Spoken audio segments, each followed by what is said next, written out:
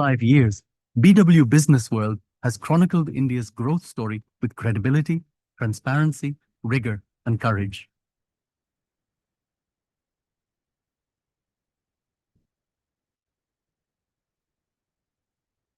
Insightful journalism conversations and dialogues that go beyond headlines, decoding policy, powering innovation, and shaping how India thinks business.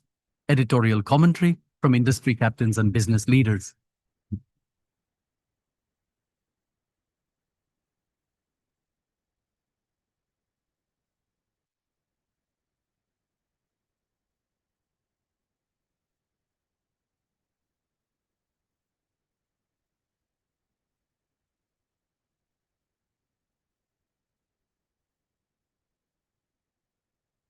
In a world driven by algorithms, our stories remain journalist-led, backed by AI efficiency, not AI storytelling. Every fact, every quote, every number, verified, trusted, transparent.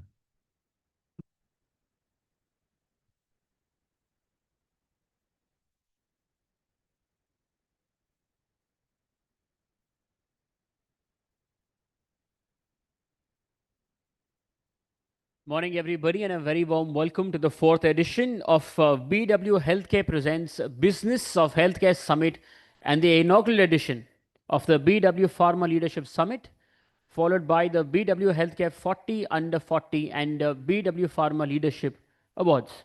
Today also marks a very special and landmark occasion in our journey, because today we are proud to host two powerful summits and two prestigious award ceremonies under this very roof, all driven by a shared vision of leadership, of purpose, and also of impact. My name is Aditya Malik, and an absolute pleasure to be a host for today. This year, the Healthcare Summit, it's anchored in a powerful and timely theme, which is building healthcare businesses in India, and a theme that reflects that evolving reality of Indian healthcare, where scale, sustainability, ethics, innovation, and patience trust must grow together. Alongside this, we are also proud to present the inaugural edition of the BW Pharma Leadership Summit, a defining moment that brings the pharmaceutical sector into sharper focus, celebrating its growing role as well. And in the evening, we have two landmark award ceremonies as well. The first is the BW Healthcare 40 Under 40 Awards, along with the BW Pharma Leadership Awards 2025 and 26 as well. BW Businessworld, led by Dr. Anurag Batra, Chairman and Editor-in-Chief of BW Businessworld and founder of the Exchange for Media Group, is the fastest growing business media house in the country, with a network spanning across 25 niche business communities and 8 magazines. BW Businessworld is proud to be entrenched in various verticals in the domestic as well as global business ecosystems. And with changing times, BW now has a massive readership in the digital space as well. BW in its portfolio has 25 niche B2B communities that organize conferences and also forums to facilitate interactions between sectoral business leaders and also create a conducive environment for collaboration. To keep yourself updated for the developments, please subscribe to the Businessworld Group magazines. I promise you, it will add to your professional quest for knowledge and insights as well. To subscribe to the annual magazines, you can meet the same team out at the same registration desk as well. Guys at the console, too loud here. Also, let me shut that gate, please. Our gate one continue and also console, guys.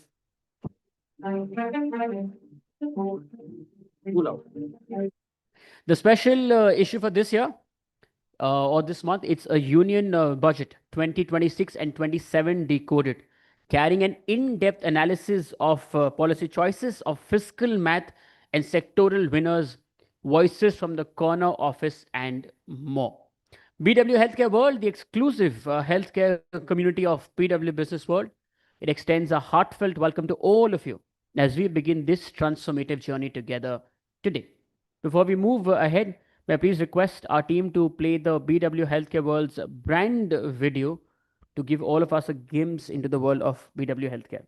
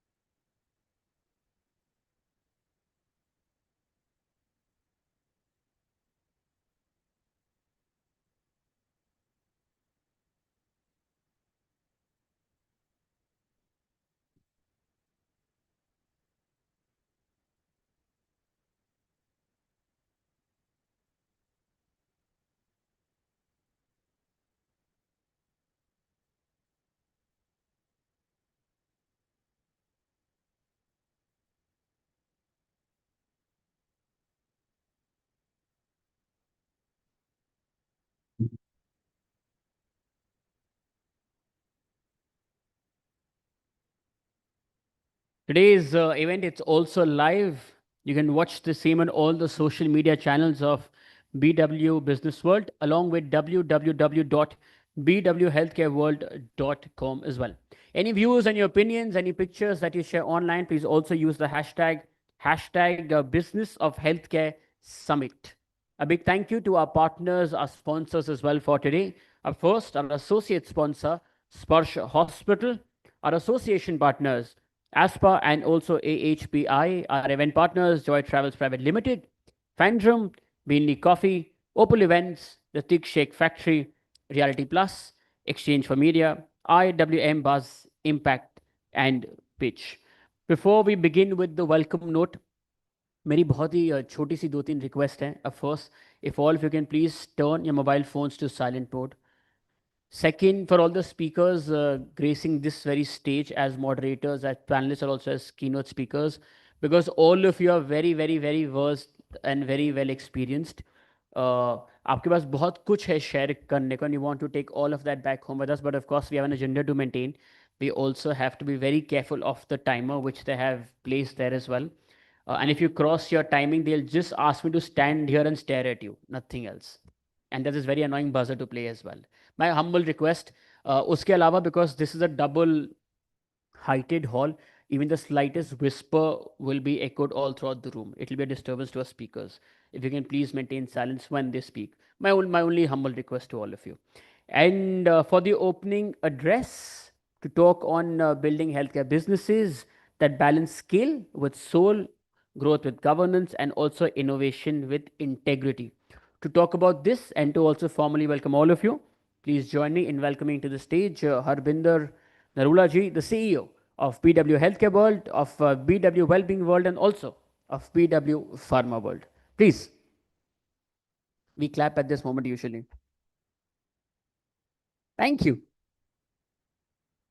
I'd like to address you from here itself because, it's a very interesting. First of all, thank you so much for all of you who have taken out time to come and join us on time because it's Delhi, unlike Bombay and Bangalore, we find people trickling in little late. So thank you to all of you for being here on time.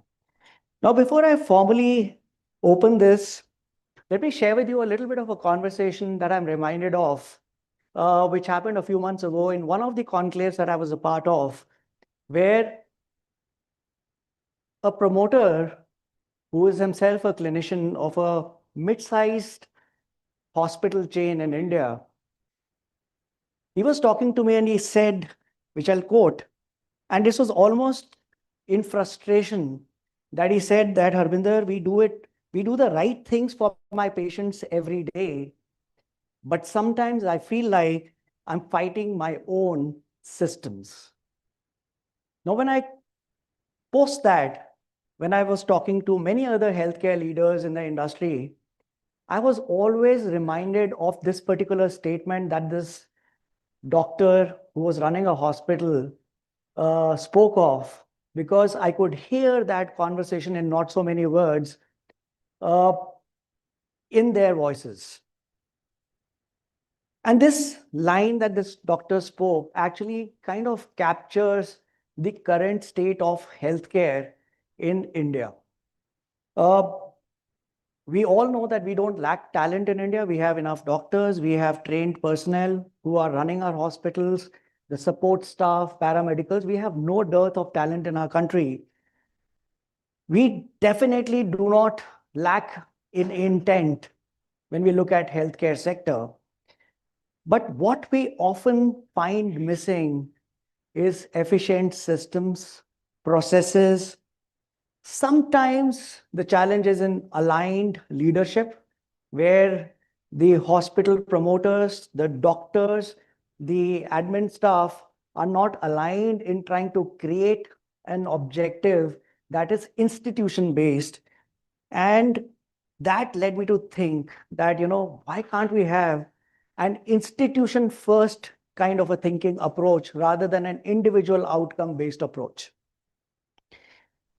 So I welcome you all to BW Healthcare World's 4th edition of the Healthcare Summit. This event will be followed by the awards in the evening.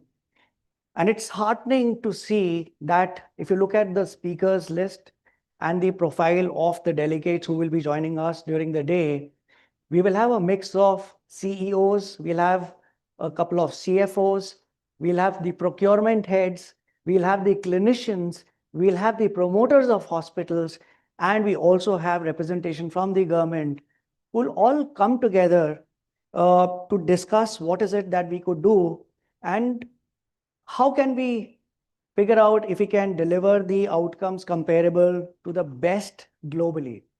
I don't know if you would agree with me or not, but it's a mixed bag of benefits versus a loss that we have seen by following the West blindly.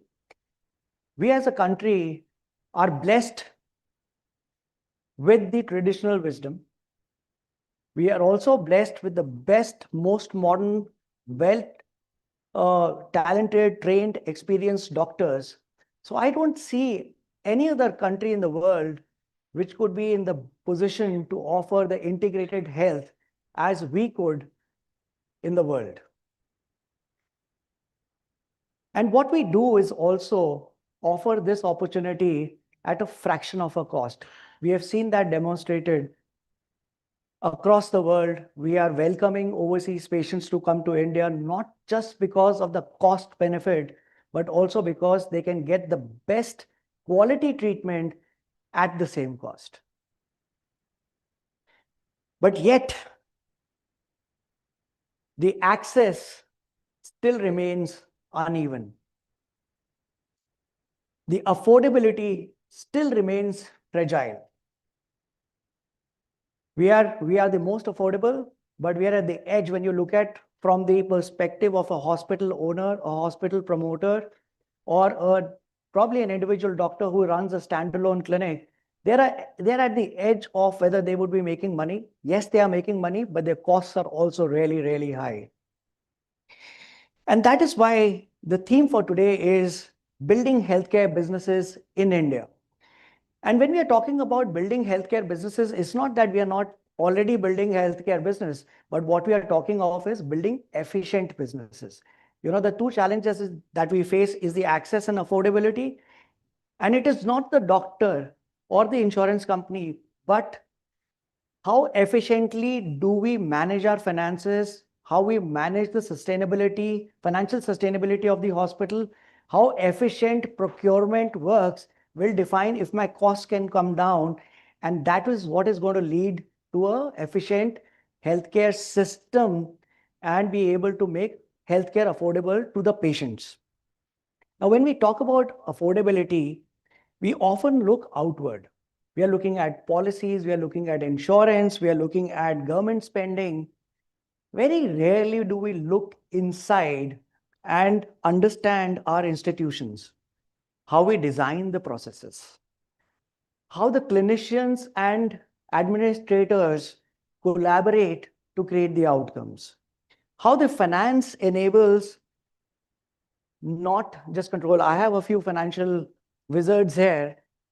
We've always seen certain functions within the organization, not just healthcare, but in every institution, that ये तो budget control करके बैठे हैं, ये हमारे को ये करने नहीं देंगे, ये तो pass नहीं करते bill. But today, I have seen CFOs in very, very successful healthcare institutions participating in creating and managing the strategy execution. The procurement decisions are impacting also the sustainability. Now, let me say it clearly that efficiency in healthcare is not just about cutting costs. It is about removing the friction. It is about respecting time, talent, capital, and the patients. That is what the conversations will be about. Now, when we have the CEOs, CFOs, promoters, clinicians coming together in this room during the day, what we are trying to demonstrate is that instead of trying to work in silos, can we come together and collaborate to create a larger impact in the healthcare industry? That is what our objective is. One of the things that we'll discuss during the day is that how do we not just build hospitals, we build institutions, because hospitals treat patients. But when you look at an institution, it's about building the trust. And I am sure all of you sitting here would agree that if there's one thing that is missing in the healthcare industry, not just in India, but worldwide, is a missing faith, missing trust in the system. I remember when I was a child, when we would be taken to a doctor, the family and the patient would feel confident that they are under the right care, they are under the right hands, and everything is going to be fine. I will be told what is the right thing for me. Today, when we go to the hospital or when we go to a doctor, we are also, when we walk out of the clinic, we make our first call to find out, can I get a second opinion somewhere? Because I'm not too sure that what treatment is being offered to me is the right treatment or not.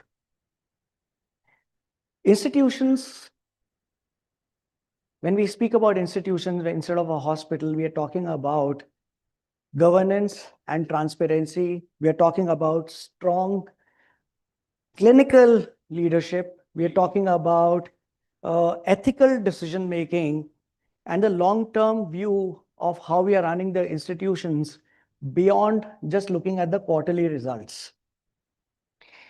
I was talking to one of the doctors yesterday. You'll be meeting him today here as well. And we were discussing, I said, when we are looking at the metrics of success of an institution in a healthcare domain, apart from EBITDA, is there something else that we can measure the success of an institution? And what we determined, or what came out of the conversation yesterday, was that, listen, there are 100 other things which make an institution successful.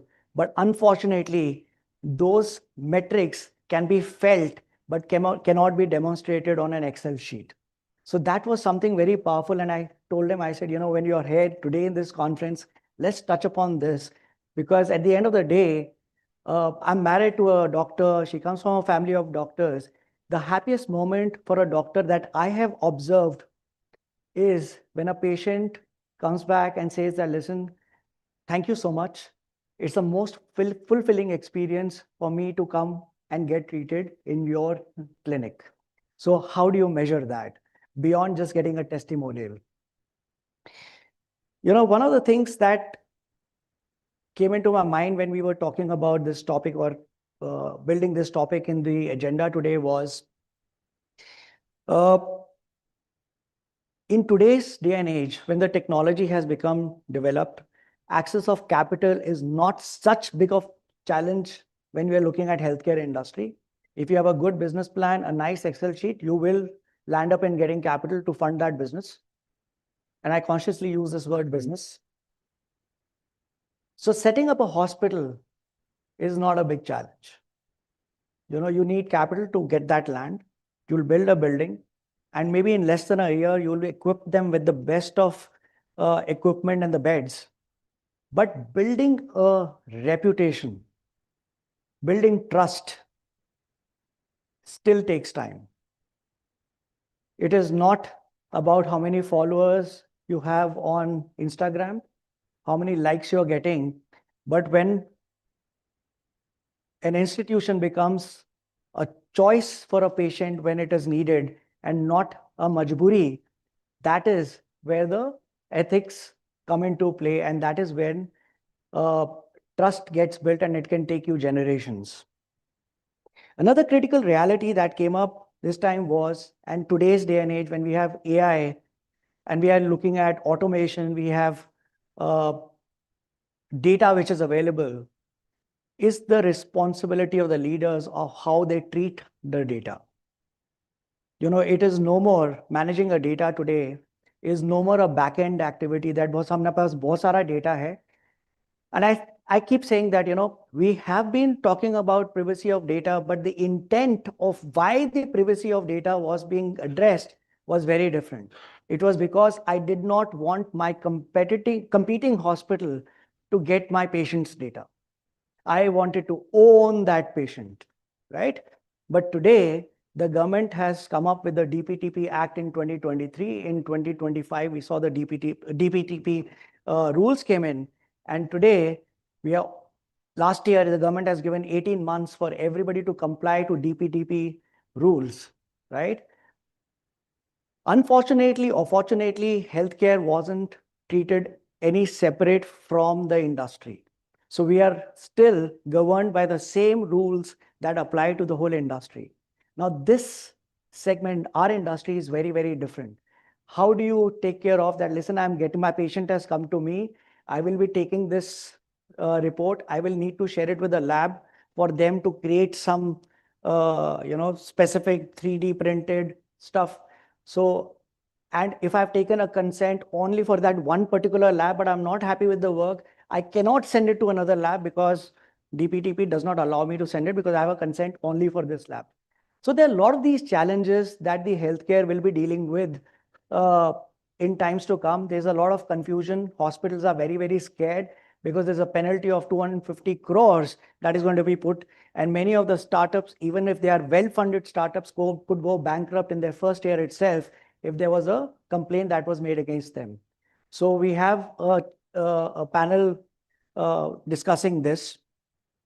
The third challenge that we are talking about today is the Make in India initiative. We understand the intent of the government. We understand the intent of what we need to do as a nation. But until the hospitals start purchasing the India-made equipment, how will the industry survive? Why will the manufacturers actually continue to produce and bleed? We have to address it because we are treading on a very, very sensitive part. Hospital is not in a business of general manufacturing. Whatever they do is going to impact the lives of patients. So they need to be very, very careful. So how can we bridge and bring that comfort that yes, we are as good as what is being produced in the other parts of the world? The accuracy levels, we are taking the responsibility of that, and it is going to be better for our patients. So it's the responsibility of the sector to come together and become a part of it. So I strongly feel that we still do not have manufacturers, researchers working closely with the actual users of the technology when it is going to get produced. So can we involve the hospitals to partner with these manufacturing institutions to develop something that is going to impact everything that we do? And the real question is not about India versus foreign. The real question is, how do we build confidence in the Indian medical institutions? Before I close, I want to share with you that, we have the 40 under 40. We went through a rigorous process of jury to choose the 40 under 40. And we are known to be the most trusted healthcare award in the industry. We have a jury that is there, and the jury is so senior that we cannot even dare to go and tell them or influence them in any way. So you will see, we are not compelled to pick up that hamare ko 40 hi chahiye. You will pick up only if it is really good. They get picked up. So you'll find leaders today, the young leaders who think digitally and systematically. have made these notes because these are certain qualities that we found in the nominations that were there. There are people who have questioned the traditional hierarchy of how the healthcare institutions work. You will find people who have been able to demonstrate the balance between their ambition, their personal ambition, the ambition for the institution that they work with the ethics that is there. And there are also instances that we came across when we were asking questions to our nominees, where we realized that they had actually demonstrated, it's not just conversations, they have actually demonstrated how can the growth and the purpose can coexist in a healthcare institution. That was so beautiful when it came out in the conversation that we were having. So we begin today's summit with 3 things. We want to have open conversations. Please meet other people who are there in the room. Please be open and ask questions. Be honest about your challenges, because these people who you will find on the stage today have not just the qualification, but a lot of experience. And why I feel experience in healthcare industry is really, really important is because when you have a doctor who has practiced for almost 30 years, they have come across what we term as rare conditions, which we don't see in a clinic every day. but वो 10 साल में एक कोई case आता है, when we say that, it's a very rare condition, 1 in a million people have it. These people have seen that, right? And how they have dealt with it is very, very interesting. So if you have challenges that you can discuss, this is the moment. And also what I would urge everyone is be bold enough to reimagine the healthcare institutions of how it should be built in the future. Because if we break the tradition, we always come and do something which is seen as out of the box. And if we do something which is out of the box, and if we are able to imagine something that we have not seen in the past, I think we will address the issue of access and affordability. With that, thank you so much once again for being here on time. And I really wish that you have a fulfilling day with us. It's a long day. We'll be ending by about 8:30 with the awards. Yeah. So thank you so much for being here. Welcome to BW Healthcare Summit. Over to you, Aditya. Thank you so much, Harbinder. So, just to recorrect that 8:30 is now gone to 9 because he started late. But yeah, thank you so much. My only request, अभी भी एक दो लोग सज्जन हैं जिनके phones silent पे नहीं है. My humble request, that's it. चलिए जी, with that, let's begin with the first keynote for today. This is on building at scale without losing the soul. How do institutions grow large without losing compassion, without losing trust, and also with ethical grounding as well? To talk on this, please join me in welcoming to the stage a leader who's shaping the regulatory and ethical framework of India's healthcare system, the chairman of National Medical Commission, Dr. Abhijat Sheth. Everyone, please.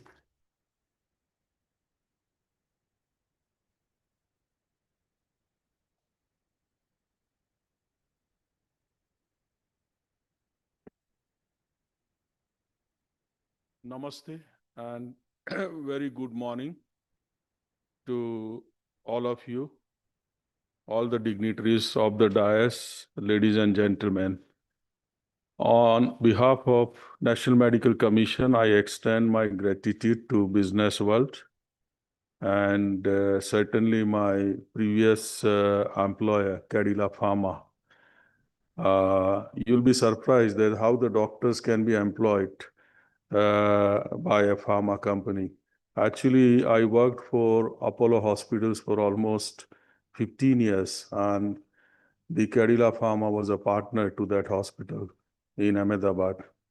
So a lot of understanding of interprofessional links and connects I have learned over the time. And I have also learned over the time the importance of both the system, private system, as well as the public healthcare system. And I'm trying to ensure that if you can benefit by integrating these two parallel systems for the purpose of medical education as well as making the better healthcare institution, that will be possibly the best gain for me for this new role. I will start with this presentation. It's interesting.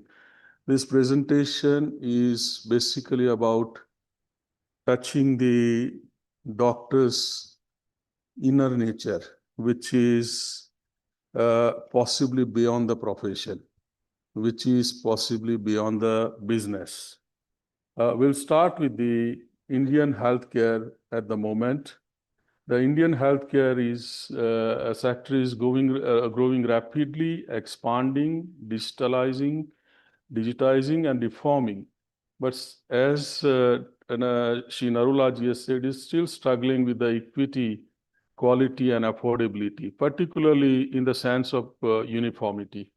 Demand is increasing due to the population growth and changing disease pattern. As you all are aware, that eventually NCD has taken over the infectious diseases across the board, which was very well expected in this particular era.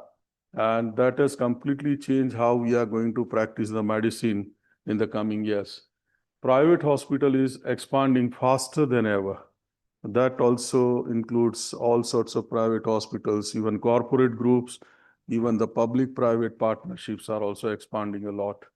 The quick question is, how do we grow without losing compassion, trust, and ethics? That is the inner soul of the doctor. The Indian healthcare system is moving in right directions while need reforms which are more inclusive, which is more interprofessional linked, which is more interprofessional connected. What does the scale really mean? Scale is not only about the hospitals or beds. It also means that enough trained doctors, enough nurses, enough healthcare professionals, means HR resources, consistent quality of care everywhere, patient safety and patient trust, strong operational infrastructure which meets the demand of the present healthcare needs. And this is what it all means. And real scale balance is the quantity with the quality. That is the, I feel it's a very good statement. Indian healthcare system progress by mastering the scale intelligently. I mean, we are trying our best. We have not reached the destination. That is what it meant to say. The healthcare is a system, not just an infrastructure. Means whenever we are creating an hospital, whenever we are creating any healthcare clinics, we have to understand that we should not be creating it's merely for the business. We are creating an institution. And India's largest healthcare institution is not the hospital, it is a system. So the National Medical Commission, what is the role of National Medical Commission? It's a apex regulatory body which regulates the all doctors across the country. And that is their primary job. All other jobs are secondary job. The most important job is to regulate the medical institutions as well as the doctors. It regulates the medical education. It sets up the professional and ethical standards. Its regulatory and facilitatory role. This is very important because we have to have a balanced trade-off between the regulatory role and the facilitator role. And I'll come back later on this particular issue. And strong system quietly shape everyday clinical practice. The healthcare systems are dynamic and adaptive. A system must respond to the changes. That is most important, like new diseases, technology, population need, or economic shifts.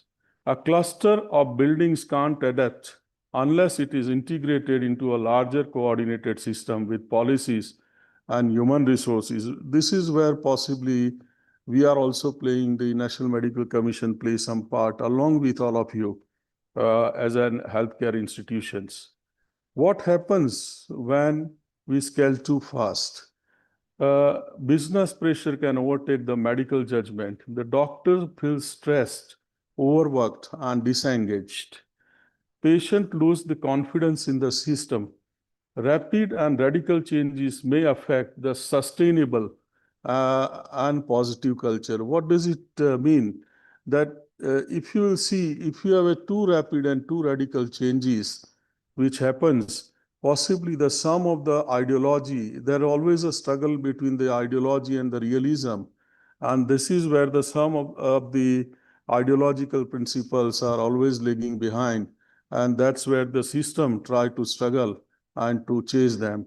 And that is what is about when the scale becomes too fast. The fast growth without values creates a long-term problems. It may not, you won't realize in short-term time, but when you grow over a time, you will realize there's so many bottlenecks you are facing while expanding too rapidly without thinking about all these bottlenecks. What is the soul of the healthcare? The soul of the healthcare is putting the patient and nation first. That means the need of our patients, need of the health of our patients, and need of the health of the citizen of our nation, all citizens of our nation. That is very, very important. Practicing medicine ethically and responsibly, respecting doctors as professionals, ensuring fairness, access, and safety, effective communication is the key. Robust training program, and the most important possibly destination for all of us in the future is universal healthcare access. Health of the citizens are one of the key welfare index of the nation. This is where the soul of the nation is, and we have to understand that India has best of the system. There is no doubt about it. India has given the best doctors, best professionals all over the world. India is a pharmacy of the world. Everything is there in India. Even then, why there are issues? The issues is lack of uniformity and dichotomy and diversity. That is the issue which we are facing. And that is where the policymakers, the system generators, they are struggling. And how we'll solve it, I'll let you know. How we think that we can solve it. The building stronger institution is lesson one. Healthcare should not depend on individual alone. It's a collective work. It's a collective wisdom. And as I said, the next generation of education is going to be an interprofessional education where all this healthcare healthcare institutions will connect with each other. And this is how this education will definitely get better. Focus on processes over the people. You have to focus on developing system. You have to focus on eliminating the subjective biases. So you have to go behind the processes to get it better than you go behind the people. That is very, very, very important when you want to build up the stronger institution. Focus on infrastructure to meet up the demand. Clear rules and transparent system is essential. Institution must function smoothly. And even when the leadership changes, means it should be on the auto mode. Whosoever changes, the institution runs through the system, not by the people. That is very, very important. We measure success by the quality of the institution. We built culture, incentives, and governance, not just quarterly results. The standardization with listen to is a standardization with sensitivity. The common standards improve safety and outcome. We have to put the basics right and basics first. I think that is the fundamental. First, we have to correct ourselves with the basics, then we have to advance technically. We have to advance to deal with the complexity, but we have to put the basics right. Uniformity of the system is very, very vital. Whether it is an educational system, healthcare educational system, whether it's a healthcare delivery system, whether it's a pharma delivery system, whatever, we have to bring the uniformity of the systems. But the doctor needs freedom to apply judgment and complexity of the medical solutions, that we have to take it on account for the standardization of sensitivity, that how much complexity we are going to deal with and how best we'll balance it. This is where I always, I told before, that we need at a policy institution, we need to have a very fine or balanced trade-off between the regulatory mechanism and the facilitatory mechanism.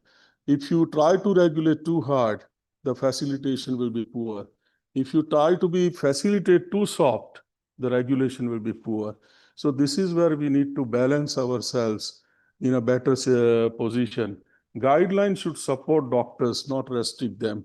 That should be the basic principle of issuing the guidelines. The building and technology are easier to create than skilled doctors. The numbers are easier than achieve quality. Doctor needs good training, conducive working environment. This is the major obstacle why our system is not expanding beyond the third tier of cities. Because there is no conducive environment in the rural areas, in the farthest region of India.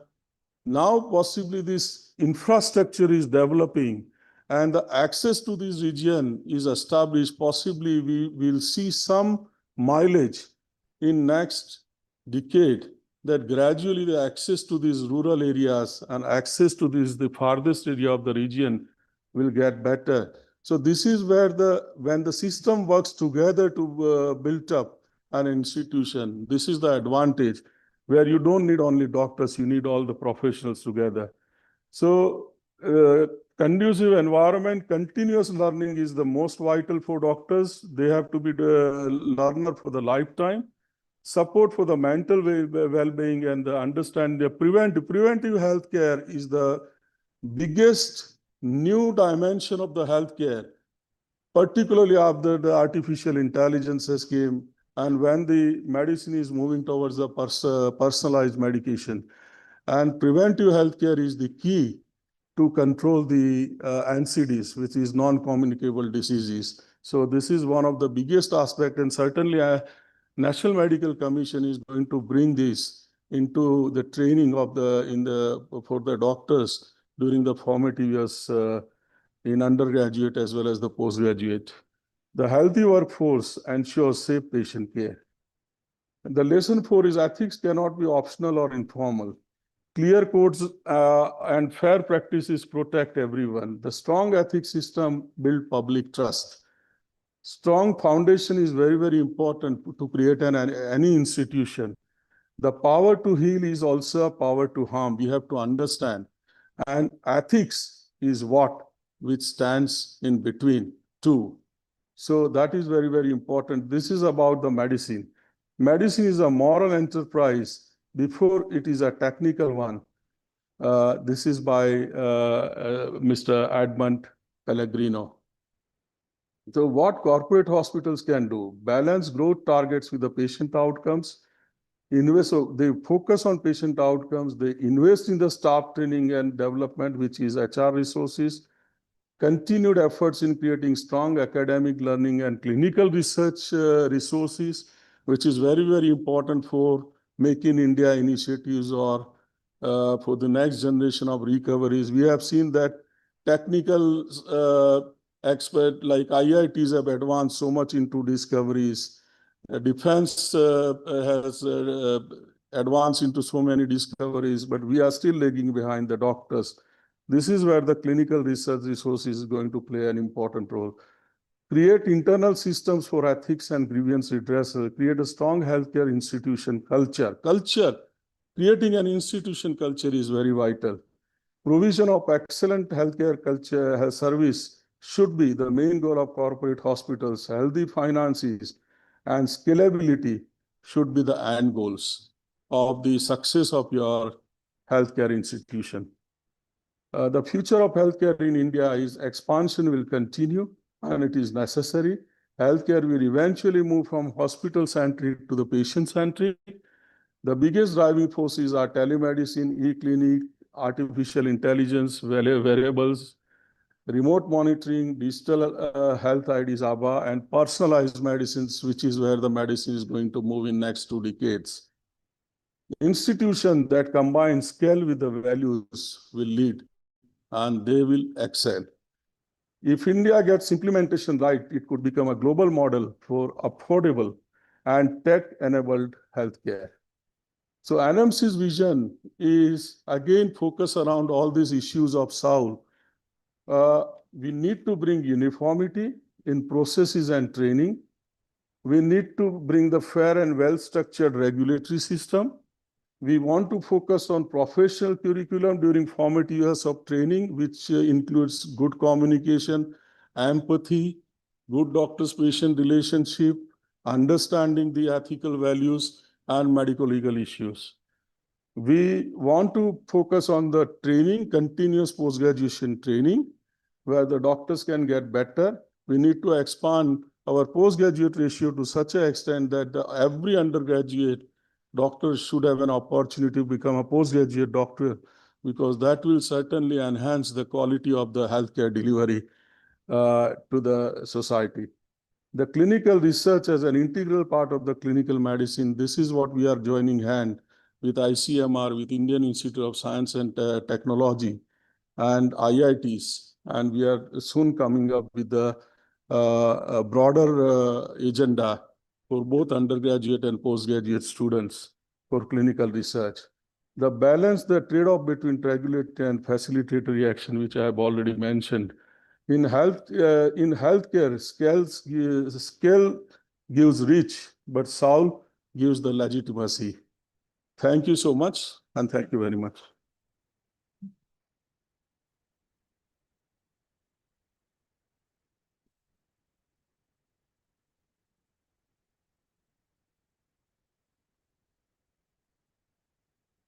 Thank you. Thank you so much, Dr. Shed, for your address. Thank you.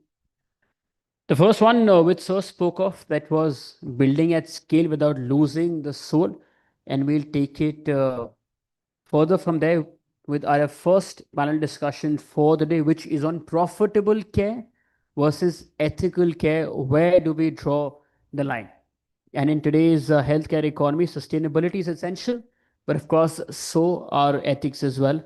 And this panel will explore where financial discipline will meet moral responsibility and how leaders navigate that very delicate balance.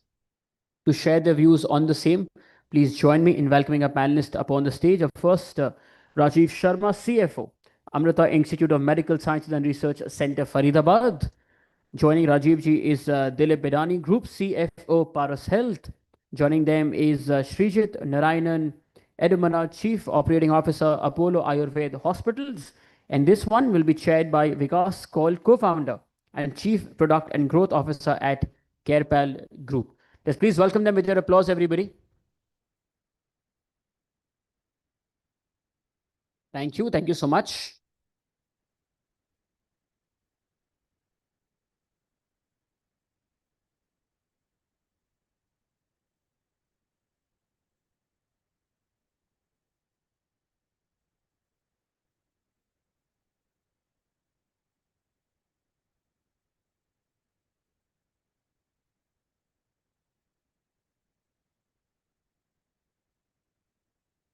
Good morning, everyone.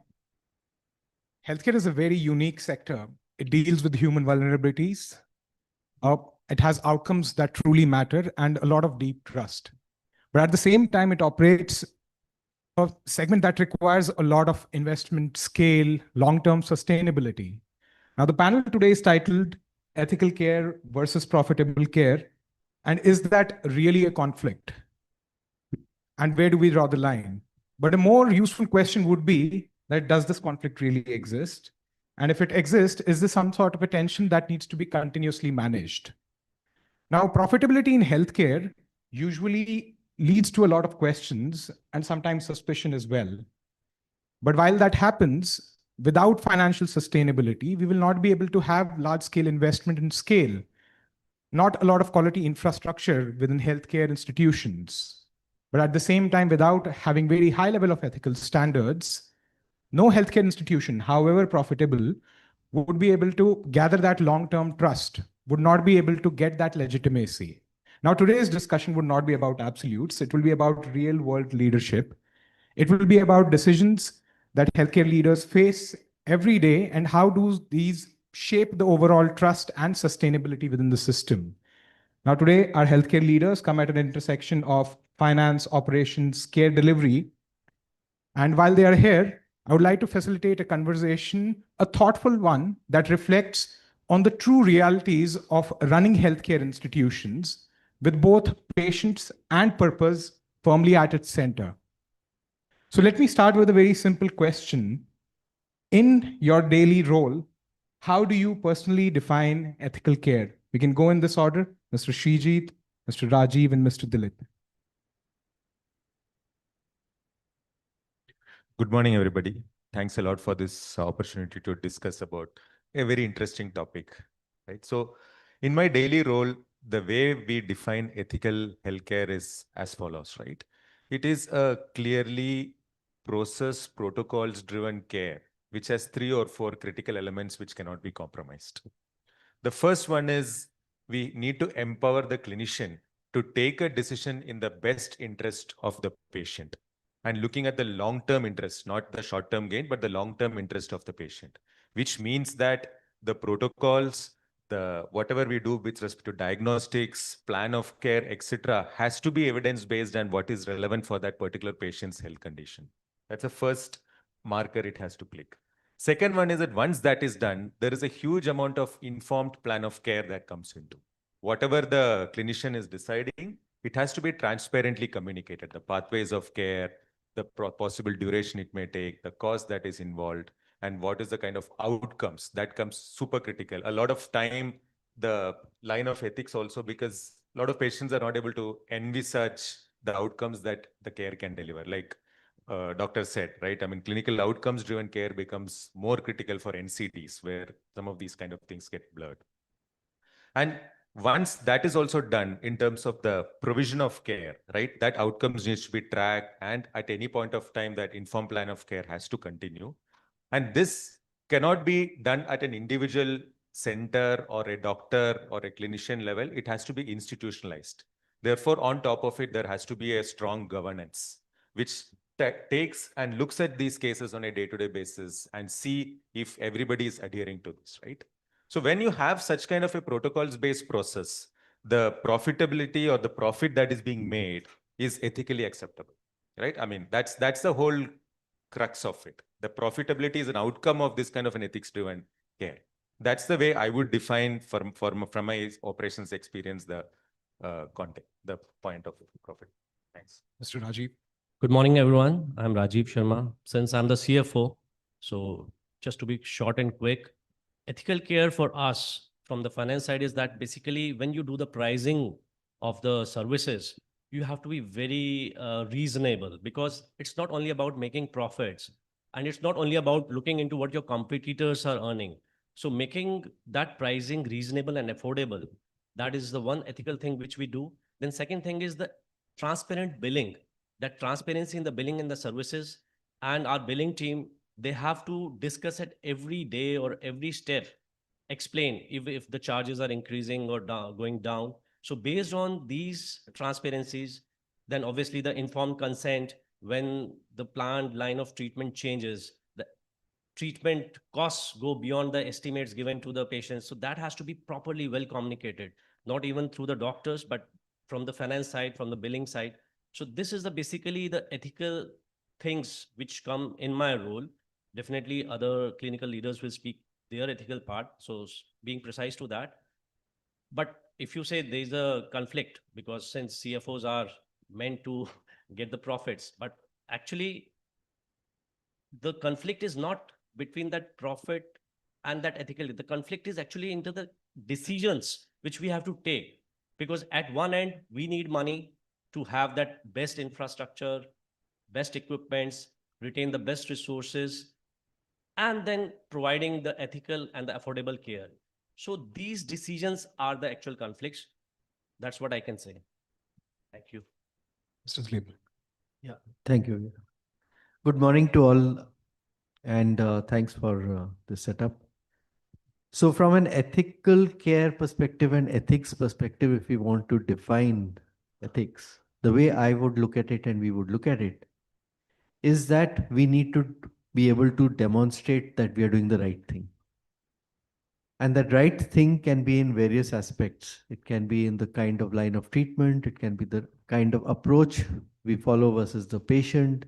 What is the communication we give to the patient, be it on the course of action, be it on the billing estimates. Typically, you find that most suspicion arises on the cost of treatment. And that is something we need to allay. And the only way it can be allayed is by offering various kinds of options available and the cost of each option, and then decide based on protocols the best course of action. Now, if you do that, as Rajiv also hinted upon it, if you're doing the right thing, the quality will follow, and at the end of it, profitability will follow and sustainability will follow. So in order to demonstrate ethical behavior, you've got to be seen to be doing the right thing with empathy. That's the way we would look at it. That's great. Mr. Rajiv, you talked about profits and using that profits for quality. Mr. Dilip, you mentioned about doing a lot in terms of demonstration because other things will follow suit. But why does this suspicion even arise? I would request Mr. Rajiv to highlight something from his perspective when looking at Amrita Institutes of Medical Sciences. that why do payers, why do patients have that sense of suspicion? What would arise to this particular context? See, healthcare, as you know, is we are dealing with humans, and any revenue which is generated from saving lives is always under the scanner of suspicion. And especially when the planned line of treatment, the things go beyond that, because anything which goes beyond the planned line of treatment definitely escalates the bill and the cost.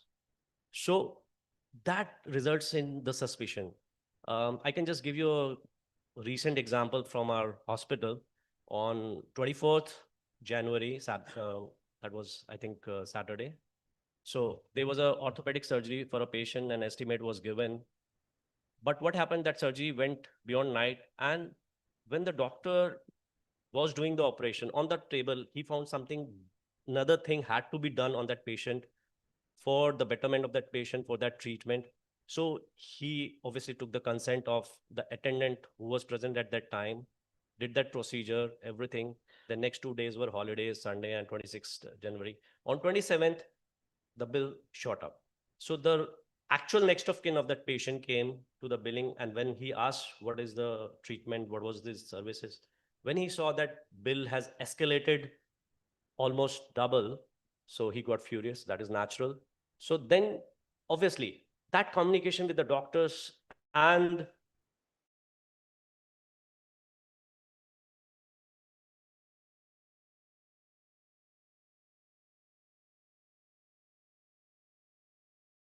the patient explain the need of that, because if something deviates from the line of treatment, that results in a suspicion. That is what has been asked, because people think why it was necessary. Even the TPAs or the payers, they ask why, they have to justify. So when we have a very transparent presentation of the justification why it was needed, supported by the diagnostics, supported by this, so these things can be sorted out. So this is the main cause of the suspicion.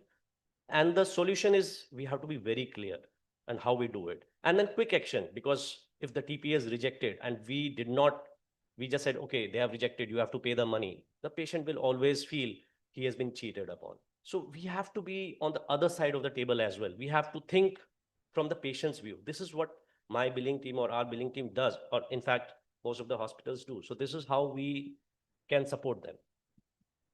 Mr. Dilip? Yeah. So I think the cause for suspicion is several.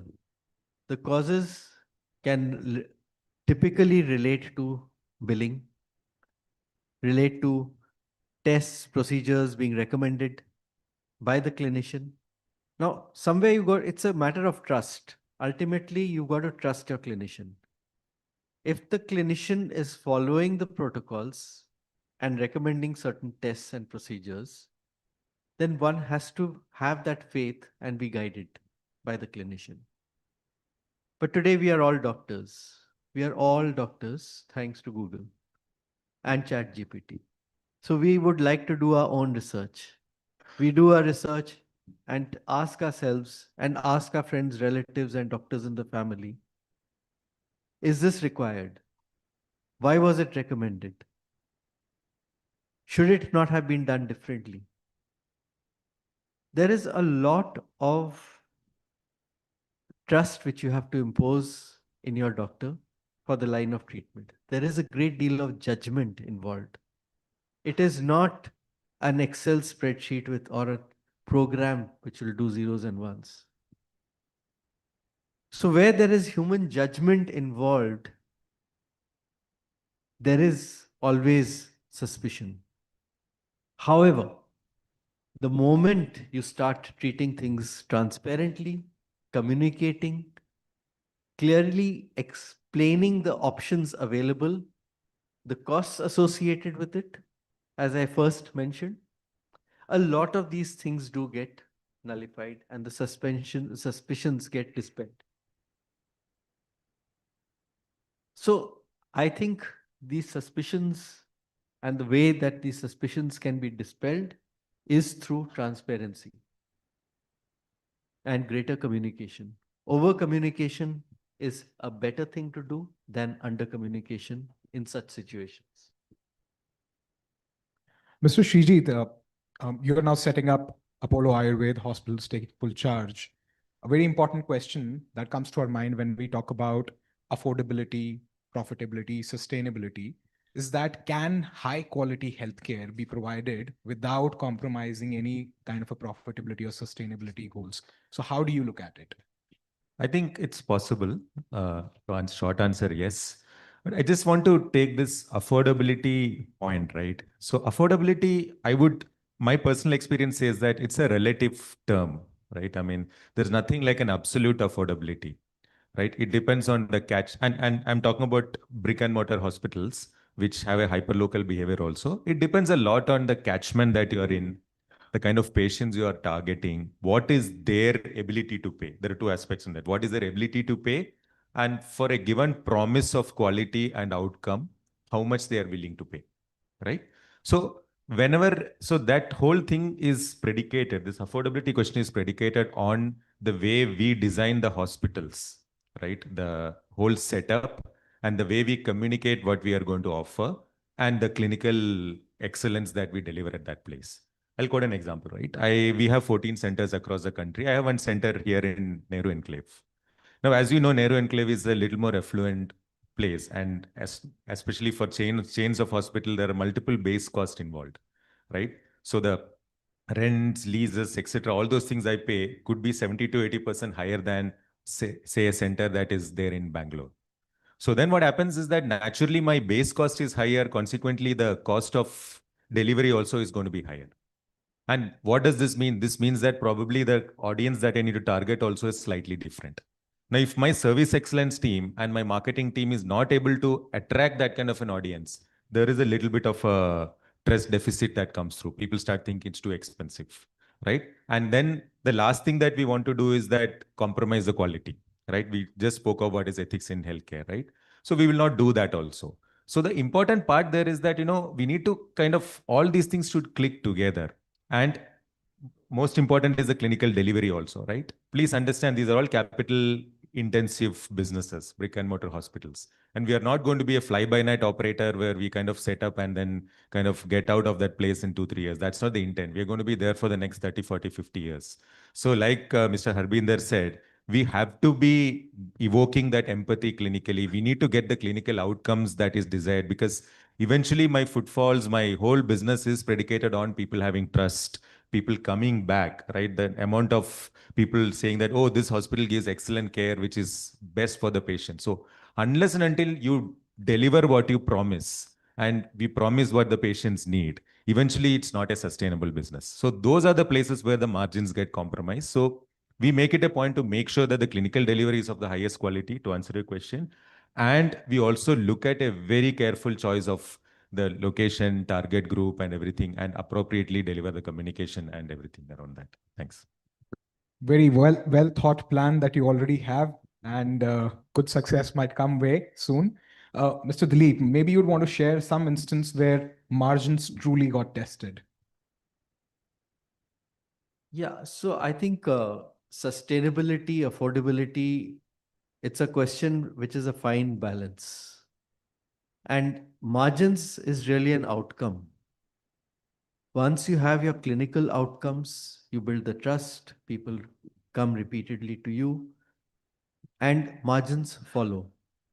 Margins, while it's important to ensure the sustainability of the organization for reinvesting, for having the ability to meet its costs, and to reinvest in the latest of technologies, best of clinicians, and well-located infrastructure which is accessible. All of this comes at a cost. Now, how do you right-size the cost? Right sizing of the cost has been attempted many times in the industry. But what do you charge for? Do you charge for, let's say, the room rent? Do you charge for the procedures, the medicines, consumables? What else do you charge for? Some hospitals charge for registration fees, documentation fees, TPA fees, but these are nominal and small amounts. have you seen any hospital charging separately as a line item for housekeeping cost? Probably not. It's a cost which has to be recovered through various other costs that are being charged. Doctor fees, does that cover housekeeping? No. Does the room rent cover housekeeping? Possibly not. Now let's take a ward where there are 4 or 6 patients versus a single room. Now the single room cost may be 5-10 times higher, or deluxe room costs maybe 5-10 times higher than a ward bed.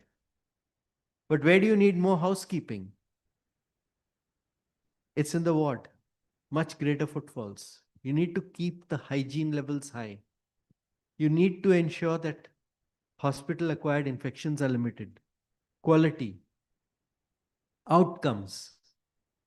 Now, is that getting compromised by not charging housekeeping fees? Probably not. You still need to offer it.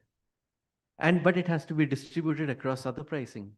So pricing, right sizing of costs is something which has been attempted many times by various organizations, by the government institutions, by consultants, by hospitals themselves. But really, there hasn't been a standardization across this. And it's very difficult to do it. It's not easy. So at the end of it, sustainability, quality, and the quality of the care go hand in hand. It can be done, but it's not an easy task.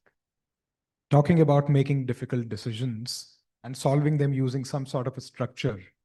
So when it comes to getting these ethical practices in place without individual intent, but something which the organization really follows, what are the kind of processes, frameworks, probably incentive structures, whatever has been set and experimented with?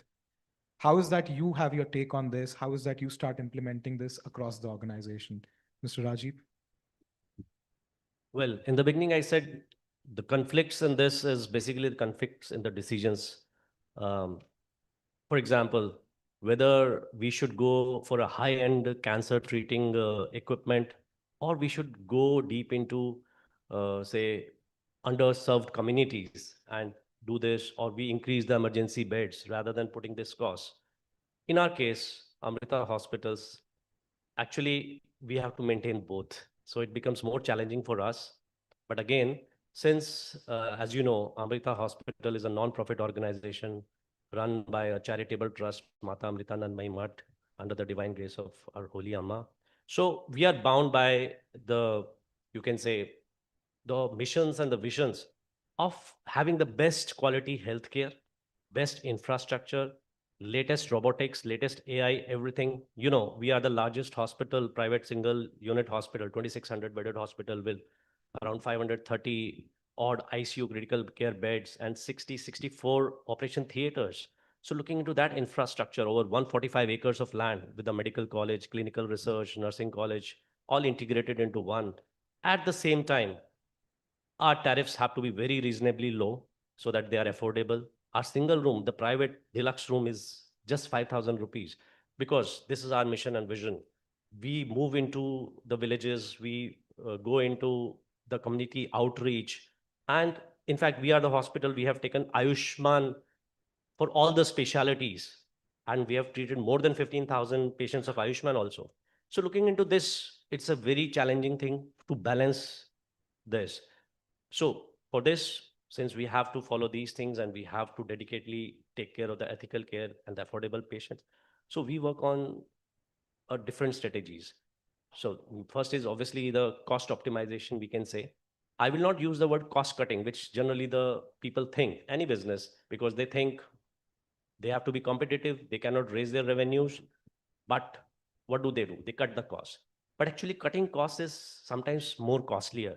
So that's why we use the word cost optimization, bare minimum, which we can do through some lean management principles, looking into throughput. And the best thing to reduce the cost is reduce the idle times and the proper utilization of resources. So this is how we do that. Capacities, how they are best utilized, how the throughput is maintained, so that the volumes cover up for the costs. right?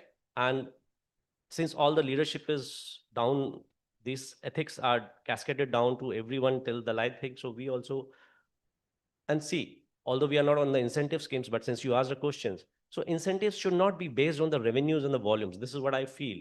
The incentives should be based on the patient-centric outcomes and the KPIs which we should monitor, not only the profits and everything. It should be basically the reduction in the mortality rates, the class B or the central line acquired infections, how they have been reduced, how happy the patient has been. Because see, just like in any service industry, on any, even the products also, a happy customer becomes a brand loyal, you can say, and they can bring in more patients. So if you go into the outreach, give them the proper care with the quality, transparent thing, then definitely these volumes will cover up for your costs.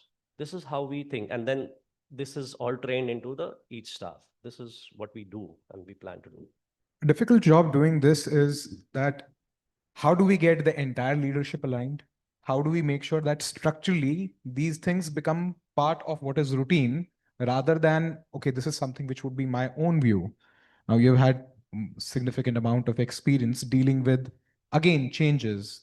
Mr. Dilip, you also talked about a lot of experimentation happening around this way. Things have worked, things have not worked as well. What is that you see needs to be embedded structurally so that we are able to get to the best outcome? So I think this is really a question of setting in right systems and processes and procedures and empowering hospital teams at the lowest level. It's not a boardroom or a corporate decision which needs to be done, but the corporate structure has to be laid out, defined that these are the protocols which need to be measured, followed, and processes which need to be followed rigidly, well, mostly rigidly, because there is a lot of judgment which needs to be taken at the grassroots level, which should then be left, and the grassroots level teams need to be empowered to take those decisions for deviations from what has been decided.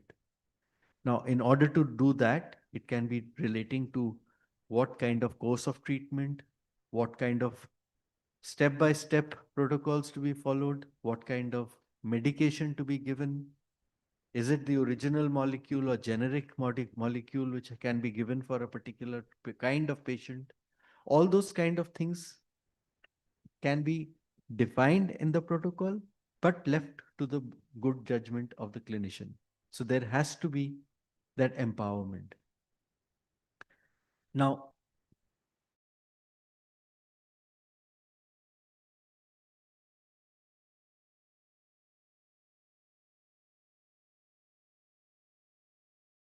care and the best kind of results and outcomes are given. And as Rajiv mentioned, the should not be just on financial parameters. There has to be KPIs which are measured, which are measures of quality, be it measures of mortality, hospital-acquired infections, be it readmissions, be it, there are a host of parameters which are defined. If a hospital is NABH accredited, there is a whole series of clinical outcomes and parameters which have to be followed and practiced and discussed and improved upon.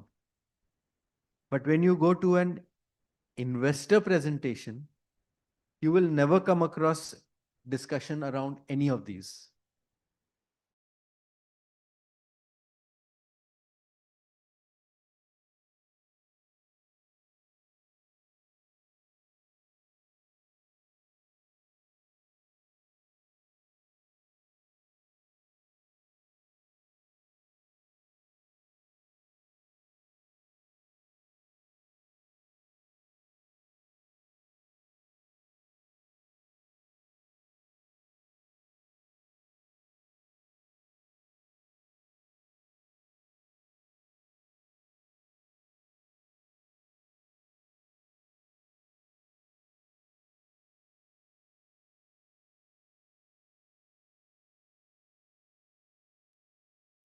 Ultimately, with the penetration of insurance, there could be some pressures which are going to be put back on institutions. to do the right things. So it's a counterbalancing act which needs to be played. Coming from the mouth of a CF, and how do we get investors to be onboarded on the same metrics that the hospital and the consumers would care about? But talking about the future, there's a lot of tech advancement happening, alternate medicines coming through. How do all of these balances evolve when we look at these new approaches, new age technologies, etc., coming into place? Why don't you share your thoughts, Mr. Shrijit? Yeah, thank you. So we all now hear that technology is going to be the next game changer. And already there are well articulated points about how technology can bring in efficiency, precision diagnosis, improve the doctor's time being more valued, automatic transcriptions, ambient listening, all these things are happening. But I think for me, if I were to look at the country as a whole, right, I think the game changer is going to be, if there is a paradigm shift that is happening from a curative healthcare model to a preventive healthcare model, right? So if you look at WHO also, the way, the healthcare, the life cycle is being defined, there are multiple places where they call quote unquote windows of opportunity. There's a primal prevention where, is there anything that we can do for gestational health? Primary health is basically, avoiding latent risk identification, identifying if the patient can be prevented, for example, being diabetic itself, that pre-diabetes stage and, insulin resistant stage, etc. Secondary prevention where, the patient has an onset of this thing, but can we prevent that becoming a complex situation like a foot ulcer or a neuropathy or something like that? And tertiary prevention where, let's say, a stroke patient comes out, that window of golden period where you're able to rehabilitate and avoid the whole thing. So that kind of a shift is going to be the biggest game changer for me. And that is where technology has a big play, because a lot of predictive models based on AI, LLMs, etc., are coming more and more. And things like, especially customer lifecycle management, that interplay between a quaternary care hospital to a step down care to a home health care, all these things have heavy investment of technology. And players like us who are in the traditional medicine like Ayush, etc., also has proven and strong processes, procedures where some of these conditions can be, reversed. All those things are possible. So that's where a pluralistic system can come through and significantly reduce the healthcare costs in the country. And this is an important part because, in a country like India, where 50% of healthcare is being delivered by a private players like us, so the ethical profitability is something which has to come through, point number one. And point number two is that with the prevalence of NCDs, right? We can always look at how many people have diabetes, CKD, all these conditions. If they miss these windows of opportunity, the healthcare cost and burden is going to be massive, right? So that's the whole play. And last point, you also asked about consumer awareness.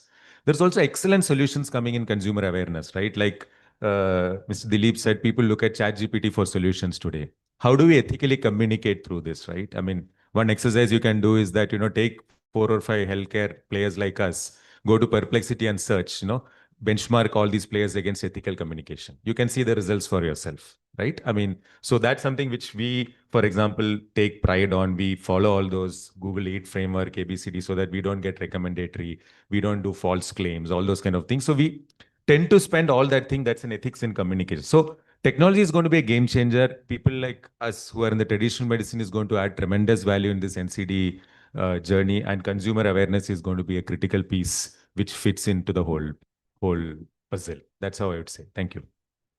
Very well said. Very shrinking world in terms of information disparity and having a very tight control. Very quick take from you, Mr. Rajiv, in terms of what evolves for you in the next 2, 3, 5 years. I'll just pin down into only 2 points because of the shortage of time. So first thing is technology. Even in our scholastic days, there was an essay, is technology a boon or a bane? So definitely technology is a boon if we use it as a support. AI models definitely help you in reducing a consultant's time in diagnosing and finding out how things can be quickly turned, and they can define a line of treatment. I'll just give you again a real life example from our hospital. One of my far related uncles developed rarest of rare cancers, eccrine porocarcinoma. And that is around 0.005% probability of skin cancers to develop that. Even the doctors did not have not heard that word, what is eccrine porocarcinoma. And so if they have not even studied that, then how do you treat it? So in this case, the AI helps you. How many cases in the world? I think he was the first known case in India, and this happened just 2-3 months back, and around few hundreds around the world. So AI helps you identifying how many such similar cases, how they were treated, what were the outcomes, and how the best treatment can be given for the benefit of the patient. So quickly he was treated, and luckily he has survived, and thanks to the technology again. So this is how. And again, if we go into that telemedicine, teleradiology, these things are actually not going to take the job of the doctor, but they are going to assist the doctors and save these times. And when you again save these idle times, which I talked earlier, reduces the cost, and that can be cascaded down to a lower pricing. And quick second point is, like Srijit ji told, Ayurveda, holistic sciences, and the alternative therapies. The medicine in future is going to collaborate. Ayurveda, Siddha, Unani, homeopathy, allopathy. This has to be collaborated. Why? Because preventive, which he clearly said, and palliative, the other end of the treatment. So both cases, if they are supported by the alternative therapies, and definitely the emergency situation and the surgical through allopathic, and when these three or all the medical sciences club together, the total costs will get reduced. I'll again speak from the financial part, because the treatment of preventive, which will reduce the risk of a higher cost of a surgery or something, and then later on for palliative treatment is just rehabilitation or something. So when all these things are collaborated, the cost will reduce, and this is definitely going to help the patients. Great. So once we come to the close of this discussion, one theme has emerged very clearly, that ethical care and profitable care, these are not really opposing forces. These in the long term are truly interdependent. When we're looking at ethical practices, these lead to trust. And it is this trust, whether it is with patients, payers, or even regulators, that helps organizations sustain through this growth, complexity, and change phase. What we've also heard is from the leaders that when it comes to ethical leadership, it is not really about taking those dramatically moral choices, but it is about everyday routines and structures in place. Also, a very important thing, that every organization builds its own boundaries and plans depending upon the guidance from their accountability, governance structures, and culture. But one thing that resonates across as a common is ethics cannot be an afterthought. And at the same time, profitability cannot be just in isolation. In fact, financial sustainability empowers the ethical care, and ethical behavior itself is helping strengthen that sustainability. Thank you so much to the panelists for sharing their perspectives so candidly, and to the audience for engaging in a conversation that truly resides at the center of healthcare leadership. Thank you, everyone. Thank you. Thank you. Thank you so much. A picture, please.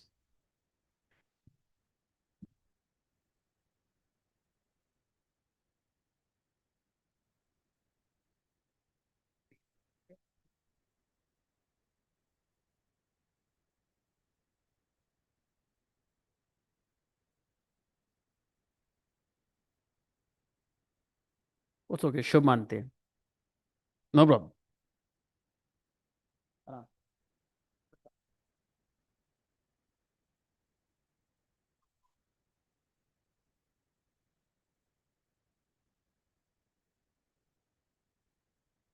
Chaliye ji, while they get the stage ready for the next panel, this is on disrupting or integrating the real role of health tech in Indian healthcare's next phase.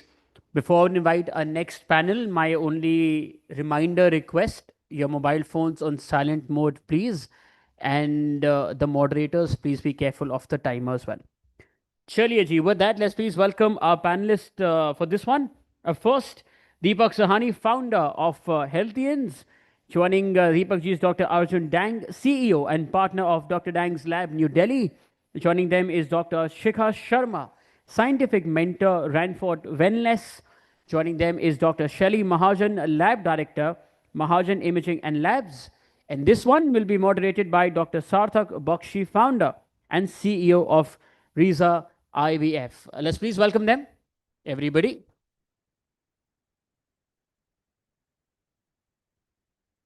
Five people walk up, three of you clap.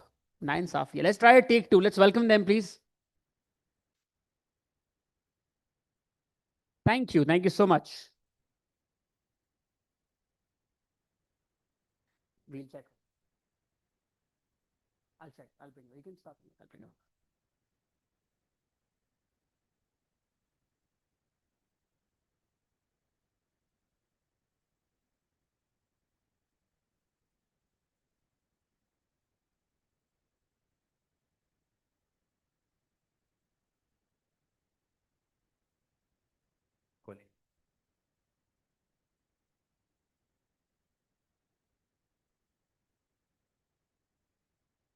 So, good morning still, though we are running a little late.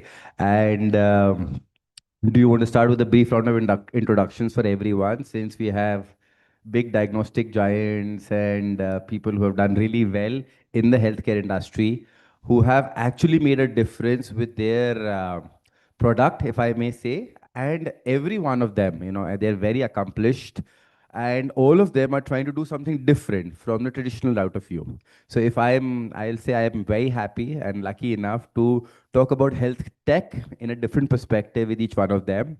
So very short, within less than a minute, just a round of introduction for each one of you. Hi, very good morning to all of you. I'm Dr. Shelly Mahajan. I'm a pathologist and I'm the lab director at Mahajan Imaging and Labs. Looking forward to a great discussion today. Hi, I'm Dr. Shikha Sharma, and I'm a medical doctor by training. I founded the Integrated Preventive Healthcare platform, which is basically using food as medicine. I'm very happy to be here and for the discussion. Thank you, Sarthak, and thank you, Businessworld, for giving me this opportunity. I'm Dr. Arjun Dang. I am a fellow in GI and liver histopathology and a pathologist by training. Currently, I'm the CEO of Dr. Dang's lab. Yeah, hi. Thanks for having me here. This is Deepak Sani, founder of Healthians, which is the online diagnostic chain. And I've done multiple ventures. This is the third one that I'm into. Thanks for having me here. So, thank you everyone for the introduction. So, as the topic goes, health tech. For every one of us, health tech is only a software. Is it only taking our raw data, instead of filling it in pen and paper, we are putting it in a software? Is that the tech component? Is there something more to that all of us can aspire to? Is it purely HIS, EMRs, or in this today's data-driven and tech world, is it WhatsApp-based automation for patient clinical outcomes? Is it what can the real health tech be according to each one of you? So, health tech, especially in Indian context, I think any technology which is there to reinforce the existing healthcare infrastructure, existing healthcare services in the country, I think that is health tech. Health tech is definitely not there to replace anything. I mean, the core essence of healthcare is human touch and empathy, which cannot and should not be replaced. It is going to be sustainable only if it is there to reinforce what's there, today. It's very important to understand and work on the on-ground realities for any kind of technology to be successful and sustainable in clinical practice. So I think for me, health tech is anything which focuses on removing the inefficiencies and improving maybe turnaround times, diagnostic accuracies, and reinforcing decision-making tools for clinicians. So really what I look at health tech is what a mobile phone is to communication and what flights and airplanes are to travel. So health tech is to assist us. And I think there is no doubt about what health tech can do for us, for everybody as humanity. The whole thing is about how do we adopt health tech, how do we use health tech, and that is the most important thing, which I think for all of us here is to understand that how do we use this tool to improve our performance or to do many other things which we want to. Thank you. Very, very thoughtful comments. But just to break it down very simply, and I had this idea right now because I was discussing with Deepak about his new restaurant. And you know, how I look at health tech is, of course, operational efficiency and patient impact. But just for you to understand and to kind of make it very, very simple, it's like how on a food table or a dinner table, you have some condiments, right? Like you have some achars and some mirchi and some pyaz on the side. So that's adding value. That is adding impact to the overall experience and, of course, to the patient. The second thing is operational efficiency, and that's what health tech can do. So I just made like a little diagram here of something that I saw in my visit to Korea. This is basically a combination of a spoon and a fork. So it basically makes it easy for anyone eating anything to It's use called a just one spork. cutlery. Spork. Yes. SPORK, spork. What did I say? I'm just saying, what's it Yeah. called? Called a spork. Yeah. So it's spoon and fork mixture that's called a spork. And of course, that adds any kind of efficiency as well. So I think efficiency and impact doesn't mean you eat more achar after lunch, but I'm just saying. I think it's already made a lot of spice to this, adding achar. But I think, yes, health tech for me largely is a huge enabler. I think it's looking at India as an entire healthcare system of India where efficiency is required. We do have very less beds per person. And to scale the entire system, you need some layer. And I think the tech enables that layer to really reach to that scale. And without tech, it is very, very difficult. Also, reach, accessibility is very, very high through tech. But all in all, that tech is just an enabler to really, really deliver healthcare. And it cannot be any replacements to any healthcare needs. And definitely with the entire tech layer coming to any of those, like we just spoke in the last session also, it's just enabling the entire scale of it, the cost efficiencies of it, and obviously it's removing the frictions out there, and that's what the tech is doing largely. And there are more health tech, which is just the tech. I would say it's noise than anything else. Okay, so good. Thank you, Deepak, for just clarifying between the noise that you're thinking what healthcare, health tech is. So let me just further clarify on the fact that each of you run your organization. From a tech perspective, apart from the HIS or the EMR or a software that you're using, and every one of you has said that you're using tech to as a growth enabler or as something to drive efficiencies which were not being driven. What would be an example of a tech that you have done or installed or using or planning in a way? Any technology that is disruptive and something that you would want someone who's hiring any entrepreneur to work on that technology or something of the in a similar way. What is that thing that you want to disrupt in your personal ventures that you're running? So, honestly, I think when it comes to healthcare, any tech cannot be disruptive. Disruption is essentially replacement. But like I said, in healthcare, technology can be an enabler for it to be sustainable. Because healthcare at its core, relies on human touch or human, judgment. And it's just so complex, the entire ecosystem with public and private players, with small labs, small hospitals, big hospitals, public healthcare systems, regulations. So it's all so complex that a technology cannot replace human judgment. So just to Said, to clarify that our purpose is not that the tech replaces. For example, can we do digital OPDs instead of the physical timing from a 9 to 6? How do we enable that? Or we have a lot of diagnostics players there. That how do we extend the home collection sample network without a phlebotomist being able to take the sample? So that's what I was coming to. That said, to enable that growth and to enable those processes to be more efficient, I think in my kind of setup, I would like something like an Uber for phlebotomists or riders, where it just the phlebo just picks up a call thinking, okay, I am nearest to this place. So A, that B, from all the administrative point of view, all the billings, reimbursements from government agencies and other creditors. So all of that requires so much manual work, and it does not really require a lot of human judgment. So I think those processes can be automated to the T to make it more efficient and less stressful for the administration and management, so that that brain space and time space can be utilized in improving the patient care and patient services upfront.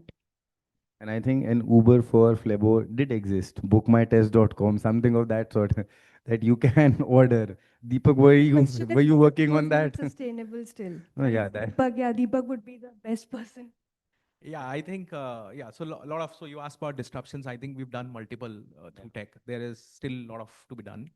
So I think largely if you look at, like I said, cost efficiencies, logistic is the biggest disruption we did. So all of you, what you're talking about, phlebo and everything is logistic. It's not just one end, but managing around 2,500 people daily, picking in around 15,000 samples with 0 people in the back end, right? Everything is tech enabled. So you know where to go, how to reach, how to faster reach. The sample is getting delayed, the temperature is changing. So every moment is automatically calculated and it understands where to go next, right? So the idea is that the same person should be able to visit more and more houses in the minimum time. At the same time, reach back to the lab in the minimum time, depending upon when he picked the first sample. So it's all automated. So, and similarly in the cost efficiency side or a trust side, so there is a lot of transparency that the entire system required, right? So you don't know this report which is in your hand, is it really being genuine or not, right? So linking it back to the machine data, having a QR code here, you scan the QR code, you know which machine, which data, was the machine calibrated, and who did the test, who signed it, right? So nobody can just fake the report and just give it to your hand because you have the original validation. And that used to happen a lot. So a tech is enabling the whole transparency angle to also it, to the same thing. Third is understanding your own health data. Also is a lot of insight that the people have on him. Every person is different. And usually till we sorted that out, we knew the doctor was seeing the current report and giving you medications, right? And you were not carrying all that reports and everything else. Today, the same doctor looks at 5-year data, 10-year data before deciding what medication has to be given, right? So tech has enabled, given in the clinicians the sort of choice to go into the data and obviously give a better medicine or look at a different sort of a thing. And that is why the prescriptions are not just medicines now. It is also about lifestyle changes a lot and all, because you are just seeing the trend of the people. Personalized medicine, you're right. So it's becoming that way. So these are all of the disruptions that we have already seen. There are more coming, right? So I think we are far away from a non-phlebo taking a blood sample, but we are thinking of what if we can't, without a blood sample, we can do anything, right? So yeah. So like I'm wearing a patch here, so I know exactly what's happening in. So there is a more and more such devices coming in where you can track everything out there. So now HbA1c without even a prick is possible, right? And that's happening, right? Dr. Arjun, your tech in Dang Labs. So again, completely agree with Shelly and of course Deepak also, and the amazing disruptions that are happening. And of course, I mean, it's all of us to kind of work together to increase efficiency and impact. But you know, being from a family of doctors, from the time my dadu was an MBBS physician in the times of the partition times, and then of course my parents being a pathologist and a microbiologist, one thing that always used to trouble me, and I'm sure everyone in this room has been a part of that, is that today anyone in India, let's look at our country, walks into a lab and selects a package based on two things. One is that, ki, what is my budget? Do I want to send 500, 2000 or 4000? And second is, कि अच्छा अच्छा एक blood sugar का test कर देना actually ना मेरी नानी को डायबिटीज था यार एक ना लिवर वाला कर देना मैं ना बियर ज्यादा पी लेता हूँ वीकेंड पे someone else might say something someone might have seen a thyroid ad and you do these one size fits all cookie cutter kind of standard silver gold platinum ruby sapphire these kind of packages. Now these packages are very very standardized. They are not at all customized, not at all personalized to the person who's taking that right. So, I mean, what me and my team of doctors set out to do, and it took us about 3 years to build this.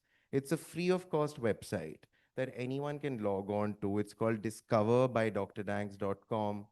It's a few minutes quiz that you take, and that helps you understand what is the correct test for you.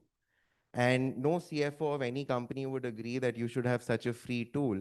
But it was our initiative to guide the industry into saying that yaar, healthcare has to be personalized. It cannot be one size fits all. So Discover basically, once you log in, ask you a few questions. Also, most importantly, whenever someone's doing a test, there has to be a health goal, right? Because now we are moving towards all this testing that's not for illness, it's for wellness. So for example, just hypothetically, if we are 5 people who are say 30 years of age, and today if we go into a lab to do a particular test, we might all have different health goals. Like for example, Deepak might want to do fitness-based testing, right? I might want to do hair loss and hair thinning, whereas Sarthak might be looking at something like fitness or maybe weight loss. Shelly might want to improve on her sleep because her stress levels are very high.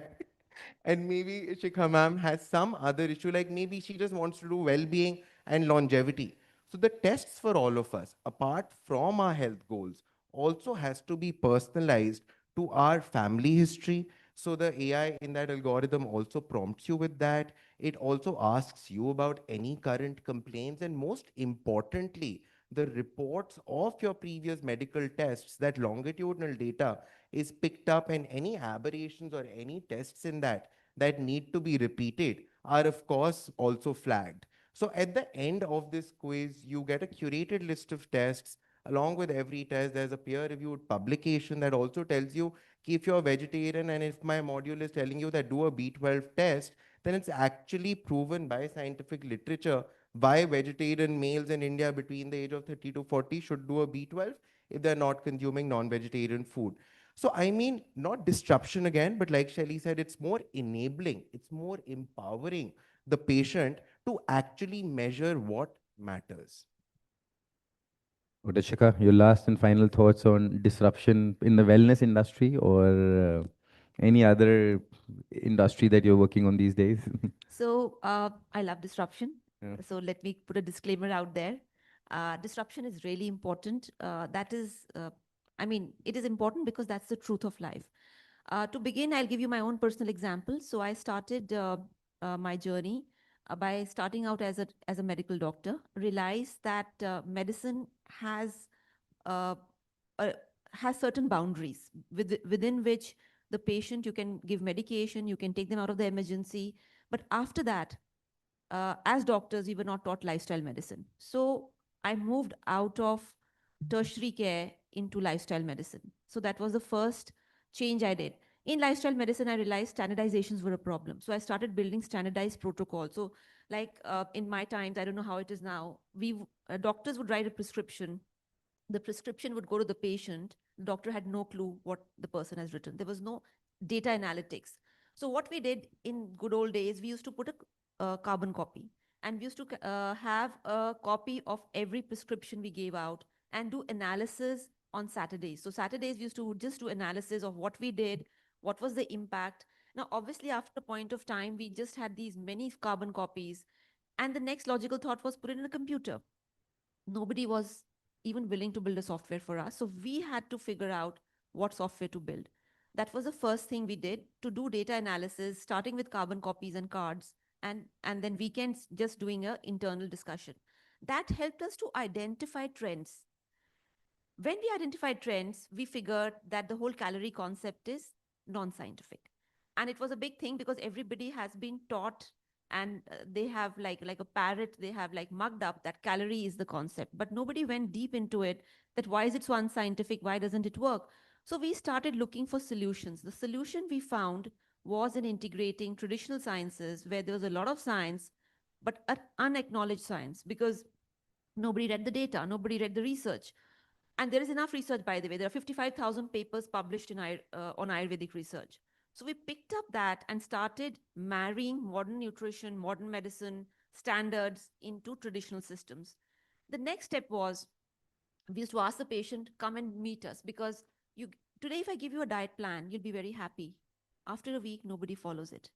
So what we figured is we have to build psychology into it. We have to build nudges into it. And the compliance monitoring protocol was picked up from a Stanford review on how to change health behavior. That we put into a software where every data point was logged in, and we started noticing the patterns and the trends. Once we did that, Airtel had come in.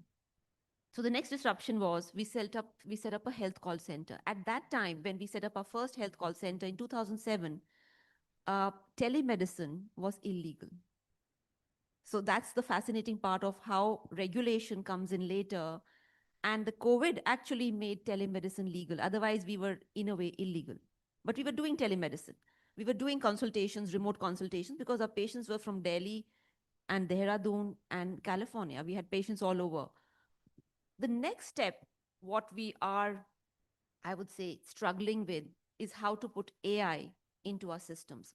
Because a lot of people think AI is giving solutions to patients. But the reality is AI is giving you information. And how you use that information is up to you. So I think disruption is a reality. It's the truth. And to cut a long story short, the reason India was conquered was because it did not follow technology. And we were still on horses and swords when the West came with guns and gunpowder.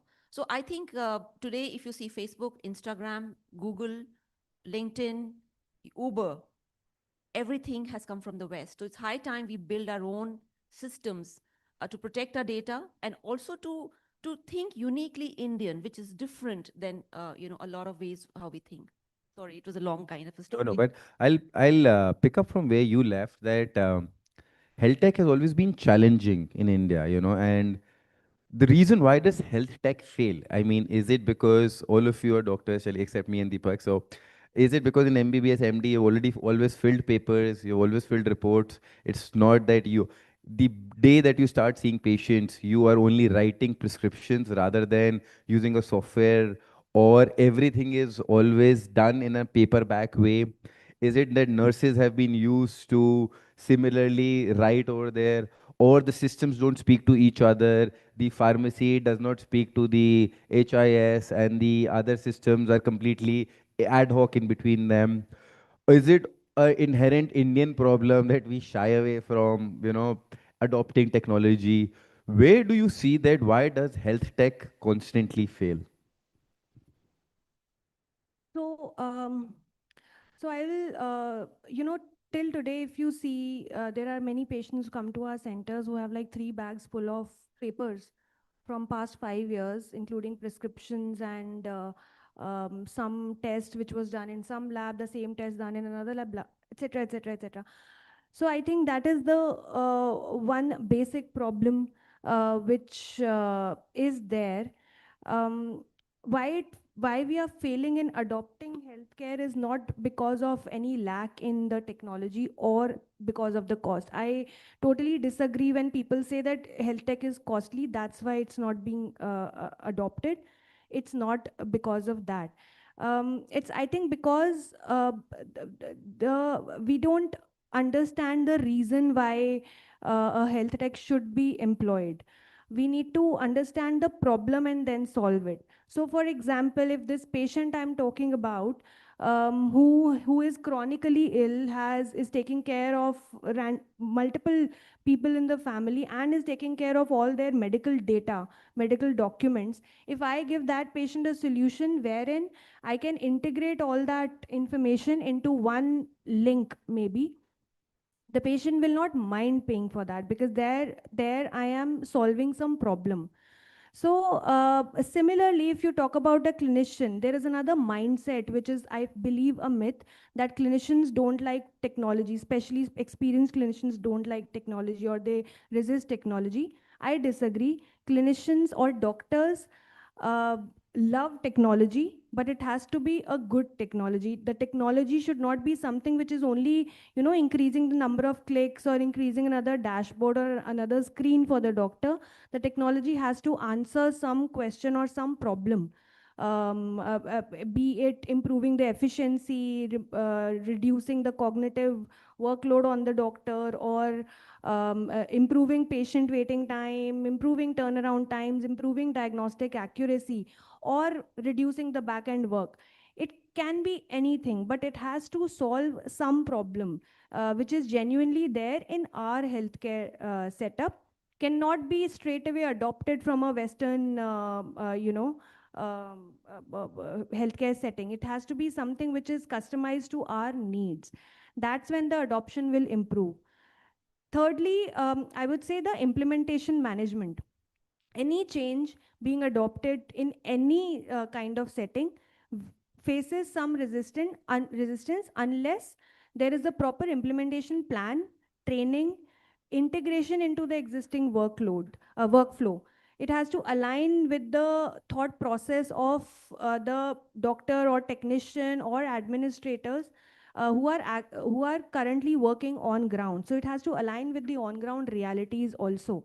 So that transition period of implementation and training and workflow integration, that is also very important. So I think the actual failure or actual adoption issue happens at the intersection of people and processes. We are unable to integrate that together, and once that happens, any technology is most welcome as long as it improves the workload on any human.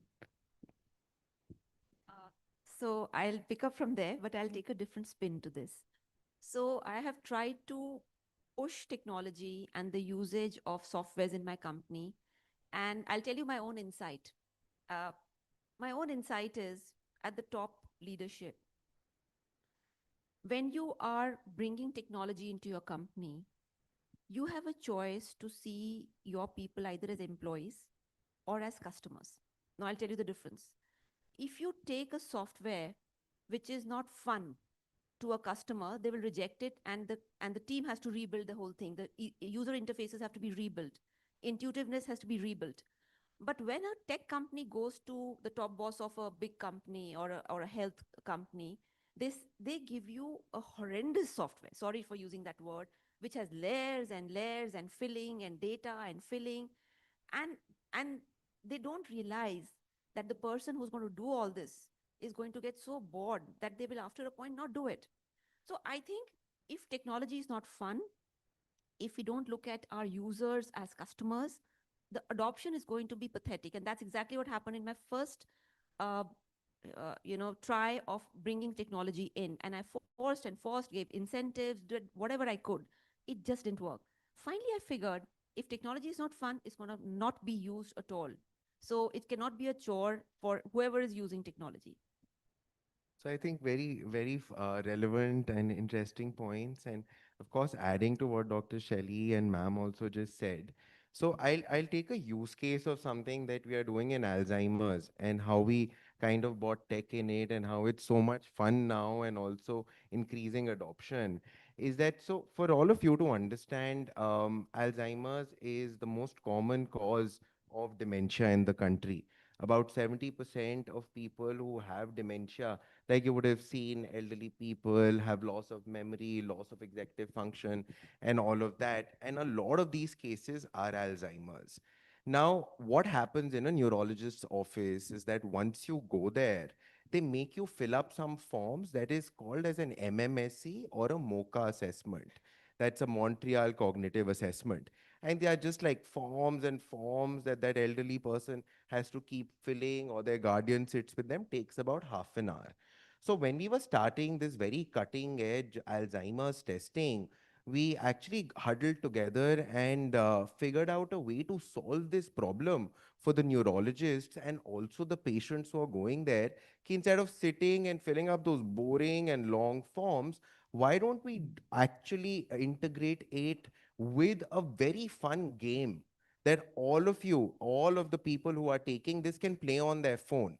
So this is basically called a brain age test that we provide.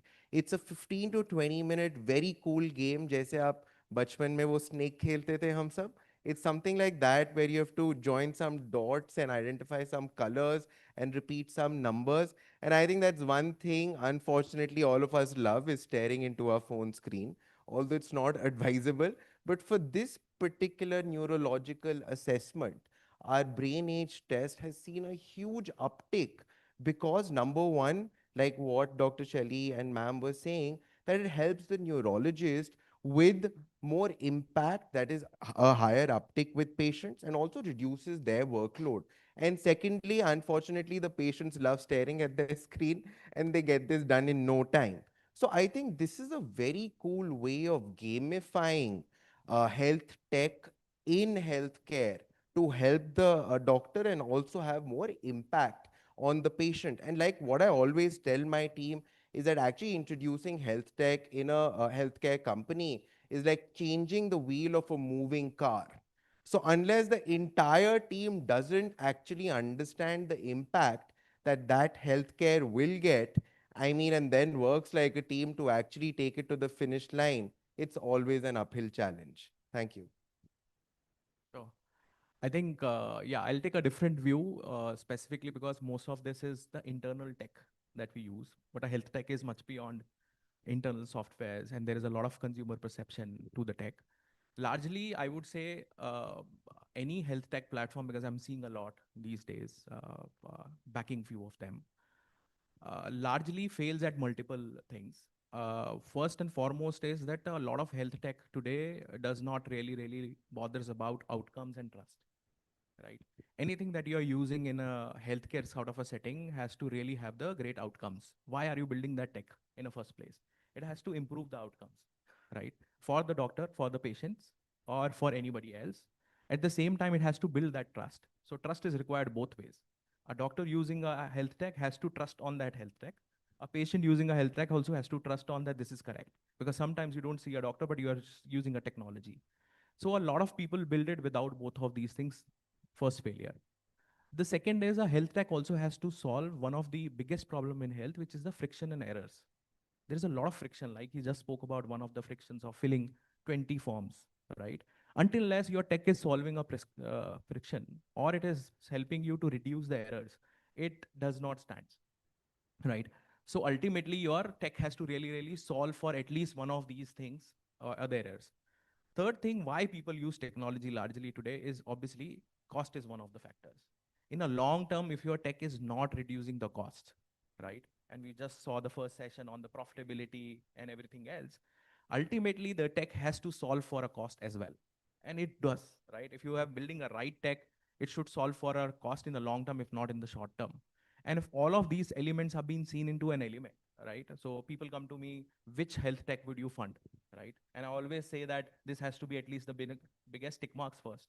Because if you're building something and I see fascinating products, but I don't see a use case of any outcome. I see fascinating products, but it doesn't solve for any friction. Because actually it doesn't create any friction. The guy is already doing it. He doesn't need that tech. So a lot has been there as a noise, which I've spoke about, but a genuine tech has to solve for really the trust issues, the outcome issues, the friction issues, the error issues, the cost issues, and then finally build in. I think that's a successful tech that can be built. Thank you. So we'll now just take one very short answers. And Arjun, I'd like you to go first. That in the next 5 years, where do you see any Indian health tech or a company or someone doing something different? Or where do you want the next 5 years to be? Could be, I mean, AI in pathology or diagnostics, or it could be remote patient monitoring. It could be homes as hospitals itself, with pollution in Delhi. It could be anything. But for you, there was one short line answers from all of you. So, hoping against hope, maybe not 5 years, but maybe 15 years from now, all of us are going to be out of a job. Unfortunately, ladies and gentlemen, let me break it to you. My vision today actually tells me, like the CGM that Deepak was referring to, or the sensors that are there now that actually bring the lab inside our favorite device, our phone, is going to replace my lab and replace everyone I have there. So I'm hoping that doesn't happen. But the way things are progressing with point of care testing, with sensing now the new term for testing, and with so many sensors, I mean, that place is moving very rapidly. Of course, high-end testing would need specialist and esoteric teams to handle, but I just feel that the same CGM that is actually looking at your blood sugar values right now is going to get integrated in that ecosystem where, suppose your blood sugar is high, it's automatically going to send that particular result to an AI that's being monitored by your physician, who's going to order, say, a creatinine or any kidney function test. The same sensor is also going to manage that. And then based on the threshold of the values that they get, and in case you need any emergency help, an ambulance is going to be rushed to your house, maybe an ambulance or a drone, we don't know. So hoping against hope, but I really feel that we are moving towards point of care testing very rapidly. Dr. Shikha? Very hard question. Till COVID, I used to make these projections. After COVID, I stopped making any projections. But what I can tell you is, and I'm going to go really off now.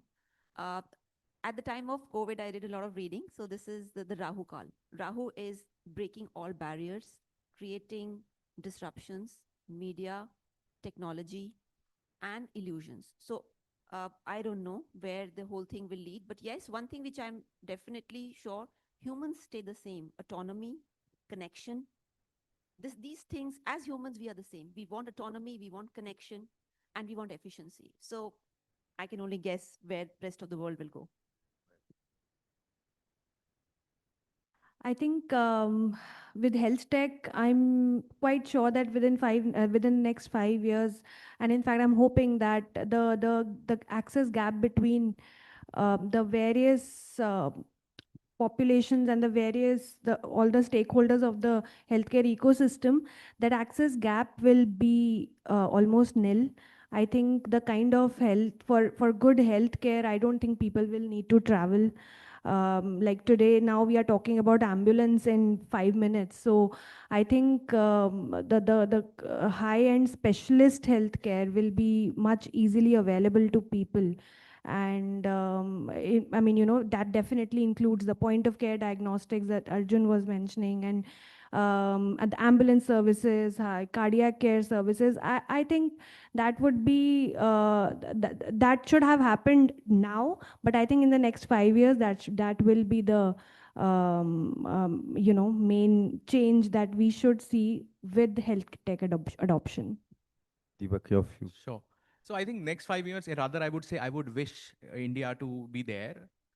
I think if you really see, there is a lot of AI in the worldwide being meant and built abroad. That's what we were talking about.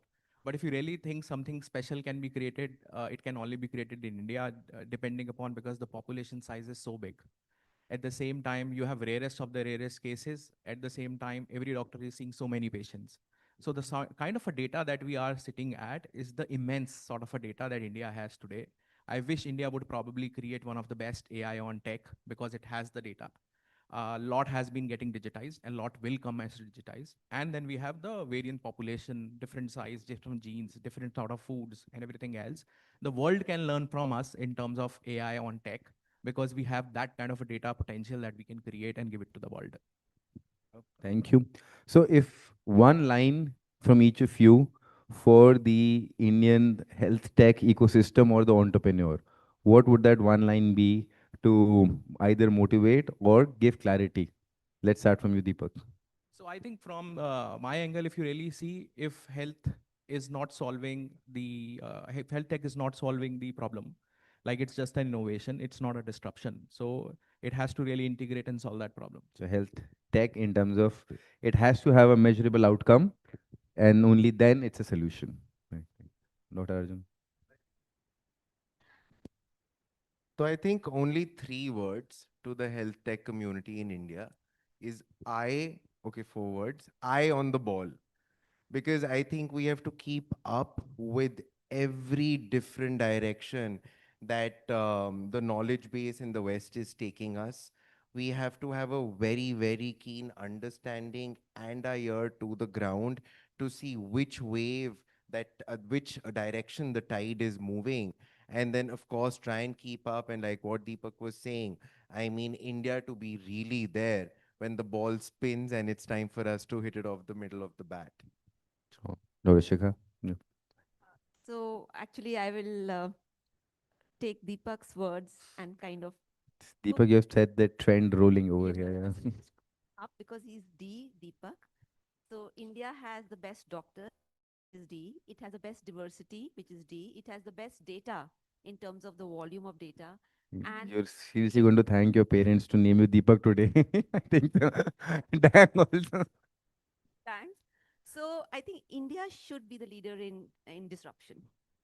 Okay, so D's, thank you. Disruption, data, and Dang and Deepaks are there. I know, but doctors. Okay, so doctors. So Shelly, your final thoughts. One line. Think healthcare depends on three main things: clinical outcomes, operational efficiency, and financial sustainability. All three have to go together. For any health tech, think about clinical outcomes first. If that and operational efficiency are on our side, financial sustainability will eventually come. So yeah, I think we are in very exciting era of adoption of health tech, and I hope that I'm sure that we will disrupt the healthcare soon. We have already disrupted. It's about how do we disrupt more. So thank you everyone for listening patiently.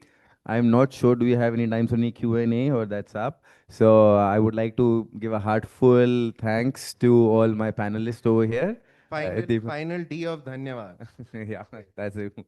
So thanks to Deepak, Arjun, Dr. Shikha, Dr. Shaili, and all of them. And hope this session was insightful for you so that any of you is thinking any new perspective from a health tech, or any of you wants to reach up to these great mentors for advice for starting something new, I think they're the best people who can help you figure out the market, the strategy, and probably the execution part of it.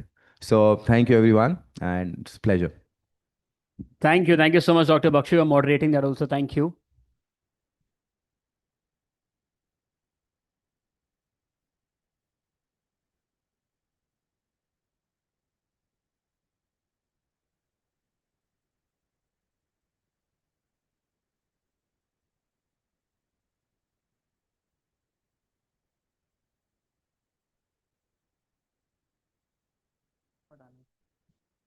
Thank you. Thank you so much. Thank you.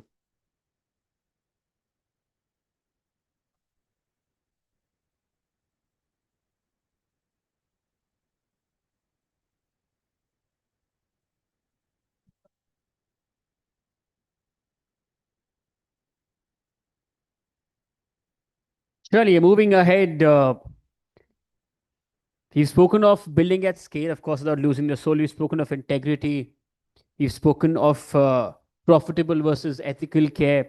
Also discussed as of now disruptions or integrations. And now we'll talk about the future.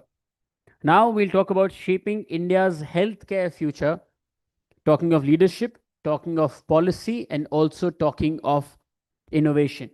And while they get the stage ready, please join me in welcoming our speaker for this keynote address, Ms. Sujaya Krishnan, former Joint Secretary, Ministry of Health and Family Welfare, Government of India, currently President, Venu Charitable Society. Everyone, please, let's welcome her.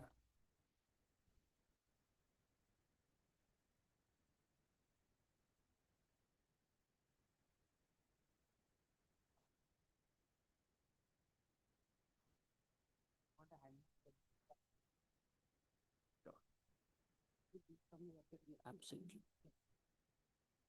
My cup of is okay. Yeah. I think it's already afternoon. Good afternoon, everybody. Esteemed members of the medical fraternity, industry, pharma, everyone. I'm very happy to be here today at the Business World Healthcare Summit and the Pharma Summit that's taking place today. And my thanks to Sanjana and to the Business World. India, the topic has been given to me, and thank you so much, is defining India's leadership, policy and innovation, and the future. India today stands at a defining moment in its healthcare journey. Over the years, we have focused rightly on expanding access, building institutions, increasing coverage, and strengthening service delivery. These efforts have laid a strong foundation. But the next phase of healthcare transformation demands a different mindset. The challenge before us now is not how much care we can deliver, but how intelligently, equitably, and sustainably we deliver it across regions, populations, and life stages. It is about how we redesign our healthcare to anticipate need, manage scale, and respond to demographic change while remaining affordable, inclusive, and resilient. Today, India is the cusp of transformative healthcare changes in line with the National Health Policy 2017. The nation will grapple with the following: the health needs of the youth and the elderly population, coexistence of communicable and non-communicable diseases, the surging demand for mental health care, and a growing population with elevated expectations. Technology will also advance significantly with robotics, nanotech, biotech, AI, ML, augmented reality, driving a revolution in Indian healthcare. These pivotal shifts will shape the future of India's healthcare. This is with over 1.4 billion people and mounting public health pressures from chronic diseases and regional disparities to climate-induced vulnerabilities, the challenges are formidable. Yet, within this complexity lies opportunity for India in pioneering a path that not only reimagines its national outcomes, but also offers scalable and reimagine its national outcomes, but also offers scalable models for low and middle income countries. The challenge, the transition will require a shift from treatment towards preventive care, from fragmented services to integrated systems, from capacity building to capability building, rapid adoption of digital and medical technologies, and strong leadership and collaborative governance. How we align these elements will determine the future of healthcare delivery in India. And it requires leadership that understands how policy, technology, infrastructure, and people must work together as a system. So the first thing would be to reorient the system towards prevention and wellness. One of the most important shifts underway in Indian healthcare is the growing emphasis on preventive and promotive healthcare. The shift is not optional, nor is it a conceptual change. It's a structural reality. India is witnessing an aging population, increasing chronic disease burden, rising pressure on hospitals and specialists, and increasing demand on healthcare system. A treatment alone model, first model alone cannot meet these demands. The response must move upstream. Preventive care today means systematic screening, early identification, community-level engagement, and wellness initiatives, continuous monitoring rather than episodic intervention and care, and empowering individuals to participate in their own care. Preventive care must become part of a routine service delivery and not an isolated program. Community engagement will play a central role, especially in managing the health of older population. Technology can strengthen this shift, but prevention ultimately succeeds when it is embedded into everyday care pathways and not treated as an add-on. Technology has to be an enabler of systemic change, a multiplier and not a substitute. Technology is reshaping India healthcare globally, and India is uniquely positioned to leverage it at scale. AI and machine learning are increasingly being used to enable personalized treatment pathways, support predictive analysis, improve the speed and accuracy of diagnostics, and assist clinicians with data-driven insights in decision-making. The true value of AI lies not in replacing human expertise or clinicians, but in augmenting decision-making, improving consistency, and enabling early action, allowing healthcare professionals to focus on judgment, empathy, and complex care. Digital health integration initiatives, particularly the Ayushman Bharat Digital Mission, have laid the groundwork for interoperable health records and continuity of care. When digital infrastructure and AI work together, they can improve care, coordination, reduce duplication, and support population-level planning. However, digital integration must be accompanied by strong cybersecurity, clear data governance, and ethical safeguards. Trust remains foundational. Telemedicine and remote care are becoming core infrastructure. I just heard in the last section somebody was saying that, no, I know even in ophthalmology, others, telemedicine has been used to, go to the same. Camps are no longer the way of doing these things, Telemedicine has evolved rapidly from a stopgap solution into a mainstream mode of healthcare delivery. Today, nearly all doctors engage with telemedicine in some form, and remote consultations are routine for follow-ups and triage. Digital platforms bridge long-standing urban-rural gaps. Telemedicine is no longer an alternative. It is becoming a core layer of healthcare infrastructure, not an adjunct. There is significant potential to shift a large proportion of primary care interactions to telehealth-enabled models while ensuring strong referral systems and continuity of care. This shift improves access, efficiency, and system resilience. Infrastructure expansion has to move beyond metros.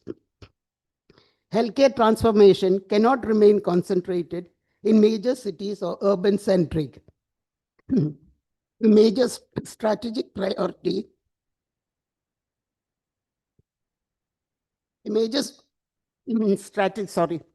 priority and shift underway is the expansion of healthcare infrastructure into Tier 2 and 3 towns, including plans to establish 3,000 hospitals with 100 beds each.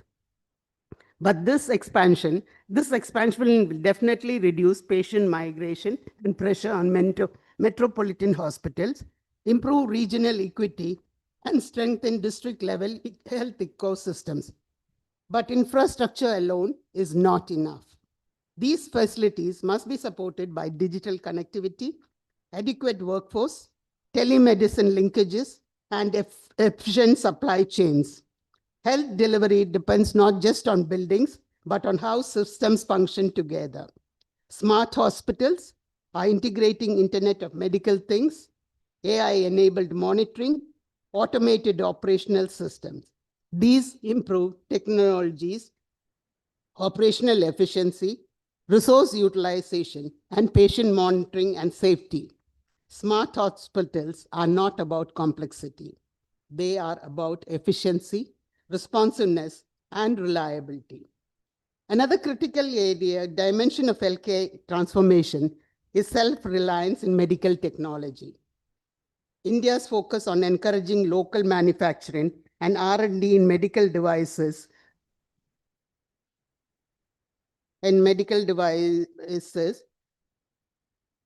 is essential for reducing import dependence, improving affordability, and strengthening supply chain resilience.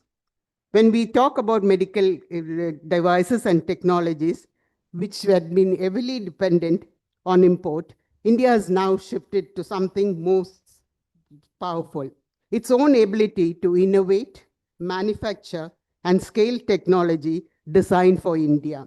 This change to create solutions that are clinically effective, contextually relevant, and economically sustainable. It also signals a renewed belief that India can shape its technological future with purpose, guided by patient needs and grounded in local realities. Regulatory incentives that support indigenous innovation while maintaining safety and quality standards are strategic investments in long-term healthcare security. Advanced technologies must be enabled through forward-looking regulatory frameworks, robust oversight, and strong data protection mechanisms. No healthcare system can function without a strong, skilled, and motivated workforce. India's approach to workforce development must be both expansive and integrative. India must continue to invest in medical and allied health education, continuous upskilling for digital and technology-led enabled care and leadership development at all levels. An integrative approach bringing together modern medicine with Ayush systems such as Ayurveda, Yoga, Unani, Siddha, and homeopathy in a broader care frameworks can strengthen community-based care while maintaining evidence-based standards. An integrated approach respects India's traditions while ensuring evidence-based standardized policy. Technology can support training and decision-making.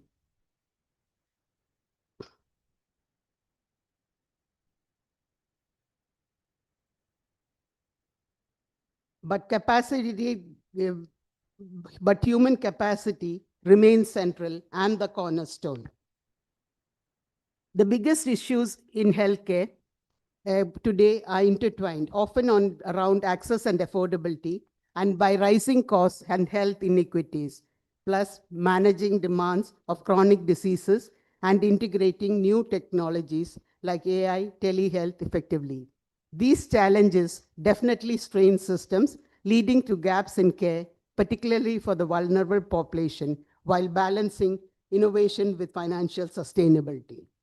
Disparities continue to persist with rural and low-income areas of lacking for infrastructure, access to doctors, and consistent quality of care. High drug prices and service costs force populations to delay care and to skip medicines, making care unaffordable for many, especially those with chronic conditions. There is also the question of medication management, preventing medication errors and overuse of antibiotics, prevention and surveillance, pain control and management, say like in advanced cancer. This is where affordability and financial protection remains core priorities. Efforts to expand universal coverage, insurance coverage, reduce out-of-pocket expenditure, and strengthening public funding is critical for sustainability. We have to remember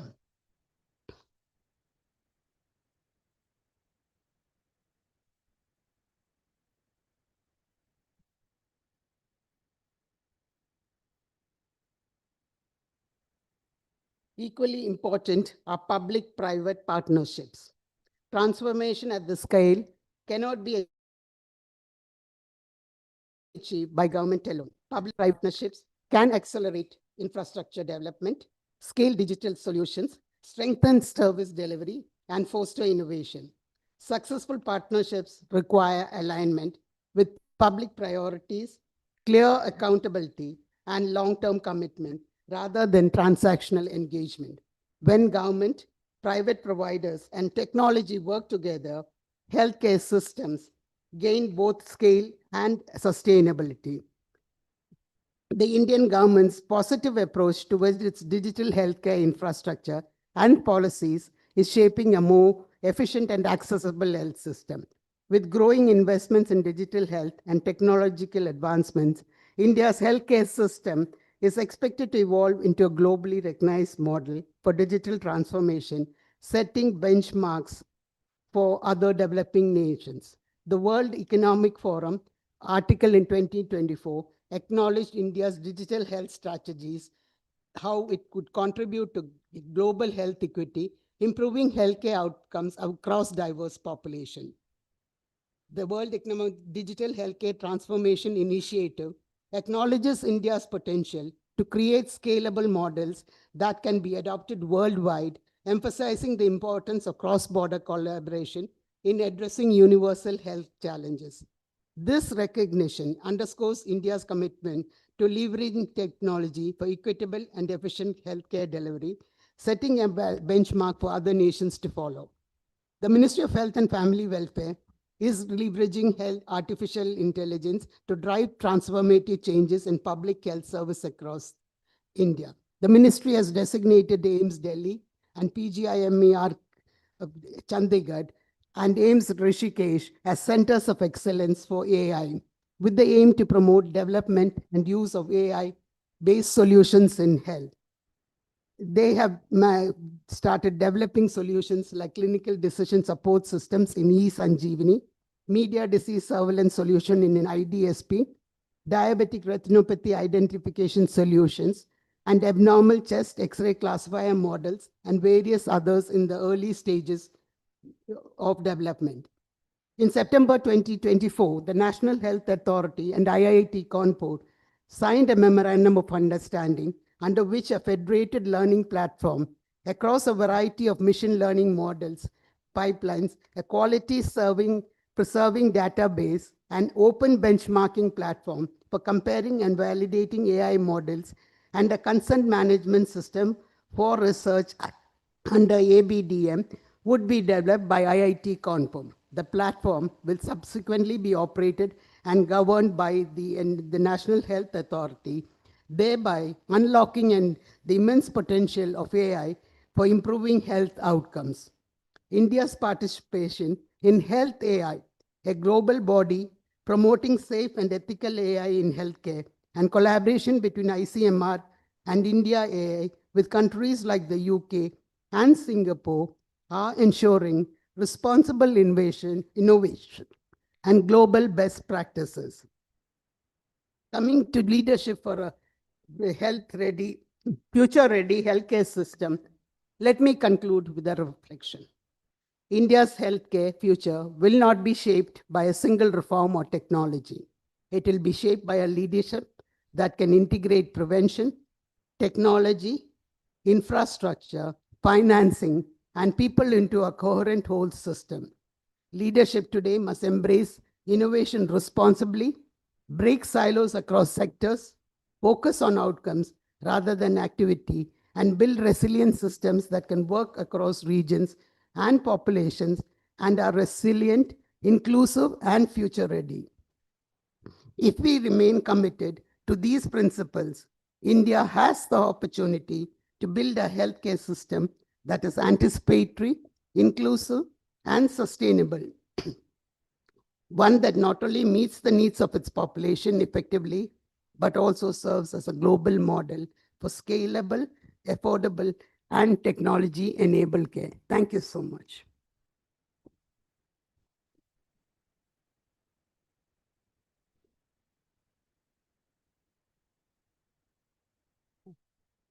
Oops.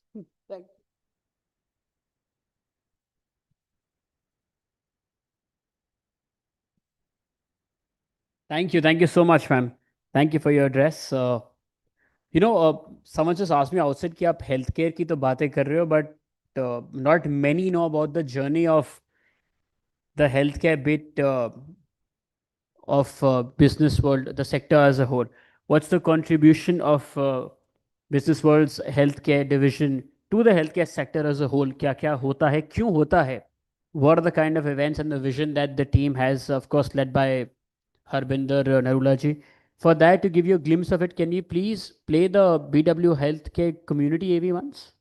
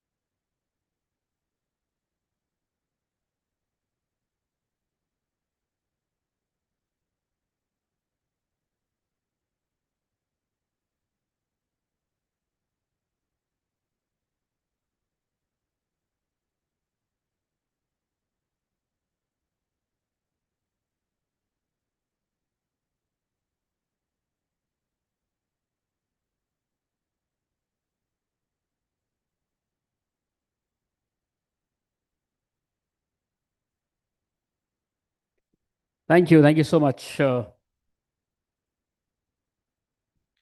Shailesh, we've spoken of ethics, profitability, we've spoken of disruptions, of integrations, we've spoken about the future of healthcare industry. Ma'am's also discussed AI, she spoke of it, and we will take it from there. Under the bracket of data, that's very important. The next one, it's a fireside chat. The topic is when data decides care.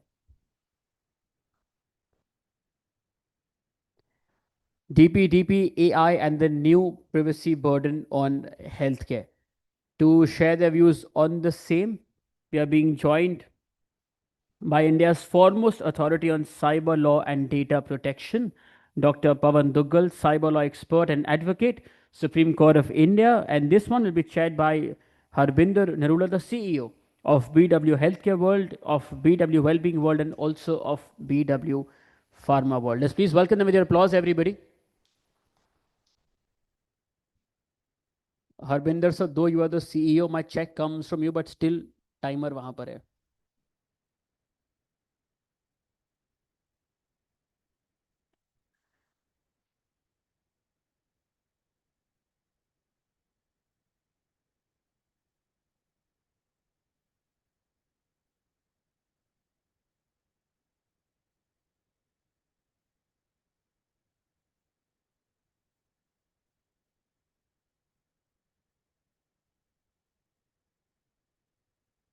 A conversation with Dr. Pawan Duggal, I think 2 weeks ago. And I went to him asking that, DPDP Act aa gaya, rules aa gaye hain. And fortunately or unfortunately, we haven't been able to segregate the healthcare industry per se. It is applicable to every industry, including healthcare. But we all know that healthcare industry with the hospital owners, the diagnostic chain owners, we are dealing with data every day, and we have data that is dealing with people's lives. And we have to, by the nature of our business, share the data with other people within the ecosystem. And so my question to him was that how does it affect everyone who's in the healthcare industry? And when we were discussing about building the ecosystem, building the healthcare, I thought that, there's nobody better than Dr. Pawan Duggal with his vast experience and understanding of the law when it relates to cybersecurity, as well as now we're dealing with AI. Since morning, we've been talking about some mention of AI is happening in every conversation. So how does it apply to all of us? How should we protect not just the data, but we have to protect us and our institutions? So thank you so much for taking out time. He's just entered. He's come from the court. We'll get you water, sir. But, to set the context, my question for the benefit of the audience here remains the same, sir. In one line, if you could explain what DPDP is and what it means and how it is impacting the healthcare industry to all the owners of various healthcare ecosystem. Thanks, Harbinder. So if you are in the healthcare ecosystem and you want your businesses to shut down, then please do not comply with DPDP Act. In a nutshell, DPDP is an existential threat to every stakeholder in this room. Why? Because in the health ecosystem, you're ultimately dealing with primary raw material, which is the personal data of individuals. Now, till now, there's been no law in the country which allows protection. Today, you and I, and we find our data is being used by so many people, no problem. But now, for the first time, we have a legislation which has now provided something which is unprecedented in Indian history. You don't comply with this law, and the law says, no problem, I don't send you to jail. However, if you don't comply, I'm going to impose fines on you. How much fines? 250 crore rupees for one contravention. You're lucky, you get minimum fine. How much? 50 crore rupees for one contravention. So start multiplying the contraventions that take place and calculate your fine. Okay? The important thing is, it's not the fine quantum. It's the quantum who's the recipient of the fine, which is important. Typically, when somebody complains against you, he has a vested interest because he wants to get the copy of the fine or the sum of the fine. Here, therefore, the law says, I'm going to avoid all misuse. Therefore, whatever fines get imposed on you will not go to any private complainant. It is going to go to Government of India. Payment will have to be made to Consolidated Fund of India. Should you say, sir, I don't have money? The law says, no problem. You don't have money. We consider this as arrears of land revenue. Which means what? Which means that the government has the right to go ahead and attach your assets, sell your assets of the company, and recover the monies. But should your assets not be matching to the fine, say 250 crore rupees, what happens? The law says, I have another innovative situation. I will go and attach the assets of the top management. We'll sell those assets and recover the monies.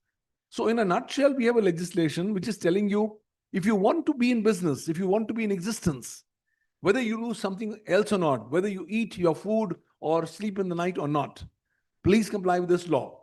Why? Because this law is going to give a humongous amount of power to every data principal. Any affected person can file a complaint against you. And mind you, we are in a world, I can't be having friends with everyone. I'll have some friends, I'll have a lot of enemies, and I'll have competition. So anybody can file a complaint against you. What is the downside for filing complaint? Nothing, just 10,000 rupees. So maximum fine that's going to go, should a false complaint be filed, is 10,000 rupees. But should on the complaint, the Data Protection Board finds you have violated, then the Data Protection Board's hands are tied up. Why? Because the law says once you find prima facie contravention, no problem, the minimum fine that you must impose is 50 crore rupees. Yes, from 50 crore rupees to 250 crore rupees, the Data Protection Board of India, you have the power to consider mitigation circumstances, maybe reduce some fine. But your starting point is 50 crores, your maximum fine is 250 crore rupees. So in a nutshell, if you are in the healthcare ecosystem and everybody is dealing with personal data here, whether you do something or the other, please make sure that ensure compliance with this law. The government has given you time till 13th of November 2026. And you got some more time for some more compliances up to 13th of May 2027. However, there's now a latest statement from the government that they are considering mulling down the 18-month time given to corporates to less than 2 to 12 months, which means that you have just about maybe 8-9 months to put your acts in together. And if you think you're going to wake up last, and like a typical Indian cricket fan, you will have this utopian dream that you can hit 6 sixes in last 6 balls of this T20 match. Think again. My work tells me you will be unsuccessful. You'll not be able to hit 6 sixes, which means you'll not be able to be in compliance. If you're not in compliance, well, get started. Welcome to the gang. 50 crore rupees fine is the first starting point. So if you want to have some change, loose change of 50 crores or 250 crores set aside, then go ahead and don't comply. Otherwise, please make sure that you will have to comply whatever you do. Why? Because this is a legislation that has impact upon your business. It can throw you out of a business in a few months. And it can lead to closure of your business. Apart from closure, a file will be created about you in the government. Which means what? If the file is created, that file now is not going to be closed till such time the finding comes out. And should the finding come out that you are violated the law, no problem. 50 crores is the starting point. So choices are yours. What do you want to do? So this is very interesting. So there are not going to be any out of court settlements because you're dealing with the government and they're the beneficiary of the fine. And but you know, when we were talking about that, the nature of business in healthcare is very, very different when we compare it to probably a manufacturing sector or a tech sector. We are dealing with human data, which is by the nature of our business has to be shared to different players in the ecosystem, to insurance company, to the hospital lab, to outside labs, consultants, etc. Do you think healthcare should have been treated differently while planning a DPDP Act and rules? And if it has not been done so, what do you think we need to do to bring this to the attention of the government? Because otherwise, I mean, what I would envision is a lot of these smaller hospitals, nursing homes, diagnostic chains will suddenly be uh, considering to shut down. You see, the scenario is very simple. The law is not that inhuman. The law says, well, if you're doing medical research, I'm going to exempt you. If you are doing some immediate treatment for which you do not have the time, maybe I'm going to exempt you. But by and large, please understand, when you are in the healthcare ecosystem at various layers, the data starts trickling in. Data is whom? Of data principle, who for the first time has been made the center point of the universe. The other day, I was speaking at an international conference and I was chairing a session on data protection. And on my phone, I was repeatedly getting 9, 10 calls from the same number. I said something massive urgent. I picked up the phone. Somebody was trying to sell me a loan from some company. And I was wondering, here am I chairing a session on data protection and my data goes left, right, and center. So please understand, whatever you do, please ensure compliance. It's a really great idea if we can tell back to the government. Why don't we exempt the healthcare sector completely? Looks a very utopian dream, but there's no harm trying. Let's tell to the government, well, at the end of the day, you are not doing a commercial service. You're doing a service for humanity. Why? Because you are ultimately dealing with services that impact the human body, right? So somewhere down the line, a lot of areas you may not have the time to go ahead and comply. It's a good idea that maybe some industry bodies could go and tell the government, sir, you have the power to exempt certain entities. Can you please consider exempting some of these entities within the healthcare sector from the ambit of the law? Typically, the government has been given the power to exempt governmental entities and such other entities as the government may so specify. So one option is to go back to government and say, please, can you give us a blanket ban? And say, no, go ahead, anything in healthcare, DPDP is not going to be impacted. Though it looks very ambitious, but there's no harm trying. But independent of this trying, I'll suggest a plan 2, a plan B, which is independent of that. Please start getting your documentation in place. Why? Because the minister has actually made a statement in Parliament where he says even when government entities are going to be exempt, we will still expect them to ensure compliance with the DPDP Act. So yes, maybe the danda of the 250 crores may not be there, but nonetheless, you would still be required to ensure compliance. My problem is once a complaint starts against you, it becomes a triggering process. A lot of you or your entities may be listed companies. Your share pricing is going to be prejudicially impacted. Your current business, potential business prospects are going to be potentially prejudicially impacted. So let's go on 2 things. Go back to government. See, please give us a blanket exemption because we are not a commercial service. We are ultimately for the benefit of humanity as a whole. And ultimately, the data that we are also collecting is for the benefit of treatment of the concerned person. We are not here to sell, to mortgage or go ahead and share data. So please give us that exemption. But till such time that initiative takes place, I will suggest please start ensuring documented compliance. Why? Because DPDP Act is a huge animal. It's got a technical compliance. It's got a legal compliance. You cannot do those compliances overnight. You also cannot do the compliances in 1 fortnight or 1 month or few months. You will require time. And should the your so-called exemptions may not come across and the time period starts, you be prepared that complaints are going to come against you. Please understand, when you are in a hospital or in a healthcare ecosystem, there'll be some disgruntled patient, some disgruntled element who wants to find out a way. Now they've got a handle to go ahead and target you, potentially to say, guys, they did not do their compliances. Please fine them 50 crores. Yes, I've lost my relative in the hospital. Please fine them 250 crores. At least that's a sadistic pleasure they'll get. Imagine this. For purposes of protecting that, I will suggest please don a Suraksha Kavach. You're actually jumping into a river of fire. What am I saying? Please go ahead and please put a good fire suit. Why? Because I want to protect you. You don't want to do that? No problem. Ride on your luck? No problem. I'm pretty confident you will not be able to ride on your luck for a long period of time. Unless until you are one of those rare species that you can continue to ride on your luck for a lifetime and nothing is going to happen. Why I'm saying this is because somebody is waiting to put you the axe on your neck, on your ecosystem.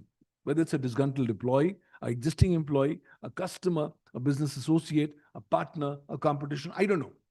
So the question is, do I want to put my neck in the hands of these people and say, wow, let me get these 50 crores or 250 crore fines? Problem is, once my 250 crore fine comes in, I may not be able to start my regular operations. I'll have to shut down. Once I shut down, the entire revenue flows come to a grinding halt. More significantly, my reputation goes for a 6. People will not like to interact with me. You are a non-secure company. You are non-compliant with the DPDP Act. So this is a game-changing legislation. The quicker we understand the nonsensical aspect of this legislation, the ability of the legislation to cause nuisance to you, the better it's going to be. I'm saying go ahead and protect yourself, get a Suraksha Kavach so that do your compliances, hope for the best, maybe get your exemptions, and life goes on absolutely fine. But please do not put your hands in the neck of somebody who wants to basically have a sadistic pleasure to complain against you, to get a minimum fine of 50 crores or 250 crores and sit back, aha, maza aaya na, ab tumhara band chakayenge. Now that band bajane wala jo mindset hai, usse hame bahar nikalna hoga. हमारे बहुत सारे लोग इस health care sector में हमारा band बजाने के लिए तैयार बैठे हुए हैं. जितनी जल्दी हम इस बात को रियलाइज कर लें और अपने आप को प्रोटेक्ट कर लें, उतना अच्छा रहेगा. Thanks. Sir, I feel healthcare has always been a regulated sector, and to some extent, the hospitals and diagnostic chains have been trying to protect the data to some extent, but the intent of securing the data was very different. They didn't want the competition to get access. So it was basically they want to own the patient. Now the things have changed, With this change, the question is, karega kaun? मैं hospital हूँ, मैं diagnostic chain हूँ, I have the money, I have the intent, but who's going to be accountable? Is it going to be the CIO in the hospital? Is it going to be the CEO? Is it going to be the board? Because at the end of the day, when the challenge comes in, when somebody files a complaint, court deal karega uske saath? Wonderful question. The law is very clear. The company has to be responsible. The top board has to be responsible. And the top CXO level have to be responsible. The law is very clear. The law says any person occupying a responsible official position pertaining to the operations or the day-to-day management of activities. So that effectively means a CEO, a CXO, a CIO, CISO. In any case, if you have an independent director on the board is going to be the first person who's going to hound you to say, hold on, how are you complied? Because the board doesn't want to get a fine of 50 crores. Why? Because it's going to show the independent directors in a bad light. It will show the normal directors in a bad light. So bottom line is, don't wait. I'll give you an example. The other day, I went to one of these laboratories to get my blood test done. And they said, sir, boss, आने की जरूरत नहीं, हम आपको WhatsApp पर भेज देंगे. And हमारे सारे results बिना signed किए हुए WhatsApp पर आ गए. Now I realized, boss, this is my personal data. Who has given you the permission to send you on WhatsApp? I did not give you any written permission. Mind you, this law says you will have to first go with folded hands to the data principal. Say, sir, I want to collect your data and I want to do it for 1, 2, 3, 4, 5 purposes. Please give me consent. If you give me consent, then I'll process your data. No problem. You do not give me consent, I'm in violation of the law. Minimum 50 crores, maximum 250 crores. So in this case, I told them, chain, I did not give you my consent to send my personal data on WhatsApp. In any case, WhatsApp is 100% not secure. There are so many cases of WhatsApp hacking taking place. So we will have to try to make sure that we do not leave behind footprints. So if this kind of a scenario happens, any data principal, maybe I, could be very well inclined to go and file a complaint. And mind you, filing a complaint is going to be a very easy process. The Data Protection Board, which is the statutory body created under the DPDP Act, is a virtual board. There is no physical office. कोई सरकारी दफ्तर नहीं है. आपको complaint भी online file करनी है. वहां पर एक पोर्टल होगा, दैट्स ऑल. और मस्ती से आराम से बैठ जाना है. So here you have to understand कि बॉस कुछ हो या ना हो, आप अपने जो इलेक्ट्रॉनिक फुटप्रिंट्स हैं उसको संभाल के रखिए. अपनी प्रोटेक्शंस कंप्लायंसेस कर लीजिए. क्यों? क्योंकि कहीं ना कहीं ये तो आपके आने वाला है. Let's not keep on writing कि चलो गवर्नमेंट तो एग्जाम कर ही देगी ना. Don't worry. Boss, government exam करेगी तो वो बहुत लिमिटेड पॉइंट एग्जाम करेगी. क्या करेगी मुझे नहीं पता, किस कैटेगरी को करेगी. बट ये नहीं कहेगी कि बॉस आप हेल्थ केयर हो, डोंट वरी, मस्ती करो, हम आपको एग्जाम कर रहे हैं. Why? You're the biggest repository of personal data. What is so special about you? Maybe life-saving functions, understandable. But what about routine pathological functions? What about my admissions in the hospital? What about my other stuff for which you collect your data? What about you collecting my data and sharing it with other medical professionals without my consent? So I'm not really expecting a complete carte blanche blanket, shall I say, exemption. However, let's try for the best. But please independently do your documented compliances. And I'm even saying, please do not go ahead and reinvent the wheel. आप लोगों ने already बहुत कुछ काम किया होगा. There'll be some policies in place, some procedures that you would already have. Please look at that. Identify where your gaps are. So my law firm, Pabandugal Associates, will end up doing gap analysis to find out what are the gaps that you currently have of your compliances. Fill those gaps and start running. You want an audit? We do a DPDP legal preparedness audit and give you your audit findings to say, hold on, this is what we found out is negligent or is absent. Please go ahead and comply. We help you comply with those. And then you start running. So I'm just trying to say, time nahi hai. Jitni jaldi hum apni neend se jag jaएं, उतना अच्छा है. Because इस sector में कुछ हो या ना हो, सबसे ज्यादा complaints आने वाली हैं. Health, BFSI are two critical sectors that should see a tsunami of complaints as we go forward.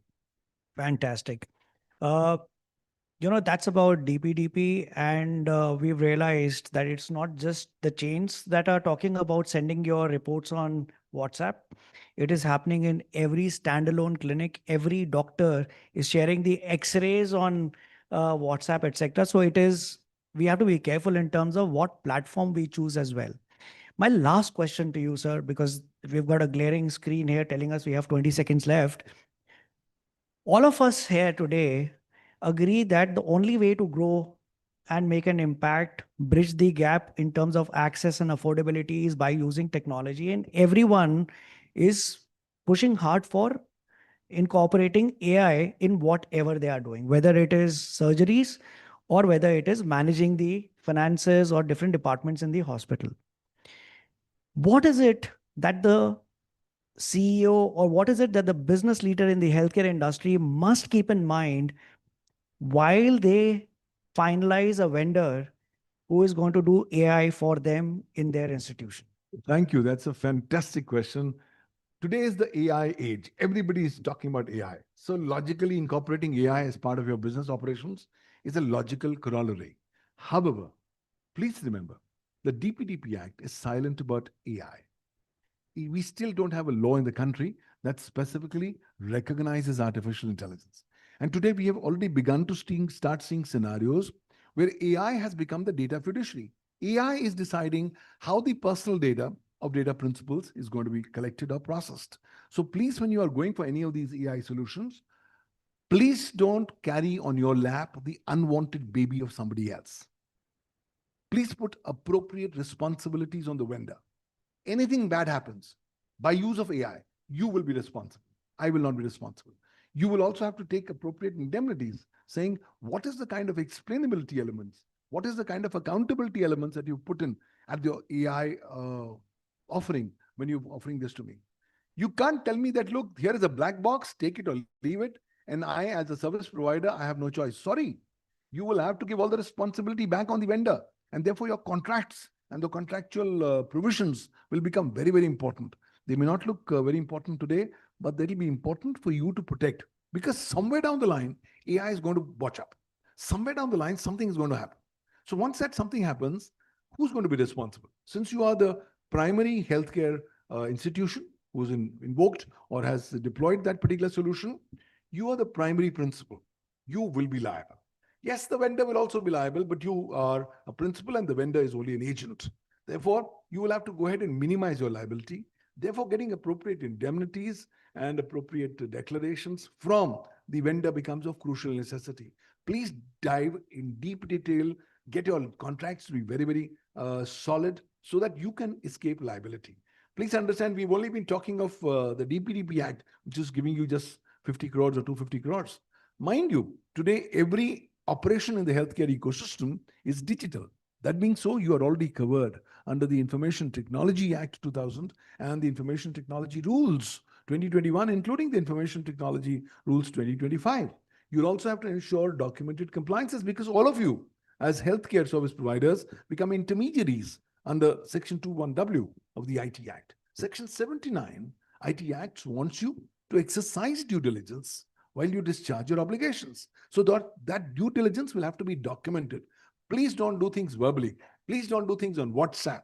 Whatever you're doing, please keep a documented proof of the same, because tomorrow when there's going to be an action or there's going to be a complaint, you must have some evidence to show that you've done your due diligence. And even when the complaint against you comes to the Data Protection Board, please be ready for some mitigating circumstances evidence to show, sir, I did everything possible in my hands, but despite all this still happened. So therefore, rather than giving me 250 crores, give me 50 crores. So those mitigating circumstances could be very, very important dhal, could be an important defense under which you can be potentially hiding so as to minimize your legal liability. So it's a holistic approach. Please don't only focus on your medical operations and functions. Today, the healthcare ecosystem, apart from being a life impacting, is also a legal function. Please ensure documented compliances with the regulations in place. Do not regard them. One small mistake can make you repent for a lifetime. There is no denying the fact. And please remember, Indians are a very sadistic lot. We have a very sadistic streak in our minds. Hum to sanam dubenge, tumhe le dubenge. That's the mindset. So please understand, with that mindset, people are going to be targeting you, your organizations. Therefore, to the best extent possible, try to protect yourself against vendors, against the normal data principles. I'm not saying be afraid. I'm not trying to put you in fear and say, forget about your operations, go to Himalayas. We have to be here. We have to be integrally be here. Therefore, the only best forward is do your due diligence compliances and be done with it. Ultimately, finally, please remember, at the healthcare ecosystem, a stakeholder, you are sitting or standing in the center of the digital Kurukshetra. You are potentially going to be targeted, attacked from 360 degrees. I do not know when the next attack is going to come. Please go ahead and get a good Suraksha Kavach, a good dhal, and that is going to be your cover in terms of your compliances, which is going to be the best way forward, because once your compliances are done, then you are very well to argue that, sir, I did everything possible that the law wanted me to do. And despite that, if something has happened, you can't make me responsible, therefore no fines. So I think it's a very, very innovative, yet a very transformative period of our journey. Let's also wait and see. The Data Protection Board is going to come up with some new guidelines, some rules and regulations. Keep your eyes and ears open. But at the end of the day, apart from your focused activities in the healthcare, please also start focusing on the compliances. Otherwise, this law promises to throw you out of business very, very quickly. Fantastic. I think I have two takeaways from this discussion. One is understanding that legal compliance and planning for DPDP and challenges around AI is no more optional. It is something that is primary. The second takeaway is that it is no more a back-end operation and we'll take care of it when the problem happens. It's something that has to be the first strategic intent while planning your digital journey. So these are the two takeaways. So thank you so much for your time and for the knowledge and insights shared with us. Thank you. It's been a pleasure talking with you. Thank you. Thanks. Thank you, sir. Thanks. Thank you. Thank you so much, gentlemen. Thank you, Harvinderji, for moderating that. A picture, please.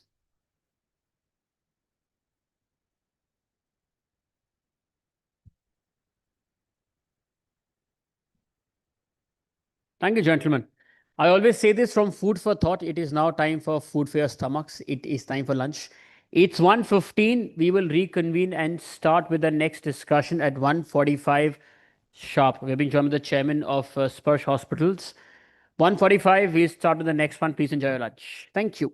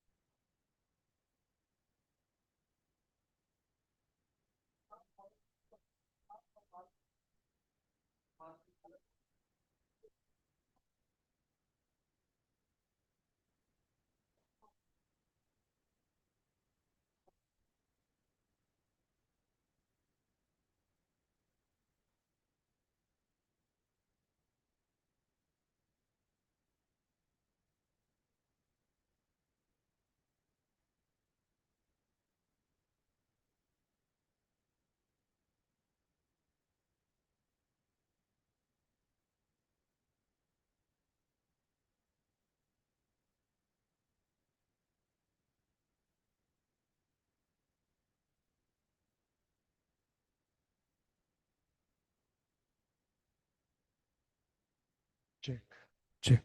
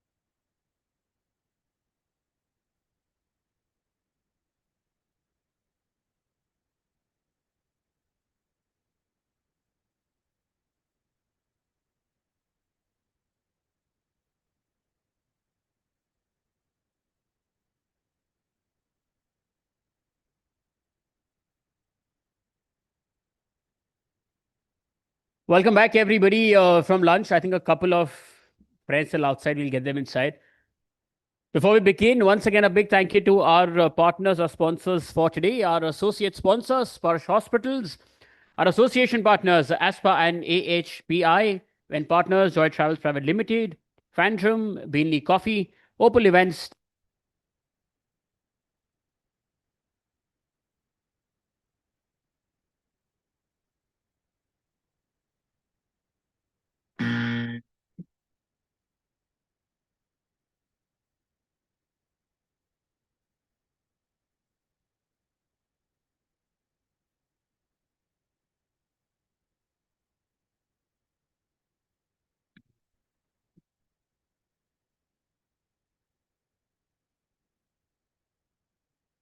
Clinician Leadership. Sure. And to share his views, please join me in welcoming to the stage Dr. Sharan Shivaraj Patil, Chairman and Chief Orthopedic Surgeon, Sparsh Group of Hospitals, a clinical leader who has built a purpose-driven hospital network. And to speak with him, to bring out the very best from Sir, we are being joined by, once again, Harbinder Narula, the CEO of BW Healthcare World, of BW Wellbeing World, and also of BW Pharma World. Let's please welcome them. Hey, you've just had lunch. Take two karte hain. Let's please welcome them. Thank you.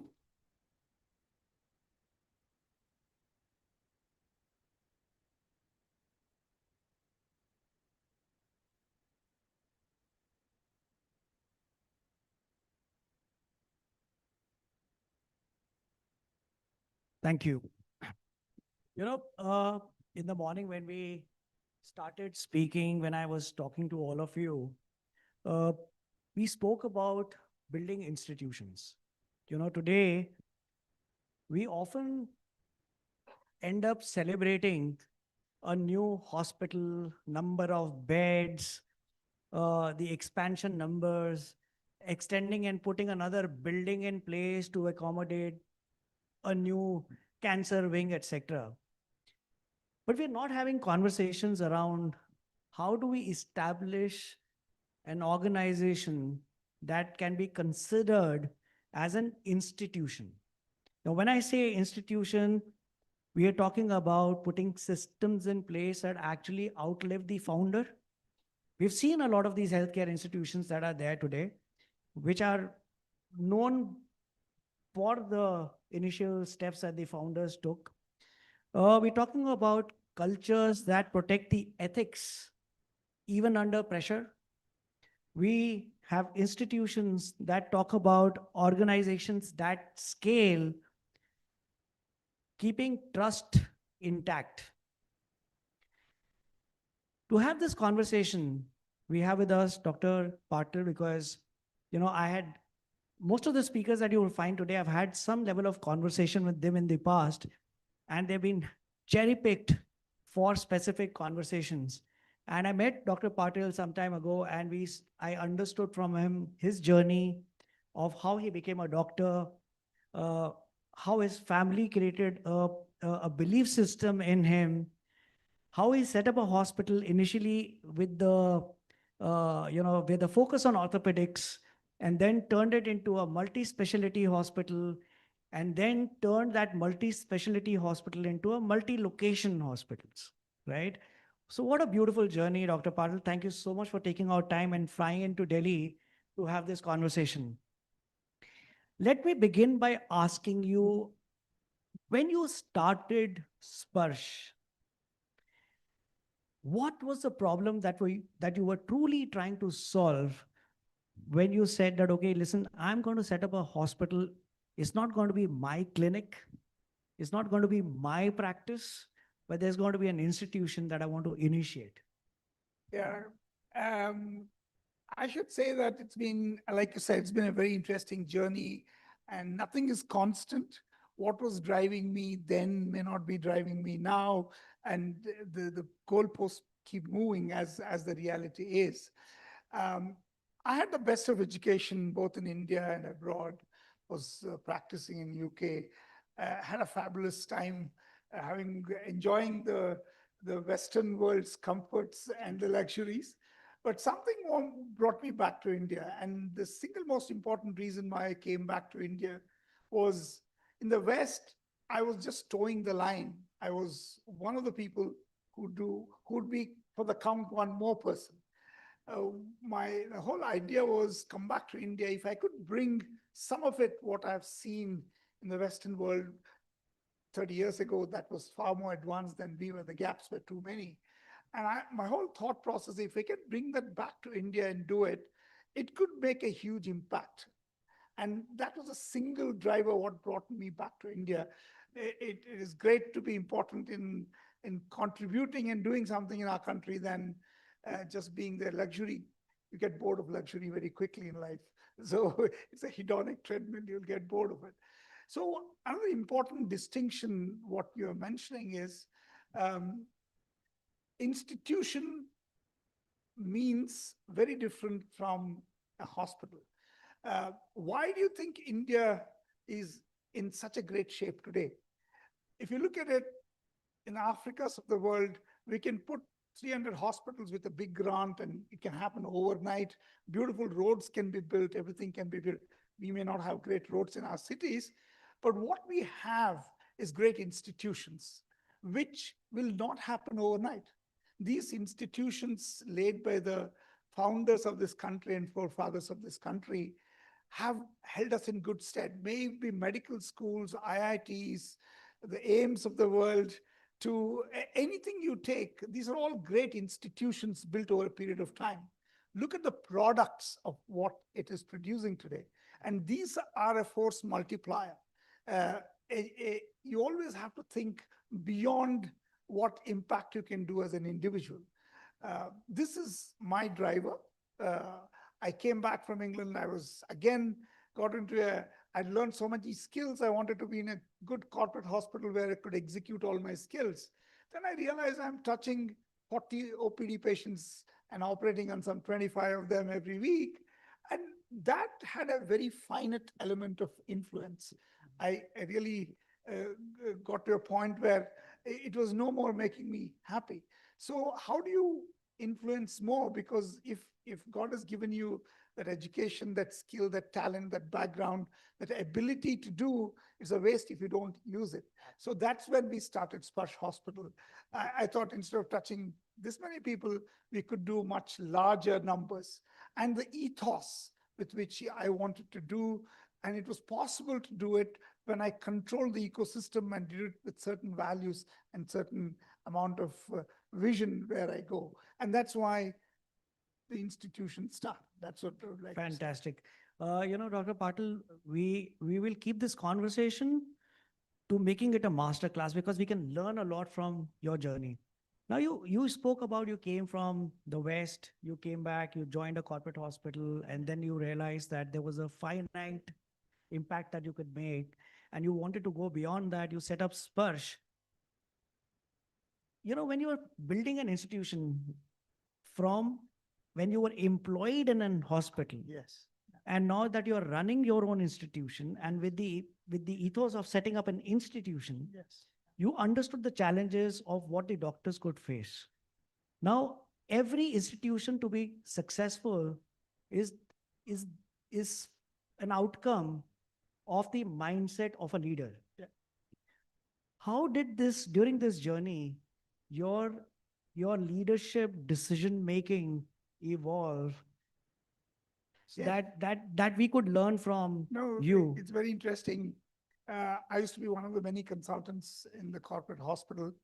And when I started my own hospital, everybody said, "You're the boss now." My colleagues, for fun, they would say, "You are the boss now. You don't have to do salam to the CEO anymore."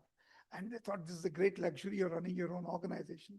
I go back and tell them, I used to do salam to only my CEO. Now I have to do salam to the entire organization, employees and all the consultants. So it's no luxury to be a leader.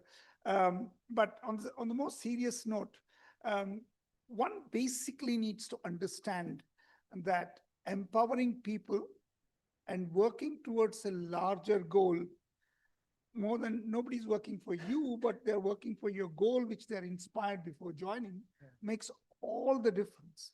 Because I'm part of the team which is working towards the goal. Nobody's working for me. And that eliminates the personality, and they feel empowered to do things because the victory is in working together. How is it different? Hospital is different from working in your own clinic.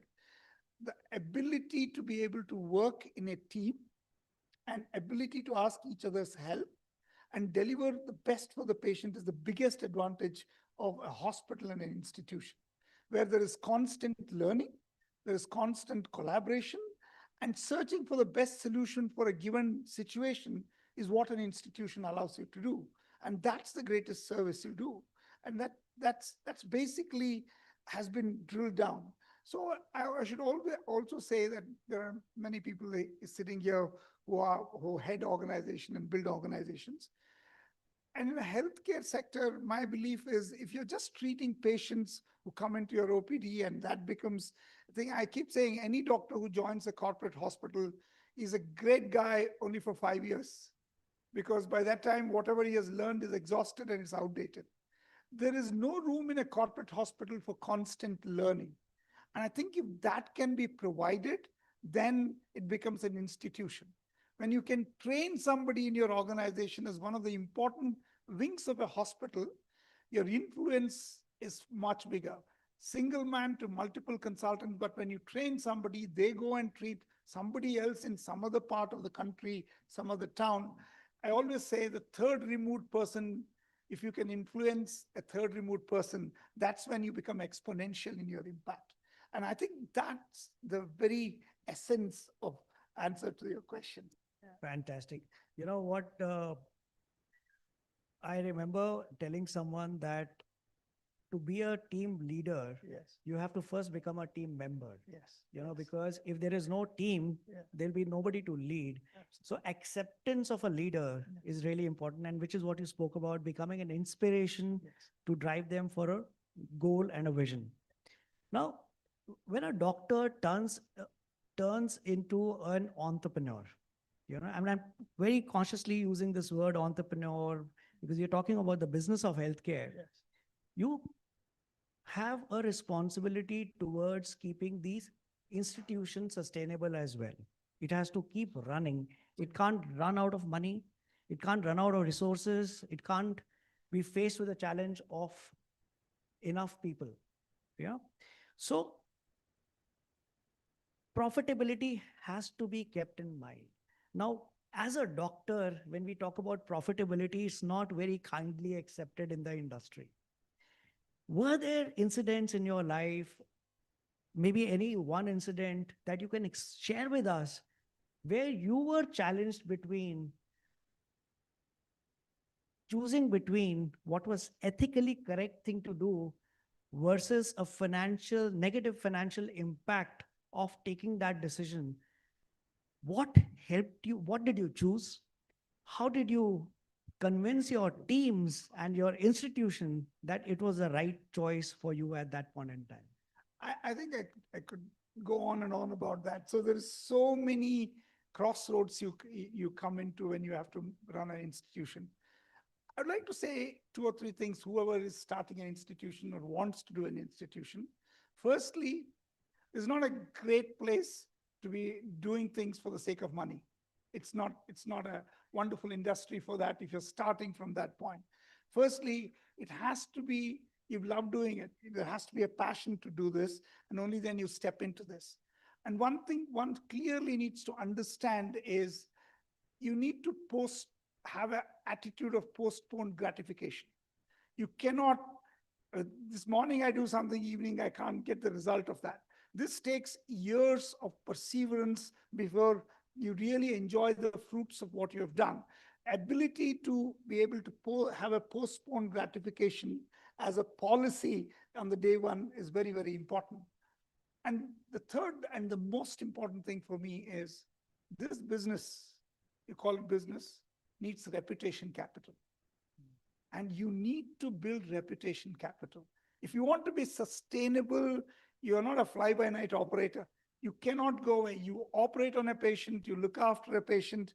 It's entire lifetime that person is your responsibility. So one cannot have shortcuts And this reputation capital is what builds great institutions.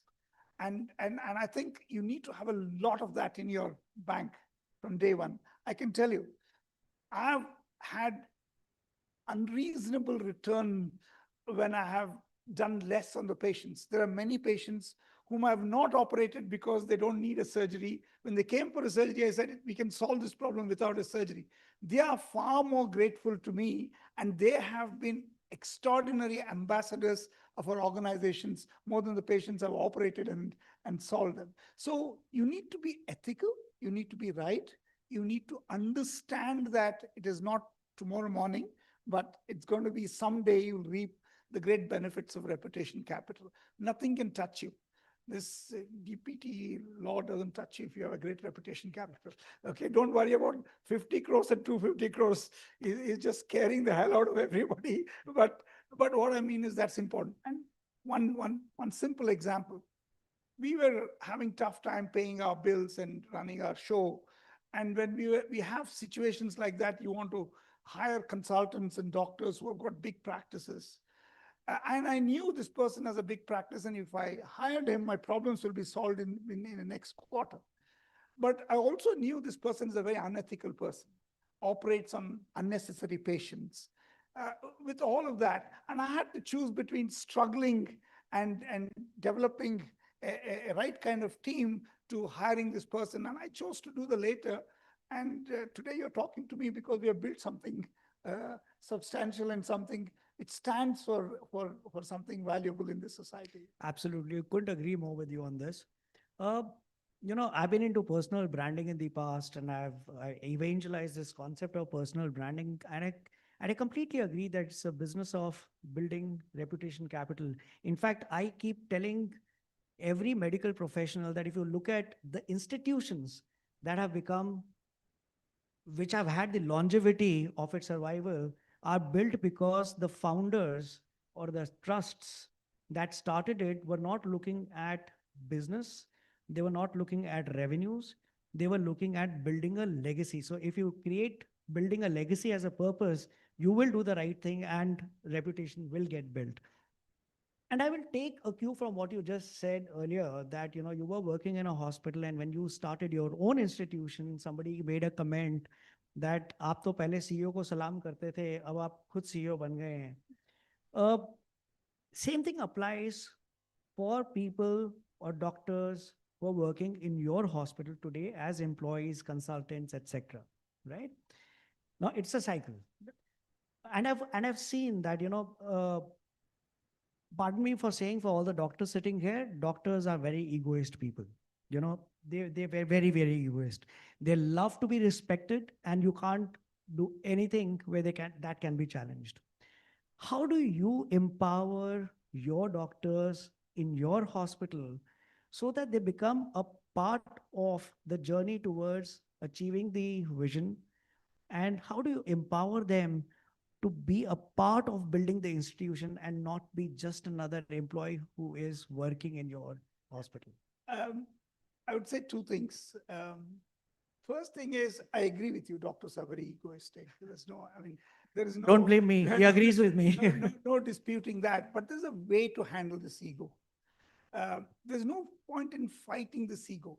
If somebody has to cut open another person's body and deal with uncertainty, go in and do something very, very challenging and come out and take the responsibility of a lifetime of what you have done. One error could be so devastating. When you do things like that day in and day out, you do get a complex of great authority. And when you do that, it is, I'm not saying, I'm not justifying, but at the same time, you need to handle this person's ego. And the way I classically say this, if you love your patients, the ego will disappear. Why I say that is, if your daughter, your child, your parent has got a problem, and if that problem needs to be solved, and there's only one great surgeon who can do this, but he's your staunch enemy, you will still go to him because it's your daughter, your child. So if you love your patients, you will not think that I can solve all the problem. You'll go search the world and get the best solution for that person. So the advantage of working in a hospital is teamwork. And one needs to drop the ego and have a collaborative effort. But you need to empower him to do that. Don't force him to do that, or him or her. Because I think when we understand, and I also give them complete freedom in terms of they are the best person to judge this patient's financial capability, this person's social capability, because nobody is closer in a situation like this than a doctor and patient relationship is very, very sacrosanct. No administrator, nobody will ever understand that relationship, the disease, what it means and what happens. So if we empower them, say, you want to write off the bills, you want to take it away, you want to support the patient in many ways, you're free to do that. And certainly they feel empowered. And that is also part of the ego.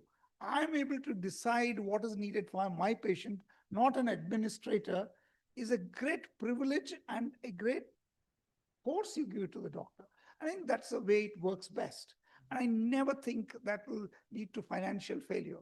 It will not. It will lead to the larger good. It will again build a capital for you.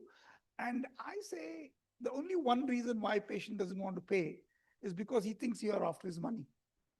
Correct. I keep saying this. People go to Tirupati, our part of the world, Tirupati is where everybody goes to. They put a lot of money in the hundi, saying that God, let great things happen to me.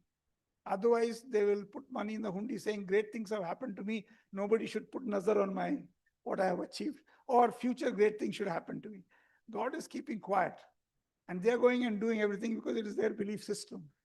When people can pay money in the hope, anticipation, or protection to God, here is a profession, here is a doctor who takes away real pain, who takes away a real problem, who saves lives, who gets them back on their feet and does a lot of good.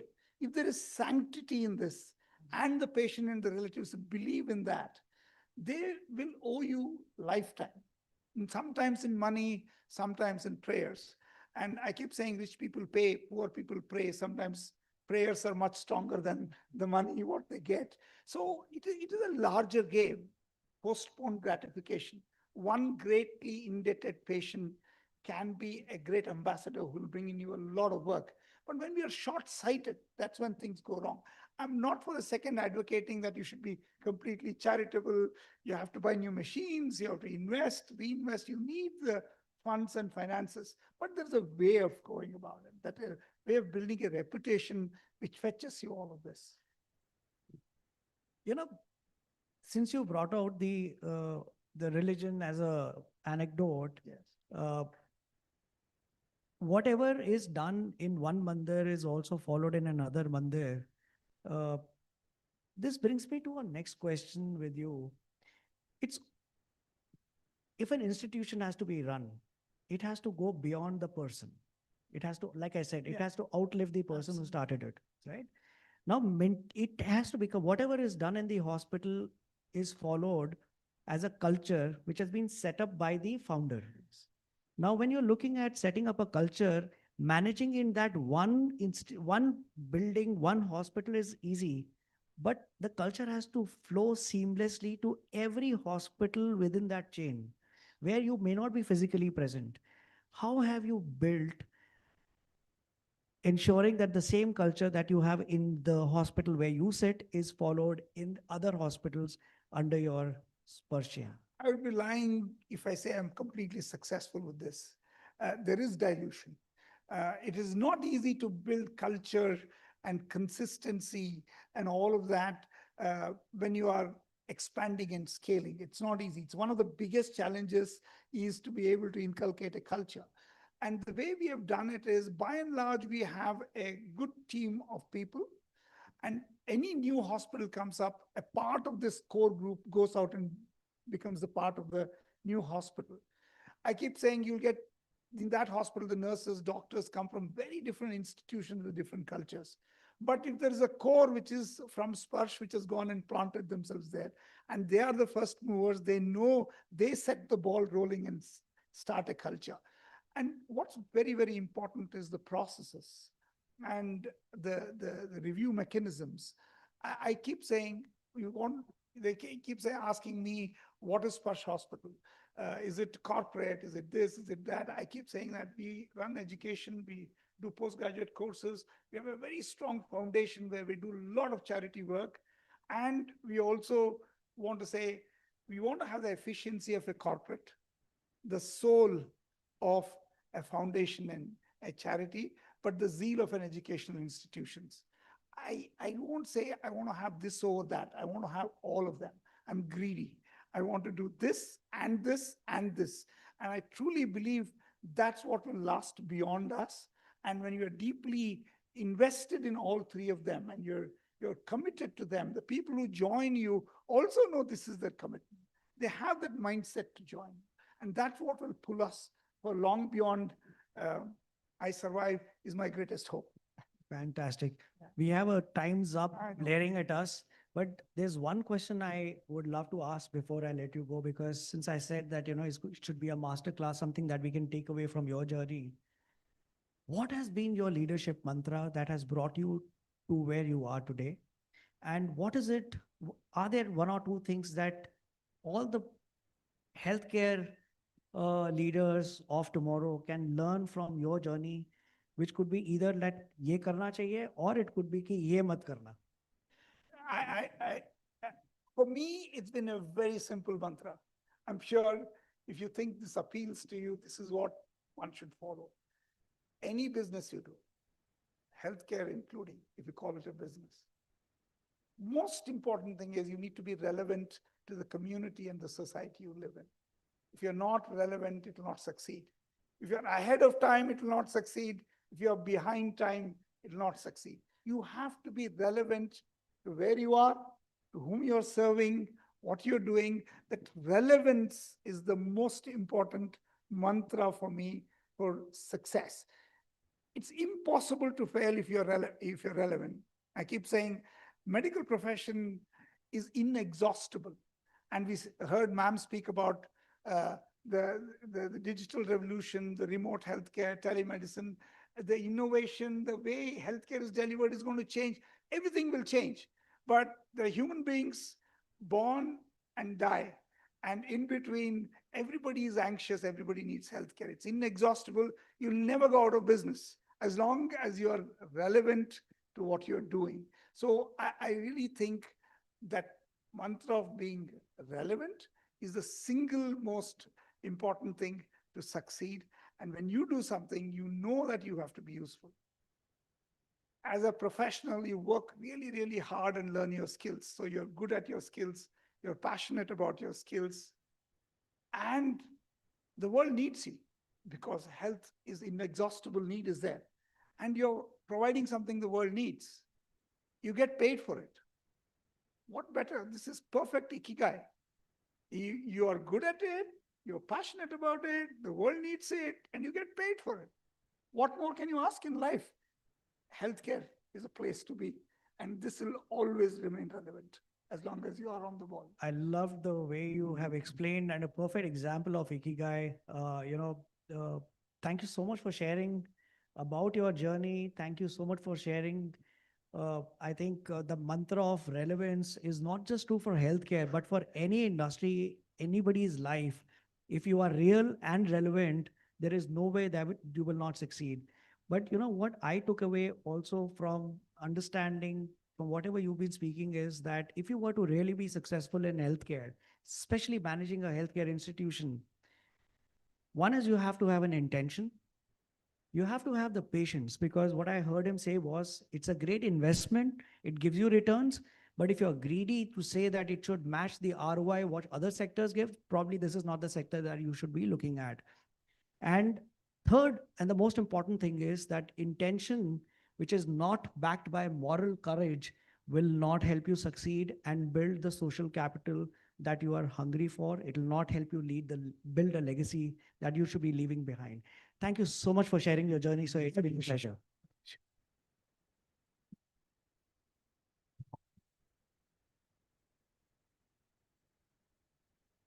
Thank you. Thank you so much. A picture, please, before you leave. Thank you, Dr. Patil, and thank you, Arbindaji, for moderating it. Thank you.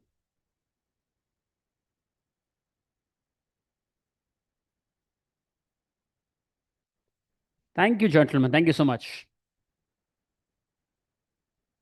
See, I had apologized in the morning itself that with Diggaj, like all of you, there's lots to take home, but we'll be very careful of the time, and I'm very sorry for that. The next one, it is selling trust in an age of noise. The new playbook for healthcare and also for pharma marketing. This panel will explore how healthcare and pharma brands are building authentic trust in a crowded digital world. Please join me in welcoming our speakers for the same. Our first panelist, she is driving purpose-led global pharma branding, the global head for brand and communications at Biocon Biologics, Dipali Nayarji. Joining ma'am is someone who's building digital health brands rooted in credibility. The general manager of marketing at Lupin Digital Health, Jaideep Shreyanji. Next, tali sat bajayenge, it's okay. If you're clapping, with more the merrier. Next, someone who is strengthening diagnostics trust through quality. The CEO of City Imaging and Clinical Labs, Dr. Sunita Kapoor. And up next, we will be joined in the next 10 minutes by someone who's decoding digital behavior and patients' trust. The industry principal of healthcare at Google, Manish Sharma ji, is on his way. He had to take up a meeting. And this one will be chaired by someone who's redefining patient engagement in modern healthcare. The CEO of Bloom IVF Group, Ojaswani Kapoor ji. Now let's collectively applaud for all of them, please.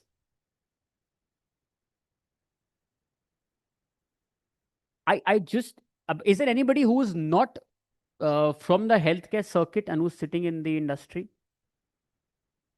Everyone belongs to the. I'm just trying to figure out since the morning ऐसी क्या वजह हो सकती है कि अगर कोई आपके घर का स्टेज पर आता तो ताली ना बजाए. I'm just trying to figure that out. एक बार फिर से कोशिश करते हैं. She sounds so nice.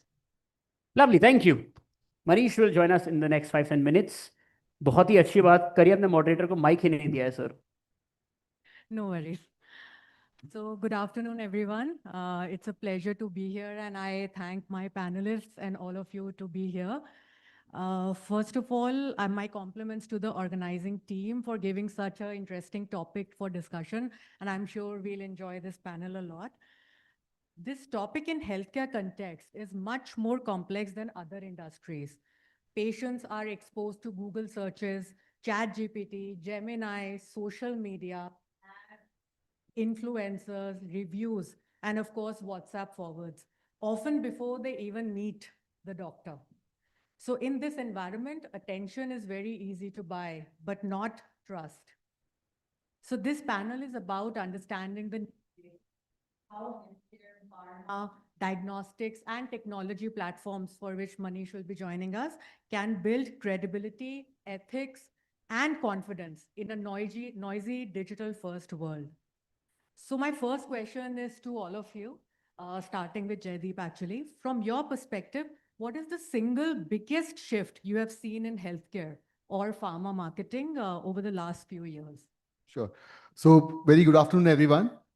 The first thing which has dramatically changed in the last decade or so is the shift from the top of the funnel awareness to engaging the overall ecosystem. What I mean by this is now it's not just doctor who is the decision maker. It is now omni-channel marketing because we see a lot of patients, caregivers, insurers, hospital playing an important role in selecting a brand. And like you rightly said, there are 700 million users in India who is using mobile phone. And we see this trend emerging now that the first opinion used to be doctor, but now it is Google. The second opinion comes from YouTube, WhatsApp, and then comes the doctor. So there's a lot of noise in the entire ecosystem. But the important element is how do we build trust is through the clinical relevance, being there for all the stakeholders. That's what matters. Correct. I agree with you. I think Manish has come.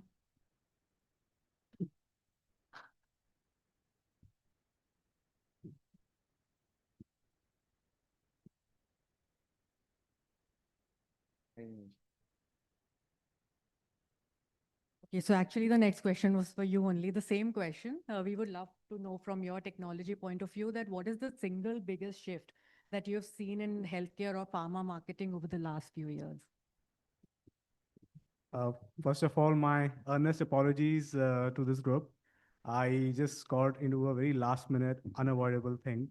And I underestimated Gurgaon and daily traffic. So my bad. And thank you for your patience.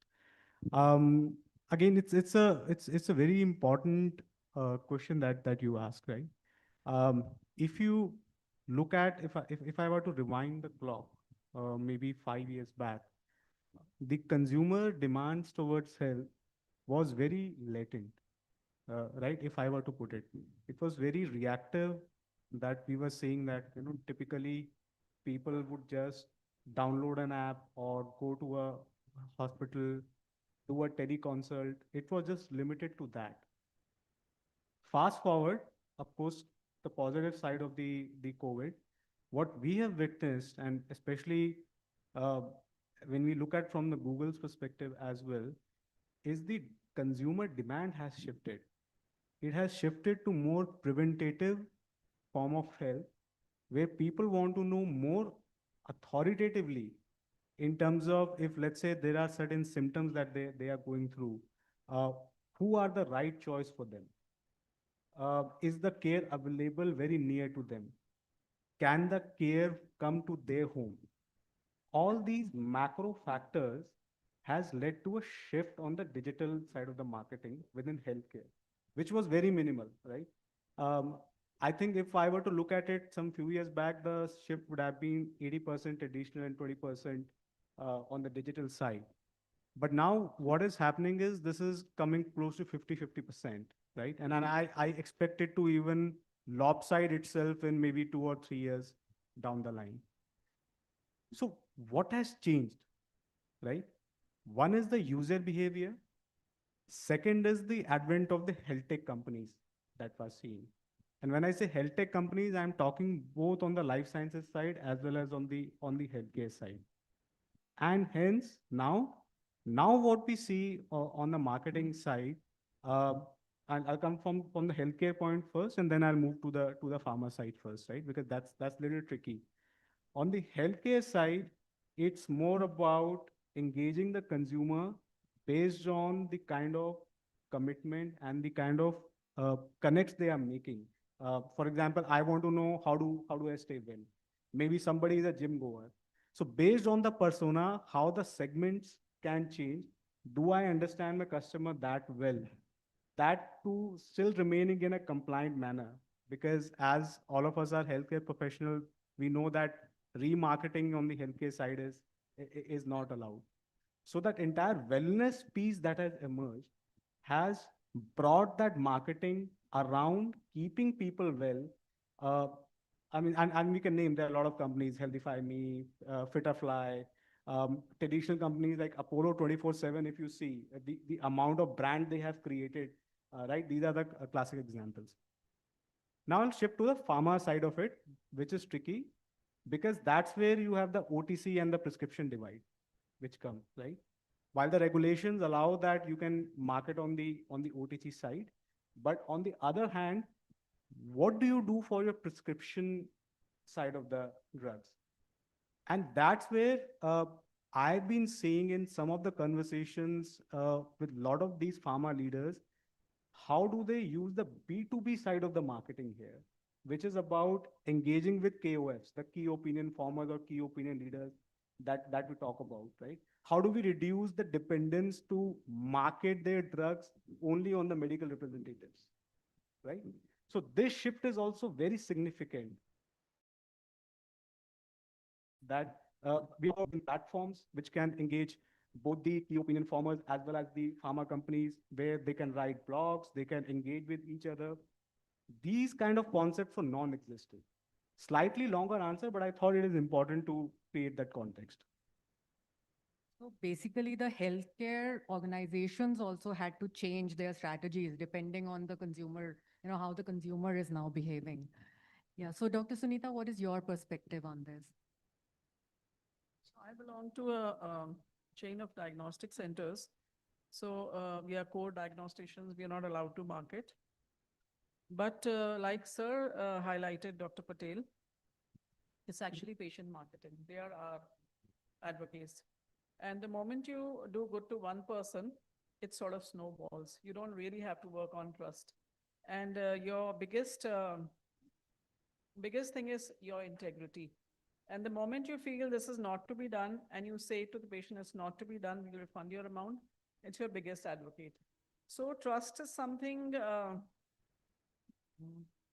trust is something that really needs to be worked on, because for the last decade, trust in healthcare has really gone down. And thankfully, the government now is working a lot on empowering the doctors, and post-COVID, a lot of things have changed. And patients have started giving some importance to the doctors. Otherwise, it became to a level that they would always take a second opinion, always not trust. And the first thing it used to be not trust, and then probably. So everybody, I think everybody who belongs to healthcare, we must take a pledge to work on building trust, and it's not going to happen overnight.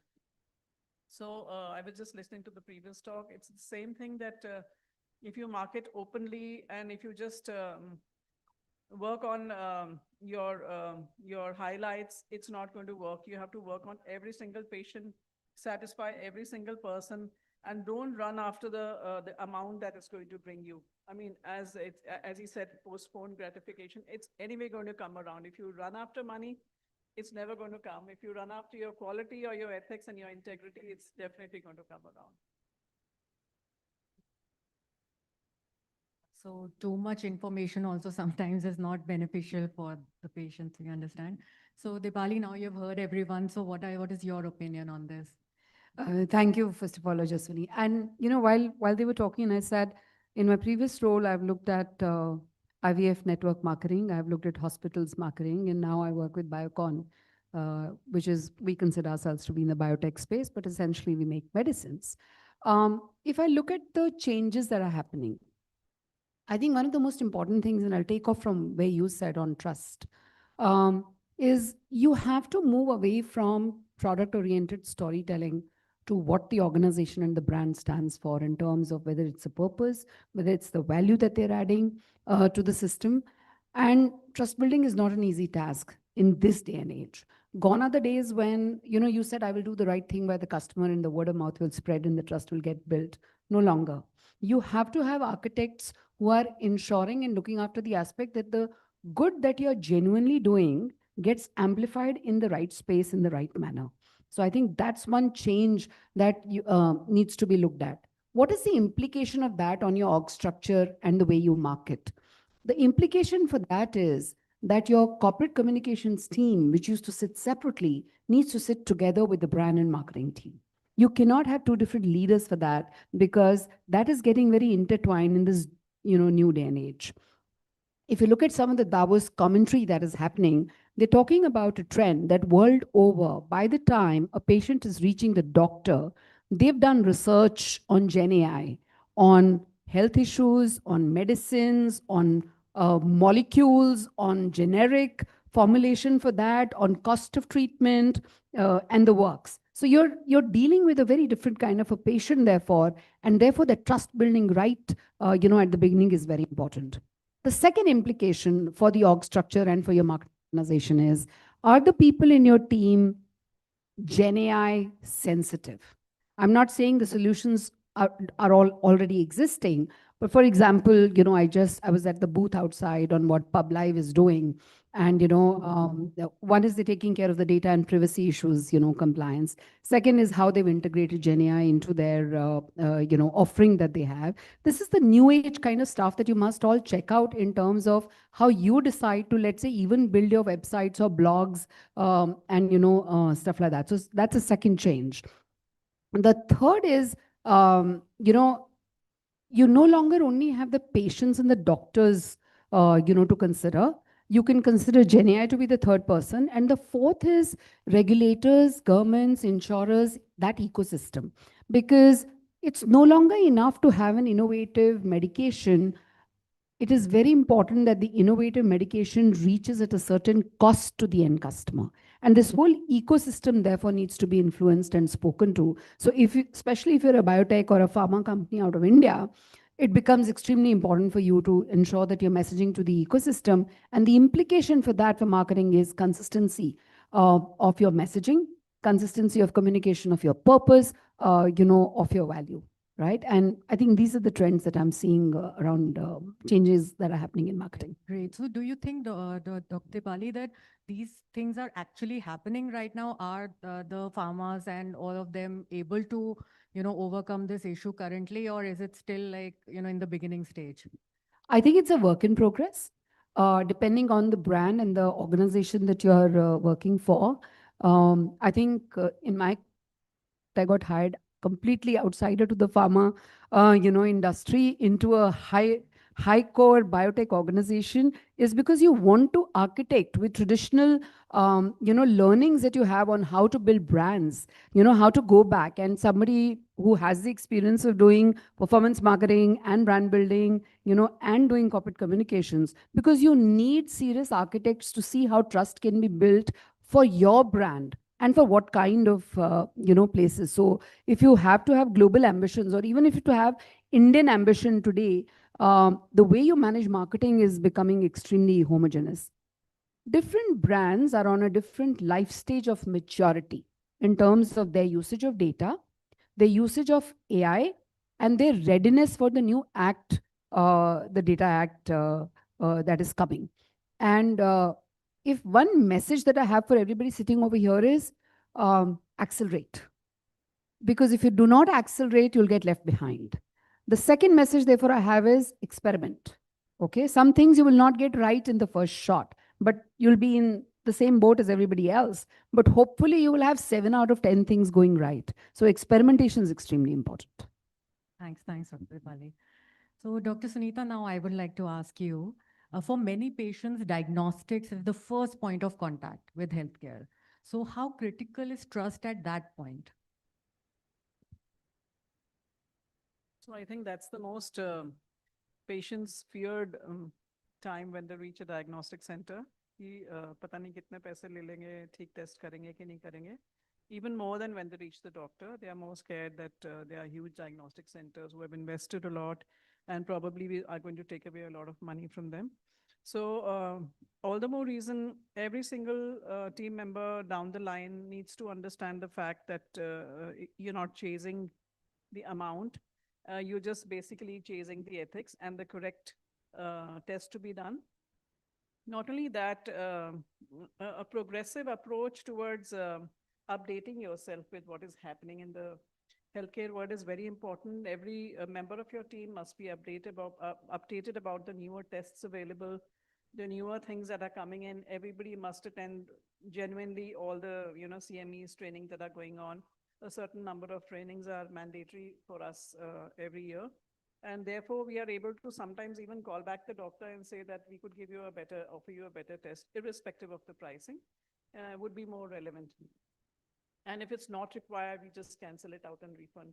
So trust is one thing that's not going to be built overnight. It happens step by step, and it's going to take years to inculcate, because it's taken years to come down. So all the team members have to be having the same ethos that every person you deal with, there has to be no conflict of interest, give the right advice, and the right decision has to be made on the patient. The organization must be progressive, like I said, means must always add tests to their repertoire, constantly diversify to add on. So if the patient comes to your center and finds that this is available, that's available too, and the doctors are well versed with what's going on in the world, and I'm going to get the right advice, I don't see any reason why the trust should come down. And another thing is that a certain amount of counseling, talking to the patient, giving a few minutes in the beginning goes a long way. Because a Darawa patient, when he comes, so dominantly if somebody just talks to him and say, I'm going to do this to you, and this is going to do this, and if you want, this is going to happen, it goes a long way. Of course, goes without saying that you have to maintain a certain standard of work, a good quality of work, apart from balance it out with the affordability. You have to, because we have patients from all spectrum of the society. And sometimes we have to work on giving them, like Sir said, free also and discounted also. Sometimes we have to help them out if they're not able to take up a better test. And in case something has to be added or something, if you feel that has to be done extra, what we do is the stakeholders just walk off and advise them that this is advised, you can talk to your doctor and come back to us, rather than straight away saying that aap ye add karwa lo, because that leads to a lot of mistrust. So we just train our team accordingly that you suggest this and then just leave it to empower the patient to make the decision. So that sort of helps them build the trust. Yeah, that's an interesting perspective. So moving on to you, Manish, as we discussed earlier, that for many patients, Google is the first stop, even before they meet the doctor. So how can healthcare brands responsibly use digital platforms while countering the misinformation, which also comes with it? Because there are so many, influencers and so many people putting up data online. So how do we tackle that as healthcare brands? Thank you again. A very, very important question. And I'm sure if some other doctors, clinicians who are sitting in the room, this is one thing that irks them a lot when people do a Google Baba research and they come as half doctors, self-diagnosing them. I've seen nothing irritates a doctor more than this, that, why are you even coming to me in the first place? So while, see, the technology has both sides. I would say it's just like it's ammunition, right? It's the way you use it, which makes it different. I think she spoke about generative AI. Again, generative AI. If let's say if I were to talk about maybe in a banking industry, what max happens if a wrong answer goes? You have a bad CSAT, you have a bad NPS, right? Customer is angry. But in healthcare, somebody might lose their life, right? So you just can't be. There's a question that often comes to me, a lot of these kind of gatherings to me, that as a technologist and a healthcare professional, do I see the workflows becoming 100% autonomous? And my answer always remains a clear no. And that's not my organization stand, by the way, but it's my personal stand, because this is an area where you would need that human touch, which is being there. Second point, most important point, which is about misinformation. I would go even a step ahead. There's a lot of disinformation as well, right? If you look at beyond allopathy, when you look at Ayurvedic sciences, there are a lot of positives that also emerge out of it, right? Slightly a different form of research. But then there are a lot of quacks who also come on a lot of these platforms. As cliched as it sound, I mean, cow urine was prescribed as a mode to solve for COVID, and there's a lot of momentum that happens.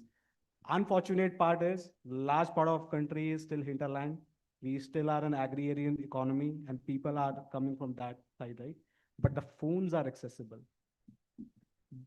One thing that Google has tried to do to fight this disinformation and misinformation is to bring authoritative content, which means even if you run a search today, right now on your phones, on a YouTube or your Google search, you will see something coming out from one of the trusted sources in the country, either Apollo, Manipal, people who are authoritative, people who are doctors, right? And this is a menace that technologically, human-wise, the organization fights to ensure. Because one study had revealed that 67%, whopping 67% of misinformation on web is on health. Can you imagine the magnitude of this, right? So one of the things that I always tell a lot of teams I talk about, being loud in healthcare is bad when it comes to the marketing side, right? You have to be subtle in terms of giving the right information, but giving in a manner that any user can easily understand. That's what, to me, marketing is, right? And as my Google's ex-chief health officer used to say, Dr. Karen DeSalvo, is that health moves at the speed of trust, right? So it's not that technologically, a lot of things are not possible today. It's just that we are extra cautious to ensure till the time something is right, we don't get it out. And I'm coming specifically on the generative AI perspective. So, but then how do we do marketing, right? Or how do we actually build brands around it, right? How do we create that trust? I think the trust lies in that messaging that any organization gives, and how much walk the talk, it gives. Uh, Consumers today want to consume information in vernacular languages. They are very curious to understand, and the amount of attention is in few seconds, whether they decide whether this brand is trustworthy or not. So who wins in this value chain? The one who markets in a way that it builds a trust towards the consumer side, that my life is in safe hand. I think she gave a very brilliant example around diagnostics being the first port. Uh, that actually creates a lot of impression about the entire healthcare ecosystem, right? So that's the way. So three things. Number one is to ensure some of the big tech platforms that how misinformation doesn't reach the user. On the user side, it's important to understand, and that's where I think government is also doing a lot of information, education, communication campaigns around it. Third is on the brands themselves. As this becomes more and more complex, the health being a broken value chain, how do you give the right messaging at right time, at right place, in the language the user understands? Okay, so this is as per the brands, like how you are talking about the brands, how they are, supposed to give out information, that we understand. But what do you think about social media? Because social media, of course, Google, I think we could be more or less talking about Meta. So how do we control the, social media people? Is there, because as of now, there are no regulations. Now, anybody can say anything on social media and it can go viral. So do you think that there's a requirement now to have some sort of regulations, maybe in some departments like healthcare, finance, so that, people are, not having wrong information all the time from random people? Do you think that? Absolutely bang on. And I think we are slightly delayed, but we are taking those baby steps, right?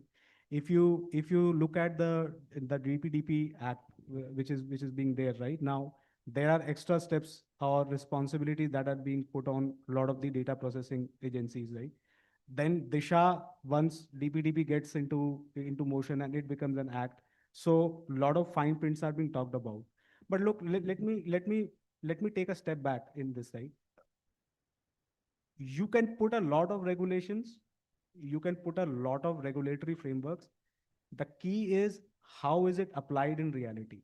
That variable just season, right?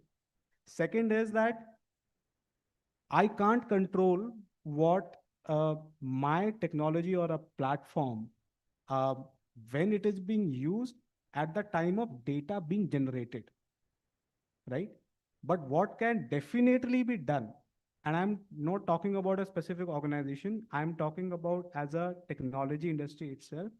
Today, we have artificial intelligence tool of that magnitude, which not only understands the text or the text behind, taking the keywords, it can also understand the context. So you have an option of killing a lot of this content before even it reaches its user. Of course, that can be debated on the technology prowess of the platform, whether it happens in minutes or whether it happens in hours. But you see today, I mean, if you look at just some of the culling that has been done on the YouTube itself, there's a lot of content has gone down. And I'll not be surprised that a lot of content that has gone down is pertaining to all this misinformation and disinformation in healthcare. So it's a tricky situation.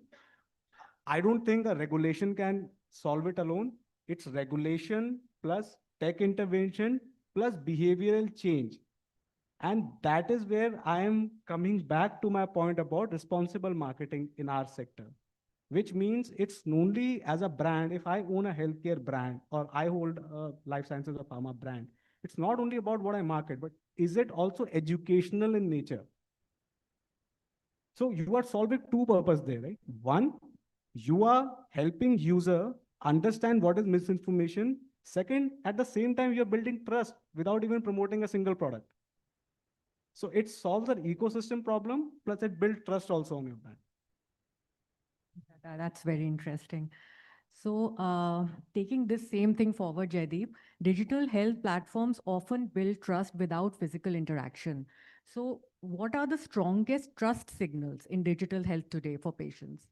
Sure. I think three things. The first would be definitely having validated clinical protocols, wherein we have been talking about influencers, etc. But uh, wherever it comes from, it has to be from the doctors or protocols or guidelines directed. Second, I would say that it has to be very consistent, because we have at least seen whenever digital platforms are getting used, people behind the phone or the kind of digital interaction keep changing, and that creates a lot of mistrust. So that consistency has to be there.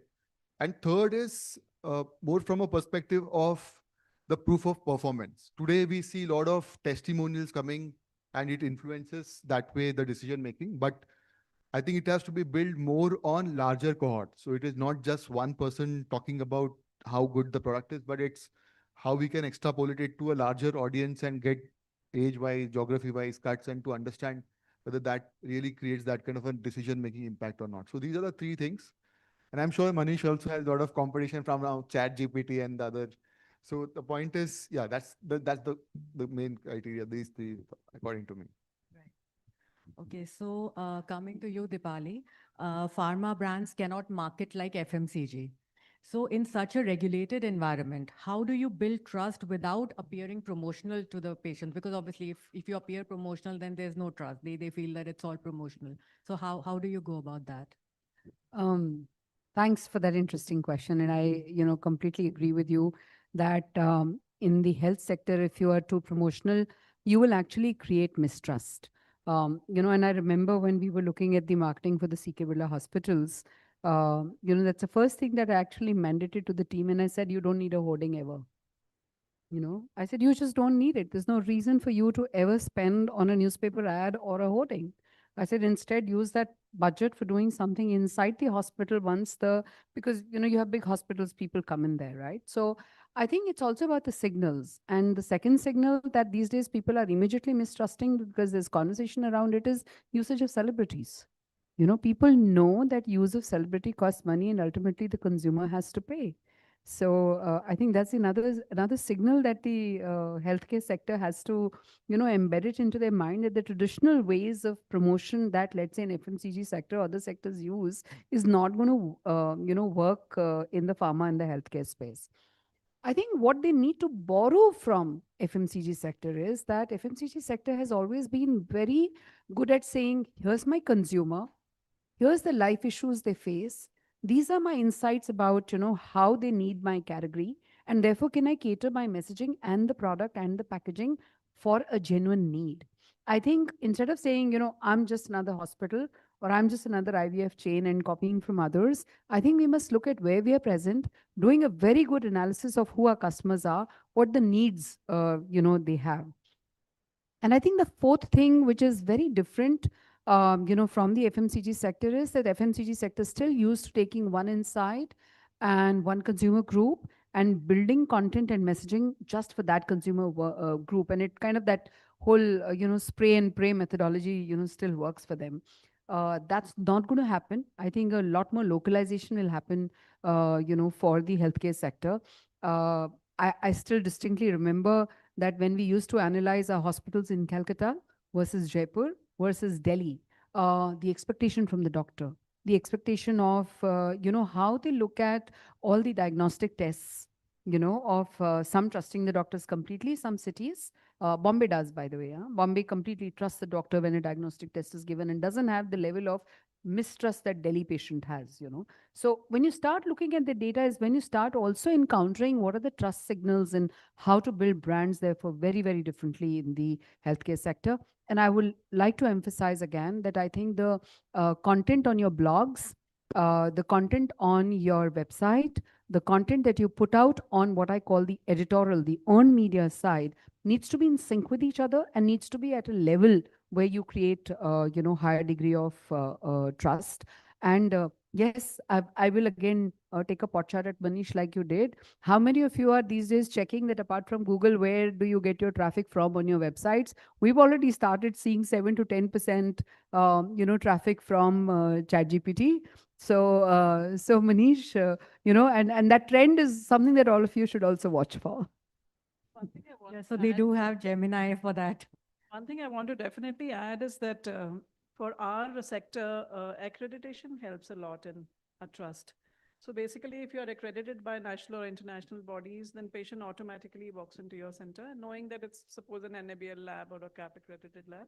And I'm an NABL assessor myself, so I understand that your entire scope has to be accredited, not just one parameter, and then you just call yourself NABL. So patients understand that.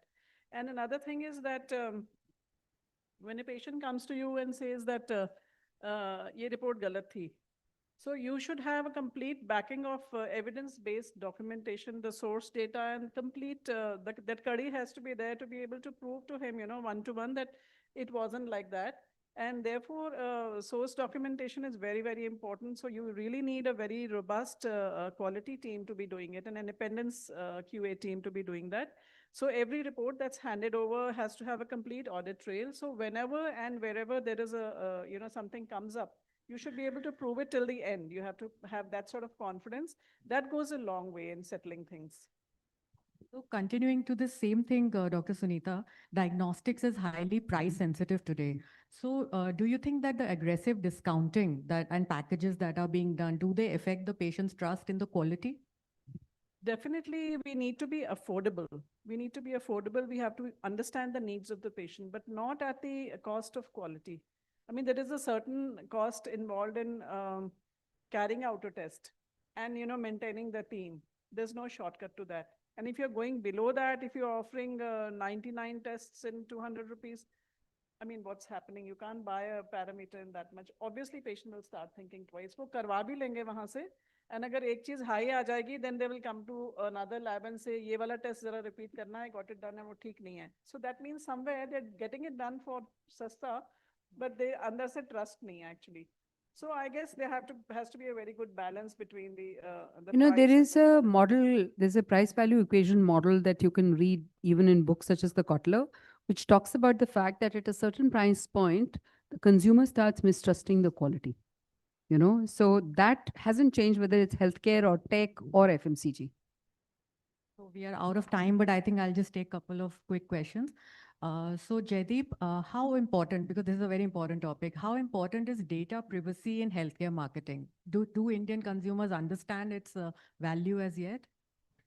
So I think data privacy is a hygiene currently, but it can be a differentiator going forward. It will flip. It is going to be the same way now what we see in fintech. Having said this, I think at this point of time, the adoption of data privacy is slightly uneven. It is more directed toward the urban population, which is more socially or technologically more advanced. But even the Bharat, so-called, that is where the adoption of data privacy is slightly on the lower side. When there's a breach, only then we kind of react to data privacy. But it's a very important parameter because in healthcare, it impacts significantly, be it employment, be it getting insurance, stigma, etc. But we are evolving. It is still that curve where we are gradually getting into adopting digital or data privacy. But yet, we are not there yet, partially there, but we are moving now, especially with DPDP coming in, the industry also will become more stringent and adopt to Data Privacy Act. So I think that act is going to help us more in this matter. Yeah. So one last question to you, Manish, from Google's, or if I may say Gemini's perspective, what digital signals influence the trust most? Is it reviews, content quality, credentials, or consistency of the healthcare brand? Since there are a couple of pot shots taken on me, I'm already feeling threatened. But jokes apart, this is I think one thing which is very important, and you spoke about Gemini. The focus, at least the organization is taking at Google, is that when you see responses, we call it in technology terms called grounding, which essentially means where did the response actually came from. Is it coming from a trusted source or it has cooked it up, right? Hallucination, as you would hear everybody of this, there's a huge focus on our responsible AI, what is being done, right? Now, coming specific that how this entire search experience and everything, which is what we are seeing a shift already, moving from our traditional search methods to more generative AI search methods, it is going to be important for brands, at least what I see from, they're still, the technology is at its infancy, but it will be very important for the brands to have a 360-degree view of what is being talked about them. Pre-generative AI era, the way I would just go as a consumer to look at, okay, this particular diagnostic brand has these many stars, looks good, right? Now, it's not only about that, not the discrete stars. It's going to continuous feedback about what is being discussed in succinct manner that somebody will understand. So you'll have to review all the sentiments that are being posted, right? And I think she mentioned about the consistency of the messaging that you're doing. It will be very easy to find out whether the brands are walking the talk, because it's no longer a search query based number of links the user is going. They are getting a crisp summary about good, bad, and ugly, right? So the brands, number one, if they want to be on the top of this generative AI based search era, the messaging has to be consistent. The trust piece which is being demonstrated need to be spoken in all the blogs and everything that they are trying to publish. Third, when they are actually reviewing the feedbacks, right, they would have to go to a lot of the finer prints, right? He mentioned about, and I think that's very important aspect what Jaideep mentioned, right? That once we have DPDP Act in action, right, there's going to be enormous focus that will shift to something called that SDFs, significant data fiduciaries, in a simple term, who process the data, and the data fiduciaries, which means a lot of this menace will have to be curbed further. So data privacy will no longer be my responsibility in a sense, because the consumer doesn't understand, but the brands will have to take care of that, right? So in the front end, how the 360-degree messaging is consistent. At the back end, do you have the right tools and platforms in the organization who can review and can provide insight to leading indicators, not the lagging indicators? That was in the search era. That was very, very insightful. Do we have time for the rapid fire? No. I think we can. So we will just have a quick rapid fire. You can just answer in one line each. So Dr. Sunita, starting with you, one red flag that immediately breaks patient trust. Probably talking less to the patient and talking about the amount and coming too low on the pricing. That's very fair. Manish, one thing healthcare brands must stop doing immediately. Fancy messaging. Okay. Jaideep, one trend in healthcare marketing that is overhyped. AI without clinical context. I think automation, if doesn't produce any outcome, is useless. Okay, great. Dipali, one piece of advice for young healthcare marketers. Become AI driven and AI sensitive. Learn how to have AI as your partner. Otherwise, you will probably either not find jobs or soon will be out of jobs. Okay, that was fantastic. So what's clear from our discussion is that in healthcare, trust cannot be manufactured. It has to be earned and very consistently over time. In an age of noise, the brands that will stand out are the ones that invest in 4 E's: evidence, expertise, ethics, and empathy, and not just visibility. Thank you to our panelists for such an insightful perspective on this engrossing theme. If anyone has any questions, we'll be happy to take that, or we are out of time. Yeah, I'm very sorry for this, but thank you once for them, please. And thank you, ma'am, for moderating that. Thank you so much. Aye, please, for a picture.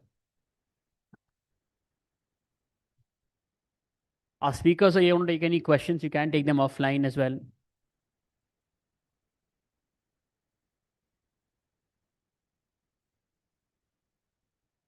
And before all of you leave, I'm very sorry. May I please request Harvinder sir to also present a token of appreciation to all our panelists and our moderators as well.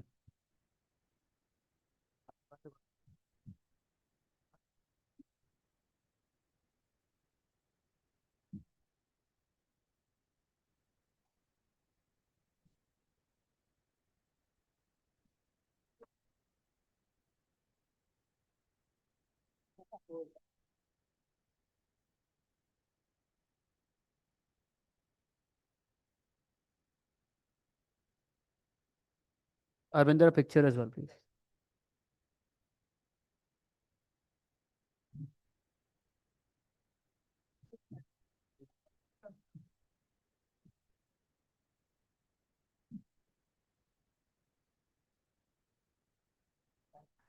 Thank you. Thank you so much. Thank you.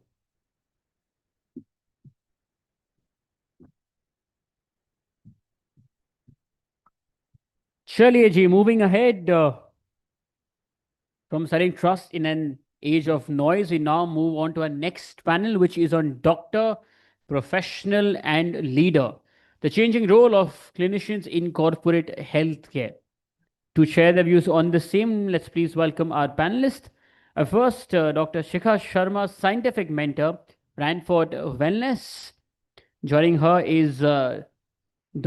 Sameer Gupta, Group Director of Interventional Cardiology and Director, Metro Group of Hospitals. He'll be joining us in a while. Also joining them is Dr. Sunil Khetarpal, Deputy Director General, Association of Healthcare Providers, India, AHPI. He'll also be joining them in a while. Let's also welcome Dr. Kanika Sood Sharma, Director and Clinical Lead, Radiation Oncology, Dharmeshwar Narayana Super Speciality Hospital. And this one will be chaired by Dr. Indu Bansal Agarwal, Group Director and HOD, Radiation Oncology, Paros Health, Gurgaon. Let's please welcome them with your applause, everybody. We've got, what, I think 3 panelists and 2 of you took the initiative to welcome them. एक बार वापस कोशिश करते हैं. Let's welcome them. Thank you. The ladies have made it. The men are running late. But we can start, ma'am. I mean, they'll join in the next 5-10 minutes. If you wish to, you can, of course. For our audience members, may I please request everyone to settle down? Thank you.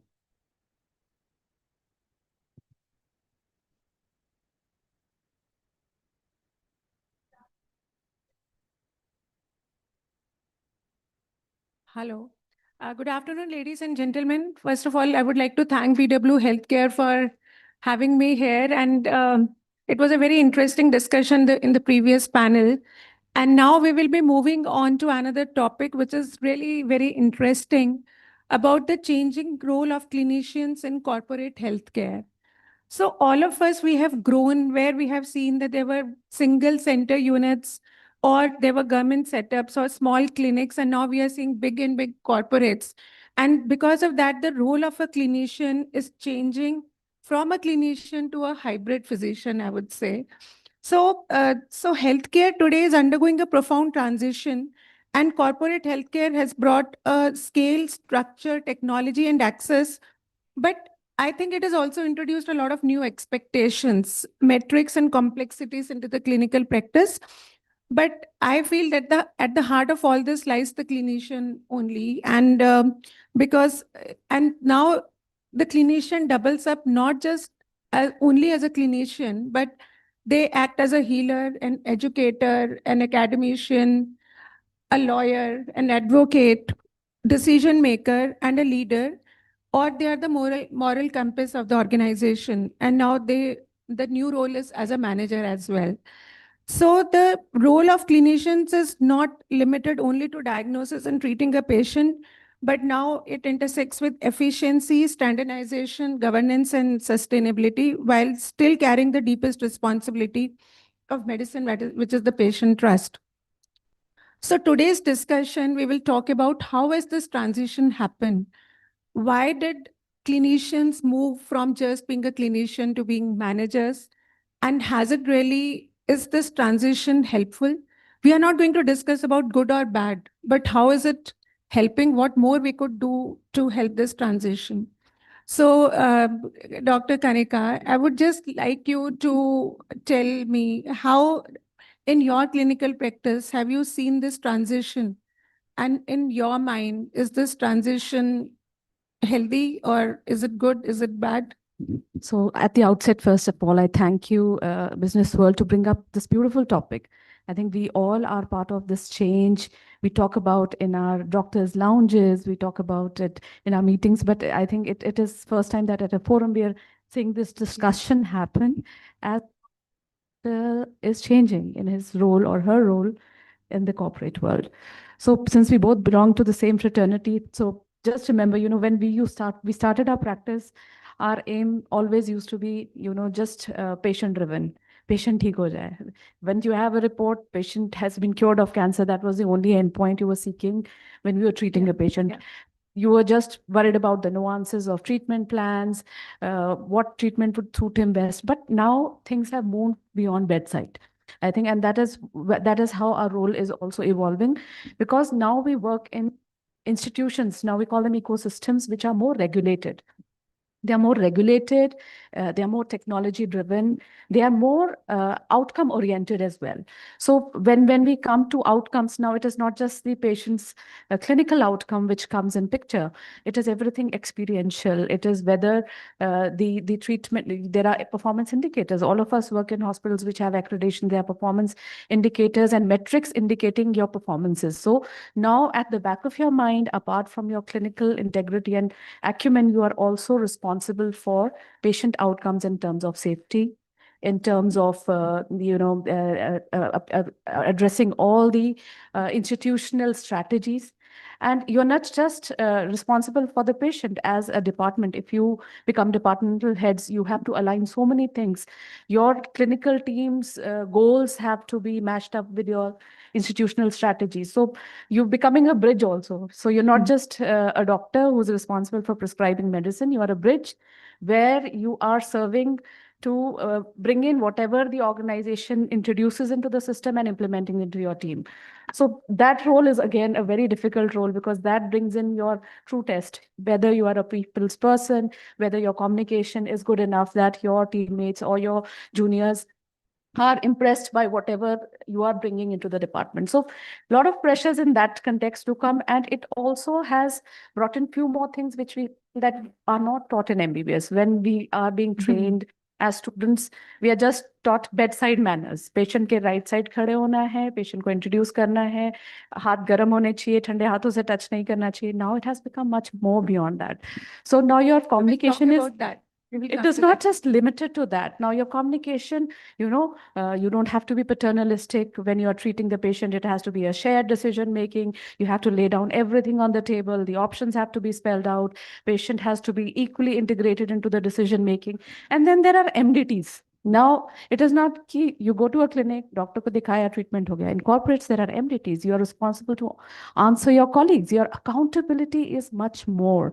So you have to have a strong clinical acumen, your ethical integrity, which will give you the ground. The ultimate ground is that your colleagues will respect you for that. But at the same time, having financial operation literacy, because you are responsible for sustainability of your department. You cannot just go asking, "Mujhe naya machine la ke de do." So you have to back it up with what, financial metrics you can bring to the table. So all these things are changing, I think. And this is something which I many a times endorse, that now our MBBS curriculum has to introduce a lot more things apart from clinical bedside teaching. So I think a few things that came out from what Dr. Kanika said is the doctor does not need to have only a clinical good acumen, but ethical responsibility, integrity, financial literacy, and bedside teaching and bedside manners, and a medical curriculum should also incorporate the managerial aspects. Now, coming on to the next question, Dr. Shikha. So what do you think, into your mind, why do you think many doctors, many clinicians are now moving from a clinician and taking up more of corporate hospital roles? Like, I work in Paris Hospital, which is owned by a doctor, but now it is spread over so many cities in India, and they have 8-9 branches, and it's being run by a doctor. And we are seeing that happening very much often. So earlier in my PJship days or when I was studying, it was professional bureaucracy. Like you are a junior doctor and then you ascend the ladder. Gradually you become head of the department and then you are giving an additional responsibility to look after liver transplant committee or biomedical waste or things like that. But now people are moving and choosing to become clinical administrators or clinical managers. Like even after they might be in a very good position, but they will want to ascend to a middle level or a senior level position. Or Kanika is also here, and I've also done MBA from Bangalore in healthcare management, and I'm seeing so many of my colleagues are now moving that path. So what do you think would be the reason for that? See, firstly, I think if we really see the healthcare infrastructure and healthcare business 20 years back, they were mostly trust-based hospitals or there were NGOs. As the corporatization of the hospital started happening, there was more segmentation, there was more specialization. So what has happened is many new roles came into being.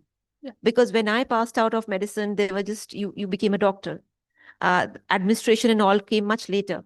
So I think as new roles started coming in, as large-scale hospitals started coming in, as regulatory frameworks started changing, the opportunities became more, and a lot of people saw that they could contribute into those different opportunities besides whatever they were already doing, maybe as a clinician or as a specialist. They could also contribute, and many hospitals are being run by doctors. So I think it's more about the changing landscape of healthcare that people are choosing these things. Having said that, I would also say that if you really see, back in 20, 25 years back, you had a doctor and you had a clinic, right? And everybody had their personal doctor. So there was the doctor who was like a family doctor who everybody went to, and his word or her word was the law. And that doctor could be anybody. It could be a gynecologist, it could be an MD medicine, but from ear infection to everything, the doctor solved your problems. Please join in. Yes. So I think as the landscape is changing, the roles and the opportunities are changing. But yes, as you had brilliantly put it in your introduction, for a small scale nursing home, the doctor has to know the MCD laws. The doctor has to know the regulatory laws, the compliance laws, administration, technology, marketing, legal, Yeah. HR, besides whatever is his own profession. So I think it is becoming very complex, and building quality and trust in this complex, plus has also to map the competition. Yeah. So it's becoming more and more complex, especially in healthcare, I would say. So that was very nicely put. एक ऐसे ही मतलब joke सा दिमाग में आ रहा है कि so the clinicians are becoming like moms, managing everything. And so welcome, Dr. Sameer, and we are really happy to have you on the panel. So when I was reading about this, I realized that basically there are two kind of factors which makes a doctor move from a clinician to a hybrid physician. That's the term that's being used. So there are some intrinsic factors and there are some extrinsic factors. So like intrinsic factors would be what's your age, what's your gender, what's your, some people they want a esteem, for their self-esteem, they want to own something. They want to dominate certain areas, or some people just don't want to listen to the orders of others.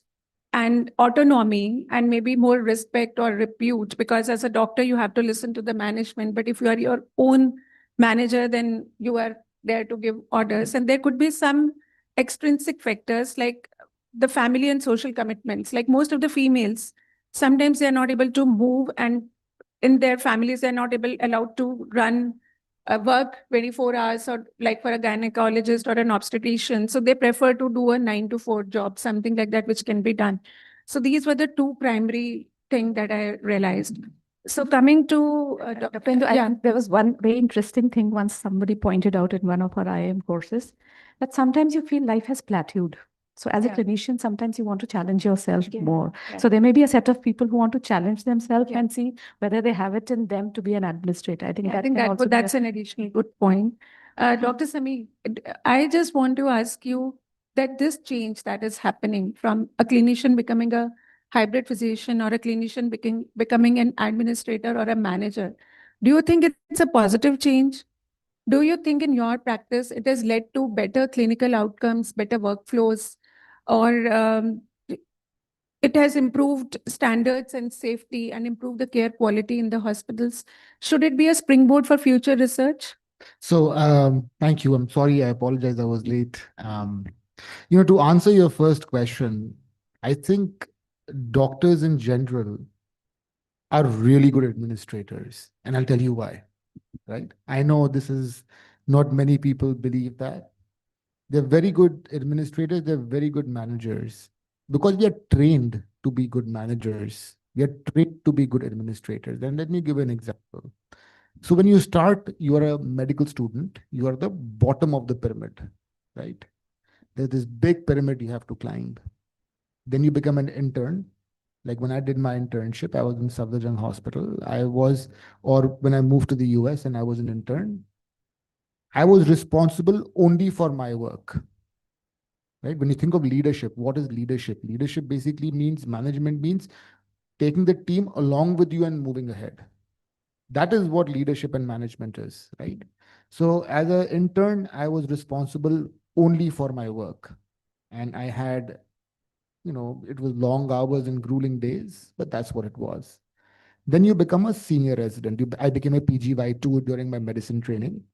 And when I was a PGY2, I was responsible for the job of 2 interns underneath me who would report to me. Today, this patient's sodium was this patient had a fever, this patient is on this day of antibiotic, whatever it is. And then you also communicate with the nursing head, with the pharmacy staff, with the billing department, etc. So now you are a central focus as a resident, senior resident, and you are now managing external forces as well as 2 people reporting to you. Then you become an attending. Now I'm a medicine attending. Now I have this 1 to 2 senior residents plus 2 interns underneath each of them. So now I'm managing a team of 6 people, 7 people, plus I'm care coordinating and talking to the team members. Then you become during my training, I became a cardiologist, then I became an interventional cardiologist. So as I went up the ranks, or as any of you go up the ranks in your respective institutions, when you train, you are responsible for the work of more and more people, and you're delegating to them, you're taking reports from them, and you're making decisions based on the information that they provide using your own judgment. So that is basically a practical training in management. Whether you appreciate or not, all of us over here who are healthcare providers and doctors have had this level of training. Whether you make the best out of it or not, that's absolutely up to you. But that is why we are all, and in no other profession do you get this level of management training during your training. I mean, it was very nicely put. I really enjoyed the way you put it. So it was very beautiful. Thank you for that. Dr. Kanika, I would come to you. So as a clinician, you are not just a clinician that we have been talking about. So you're looking after so many things, become a group director or a director, you're looking after so many things. But somewhere down the line, we are basically clinicians. So do you think that with all these additional responsibilities as a clinician, your time is limited and the working hours are limited, 24 hours ही हैं, उसी में सब कुछ करना है. So do you think this change is a death knell of clinical practice? Do you think that how should a doctor learn to balance this? Because somewhere down the line, if you are more into administrative work, you will not be able to devote time to the clinical work or to read more about your patients or do classes or sessions for your students or do presentations or publications. So somewhere down the line, do you think it's a death knell for the doctors, this practice? So I think it's all about prioritization. So I would say that, the first 10 minutes you start your day with, if you prioritize what needs to be done when, you don't really struggle. There may be sometimes conflict of time. If it's an emergency and you have to miss out some committee or meeting, you prioritize health over everything. I think basically we all would never turn down a patient's interest over anything related to administration, because even the administrators understand that clinical care takes the front seat. So I think that prioritization is important. And then there is also importance of delegation. As already mentioned, a team means that a leader means who runs the team. You have to trust your team. You have to delegate. You have to trust that this person is good enough to do a particular work. If you are a good delegator, I believe you will find no reason to not do most of the commitments you want to. You may fail one day or another. Finally, we are human. We are not robots. We don't expect to be perfect in everything all the time. But if you, decide your day well, you prioritize things, you organize your work, it should not be a problem. Because we see that a lot of time people ask, "Itna sab kaise kar lete ho?" It is not about kaise kar lete ho. It is about how you plan it a month advance, a day advance. Everything needs to be planned out. So I think planning, a good strategist, and a good understanding of work would help you navigate it through. Of course, there are days where you feel that you're running against time, but they would not be all the days. There would be few days where you would be just walking through all these works comfortably. I would like to welcome Dr. Sunil Khetarpal. Please, sir, please. Thank you for joining in. Thank you so much. No, it's fine. Absolutely fine. So when I was reading for this panel, I came across a very interesting article where it said that there are 6 kinds of managers. One are born managers, like they have this in this, they're born to lead and they will always, you give them any leadership role and they will do it. Then there is second type of managers, which are ambivalent managers. Like they will shift between being a clinician and a manager. So they will do both the things, but not with a lot of energy, but they will do something. Then there is a third kind of managers who are former managers, means who have tried their hand in management. They are not liking it. Now they have quit and now they are back to a clinical work. And then there is a fourth kind of people who are never have been and never will be a manager. They will just stick to their clinical work. You give them any responsibilities, they will run away from that. They're deeply, passionately into their clinical work.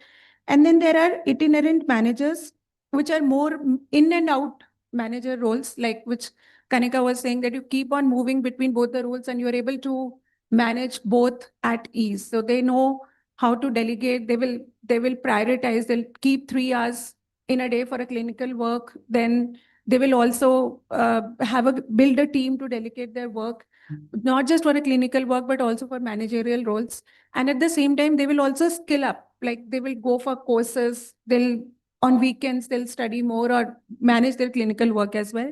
And then there are stuck managers who are, because of personal family commitments or because of some reasons, they became a manager. And now, even if they want to, they can't change and become a clinician.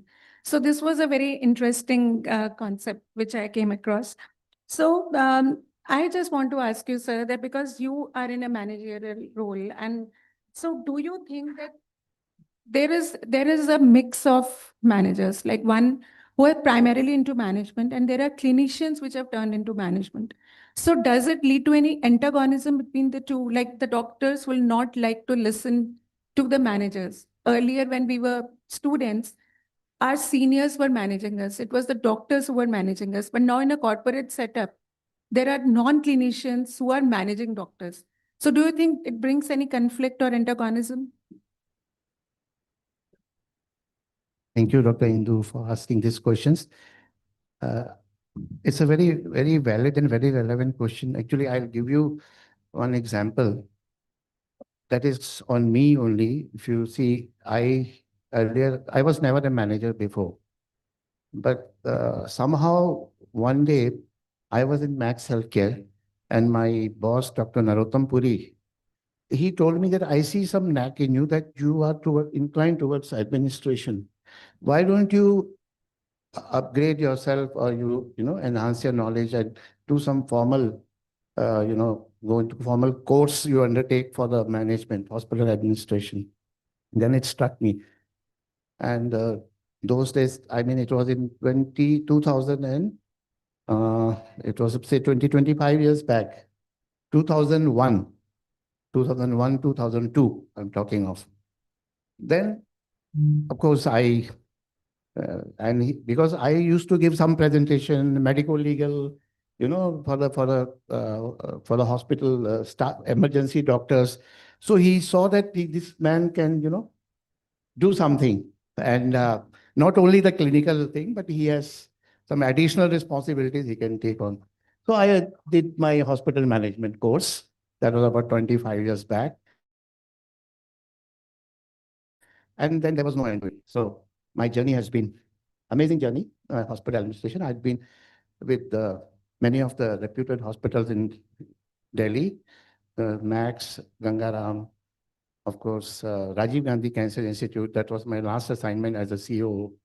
So because I am a doctor, I have a better understanding of the hospital working and the conceptual knowledge of a doctor, for the care of the patient. That is something which I would not say that non-clinicians would not understand, but there is a difference. That emotional intelligence part, how you talk to the patient, how you behave with the patient, your empathy, ethics, all these comes from the doctor. So, but nowadays, if you see all the management institutes, healthcare management institutes, they are enrolling clinicians and non-clinicians also, they are enrolling as students. A lot of non-clinicians are now coming, they are doing MBA, hospital administration, MHA. So I have worked, as a doctor, I have worked under a non-clinical administrator. My boss was a non-clinical administrator at one time in Max Healthcare. But then I struck me, there is a difference, that understanding. However, you may try to convince, he may not understand. So then I took up a challenge. And so I think I don't find any conflict. It has to be like we have to work in tandem, whether it's a clinical or clinician or a non-clinician as an administrator. So both have equal role to play. But for a non-clinician, it is more of ROI, the revenue, कि कितना काम किया आपने, कितना revenue generate किया, हम MG आपको इतना दे रहे हैं और आप कितना जनरेट कर रहे हो, थोड़ा सा वो रहता है. पर डॉक्टर्स का दिमाग उधर नहीं जाता. They are poor in finance. सब लोग एक जैसे नहीं होते हैं, but some doctors are very good in finance. I see some owners sitting here of the hospital. Dr. Nareen Sehgal is here. Dr. Suchin Bajaj is there. They are like amazing people. They are running their organizations. They are doctors, but they have immense knowledge of finance. So they know how to make a balance between the patient care and the finance part, revenue part. So I think they are people. They are entrepreneurs, I should say. So I think there is no conflict. There is nothing of कि हमारा clash है, कुछ है. But otherwise, I think healthcare has grown, and it's a very complex system. Healthcare is so complex. To manage a healthcare, so many, it's not easy with so much of, the technology being pumped in and newer technologies coming in, and managing management itself is so difficult in a healthcare organization. There's so many, कितने सारे लोग होते हैं, I mean, कितने levels के employees होते हैं, हर एक की अलग requirement होती है. So I think, but end of the day, if you work in tandem, if we understand each other, and doctors should upgrade themselves, they should know policies क्या होती है, they should know finance क्या होता है, they should know technology क्या होता है, they should know data क्या होता है. So I think, they should be able to take a data-driven decisions, which will help everyone, to grow. That was a very nice overview that you gave. So I just want to ask you, Dr. Shikhar, that does corporate healthcare increase or decrease burnout, and why? Like, as he said, when I also did an MBA, I think I got a more understanding why my management talks a particular way. I could understand what is ROI. If I'm asking for an equipment, then I would do my homework well before otherwise just go and ask something. So I started going with solutions rather than going with problems. And I started managing my team well. So I think definitely the management helped me, but management course helped me. So do you think this corporate health culture is causing burnout? Because as he talked about ROIs, and so there are some people say that there are certain star doctors. If they are bringing a good revenue, then you ascend up the ladder. But if you're not a star doctor, then you can go down. So do you think it has got it leads to any burnout for the doctors? So yes, in fact, this entire post-pandemic time has been labeled as the age of anxiety. And the reason of age of anxiety is because if you really look at information, communication, expectations, all three have undergone a radical change. Information, true, untrue, all over has been circulating. And you're wondering whether you're on top of that information, whether I have missed out on information, because doctors by design absorb a lot of information. They read a lot of information. Communication, yes. I mean, today, if you really see if a particular hospital's doctors' rankings go down or somebody puts it on Google, now his 10, 20 years of service is one side and that Google rating is one side. So what I'm saying is that communication is also impacting the doctor's anxiety levels and expectation. Now, what I'm trying to say is that there was a point when people talked about purpose driven, and purpose was considered enough for you to be doing something. But today it's also about, if you're a good doctor, why aren't the trappings of commerce showing up? Why haven't you upgraded your house, your car, your XYZ if you're a good doctor? So what I'm saying is this expectation, whether they're coming from your peers, from your society, that's also started affecting. So I would definitely say, yes, burnouts are happening, and more so in doctors. Health issues are happening. And well, I don't know what the solutions are.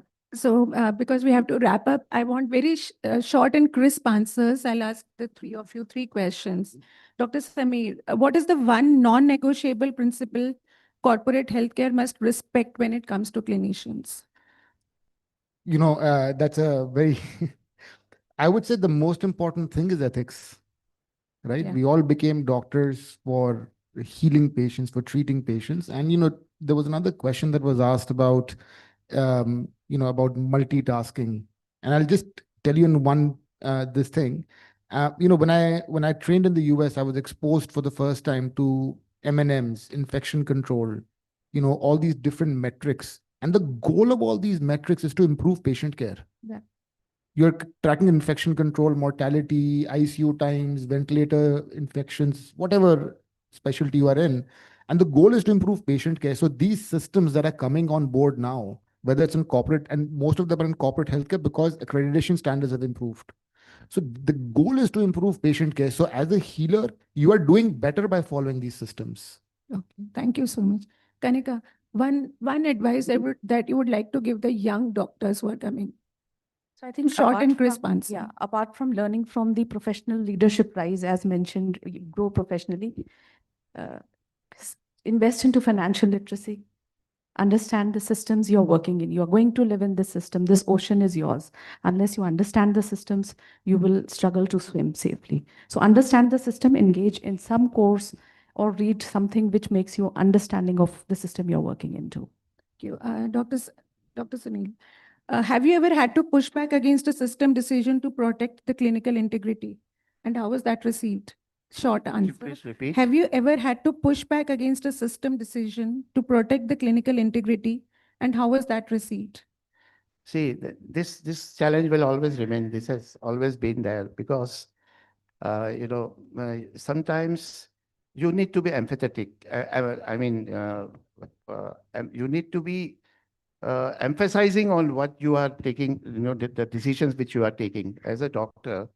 Suppose I'll just give you one example. If you need, in your department, you need a particular equipment. Suppose you want to have something. This is because you are asking it for the patient care, because you need to update, keep yourself updated with the technology also to keep pace with that.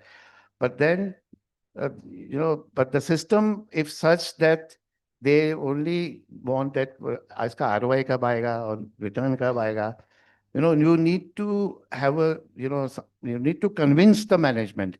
If so, the thing is, clinical integrity, which you mentioned, is something which we cannot fall back upon. I think it is something which we need to adhere. Ultimately, it is the center of this healthcare ecosystem is the patient. We need to think of the patient all the time. I And think that yeah, is the that is the core. goal, of I course. think we are running short of time, so I would like to thank all my esteemed panelists and the audience for being there with us. And I would just wrap up this session by saying that clinician has to work ethically. There has to be a clinical integrity. And as Dr. Sameer said, that we are managers all the time. So we need to have some degree, or we can be a better manager if we learn some skills. And I think the medical school should also teach us the management principles and communication, empathy, conversation skills. These things should be a part of the medical school system. Thank you so much. Thank you. Thank you so much to all our panelists. Thank you, ma'am, for moderating that. Thank you. A picture, please. Aye.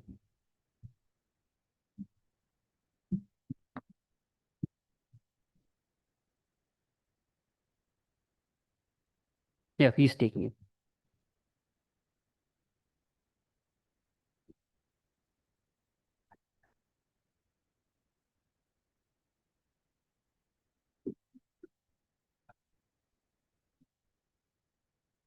Before you may please request Ravi sir to please join us on the stage and help us present a token of appreciation to all our panelists. But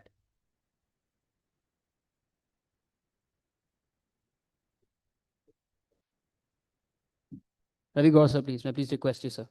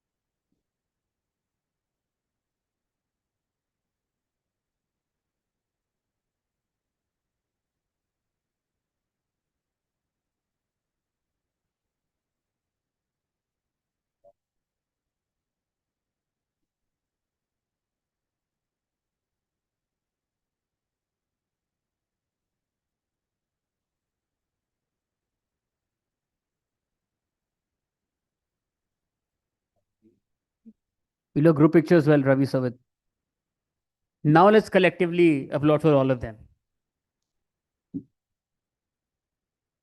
Thank you. Thank you so much. Thank you.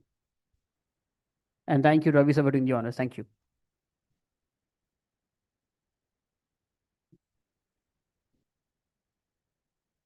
Shirley ji, from doctors, from professionals, from leaders, we now move on to the CEO's dilemma. From founder control to institutional leadership. This panel will examine one of healthcare's toughest leadership journeys, letting go of founder control while building scalable, sustainable, and professionally governed institutions.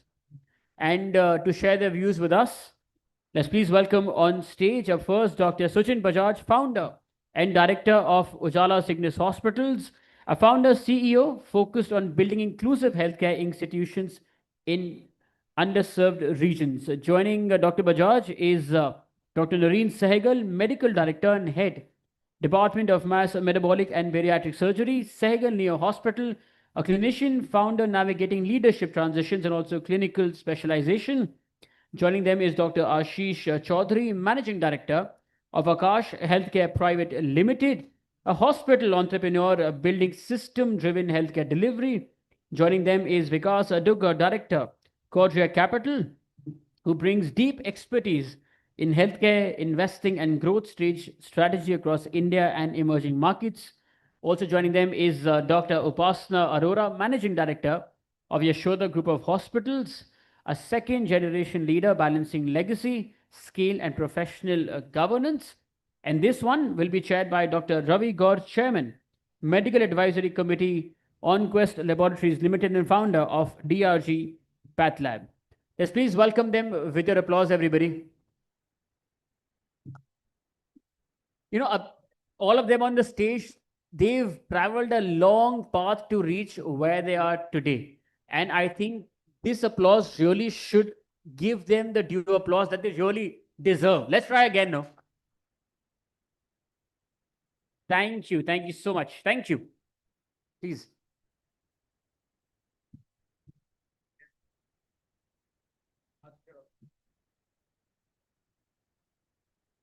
Good afternoon, everyone. And I think I'm to moderate such a heavy experts and CEOs. Probably the first thing I must ask the CEOs always is, can I start, sir? I think that's something like the start. Thank you so much for sparing the time, and good evening and good afternoon for everyone. You know, this is a very interesting session, and I'm sure Business World, Harbinder and team has put up a very important topic today.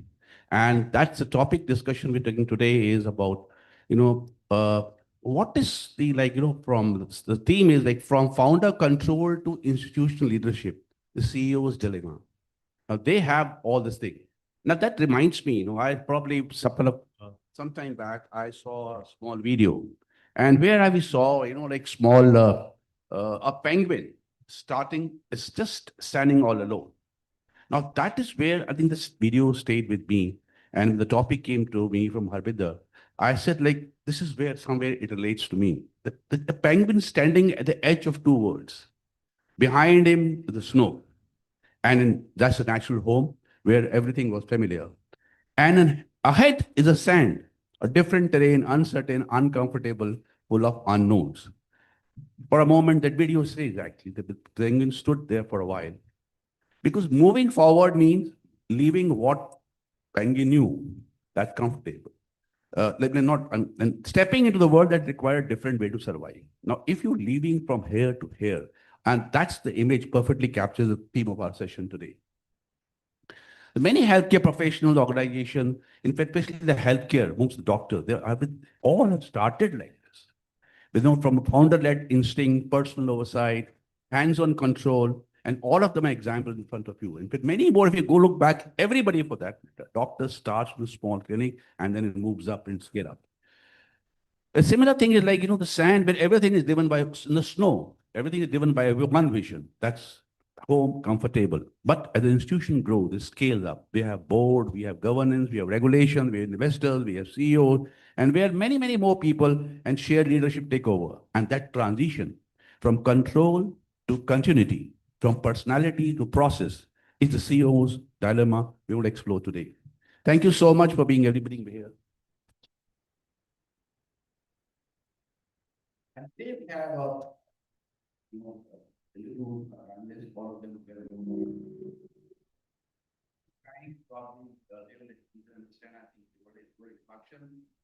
have restricted to Boston, Aurora. She's the MD of hospitals.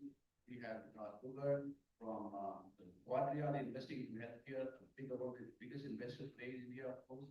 We have Ashish, who's actually starting a new institution, but they accept doing well. He's a physician by himself, in Segal.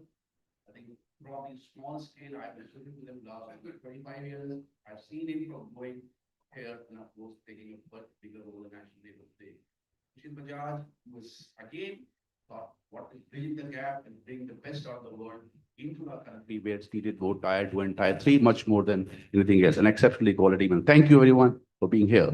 Let me start with the very first question. I think I'd like to start the first question to Dr. Sehgal is out here.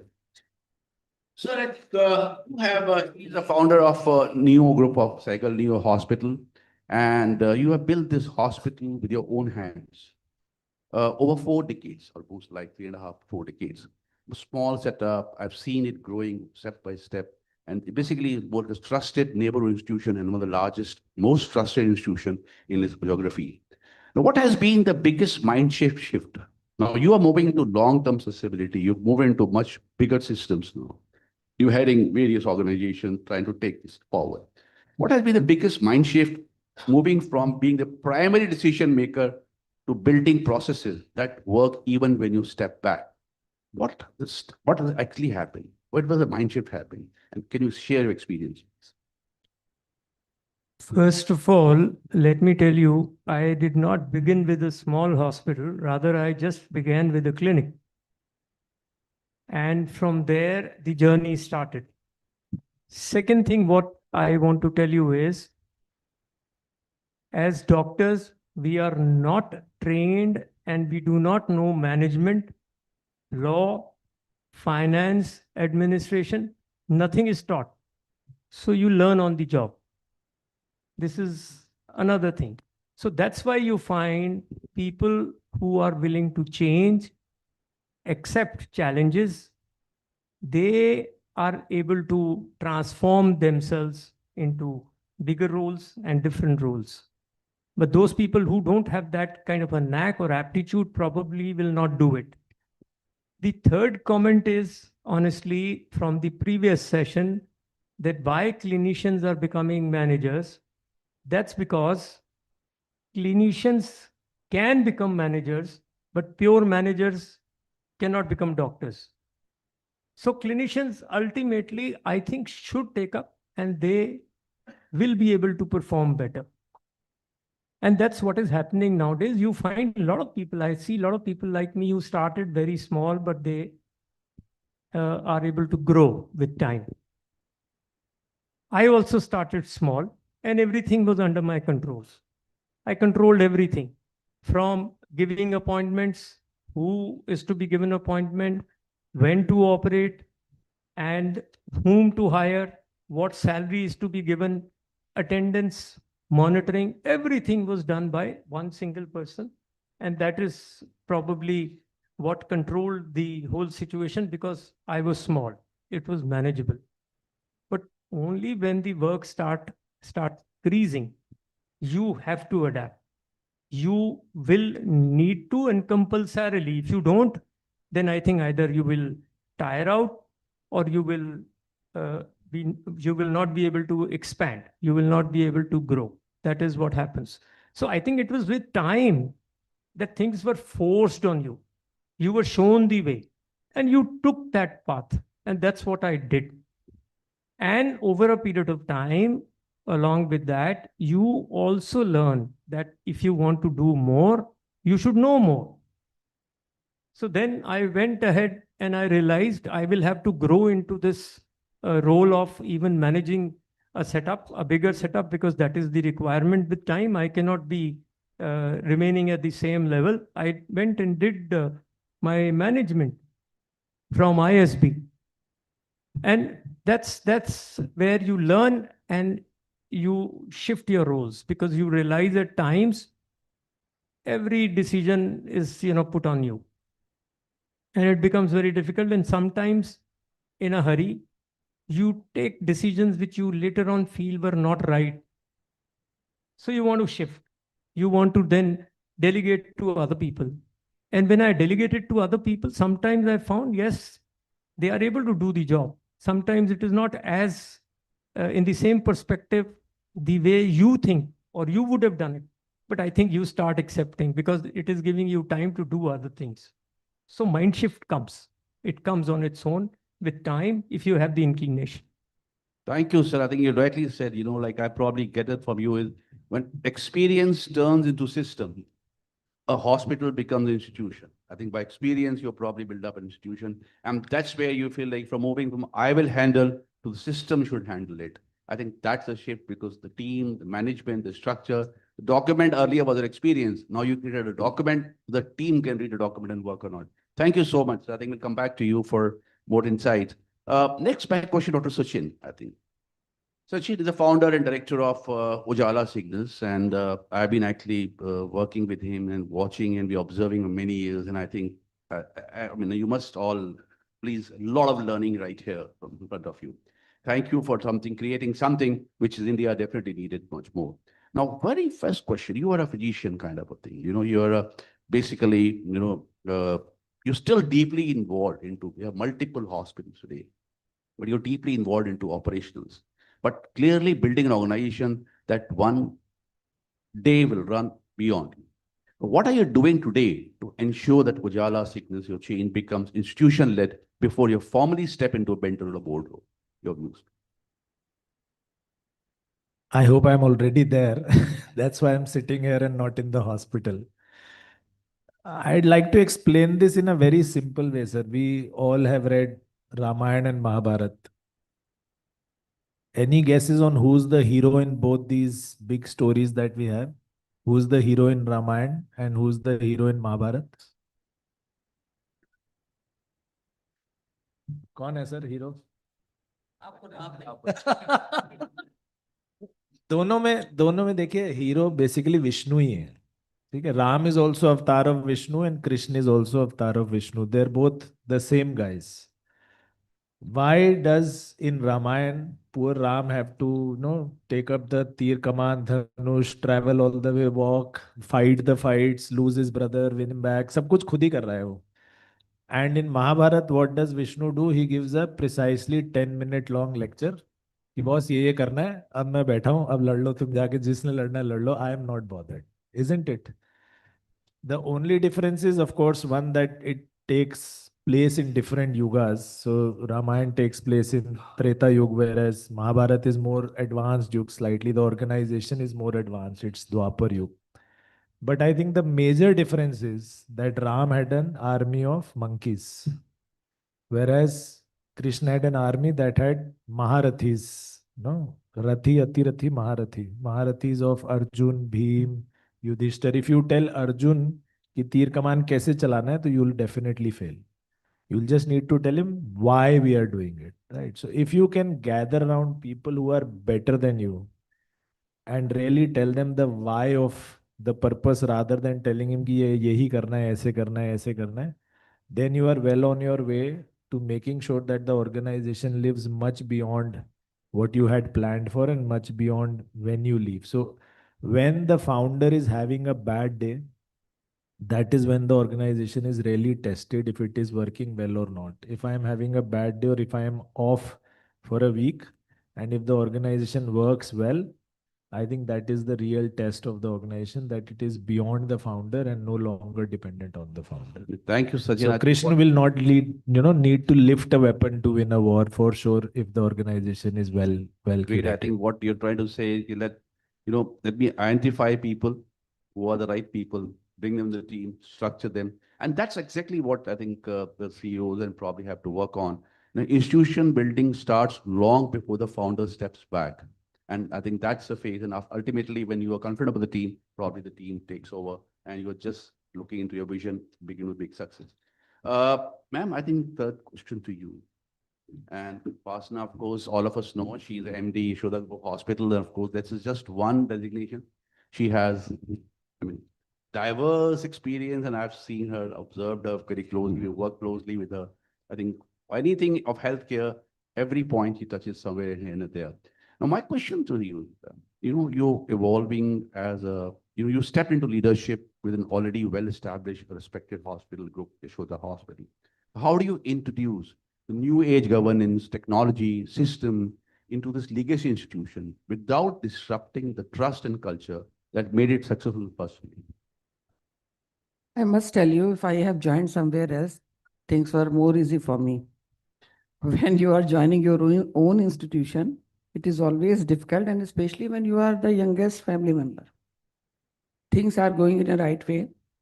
But definitely, I will tell you, when I have joined Yashoda, that time it was 100-bedded hospital and everything was manual. So I thought, if I will tell anybody what to do, how to do, no one is going to listen to me, because there was always a question mark in everyone's eyes, what she will do here. So I decided first to transform all the manual into digital without disturbing anyone. So this is my advice to those who are joining their own business. Kindly do not touch your systems. You are supposed to build something new. When everybody will see that whatever you are doing, that is right, that is helpful.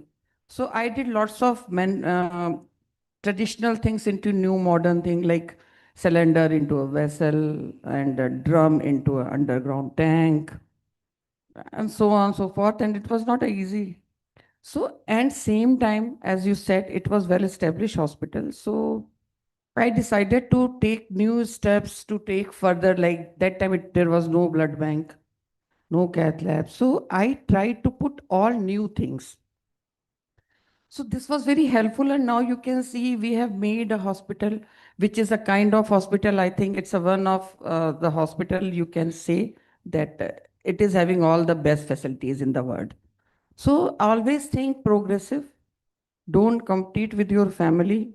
and don't touch anyone's ego. Just do your work calmly. Then your work will speak.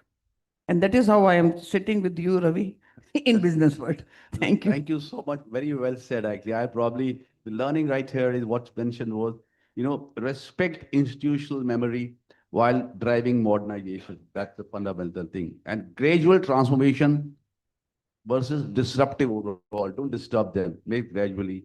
And carry forward the values while upgrading capability. And that's, I think, best way to work. I think we all have to learn from that. And that's how we can create another institution. And you have created for that. Thank you so much. Now, Ashish, I'll come to you. I think there's a specific question from you.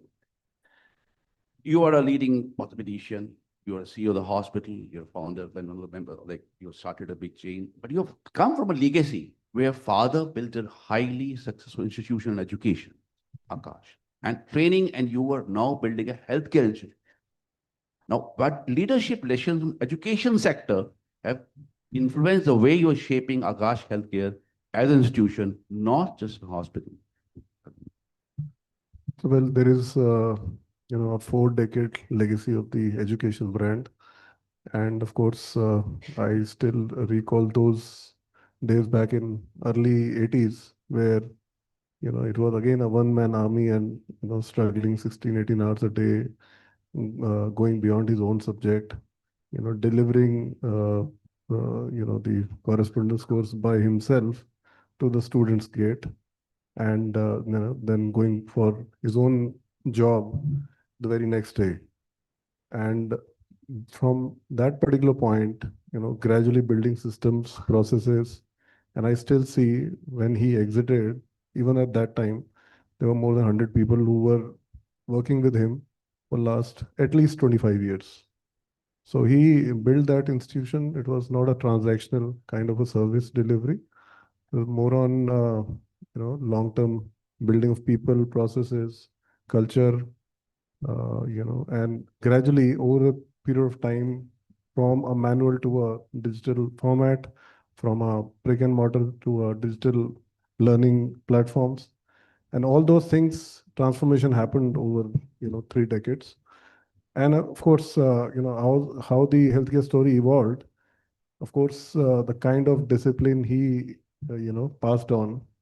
आजकल तो बच्चों को हम कुछ कहते नहीं है, but that time it was चित्तर और सब चीजें पढ़ती थी. So I think that made us more accountable. And from the very first day, in fact, just like Dr. Naren started from a small clinic, I also started from a small clinic, and I was not allowed to use the brand Akash for first 3 years.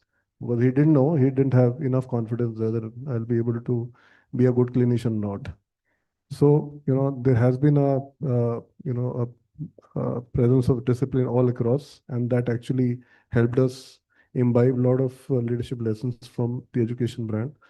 And, going for creating those processes, building people's team. In fact, I'm into almost now 15th year since I started my private practice. I've got people who started with me at 6 people. We started, 5 are still with me, and that more than 10 years there must be 100 odd people, and we have earned that thing. And on the way, as and when there was an opportunity to upscale the clinical talent, specialties, footprint, all those things we have been working upon.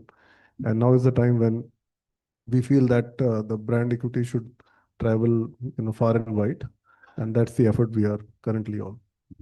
Thank you, Ashish. I think well said. I think, again, probably I'll say that, the importance of training, importance of continuous learning, people development, that's actually comes from PGC, and that's what you probably have to build up. From classrooms to clinical corridors, and the institutional building actually runs in DNA. You can see that here. Thank you so much. We'll come back to you. The next question. I have with me Vikas. Now, the question to you is, Vishal is basically Director, Quadria Capital. What makes a healthcare organization institution ready? What I mean is, you invested into, the Quadria invested into healthcare business for nearly 2 decades. And you have seen founders at different stages of growth. From investors' lens, what signals tell you that the founder-led hospital now are ready to transition to professional institution, and so that you can invest? Your view. Yeah, definitely. I'll just add to the point that, Dr. Gaur said, we are one of the largest healthcare-focused PE fund in India. We have been in existence for the last 2 decades, invested in 28 plus companies. So we have seen maybe 28 plus situations actually of this transition. And a lot of our team, actually most of our team are not just investors, they also come with a strong either a clinical background or a operational background. So we are not just kind of analysts or looking at just financial numbers. Being coming from that background actually gives us a lot of, I would say, understanding and insight of how a clinician actually looks at some of the hospitals and pharma companies. Now, coming to your question, I think I'll just repeat what Dr. Sehgal and Dr. Upasana said. It's not a matter of whether it is of a size and scale where you can actually transition from a promoter-led company to a board-led company or a CEO-led company. Is actually 2-3 points which are there. 2-3, I would say, tests have to be satisfied. And the first test, which we discussed earlier, Dr. Sehgal clearly said it, was the mindset actually of the founder ultimately. So for someone to actually transition to a CEO role and allow a CEO or a professional management to be there, the founder mindset has to be at a stage where he's ready to do it. And that mindset can come at any stage of the company. It can be very small, it can be very large, it can happen anytime.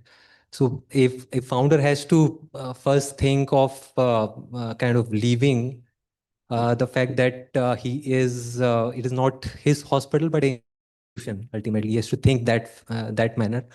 And also the fact that he should be ready to work with people who may be stronger than him in certain areas, in HR, finance, operations.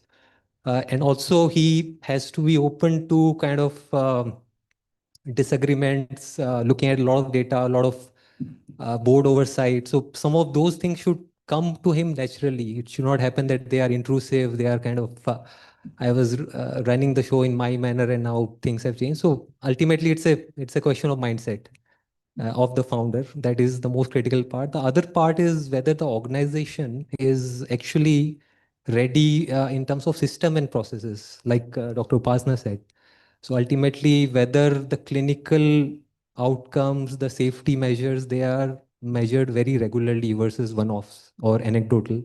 Whether your financial outcomes, your information systems are at a stage where you are kind of tracking everything on a regular basis, not just at the hospital level, but even at the unit level, specialty level. And it is happening very automatically. And the third part is whether capital allocation decisions are not led by the founder. It is like much more institutionalized. So those are some of the things which the system processes have to be at a stage where people actually are ready. And the third important thing which we see is that you might say that, okay, you hire a CEO or someone to run the business, but ultimately you have to give him decision authority. So you may have a title which could be anything, but ultimately he has to have the power to decide, take key decisions. So that transition has to happen. And for that to happen, ultimately, if you are getting someone as a professional management team, then that takes some time. Actually, it can't happen in one day or 1 month. Ultimately, you have to lay down clearly what the 3 big areas or the three big pillars will do in any hospital pharma company, and more so in hospitals. One is the founder, which will kind of his intuition, his kind of ability to take risk will always be there. Then the CEO, and the third part, which is more important in a hospital setup, is the medical leadership, apart from any other business, because that also has to be independent of the other two. So these three actually have to be clearly aligned, clearly laid out as to who will do what. The other piece is, when do we do the transition in the life of a company? If you do it too late, it can be like there could be issues around growth, issues around some of those governance issues, getting capital from a institution. Those can get delayed. If you do it too early, then the I would say risk-taking ability of a founder, he may be kind of jeopardized. So you have to see where do you do it in the scheme of things. The other piece is You don't have to do it every time for all the management team. Like in most of our companies, I would say we don't get a new CEO. We've changed the N-1 leadership team. We often get a new CFO, but we don't change the new CEO unless the founder sees him as his person.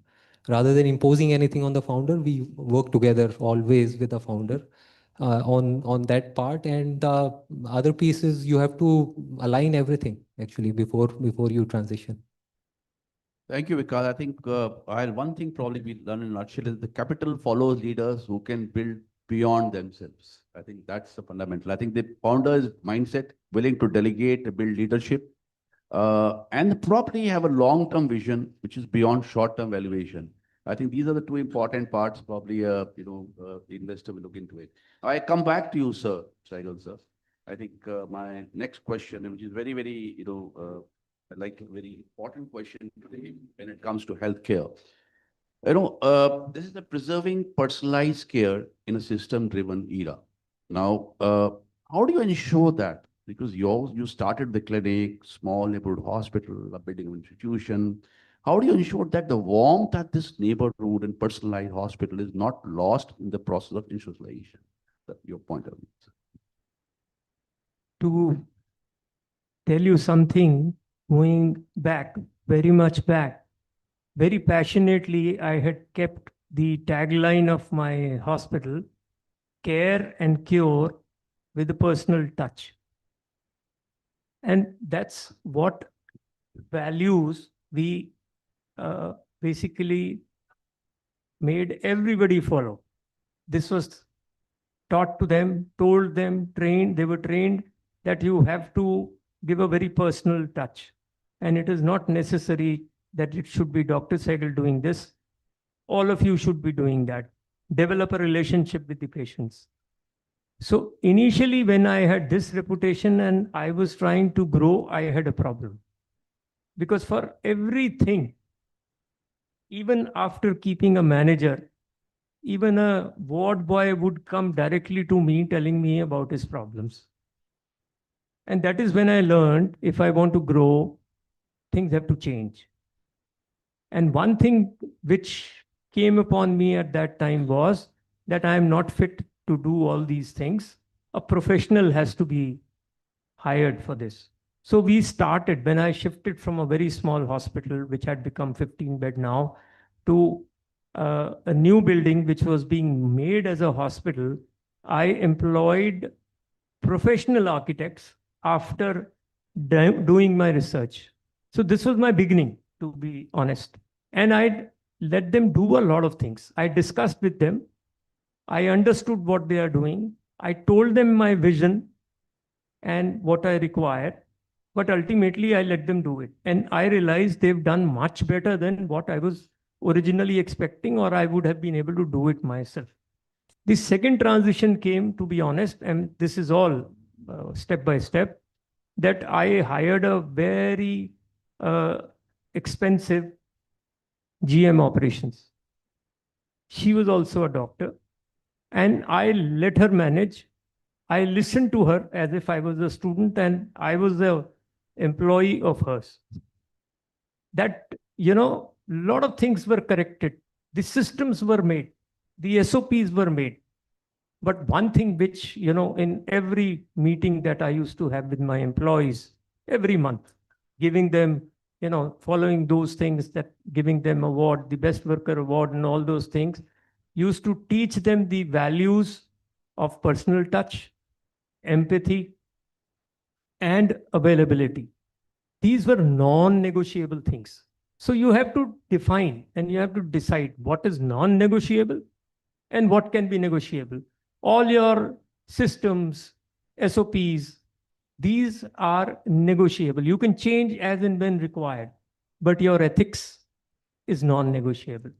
So if you put that principle and follow that, I am sure transition does not become difficult and your personal touch to the patient remains, because every day the manager, floor manager who goes and takes around will go and say, "Good morning, ma'am.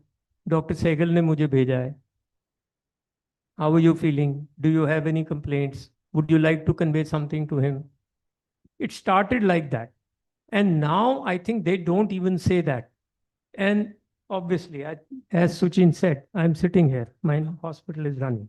That's Thank how you, sir. transition occurs. Very, that's rightly said. I think, no systems can grow without shrinking the heart. I think that's very important part. The culture building, the priority setting, training staff in communication and empathy. That's, in fact, probably leading by example, probably, I can say that. I've personally seen you. We blending profession, personal touch, and those are important part. SOPs, processes can follow. But I think once you do that, automatically the culture comes back. Thank you so much. We have a short of time, but I think I'll still ask a couple of short questions, Sachin, because you have been acquiring, building your organization by acquiring tier 2, tier 3 kind of a city hospital also, which is very well needed, the global quality system. Now, how do you build one brand without erasing many identities? Because that's very important part.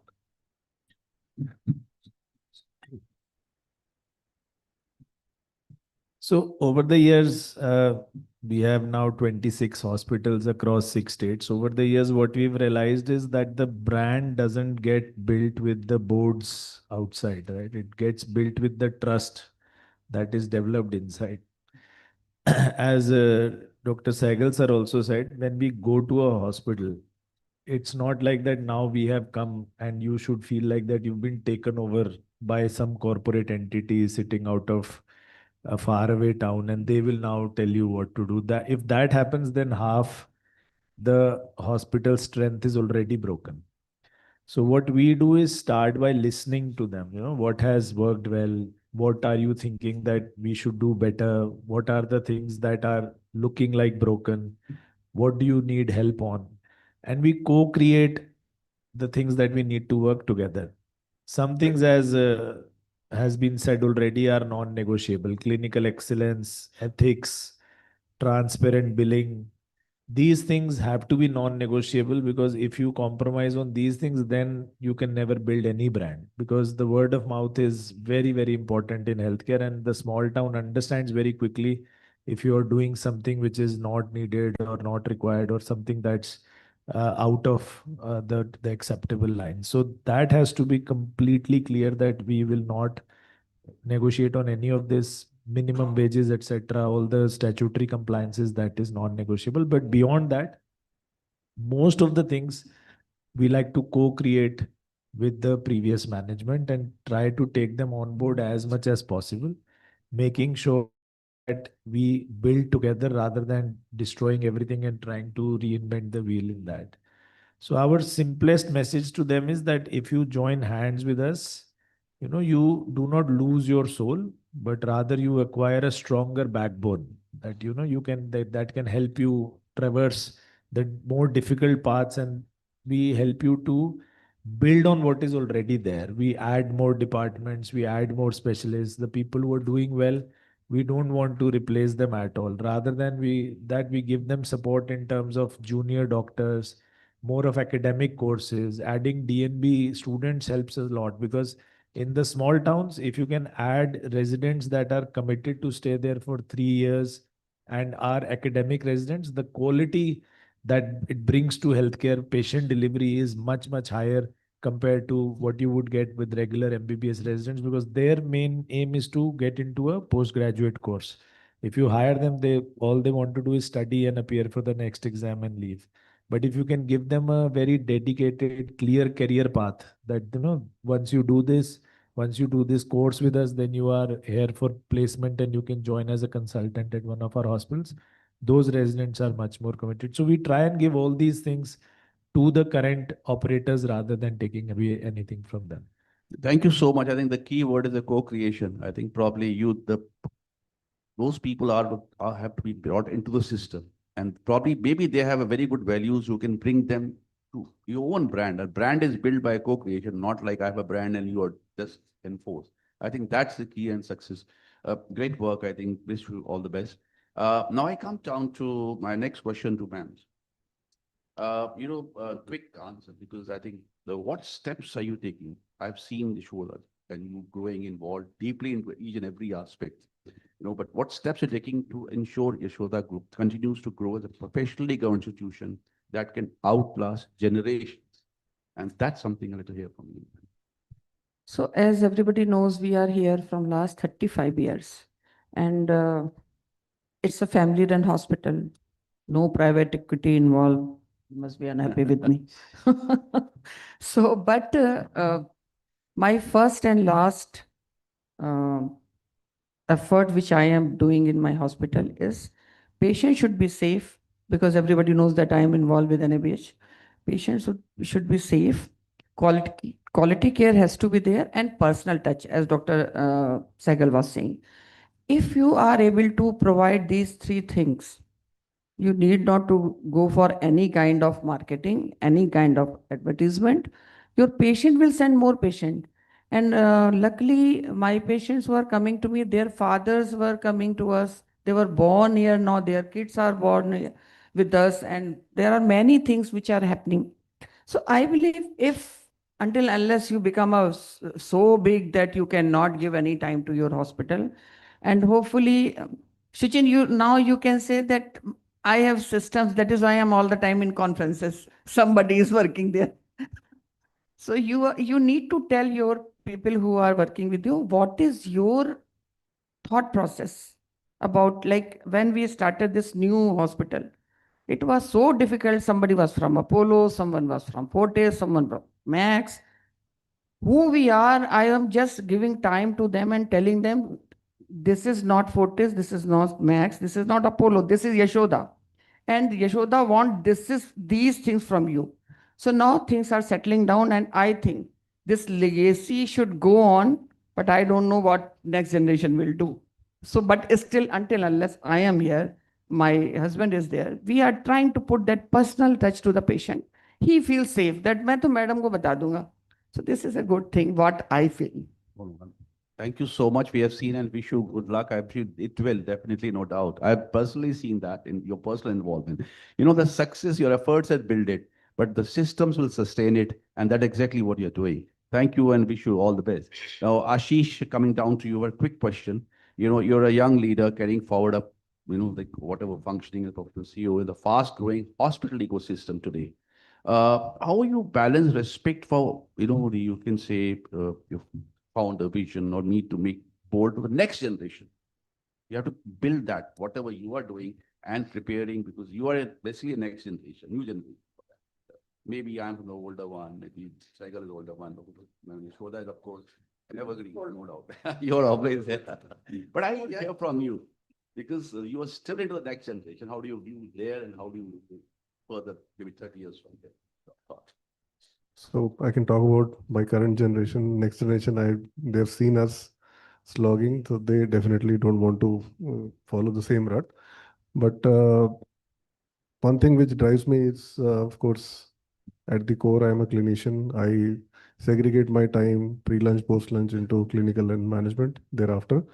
And being a clinician, sitting with the doctors, which forms the core team of any hospital, and being a surgeon, going to the OT, looking at the problems firsthand, and executing, implementing the problem solutions within no time, and also trying to balance with the admin team to be the bridge where investment is required in technology, processes, people, and of course in last 2 years there's a lot of interaction happening with the likes of Quadria Capital and other people. And of course, that has given me a lot of education. Before that, we were totally illiterate in that aspect. So I now have realized that how important it is to have, a sustainable admin team, why admin team is required. But yes, clinician-driven, corporate team, or, partnering with those people who can bring, freshness into the leadership. Whether hiring a professional team, it's definitely more important once you want to scale, once you want to put in processes, and they should be followed in the spirit. Alone a doctor cannot do that. Yes, being a clinician is always an advantage, because you can have that Pied Piper effect with your key clinicians, which Of course, there are a lot of temptations around, so many hospitals opening left, right, and center, and there's so much of value creation happening. So doctors also have got so much of opportunities that unless you are attached to them beyond money, it's difficult to hold on to your, the coveted clinicians because, and these days, hospitals are opening within a set parameter and they keep on moving from one hospital to the other. And of course, the brand equity holds on a lot of patients back into the facility. But yes, there's a lot of disturbance which happens 6-8 months. That is a challenge. And, of course, if you are partnering with any private equity fund, that is your problem to, keep the ball rolling and keep the numbers expectation, almost reaching the targets. So I think it keeps us on toes, a good mix of corporate governance and good clinical team. There is no substitution for ethics in the clinical outcomes. Once we, marry all these parameters, I think we have a great institution unfolding ahead. Thank you so much. I think probably the message is like, honor the foundation and don't limit yourself. Take it, whatever you get as probably honoring and then probably moving forward. I think the last question is to Vikas. I think simple. I think how do you, because you are basically a fund and you always look for growth. How do you grow and kind of a thing? How do you balance growth pressure with healthcare ethics, which is important? And healthcare, one important under trust, that's the real investment. But how do you balance that? For you, money is the answer. For us, the trust is more important. I think I must say that the answer is the same, actually, trust ultimately, because healthcare is not a short-term business. Hospitals are not short-term business. You have to build trust with, I would say, 3 core participants there. One is the patient, of course, and the brand and the patient trust. The second is doctors, their engagement, their retention, and the third is regulators. So ultimately, if you just focus on short-term EBITDA targets, growth targets, you can achieve your results for 2-3 quarters. Then you are sitting with some big risk on the clinical side, on the regulatory side, all those things. So we as a fund, we don't prioritize any of those things in our portfolio companies. Wherever we invest, at least we see that EBITDA is or growth is one part of it, but always have the real target, which is ultimately the brand of the hospital, because ultimately we are there with the hospital for next 5-7 years. So we can't be targeting growth in EBITDA for 1-2 years and then kind of be short term in our approach. The other piece is we must also see that there is clear alignment between management team as well as clinicians, and it should not happen that your investor or someone who is sitting in the management team, he starts to interfere in the clinical decisions, whether a patient should be discharged, when, all those things. If that starts happening, then you have kind of killed it. So it has to be a clear demarcation between capital allocation, between whatever the operating part of the business and the clinical part of the business, and they should independently run and not interfere with each other. So that is the core of what we are looking at. Thank you so much. I think that from the healthcare side, we can always say invest into trust. Your EBITDA will, trust me, EBITDA will grow. That's very important part. I think that's end of the session. But I think don't we have a budget coming up on 3rd? All the CEOs right here, founders, and they have actually the industry leaders.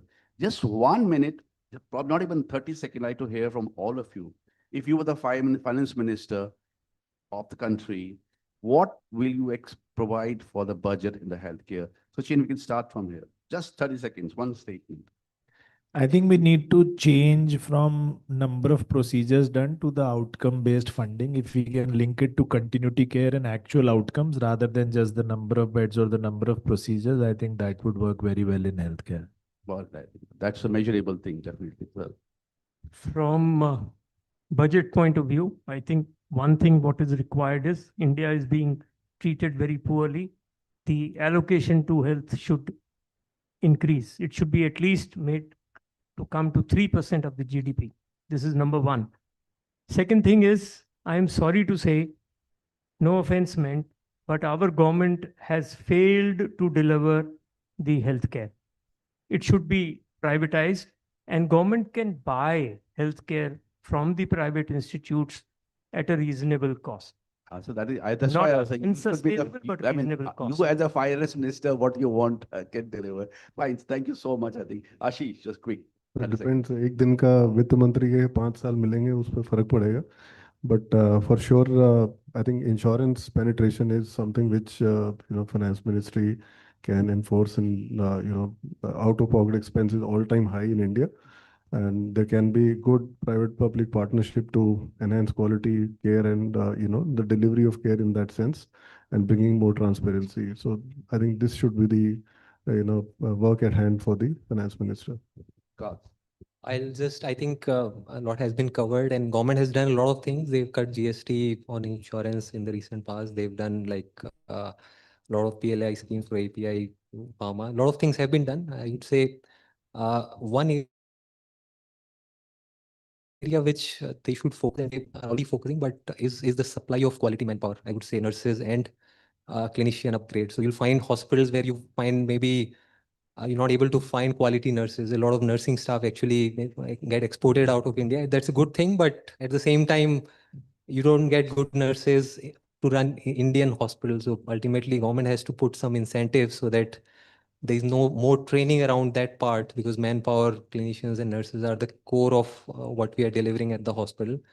And government has put a lot of schemes on investment into pharma, investment into capex and many other things, but this is something which they should also focus on, the softer part of investment into hospitals. Yeah. So if I am a finance minister, I must invest in preventive health. Reason behind this, government is reimbursing for CGHS or ECHS or whatever, Ayushman, for treatment. But there is no scheme for prevention. So I think there has to be more budget for healthcare, especially for preventive, because everybody knows health is wealth. So if there is no health, where is wealth? So I think we should focus on our health. Thank you so much. I think I'll just probably add on what you said in the same language. If I was a finance minister, go back to the prime minister and say, in his own words now, I'll say that something that, three technique, tandrusti and takat. Takneet ho majboot. That means the technology has to be. Tandrusti har dwar. That is what the wellness and preventive, more important today. And takatwar swasth karmi. Skill is the most important. Takneet ho majboot. Tandrusti ho har dwar. ताकतवर स्वास्थ्यकर्मी यही हो भारत का budget का आधार. I think that's something we are all looking for. Thank you so much, ma'am. I think I'll just sum up before we go up. At the beginning of the session, I spoke about a penguin standing between the snow and the sand. And sometimes leadership feels exactly like that. I think you will understand. The leader looks left, nothing feels right. The leader looks right, it feels nothing original is left. And this is a dilemma today we are all facing today. CEO's dilemma is not a choice between the two. Is the courage to carry the spirit of the snow with the building the strength to walk on the sand, from my hospital to my institution. This is not a business shift. This is an emotional shift. This is a cultural shift, and often deeply a personal shift, without losing the purpose along the way. Thank you so much, and I look forward to taking this forward. Thank you so much. Thank you. Thank you so much. Your picture, please. May I also please request Dr. Jitendra Sharma to join us on the stage and help us present a token to all our panelists, please. Sir.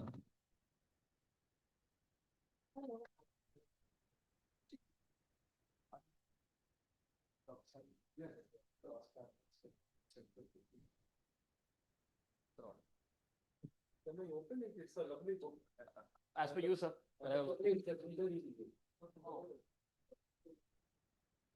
Thank you. Same book. Yes, sir, same book.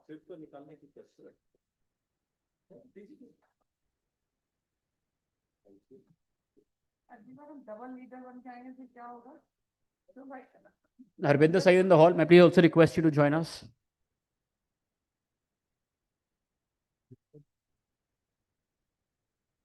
Dr. Sharma, picture as well, please. Harbinder, can you also join them?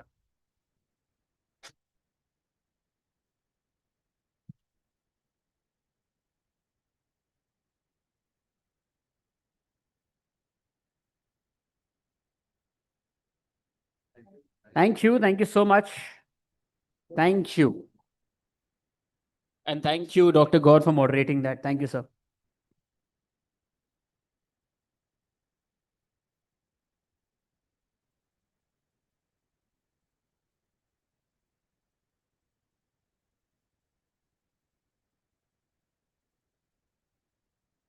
I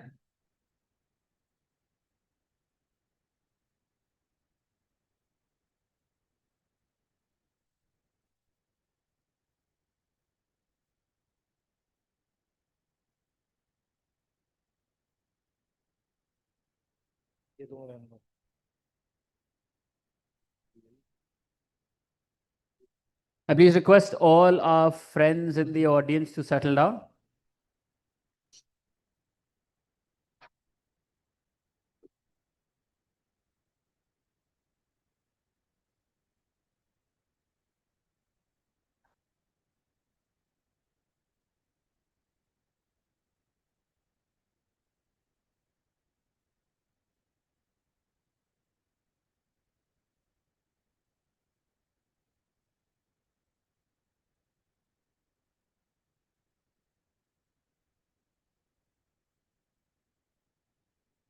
Sanjana, are you here?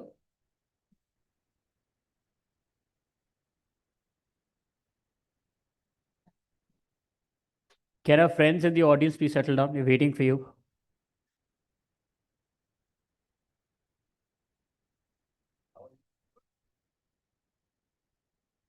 Thank you. From doctors, professional leaders, to the last panel being on the CEO's dilemma. Now it's a fireside chat. And the topic is very interesting. Is Make in India leading to Buy India Made?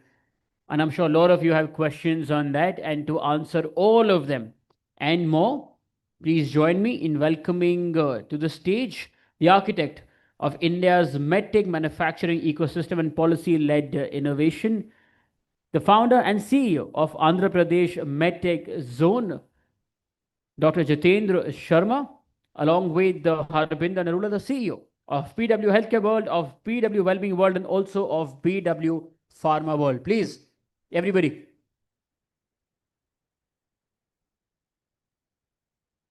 Thank you.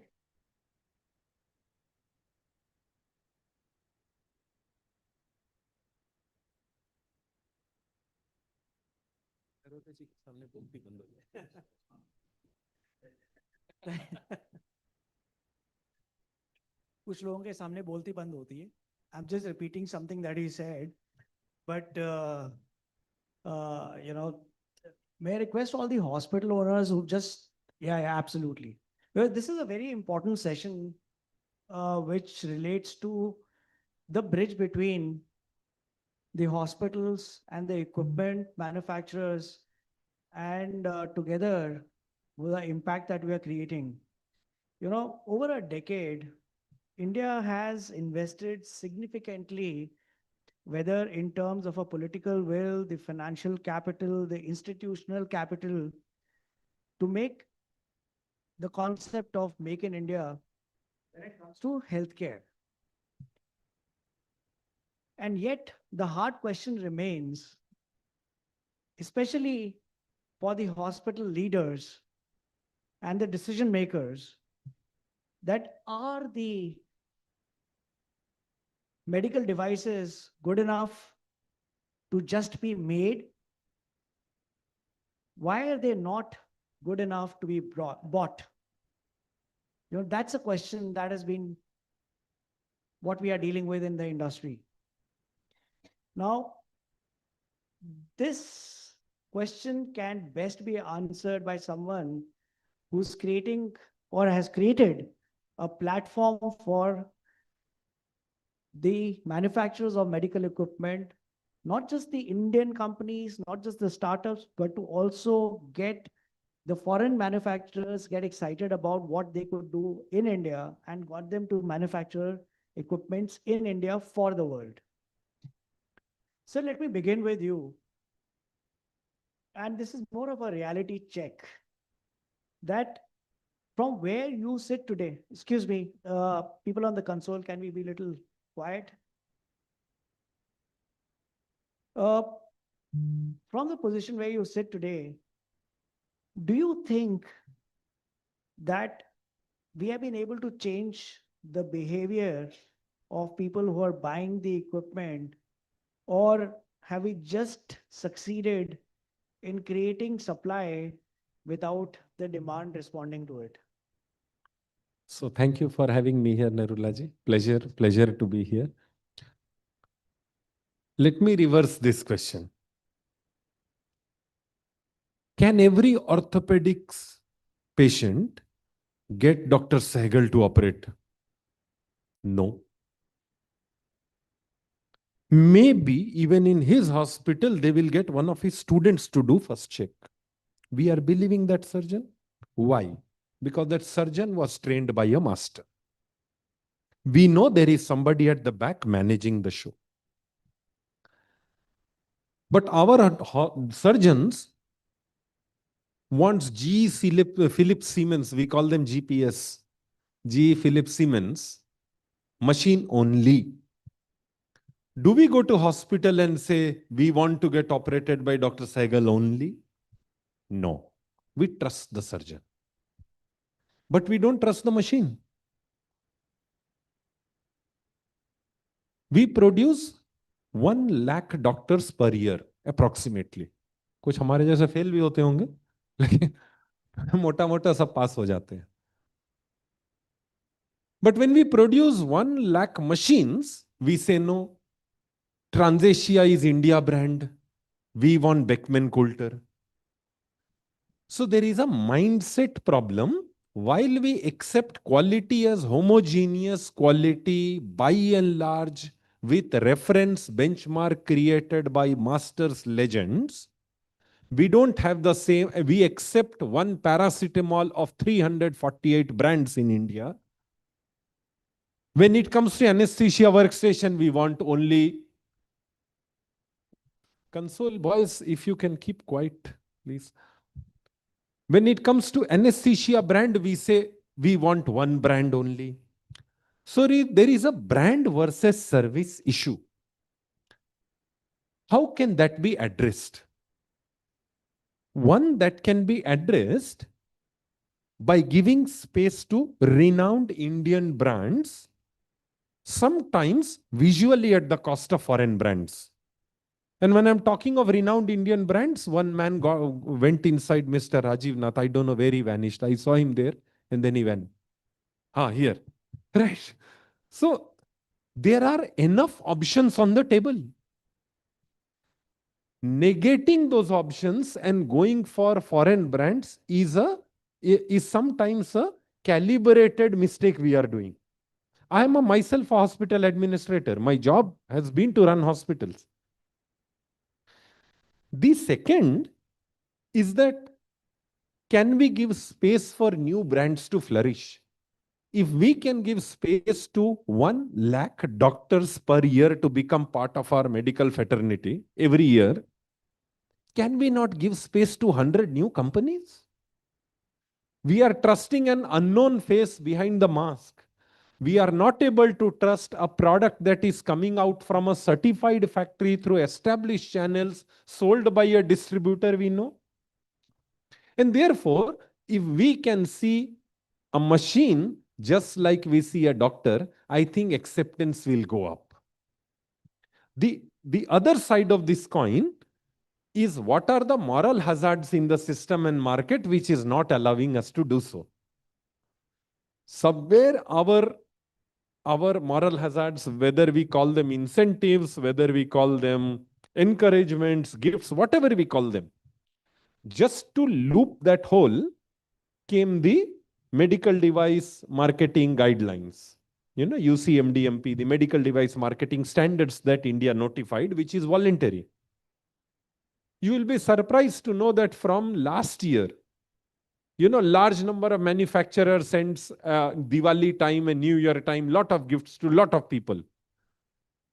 Last year onwards, a unique practice started. They started writing the value of the gift. That this Diwali gift is 847 rupees plus GST. That's a huge improvement. And that has come voluntarily. What I'm trying to say is, if we look at existing options of good Indian brands, and I represent 176 Indian brands, because 176 companies are in my campus, which is 8 kilometers big, with 167 factories and 22 centers of Government of India. You have seen it. If we can respectfully give place to good Indian brands, if we can give place for new brands to grow, and if we can keep moral hazards on check, the acceptance will be phenomenal. Sir, you were talking about a mindset that needs to be altered, that needs to change. Is there an execution failure at the institutional level in the hospital and diagnostic chains that has prevented the acceptance? And second is, I mean, when you speak to a clinician, they say that we can't take clinical risks, because is it actually something that is coming from a true caution, or is it just an excuse being given to not wanting to buy the Indian? More an excuse. More an excuse. Yes. Less than 8% of medical devices are life-saving. Now you tell me what can be the risk in an OT light. Now you are using this light on the stage. It can fail. I see 2 lights off, 2 lights on. That might be a design. But what risk can an operation theater light give when it is running on a UPS? Less than 8% of products can actually give true risk. And they are classified as Class D in the Drugs and Cosmetics Act. Less than that are all devices that are equivalent. A Metzenbaum scissor or an artery forceps or an ECG machine, what risk can they give? Because they have all undergone quality checks in production, got certified for efficiency and accuracy, got calibrated before they have come to you in the hospital. But I think one big problem is if you just compare a pharmaceutical product versus a medical device, a pharmaceutical product is consumed by the customer and has an MRP. A medical device is not consumed by the customer. The customer is a hospital or a doctor. The beneficiary is the patient. And that device does not have an MRP. That is why we have an MRP on a simple metformin, but we don't have an MRP on an X-ray machine. Right? When a patient is under anesthesia, the patient is asleep. The patient doesn't even know the brand of the machine. Correct. The brand is known only to the doctor. And therefore, the brand value has to be accepted by the doctor, because in medical equipment, patient is not the customer. Patient is beneficiary. The customer is the intermediary, which is the hospital or the doctor. But sir, if you look at how the ecosystem works, and correct me if I go wrong, in a hospital, the equipment is being asked by the doctor. And then the quotations are brought in by the procurement team. And then that needs to be approved by the CFO as well, right? And then you have an equipment manufacturer, then you have platforms. I mean, I'm terming AMTZ as a platform because apart from the physical space, it's a huge mindset space as well. And Now, we are an in this- aggregator of product per se. Absolutely, absolutely.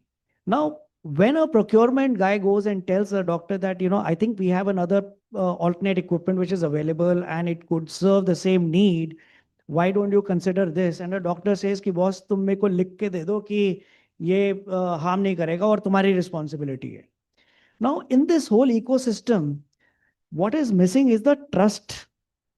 Whose responsibility is it to bridge this trust deficit that is there? So there are 2 parts. Do we say the same when a striker of foreign equipment comes? We don't ask, लिख के दे दो कि ये harm नहीं करेगा.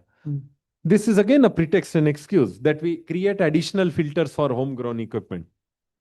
The second is that by and large, all Indian equipment are lesser price than foreign equipment. Right. Dr. Khetrapal, he visits AMTZ. A large number of hospitals under the umbrella of Association of Healthcare Providers of India, HPI, that he represents. They are our customers. We have an installation base in more than, I think, 6,000 hospitals in India and about 80 plus countries now. The same MRI that I used to buy in Government of India for 6 crore, 1.5 Tesla, I'm now exporting at 2 crore 80 lakhs.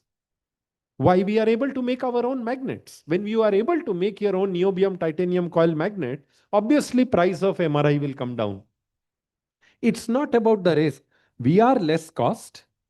When the homegrown equipment comes in, additional filters are put.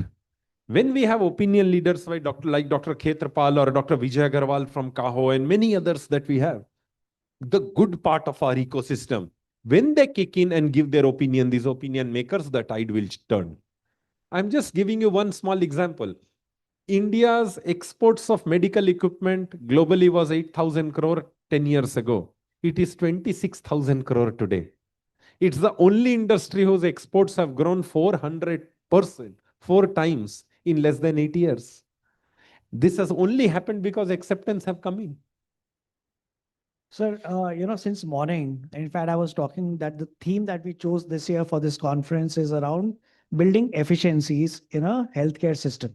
Because the two things that are challenged today is the access and the affordability. While we are affordable for the global patient base, we are still unaffordable for the Indian patients. And I feel that, there is the role of a procurement team in a hospital is seen as a cost center. वो पैसा खर्चने वाले लोग हैं, कैसे lowest cost में खरीद सकते हैं, ये सब उनके KRAs में डाला जाता है. How can we turn this? I mean, since you said that you've also been on the medical administrator role, absolutely. How do you think we can turn this operational role of procurement to being a more of a strategic role within the hospital so that what they do could actually impact the cost of care that we are able to provide to the patient? So entire healthcare, if you set up a hospital, we have 4 major costs. Imagine it as a circle and break it into 4 parts. I don't know if in a health conference, pizza is a right example, but roti man lijiye. 4 parts.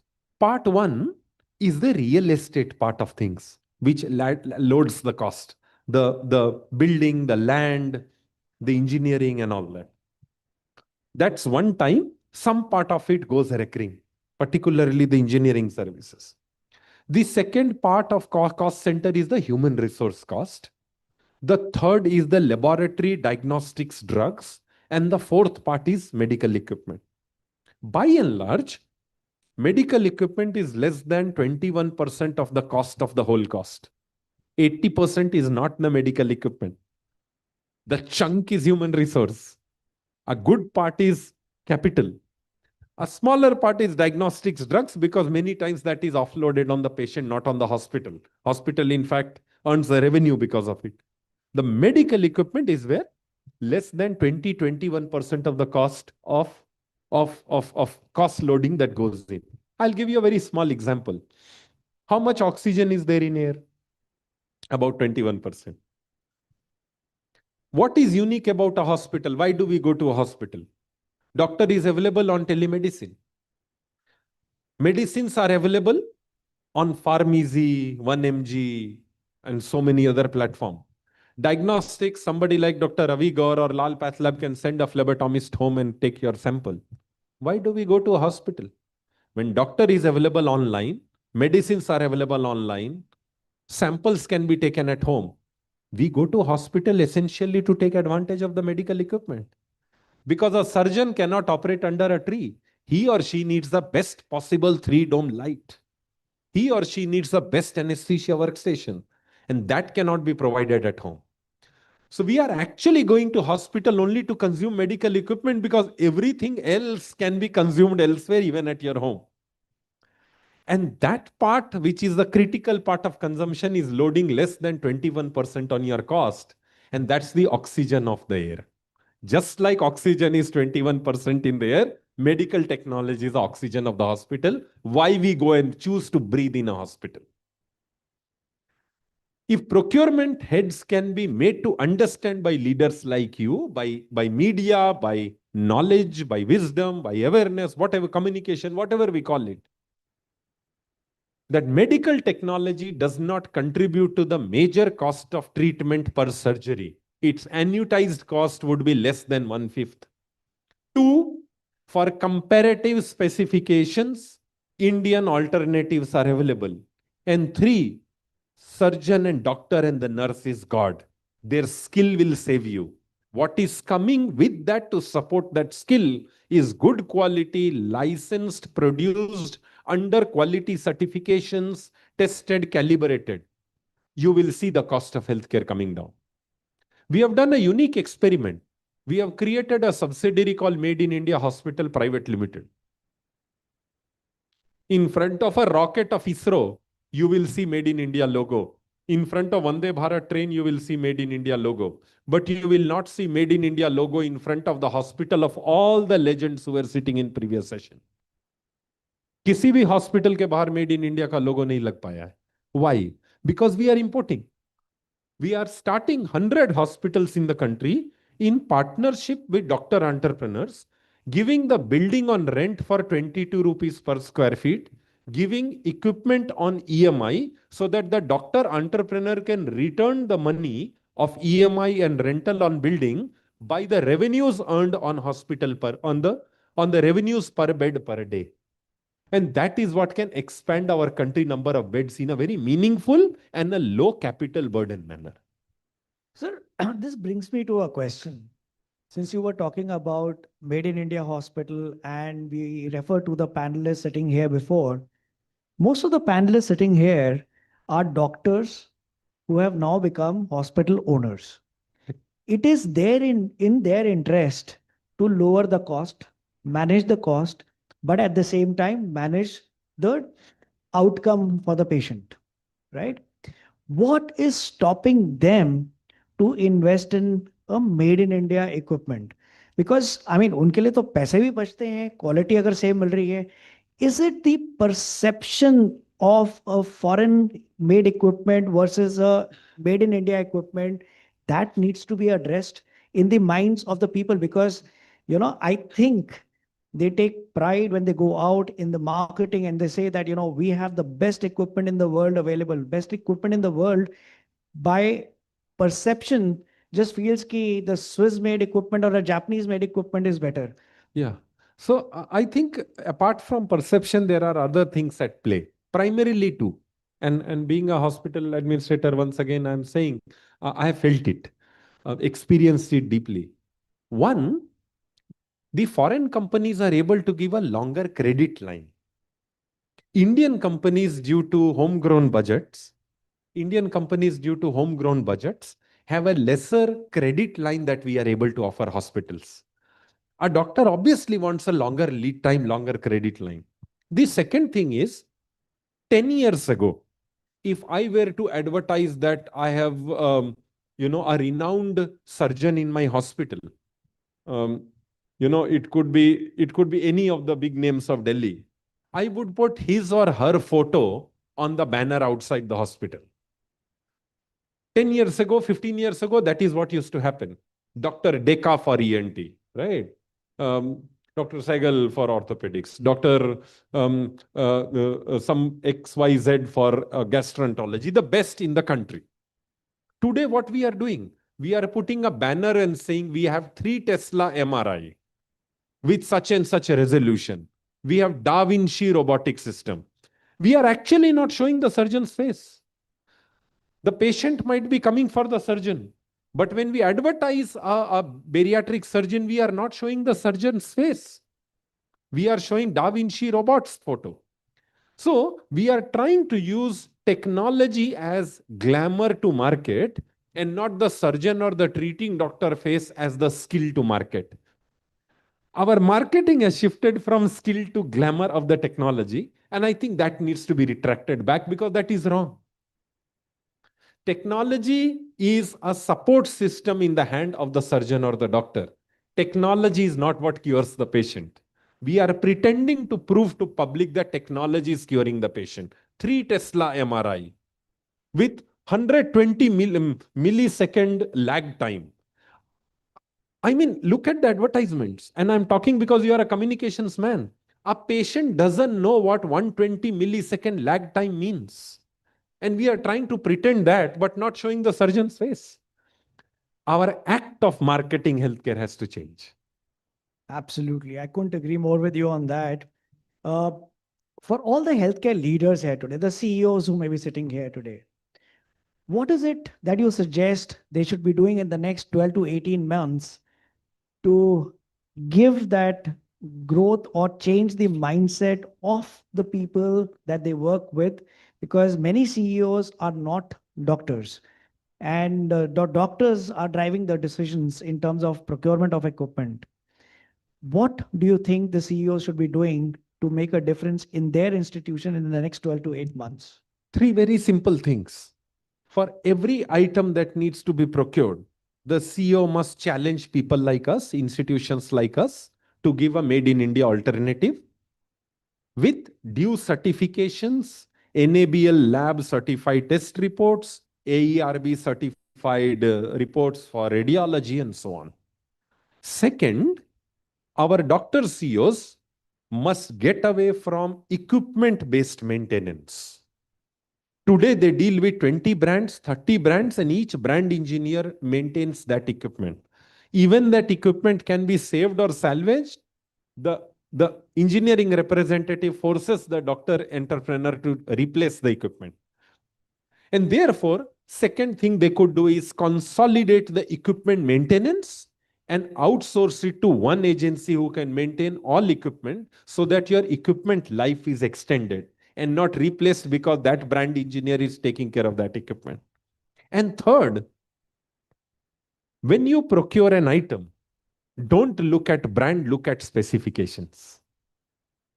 Look at specs. A doctor knows the specs in consultation with procurement team. If you go by the specs, take care of certification and consolidate maintenance, our experience is your equipment cost would come down by 38 to 40%. If it leads to 5 to 7% higher profit, great for you. It will not be a penny loss. So my last question, I know the buzzer is on. I know, but they are your buzzers and your question. You are extending the session. You know that I'm exceeding it, and I'm greedy because I have I have a list of questions, but I know I will not restrict myself to one more question. When we are looking at buying equipment in a hospital,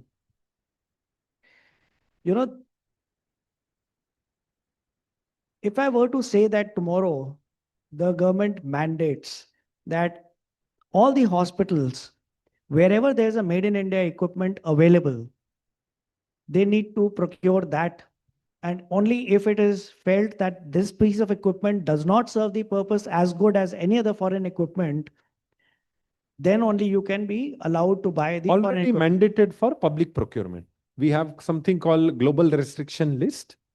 In that there are large hundreds of items. We cannot procure foreign items if those items are available in India from at least 3 manufacturers. For government hospitals, this has already happened. Do you think it can be made to happen for private hospitals? And if this could be a scenario, what do you think would be the pushback? So for private hospitals, this cannot be made mandatory because private hospitals means it's part of free market. Doctor who is putting the hard-earned money is risking the money and they have a choice. So one, mandatory for government hospital where public taxpayers' budget is used, yes. Private hospital, no. What can be done is actually facilitatory. We could offer now, instead of equipment, a subscription-based, EMI-based support system. You actually don't buy an MRI machine for 3 crore. You pay 2.5 lakh rupees per month. Or you pay 1,200 rupees per scan with 15 scans minimum guarantee per day. We could have that sort of flexibility and financial support for doctor entrepreneurs to buy Indian made equipment than making it mandatory. Fantastic. I'll close now. What I probably take away from this conversation is that if we really want the made in India to succeed to a level where people start saying buy Indian, we'll have to turn this into an economic sense for the institution. There has to be resilience built in the mindset of the leadership at an institutional level. And I think the procurement role needs to be more strategic as a part of leadership within the hospital with a mandate to manage the cost of delivery. I think that is what probably could be leading to creating that mindset shift. And just to conclude the session, I hope the buzzer does not ring again. A large number of people in healthcare are not doctors. Let's accept that. They play a very, very important role in medical value chain. Large number of people in healthcare are not engineers.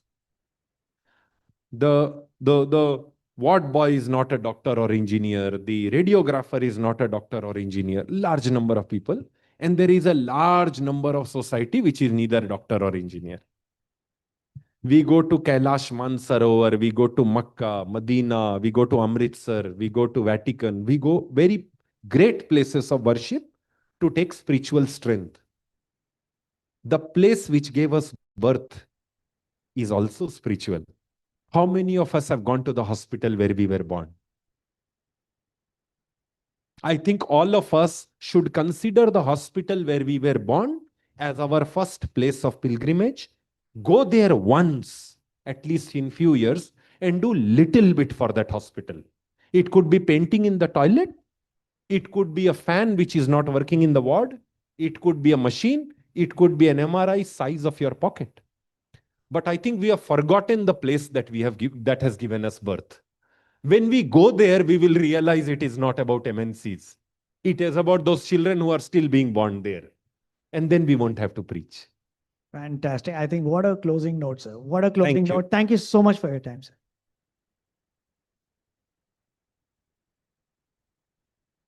Thank you. Thank you so much. Hello. Hello. Thank you, gentlemen. A picture, please. And I'm very sorry, Dr. Sharma, for the buzzer. We had told them mat bajana because it is Harbinder sir's session only.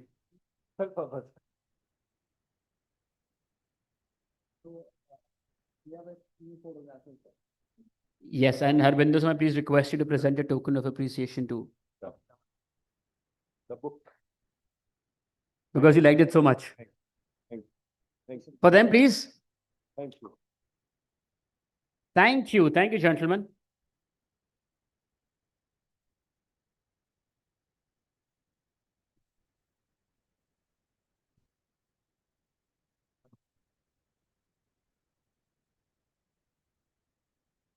Shailesh, next, from the question of is Make in India leading to Buy India Made, our next one, it is beyond lowest cost procurement decisions that decide patient outcomes. And to share their views on the same, let's please welcome our panelists. The first, Dr. Venkatesan N, Director and Chief Procurement Officer, Supply Chain Management, Max Healthcare Group. Joining him is Ms. Rashmi Chawla, Chief Procurement and Supply Chain Officer, Ujala Cygnus Hospitals, driving value-based procurement models in multi-location healthcare networks. Also joining them is Mr. Rajiv Nath, Forum Coordinator, Association of Indian Medical Device Industry, a strong advocate for quality-led adoption of Indian medical devices. And this one will be chaired by Ms. Urvashi Prasad, Senior Fellow, Pele India Foundation, a patient advocate and the former director of Niti Aayog. Just please welcome them with your applause, everybody. Also, Sanjana, I think a lot of people have gone outside. We'll also ask them to come back inside.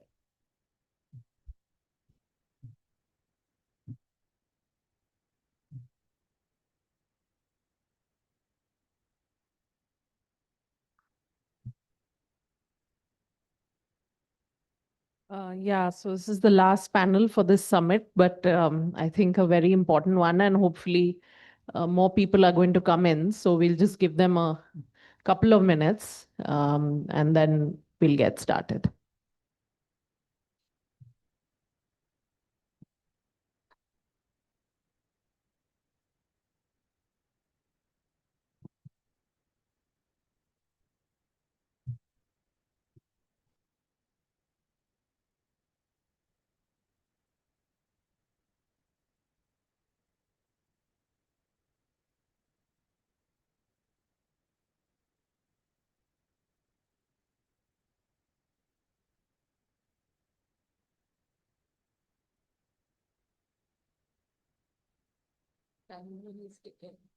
Well, we don't want to start, but that's a few more things. Yeah. That's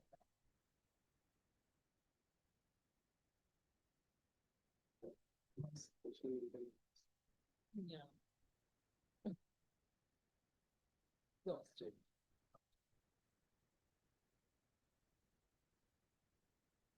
Actually, this is not the last thing for the evening. There's also Pharma Summit. Actually, like just 2 sessions or something, but this is after that. Should be very more.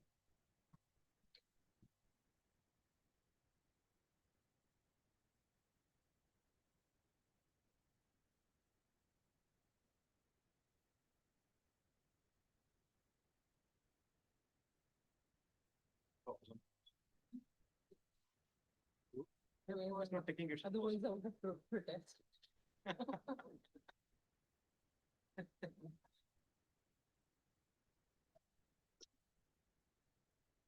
Actual life, we can't do that. Pause intrinsically, we can't. बाद में शुरू होना clear.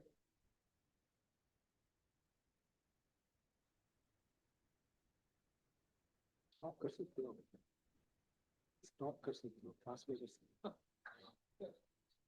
That's a one-time event. What was 40%? then you can't restart. That's a one-time event.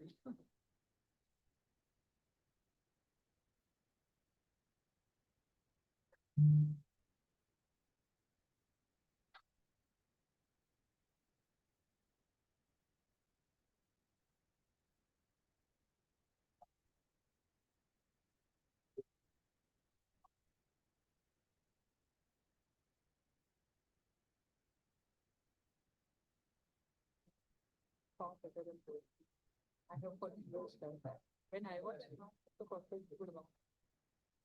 I have done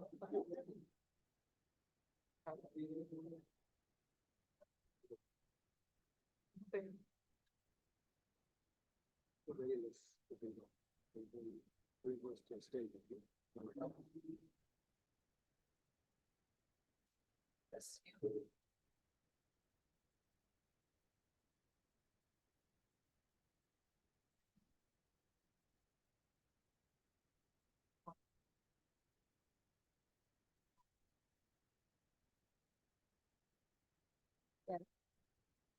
Okay, so I've got the go ahead to start the session. So today's session, like I was saying, it's the last session of this summit, but a very important topic where we are going to be talking about procurement in the healthcare sector, and moving beyond L1 is what we are basically going to look at and explore in different dimensions. I think it's, of course, important to note upfront that procurement in healthcare, it's quite different, can be quite different from procurement in other sectors. It's not just a technical or a financial exercise. It is deeply connected to patient outcomes. And there was an example I was hearing from somebody recently on robotic surgery, where, obviously, if you look at the upfront cost, it could seem very high. But if you see the outcomes it brings for the patient, the fact that the recovery times are much faster, patients don't need to be readmitted to hospital, and their quality of life is much better, then you can actually justify that higher cost per se. So it's a very different way in which we need to think about procurement. And of course, a lot has evolved in this space, and we'll hear more from our panelists. But just to set the context that we will be linking procurement to the patient outcomes, to the role of the clinicians, which is very, very important. It's not just, like I said, a budget decision or a technical decision. So I have a very distinguished panel with me.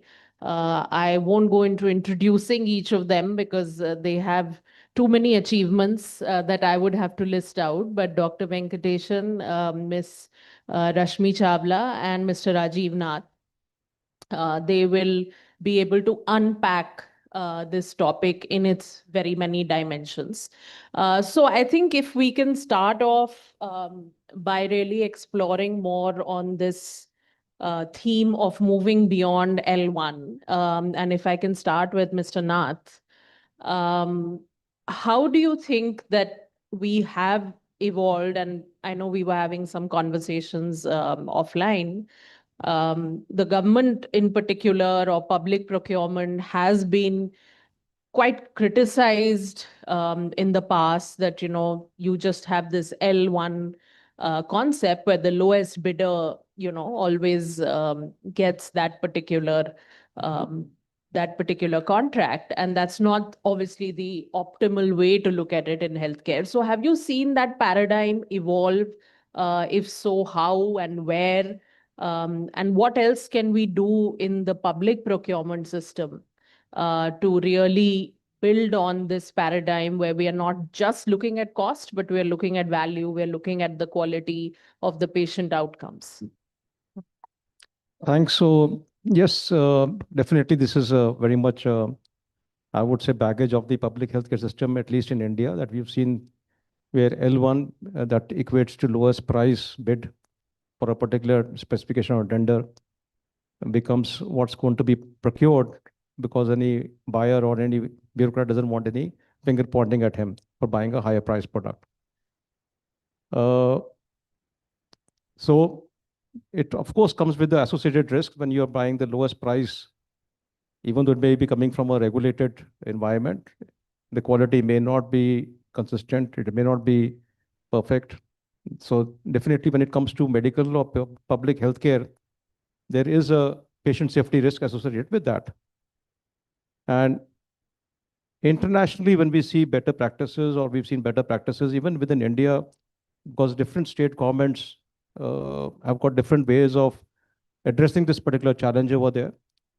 So we've seen that internationally, they will be having either a Q1 or they'll be having a R1 a rating system in public procurement, where certain points are given for discounting the price based on achieving certain norms in certification, whether environmentally friendly, carbon footprint, transportation, logistics, innovation. So those quality management systems, so those kind of things also are given a weightage over there. In the GFR system for the Indian government, there is a price preference allowed in public procurement at a higher price. It's not used.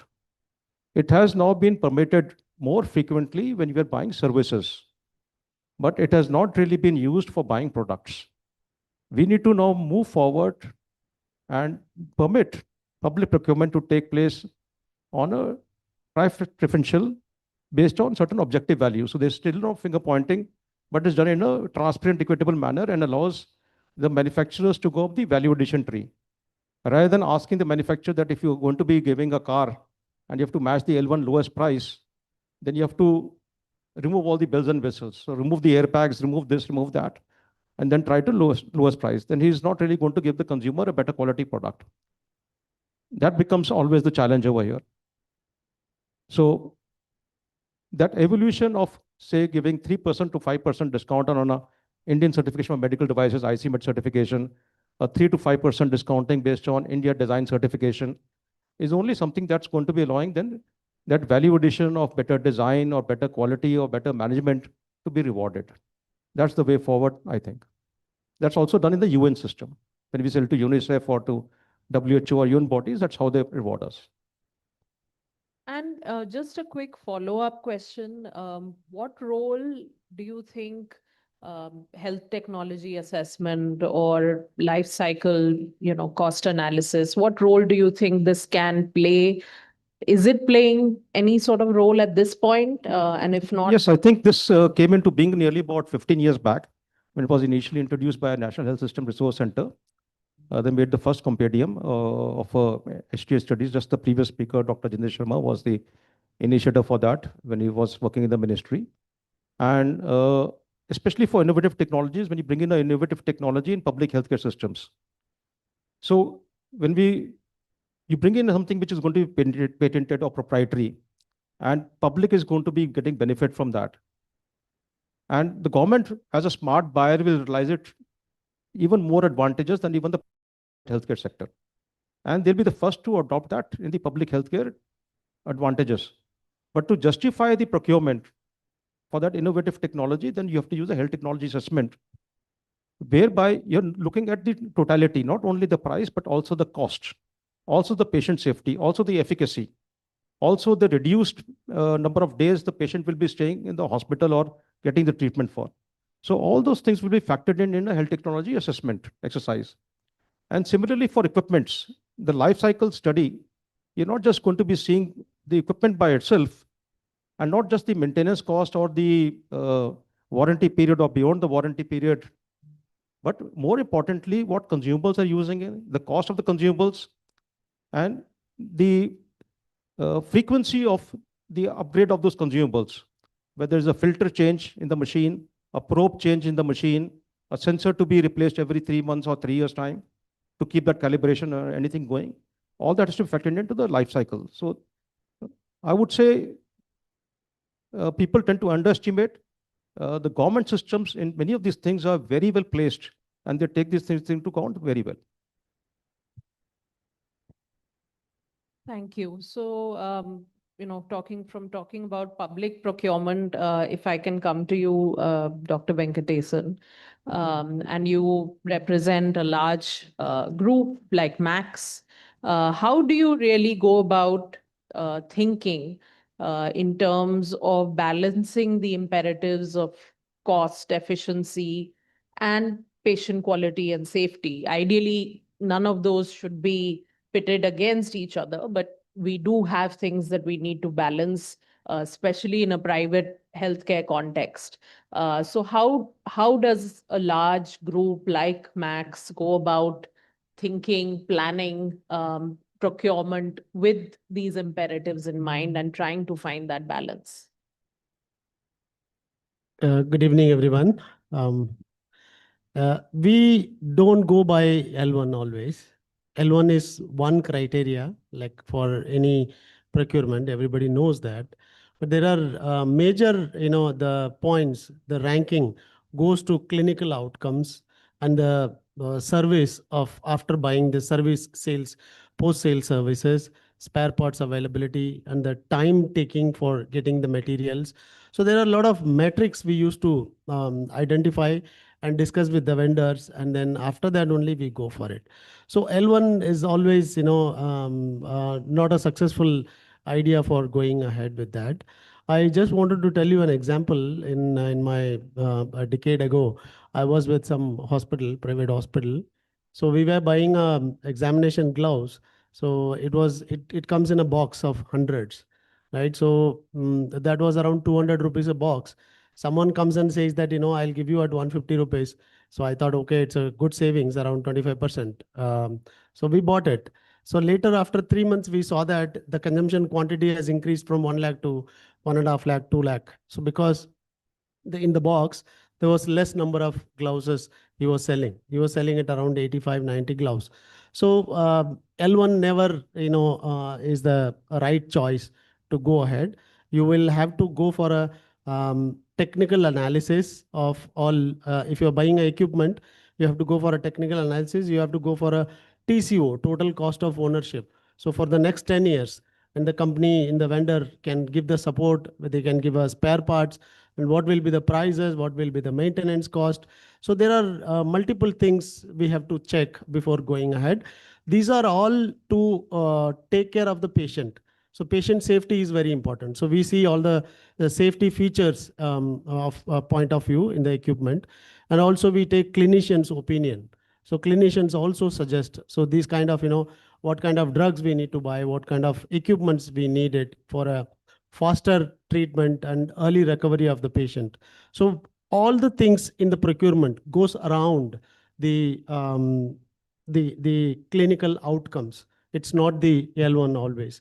So I think all the private organizations are, you can say a decade ago, people were going ahead with L1.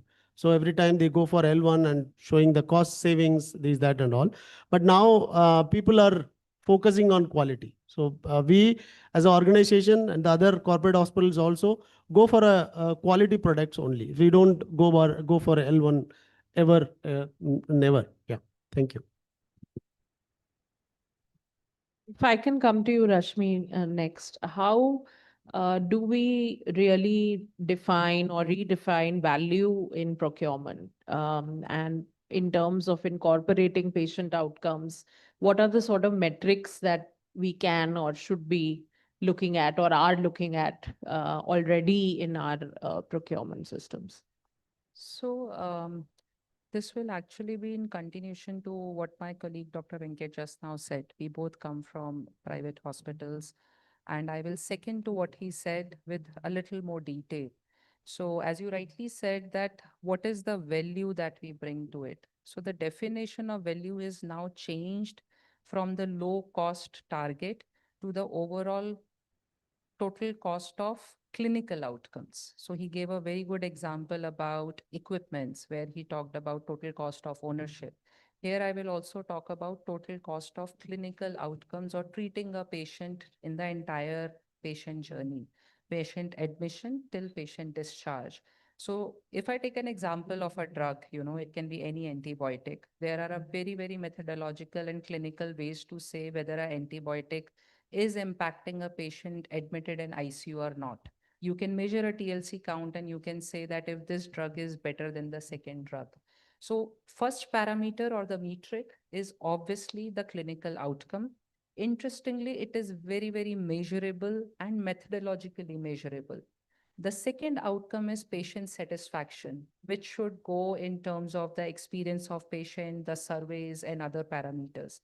The third metric that is very important is on the overall total cost of ownership of equipments or financials around it, right? So if we are making an investment, it is not only about what investment I'm making today, it is about talking about what will be the outcome I will achieve as an organization at the end of the 10 years. So basically, these are the top three metrics which should make a part of moving from low cost to overall value-based purchasing in hospitals. That's how I'll summarize it. Yeah, and if I just follow up, as Dr. Venkatesan was mentioning that involving clinicians is an important aspect. Have you come across or, how do we handle situations where clinicians might be wanting something or preferring something which is higher cost, but there might be, sort of less costly options available? How do you balance that, or what do you do in those situations? I would say that's where role of people like us come in. So the first, and I will kind of make pointers around it because this is something at my level I do it day in, day out. The first and the foremost important thing is partnership. You have to partner with a doctor. You can never tell the doctor that use this. In a hospital, doctor is the boss. So you have to partner with the doctor, point number one.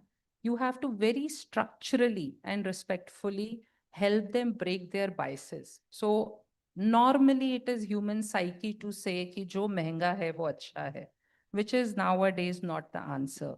So you have to structurally sit with them and convince them to be open to evaluate the other technology. If it is a machine, obviously it is related to the demo of the machine or doing couple of cases on a free demo machine. If it is a medicine, as I told you, today there is so much of pressure on drugs and consumables that there are so many generics, and people like us, different brands are reaching directly to manufacturers to strike a balance between quality and cost. So you have to bring the doctor on your side. You have to understand that what are the expectations that doctors have in terms of clinical outcomes.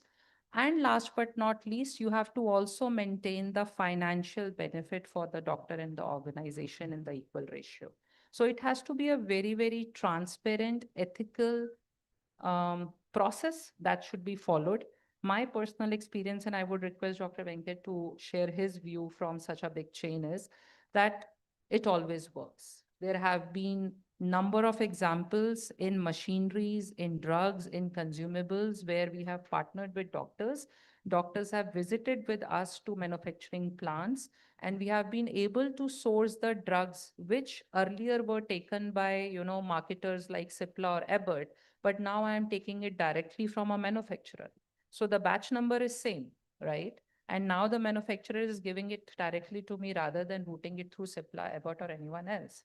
So it is about bringing the cost down, but at the same time ensuring that quality is maintained, clinical outcomes are maintained, and our doctors are satisfied. That's how I'll put it across. Yeah, you rightly said, Rashmi, it's a very valid point. So we have to get the doctor buy-in before buying the equipment. It's not that, earlier what we used to do is we get the quote from the vendors, we compare it 1, 2, 3, and we make us L1 and show it to doctor, this is the L1, you sign off. So it has changed for the past, 5 years or 6 years, it has changed. Doctors, before issuing a RFP, we used to go to the doctor, used to ask, we have to buy a cath lab, use specifications, everything, you define it and tell us what kind of specification, what are all the latest technology, what are all you want. So he meets the companies before we get the quote. So he used to meet Philips, GE, Siemens, whatever. So all the companies he meets, he discuss, he brought down the specification finalized list, and then they give it to the purchase department. Then purchase works on the same specification what doctor wants. That specification actually give a reduced time for the treatment and the better clarity and better imaging, better quality of the equipment. So these are all mixed kind of things. So clinician buy-in is very important. So that takes a major role now. Rightly said, doctors are the pillar of the organization in a healthcare industry. So we go by the doctor's choice, whatever they feel comfortable, and the quality material. Yes, please.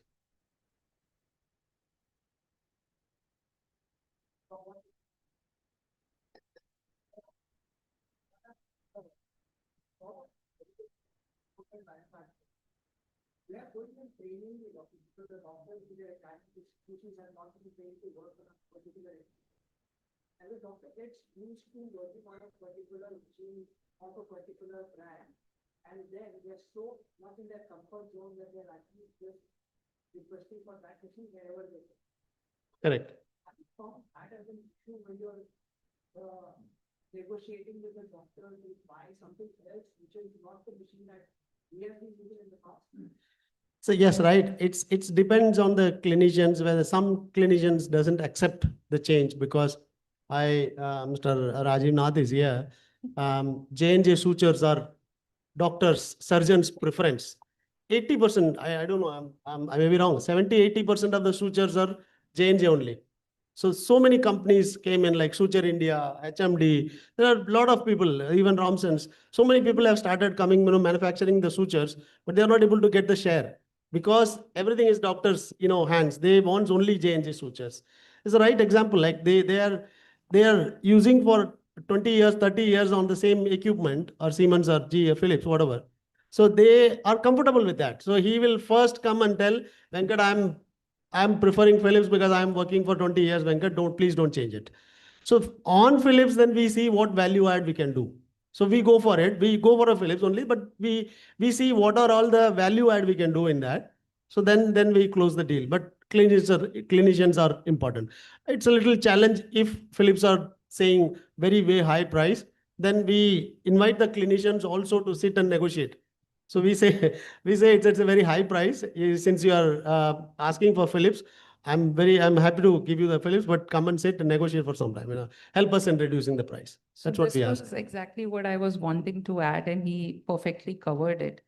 So the cases like this, the only thing that we do is we go to the doctor and we tell them, boss, okay, we are okay, but get them to the budget that we have.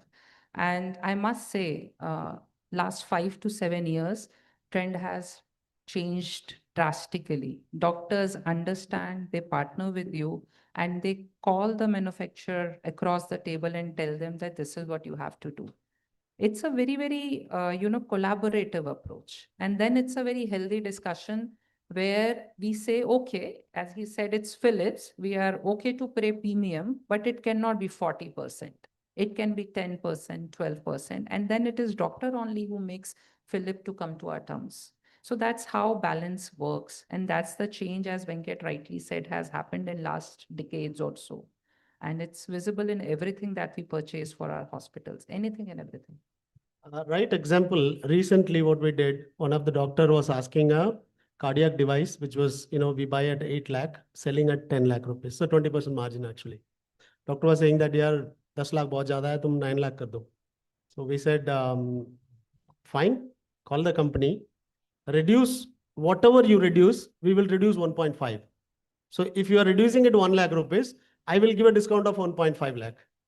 Right? So whatever way you also contribute in this, like it's not that you are taking away our margin, it's a win-win situation. So I'm ready to give discount to the patients.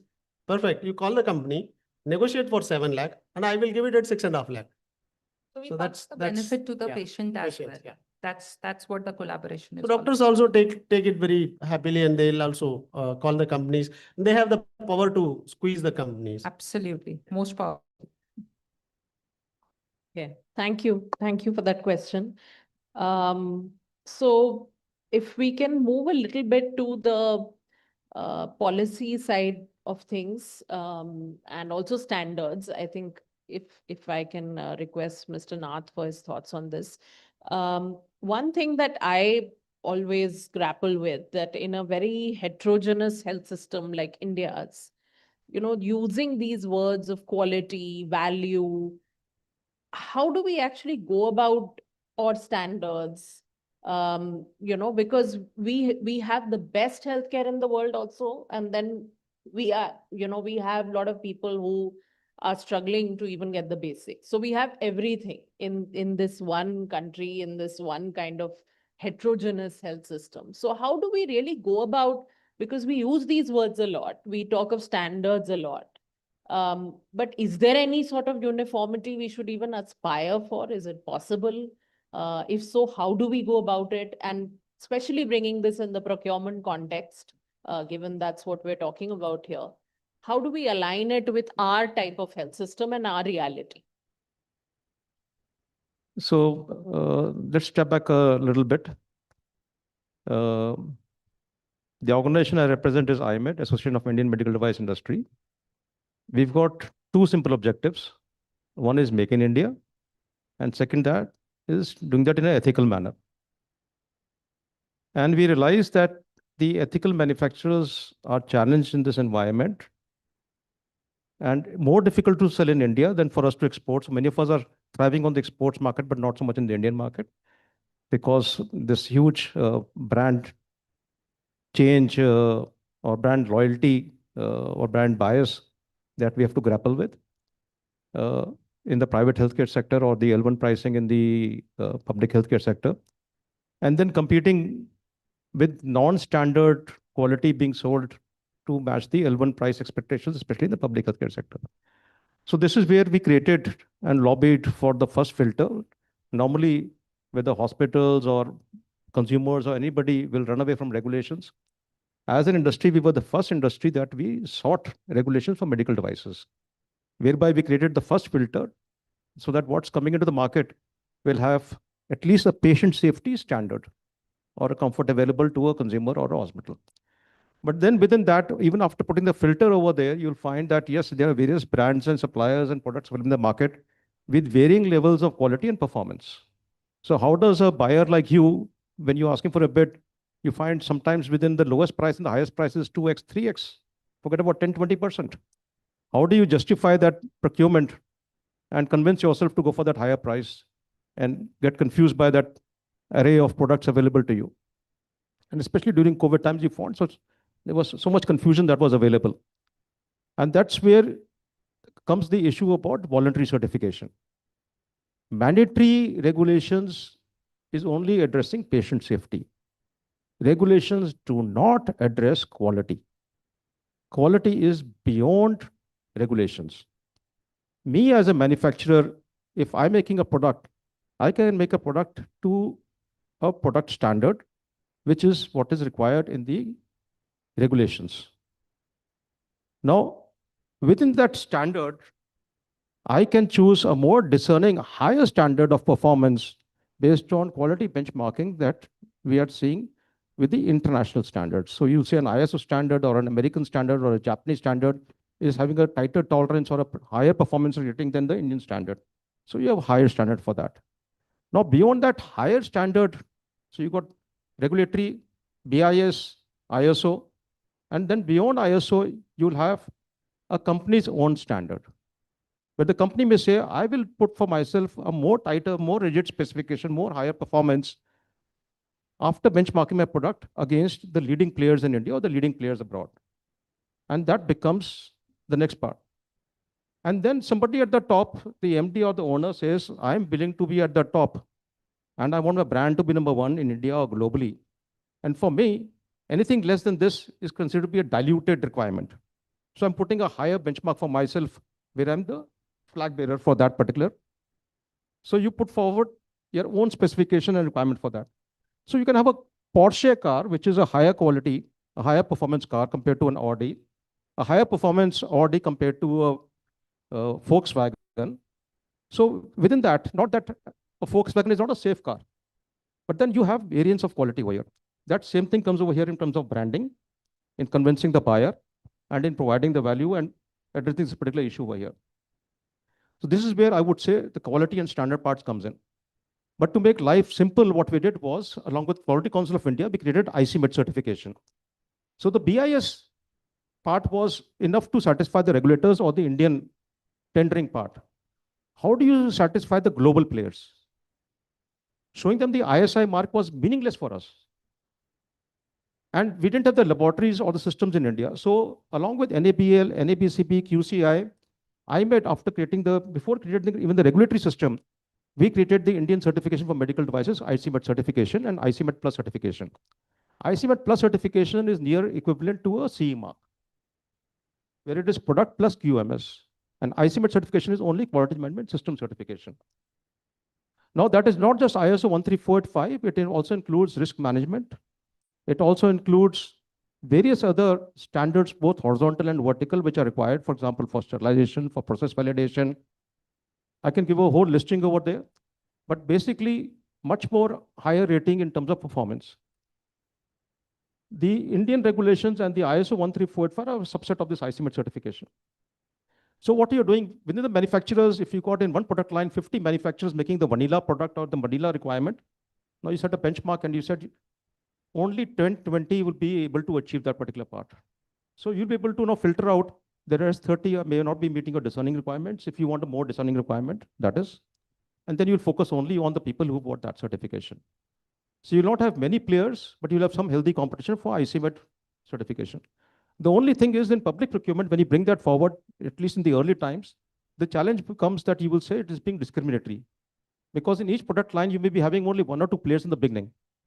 That means everybody else becomes disqualified. That's where you have to bring in the rating system where you will allow discounting to take place, allow preference to take place if somebody has it, still allow other people to bid in that process and take some part of the business away, but give that advantage available for somebody for giving that extra over there. That's again, both requirement for public and private. So how does Max or Ujala find out within the various players who's really better? So one way is saying, asking for CE mark, US FDA, but that's regulatory. Even regulatory international doesn't mean the best quality. You had Johnson & Johnson's product, which was regulatory approved by US FDA and still failed in India in terms of orthopedic implants. So you can have still failures between the best players in the world. We can all trip. Even my company can trip sometimes. We are all human beings finally. We are infallible. But yes, you bring in these objectives, put in these layers of filters. Yeah, and I think from a private healthcare perspective, if I can get both of you to quickly comment on that, starting with you, Rashmi, how do you think the private healthcare is aligning with the national priorities, say the policies, and what do you think about the regulation? What is it that we really need to do? Where have we made progress? Where do you think we still need to make more progress? So what would be your take on that? And then Dr. Venkatesh.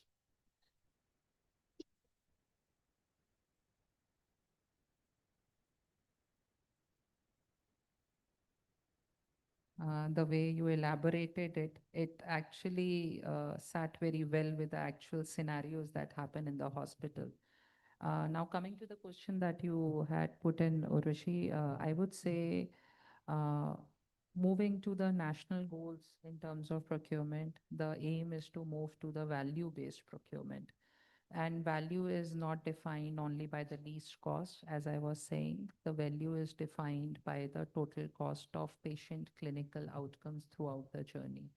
So it has to take care of various parameters, first and foremost, which is common for national or, private or public, is clinical outcomes, which are obviously measurable.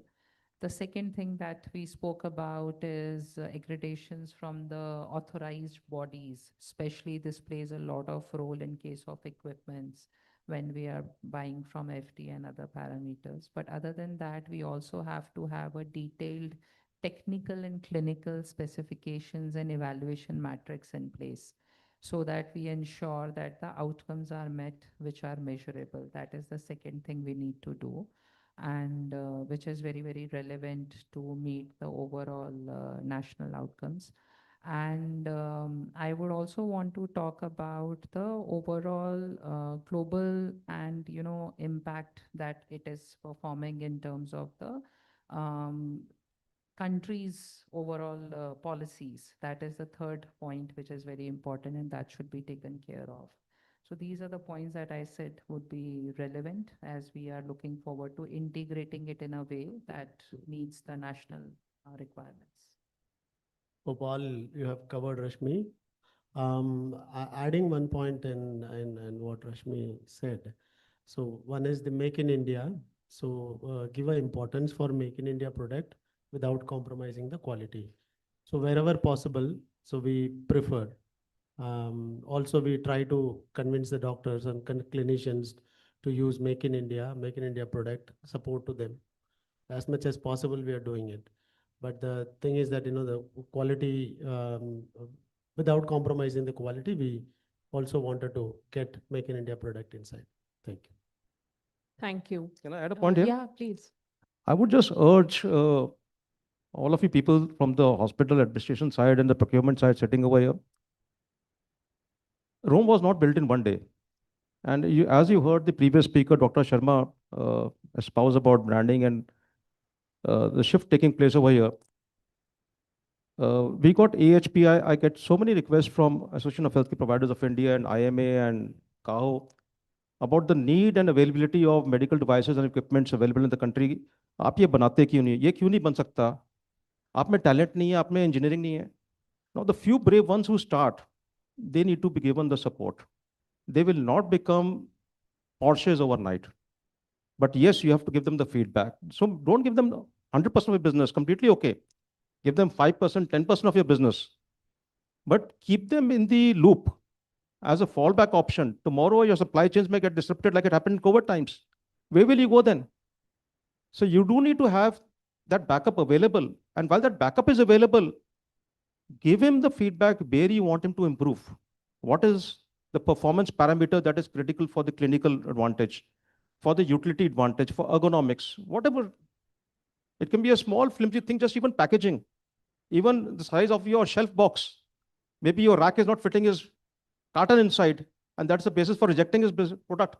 कि जी आपने तो carton इतना बड़ा बनाया हमारी तो अलमारी में घुसता ही नहीं है. I get all these kind of feedbacks from everywhere. But listen to your team and pass that communication across to the manufacturer. Let him improve.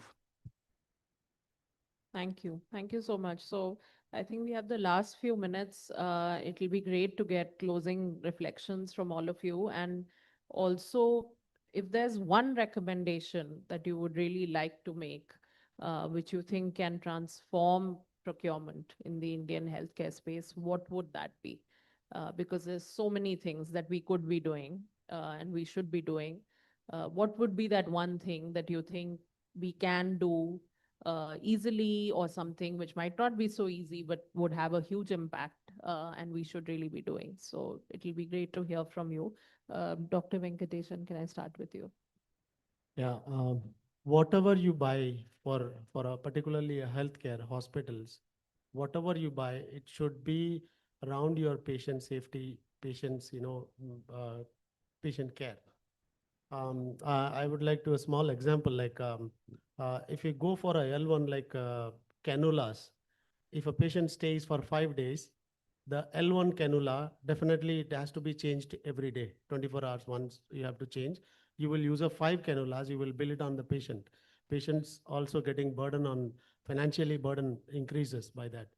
It's not saving money. So, but if I buy a quality cannula, the cannula can go to 72 hours, 3 days once. So that kind of quality has to be measured. So whatever we buy, it's not that small penny I'm giving more, but always see the patient's benefit, patient's care around it. Whatever you do the patient, care in your mind. Thank you. Rashmi? So, one thing I would say is, and which is a positive thing, procurement is now a business partner for all the management in the hospitals. And procurement has also, as Dr. Venkat said, clearly started thinking on the clinical outcomes. So it is all about the collaborative approach, keeping patient outcomes at the center, and saving cost will be a natural outcome of it. So that is all I would like to say. As a one word, very simplistically put, best value. That sums it up. In real practice, ethical manufacturers are not able to get business on best value. It's a distorted marketplace. They may launch a product at 30 or 40% lower than the brands in the market and think they can capture the market. With equivalent quality and everything, they find that they're tripping. Why they're tripping? Because the market realities are different. A buyer may not buy the product because the MRP or the trade margins on the particular product may not be conducive to his needs. He may like to buy a product which is more profitable for his hospital. So we cannot remove that bias away. The government has come to IMED and other associations, and now we have the ethical code for marketing. We have to capture data, so we are going now the advertising world way. Dr. Sharma was talking about it. So even any gifting or anything that has to be done, or any marketing expense or CMEs that we do, has now to be quantified and to be reported on the IMED website for our membership. And the next thing that's going to be coming over here is regarding the MRP. Now, earlier the MRP used to be 2 times to 3 times to 4 times the ex-factory price. We've now become irrational. Now we find that the MRP is going up 10 to 20 to 30 times the ex-factory price. It's unreal. We are going to a position where now the hospitals and doctors are already losing trust, and they lose trust more. So there's finger pointing at the hospitals, there's finger pointing at the manufacturers that we are trying to bribe our way in on giving kickbacks. And this is making the whole environment very vitiated and not trustworthy. Hospital care, healthcare, everything starts from trust. So I think we need to also touch this topic, maybe another day, but in detail, as how to keep every stakeholder happy. Hospital needs their fair margins. Distributors need their fair margins. Manufacturers need the fair margins. Consumers need to get the best deal. We may be shortchanging the consumer by pushing the products to them, which may be of very high MRP, but making the product expensive, and then justifying to ourselves that we are doing that to cross-subsidize the other costs in the hospital. That we're not bringing in efficiencies into the whole system. So when we talk about total costing or life cycle cost, we'll get a distorted cost view. True costing can come in a manufacturing environment or in a hospital with real honest accounting and honest costs. Thank you. Thank you. And just on time, I can see that dreaded red sign that time's up. But thank you to our panelists. I think we've had a very insightful discussion. And I think if just one thought I would leave you with, that it has become very clear from our discussion that every procurement decision is also a patient outcome decision. So let's ensure that there is value, there is safety, there is quality in every procurement decision that we are taking in the healthcare sector. Thank you very much. Thank you so much, and thank you, Ruchi, for moderating that. May I please request Dr. Sunil Khetarpal Deputy Director General of AHPI, to please present a token of appreciation to all our panelists and also to ma'am, our moderator, please.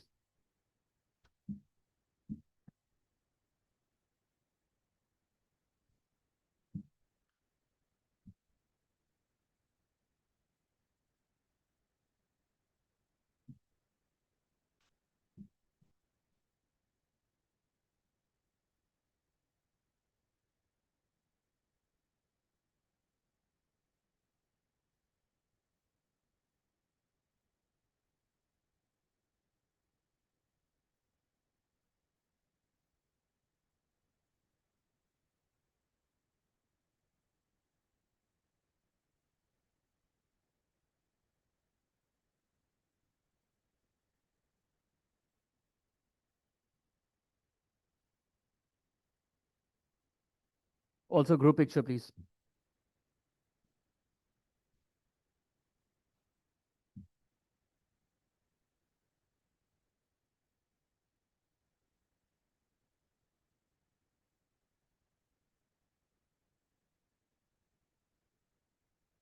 Thank you. Thank you so much. Thank you.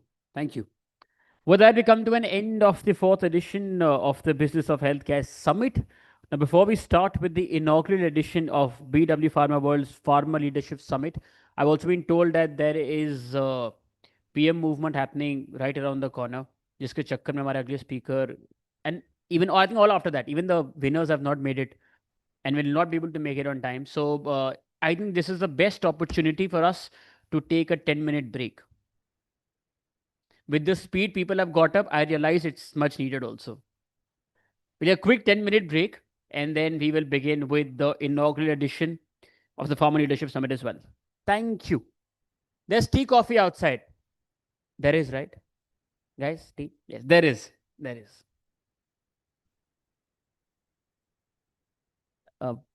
Console, throw house music, guys. Prashant, some house music.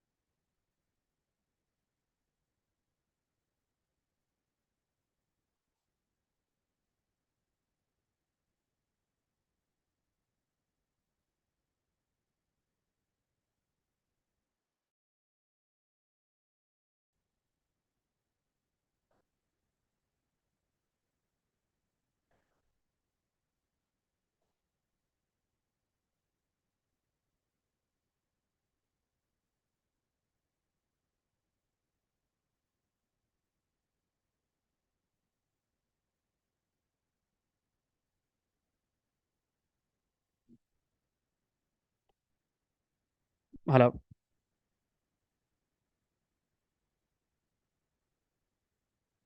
We'll start the next 1 minute. Can the Business World team please make sure that audience from outside, can you also call them in?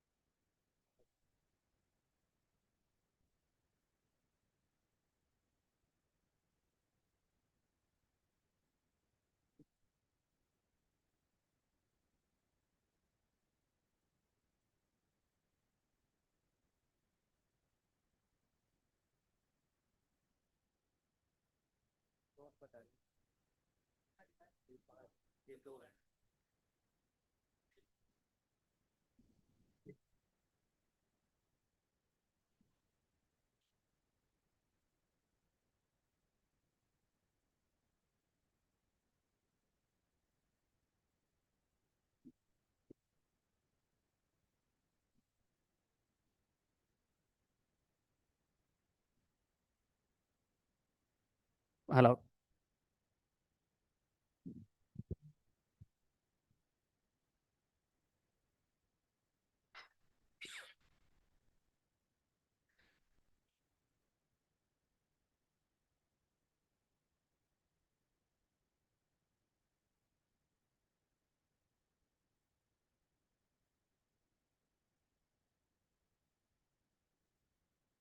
So while they get the stage ready, what we concluded with before the break was the BW Healthcare Summit.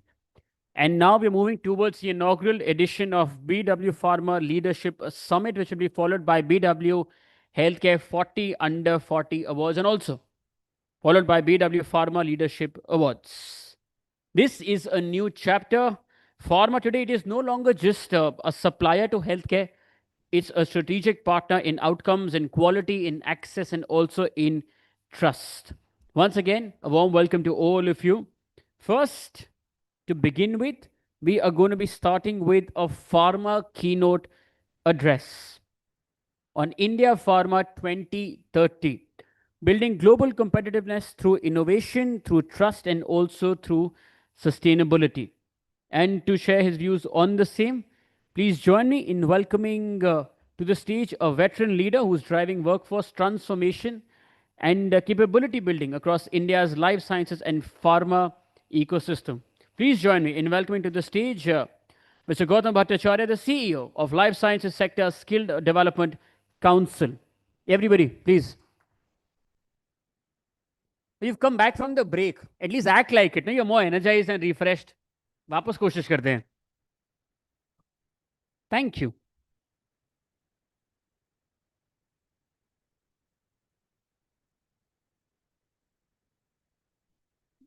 Good evening, everybody. My name is Gautam Bhattacharya, and I am working as CEO for Life Sciences Sector Skill Development Council. Now, before I start,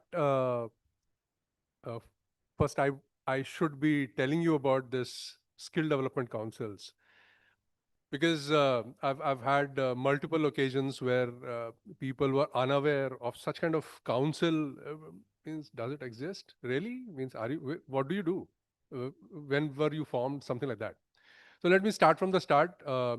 I think late 2009, 10, around that time, government decided that there's a requirement for a focused approach to develop skilled manpower. And a couple of sector skill councils were formed in India. And subsequently in 2014, Ministry of Skill Development and Entrepreneurship was formed. In this entire new regime started by Modi ji, and a focus, a very specific focus through a ministry was given to the skill development, and various sector skill council. There are 36 of them, and we are Life Sciences Sector Skill Development Council. Our focus areas are pharmaceuticals, biopharmaceuticals, medical devices, research and development, innovation, contract research manufacturing. Our primary role is to find out what are the skill gaps in the ecosystem, and then try and figure out how these skill gaps can be fulfilled through very specific programs which are developed in consultation with the industry. Once we have these programs, which are approved by National Council of Vocational Education Training, these programs are run into the country in the industry as well as in the academia. And a lot of academic institutions have adopted our program. And through this, there is a development of skilled manpower. Now, these are all good part of it. The challenging part of it is who needs skill development, right? If you talk about the pharmaceutical organization, the business plan's last page even do not feature skill development because it's an expenditure. And also the academic institutions, and please pardon me for saying this, no offense meant. I've interacted with various vice chancellors and the dean academics and everybody, and they said that really, do we need any update? We are fully updated. Means you are also a produce of our academic effort, you know. And if everybody is doing well, so where is the chance and where is the scope of any improvement? However, when we go to the industry and ask them, can you hire these academic produce or the students directly into your organization and make them productive from day one? They say absolutely not, because we would need at least about a year of training. And when we go to the academic institution, they say the biggest challenge is placement. You know, we teach our students so well, but unfortunately the ecosystem is not absorbing them. So there is a disconnect, clear disconnect. And therefore, as a sector skill council, I think we are at a very, very important juncture in which we can bridge these two gaps of academia and industry. I've had many panel discussions where everybody talked about gap between academia and industry. But I think this is through this council that we can resolve some of them. Today, I'm invited to give a keynote address on pharmaceutical industry, and I will try my best.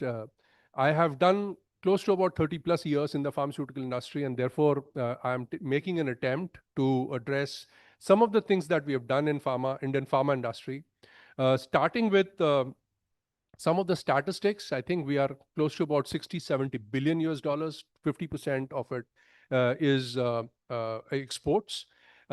The growth rate over the last 5 years, or CAGR if we take, is possibly nearing about 8 to 10%, which is phenomenal. If you look at the worldwide industry, I don't think any other major markets are doing such kind of growth and such kind of vastness.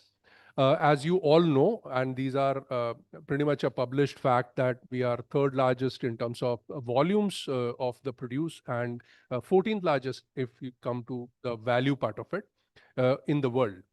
However, I think the gap between value and volume is purely because we wanted to make our products more affordable and also more acceptable and reachable to the general public. We have Jan Aushadhi Kendras, which are now distributing massive amount of generic medicine to the most needies. I think there are about 5,000 of them in the entire country, and very strategic move. How did we reach here? We are called pharmacy of the world. How did we reach here is by simply by engineering marvel. We have had the best of the engineers in the country in which could produce the same product, which is produced elsewhere at, say, $10 at $1, a fraction of the cost. And that's how we grew our expertise, and we are known for this. I'm proud that 60% of the world's vaccine production happens in India, and we are possibly contributing largest amount to the World Health Organization. I have had chance of working with an organization called LG Life Sciences, who are also supplier to the World Health Organization. However, the formidable position that the Indian suppliers have in the world is phenomenal. These are a couple of the strength areas that we have. So essentially, and in many forums I've had this discussion, and you have to pardon me for being very blunt, and specifically with the academic institutions who claim and who are proud of themselves of producing so many pharmacy graduates. About 5 lakh pharmacy graduates every year we produce.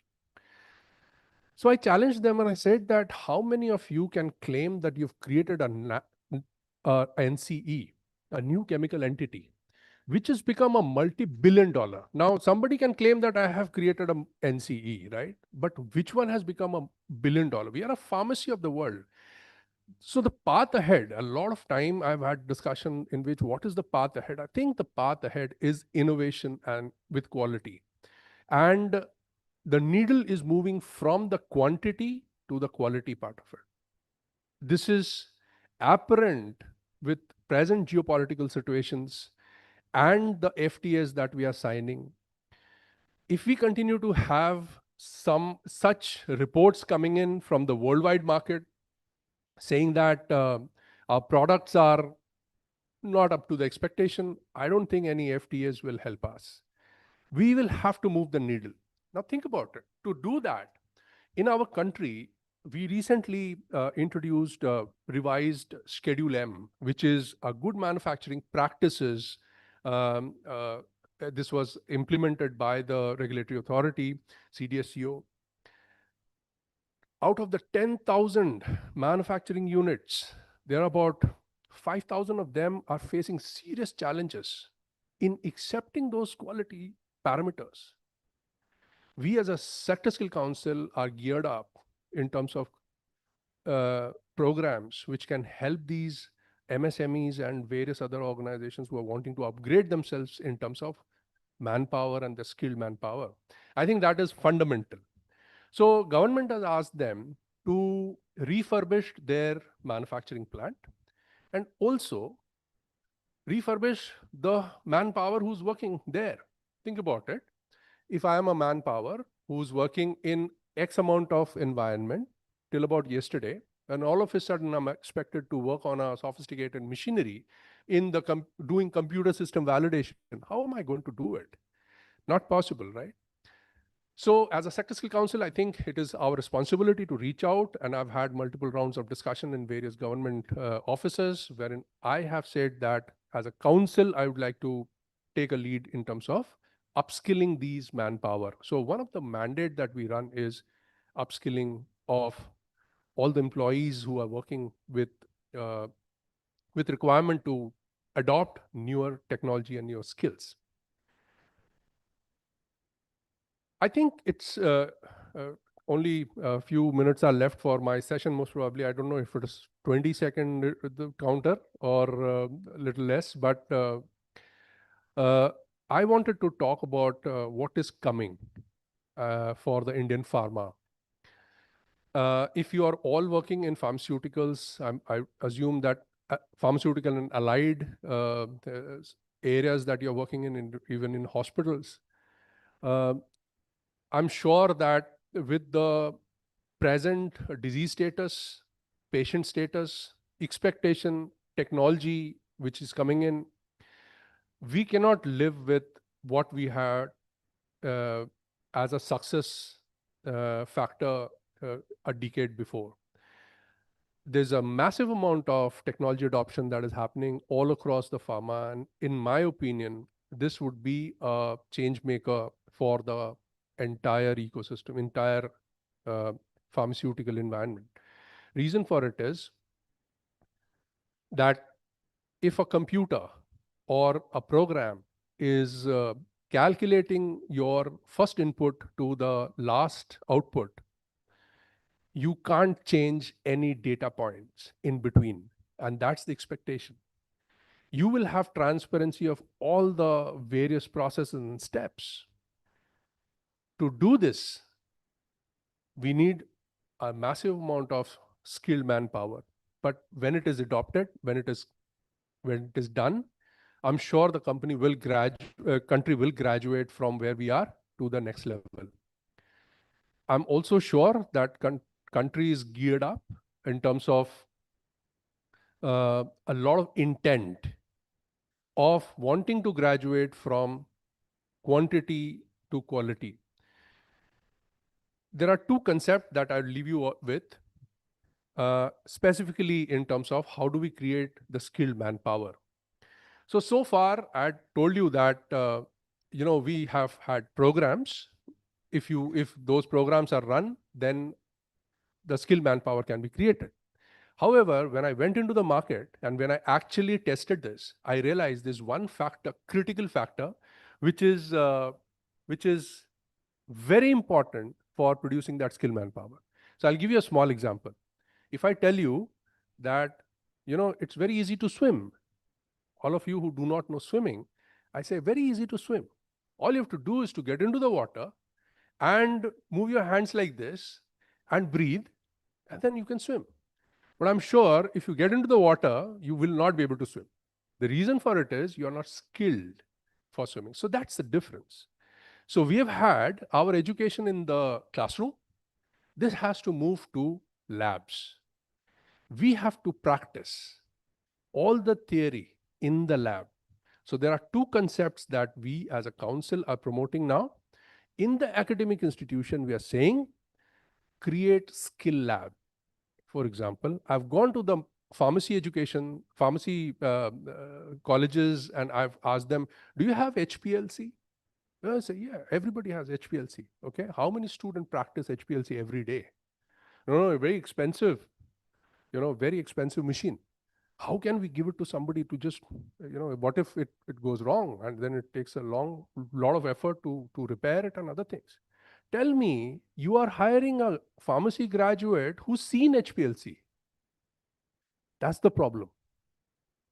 We want to create labs in the academic institution where student can experiment. How will otherwise innovation come from? Think about it. Can I start to innovate just like this without practicing it? In the school, the student is standing in the chemistry lab with one test tube and then 30 of the other students are just looking at it. How can you have innovator coming out of with a mindset of innovation or experiment or curiosity without actually doing a physical hands-on experiments? That's where we'll have to intervene. NEP 2020 has given us power to do that, which is a national education policy, which is getting implemented in schools and colleges, and I'm hopeful that something worthwhile will come out. But education in lab is, I think, a solution which we must push to see that we have skilled manpower in the ecosystem. Also, so I'll give you last example and I'll go from here, that I asked the industry, that you get skilled manpower? They said, no. I said, you have money in CSR fund? They said, yes. I said, can you give it to me? I will set up a skill lab here in one of the premise. That means I created a small classroom, which is a world-class classroom. It has a AR, VR module. And I created a physical lab. That means API machineries are put in that place. So a student is studying in the classroom, and they're changing, as in they are entering into the industry premise with the clean room facility and everything. And then they're going into the lab for 8 hours. They're wearing the same coat and everything and mask and everything. They're feeling the heat inside, and they're feeling the pasina inside. And they're doing that experiment and coming out after the full day. Now, we had a first batch, which was taken up by the industry at an average salary of 1.5 lakh. We are fourth batch now. The salary has gone up to 4.5 lakh. The reason for it is the same company which came for the first batch came for the fourth batch also. And they say that these are damn good. We can put these guys who are fully trained and skilled. Day one, they are productive. Now we are going to train their supervisors, because the supervisors are not trained as the entry-level people are. Trust me, we can do it.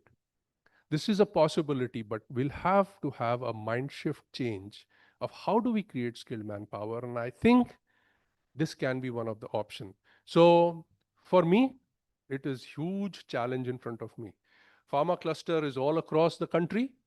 I've just started to figure out one place, two place, Visakhapatnam, Vijayawada. But I think a long way to go for me.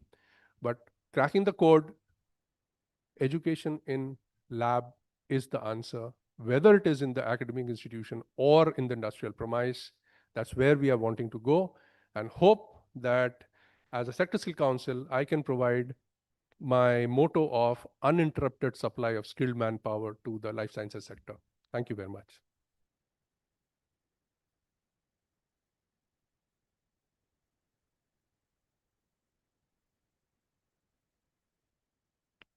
Thank you so much, sir. As I've been saying since the morning, I'm very sorry for the timer. But if it says timer's up or time's up, after 2 minutes, I'll play the buzzer. Or agar aap tab bhi nahi rukte, they'll just make me stand here and stare at you. That's it. But thank you for finishing in time, sir. Thank you so much. Chaliye, we're doing a quick change. Before the panel, we will do our pharma fireside chat.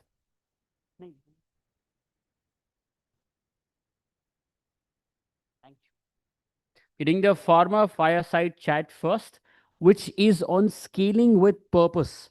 How large pharma companies leverage size to drive innovation, to drive access, and also the impact.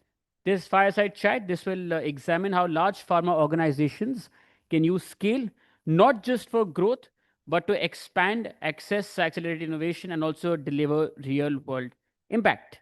And to share his views on the same, we are being joined by a global biopharma leader, championing affordable biologics and access-led innovation. Please join me in welcoming to the stage the CEO and Managing Director of Biocon Biologics, Mr. Shreyas Tambe, and to share his views to get the very best out of sir. Yeah, we'll applause साथ में. The was being joined by Mr. Harbinder Narula, the CEO of BW Healthcare World, of BW Wellbeing World, and also of BW Pharma World. Let's please welcome Mr. Tambe and Harbinder ji साथ में, please. You know, as an artist, I'm very sorry. I'm very beshara when it comes to getting someone the due credit that they deserve. Let's do a round two of welcoming now. Thank you, sir.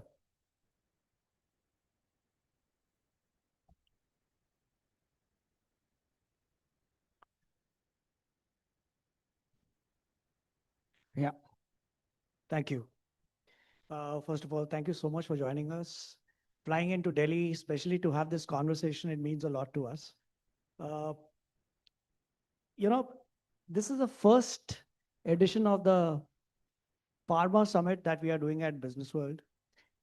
and we have been doing healthcare summits for a few years now. And every conversation around the healthcare has always been trying to understand that how can we marry the business objective, financial sustainability, scalability, but at the end of it, ensuring that all this has the patient at the core of whatever we are doing. So I'm keeping the tradition on and trying to build in the same thing for the pharma. How can we scale the business? How can we ensure responsible business practices? How can we build sustainability? How can we build scalability from the pharma perspective, but also keeping in mind that the patient remains at the core? So we'll try and keep the conversation around that.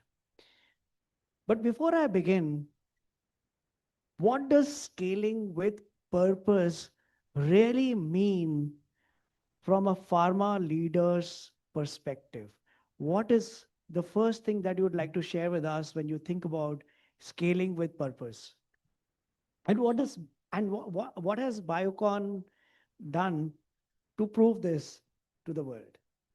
Well, I think this, first off, good evening, everyone, and thank you for having me here. It does sound like a little bit of a Bonvita quiz contest now, because he's asked me about 5-7 questions. I'm going to try and remember all of those. But having said that, you started with saying, what does it look like in terms of scaling with purpose or building a business with purpose? I think that is so very key, because what you do matters so much in terms of what you're trying to build. When you are in the business of trying to make a difference to people's lives, that's a very strong sense of purpose. When you're transforming lives, when you're transforming healthcare, that's an even stronger purpose that you have. It would be slightly challenging if you were an industry which was different than this. But the pharmaceutical industry is blessed because we have the opportunity to make a difference. So if you can do that at a scale, and a country like ours needs that at a very large scale, and India is an aspirational country. We have a 1.5 billion people population. That's as many aspirations as you can look at. And clearly that's a massive opportunity for not just a company like ours, but for every company and every entrepreneur to make a difference. So I would probably say that was my response to you on the first one. The other part is, how can companies scale, and how do you do that with purpose, keeping the patient at the core of everything you do? Now, if you start a business with a sense saying that my objective is to make money, then there are several businesses to do that. You don't have to be in the pharmaceutical business. But if your purpose is to look at making a difference to people where health is important, then patient has to be at the core. There are several miracle treatments available in the world. Okay, several of them. Okay, it's not like treatments are not available. It is just not accessible. And the reason it's not accessible is because it's not affordable. Just a breakdown of how it is. Where a country like India lies in this is, it has massive aspiration, a large population, which we need the best of care for. We have proven it in our generics industry that we can produce high quality products. We can be the pharmacy of the world, as the previous speaker just talked about. Gautam just told us that the skills exist, which means it's possible for us to produce high quality products. You can do that at scale. That has been demonstrated by the Indian generics industry for so many years. But can we move beyond cost arbitrage? Can we move up that innovation from cost arbitrage to innovation? Can we actually bring new age treatments to people? Because the Indian population needs the best. And if you keep that patient at the center and you keep the aspirations around it, there is enough capability in the country. There is enough talent in the country. If the right skills are applied, then you can create a genuinely Vikasit Bharat before 2030, 2047 that the government has laid out. And that is really what the private sector and companies like ours should work closely with the government to see and achieve. Shreyas, can I address you by your first name? Of course, please. Shreyas, you use the word innovation.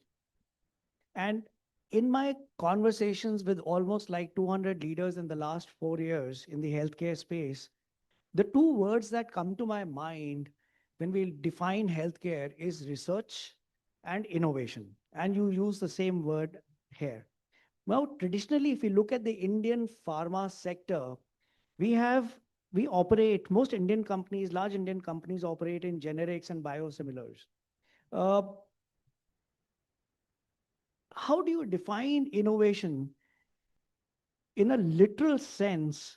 And how can innovation, because I find that we have lacked in research, we have lacked in true innovation when we look at the country, as a country. What is it that we can do to make innovation a strategic choice and build a culture of innovation within the Indian pharma space? Yeah, that's a great question, and it's very easy to quickly dismiss that India has not been up there when innovation is concerned, because it's also very easy to associate a new molecule is equal to innovation. It's a very easy connect that we make. Okay? But India has done remarkable work in innovation because it's about how you define innovation. Now, I want to take you back to a very important thing that our founder, Kiran Mazumdar-Shaw, always says. Innovation without access is actually not meaningful at all. So if you can make innovation accessible, that is the first massive innovation that you have done. So the generics industry has done a massive innovation by re-engineering those products and making them accessible to the world. Today, if you look at it, if you stop funding, theoretically, if you stop funding for new treatments, the standard of care will stop at what it is today, okay? New drugs will not come, agreed. But let's say you stop funding for generics, the planet will come to a standstill because the generics maintain health of 80% of the planet. So we need to put the place of innovation in where the right paradigm is and not dismiss that India is not innovative. India has made a huge difference to the global order in maintaining the health of the planet, not just the health of the country. So I would say that's the first piece. The second piece, I was just having a casual conversation outside with one of our guests at the conference. And there was a comment that China has made remarkable progress in the last decade or so, and there's been 20 billion plus kind of licensing that American companies have done out of the US, out of China. True. But the question is, how do you do that from India? Is there available capital to do that in India? The initiative that the current government has taken with the RDI, where there is 1 lakh crore that has been set aside, is a fantastic step. It's a significant, very welcome step in the direction of fueling innovation. But where is risk capital? Where are other sources of funding where companies like ours, we've invested $1 billion, 10,000 crores in R&D, and another $1 billion in setting up world scale and world-class manufacturing facilities. That's another 10,000 crores. That has come from accruals. If that is available, I believe there'll be several more entrepreneurs. There's no dearth of talent in India. There's no dearth of risk-taking ability in India. You'll have several more companies which will develop cutting edge treatments which can solve so many of the world's problems. So I believe India is innovative. India is at that cusp where we can make a massive difference. We've done that in aerospace. We are doing that in launching multiple satellites. And I think we will be in that space in bringing innovative drugs not too far in the future. Fantastic. And Shreyas, you use the word access as a second point. And the second thing that comes to our mind is that, the narrative in the industry, not just pharma, not just healthcare, but every sector, we've seen the concept, the C of competing, changing to the C of collaboration, right?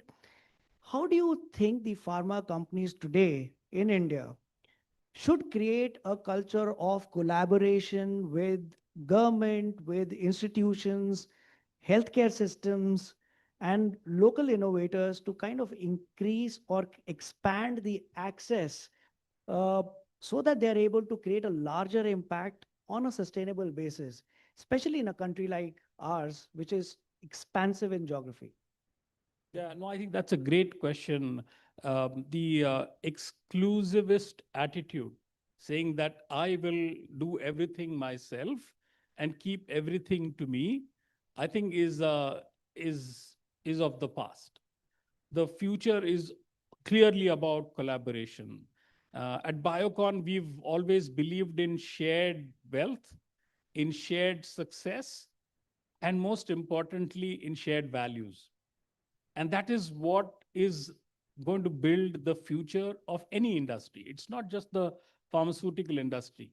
In the past, we were good at developing products, we were good at manufacturing it, but we did not have presence in so many countries. Today, we are present in over 120 countries ourselves. But we always partnered with somebody who was the strongest player in that country so that we could get these high quality products to as many patients as possible. You have to be of a mindset that you cannot do everything on your own. You have to collaborate. And that could be another private entrepreneur, private company. It could be the government. It has to be the government in many places. It could be any other industry. Today, technology is revolutionizing so much of what pharma does. AI is doing so much that we are trying to do in pharma. And we are collaborating with several technology companies. So collaboration is not the buzzword, that is the word to survive and succeed. So I believe that's going to stay, Arvinder, for a very, very long time. I'm so glad that you brought up the mention of AI, automation, etc., and how technology is transforming. I think we are living in an era of digital transformation. Mm-hmm. And in what ways does digital transformation impact the smarter growth, the scale not just in manufacturing, but also the supply chains, securing the pilferages in the supply chain, etc., and the patient engagement? How do you think digital transformation can be used by the pharma sector to do things smartly? Yeah, I think that's a great question and probably on everybody's mind in some sense. Let me kind of paraphrase it slightly differently, saying, how can technology help evolve how the pharmaceutical world behaves? Okay, and I can broaden that. The reason is we've spent a lot of time trying to understand it. The place where we come from, we are in the Silicon Valley of India. Okay, we are in Bangalore. We probably have more software engineers than all of Silicon Valley in the US. Okay, just in our own city. India has more talent than we imagine. Okay. We spent a lot of time trying to understand how can we deploy AI in pharma. Okay, and there are several examples. Many companies talk about it. We broke it down into two broad buckets. Those which are productivity, efficiency related, which is measurable, which can be looked at and said, hey, I used an AI tool and I improved efficiency from 10 to 25 or 35%. Very measurable, very easy to understand. You use the word SMART. So SMART is an acronym for being able to measure the outcome. Okay.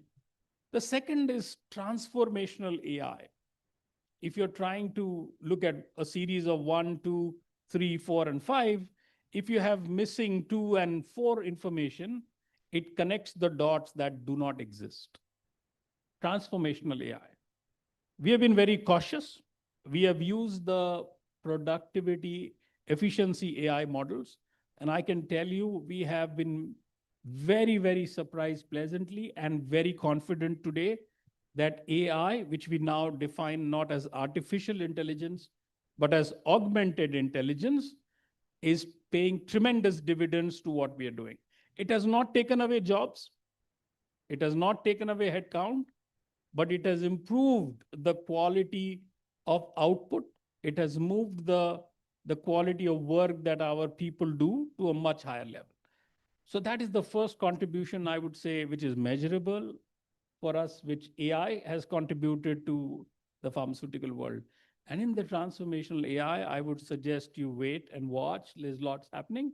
And you would not be surprised if that would be what will get us the first new NCE or the new NBE that Gautam was talking about, not too far away then.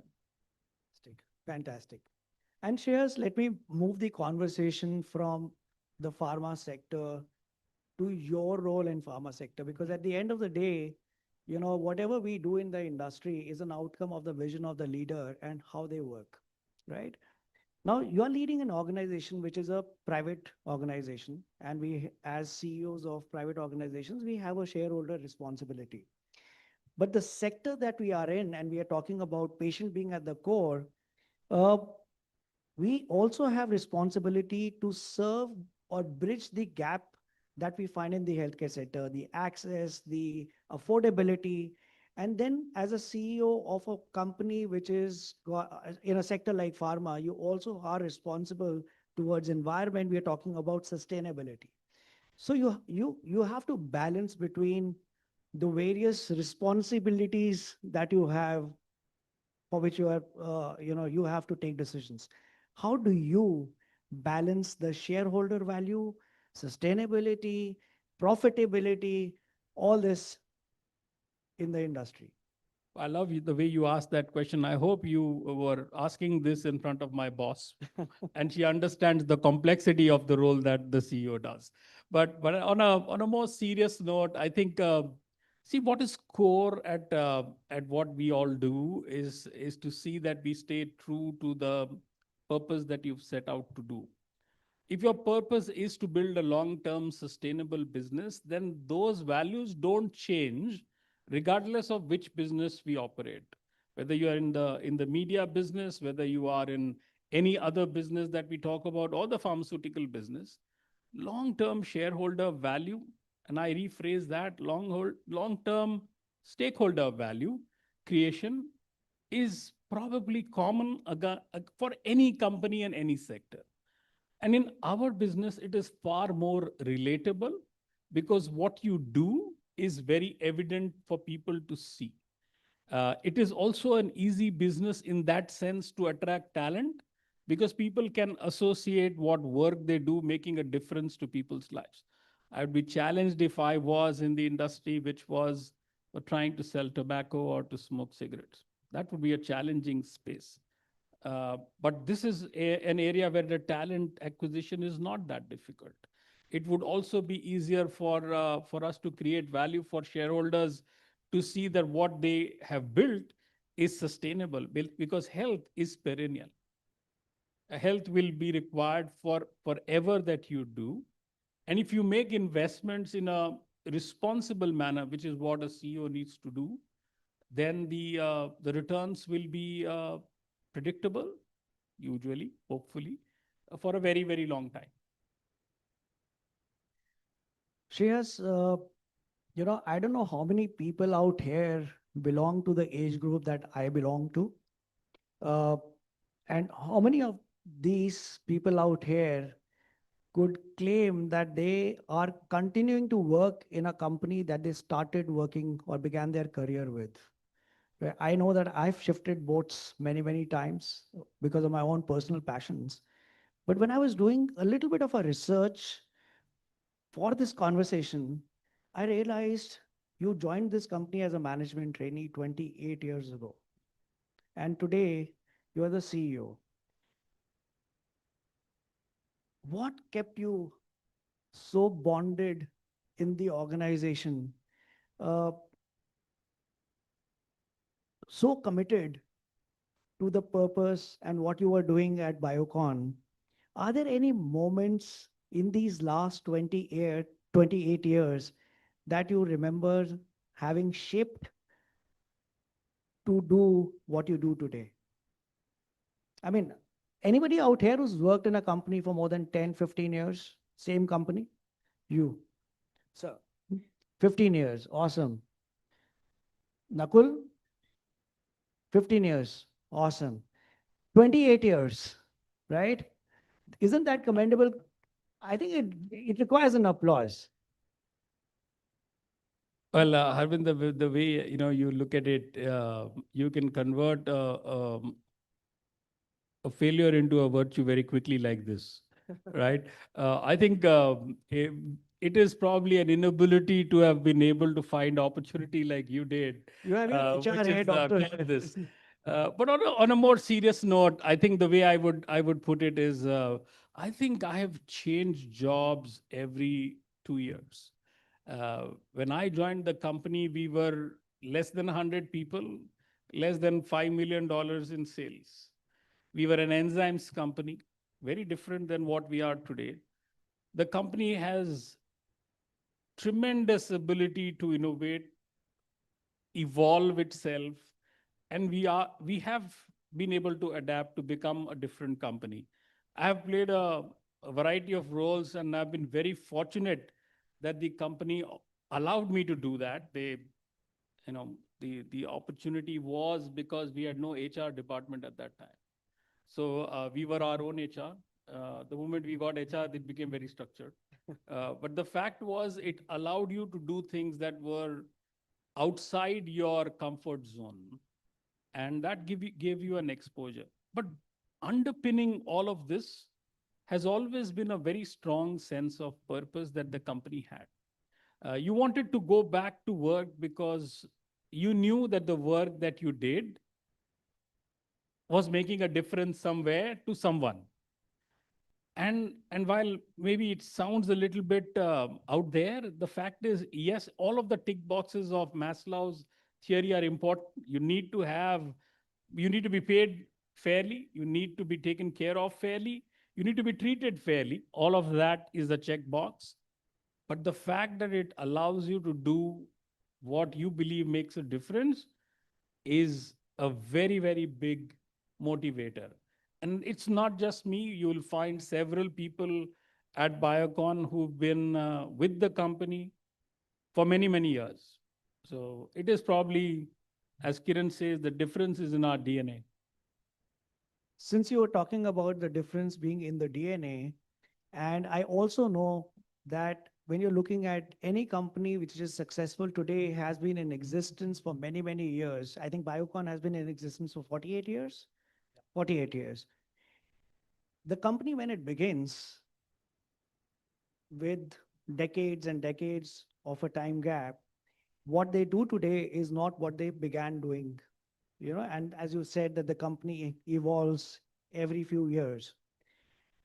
But when you're looking at adaptability, when you're looking at being resilient to the changes, the dynamics of the industry, but remaining centered in the purpose driven, and that was the conversation we started with.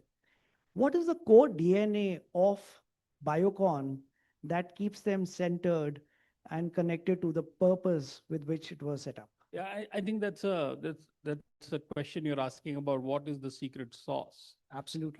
And I think that is something that we've been trying to look at. The answer is unless you live in it, it's hard to realize.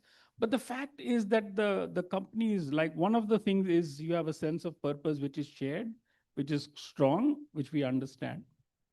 And the second thing is there is no fear of consequence for failure. Because when you talk about innovation, the flip side of that coin is failure.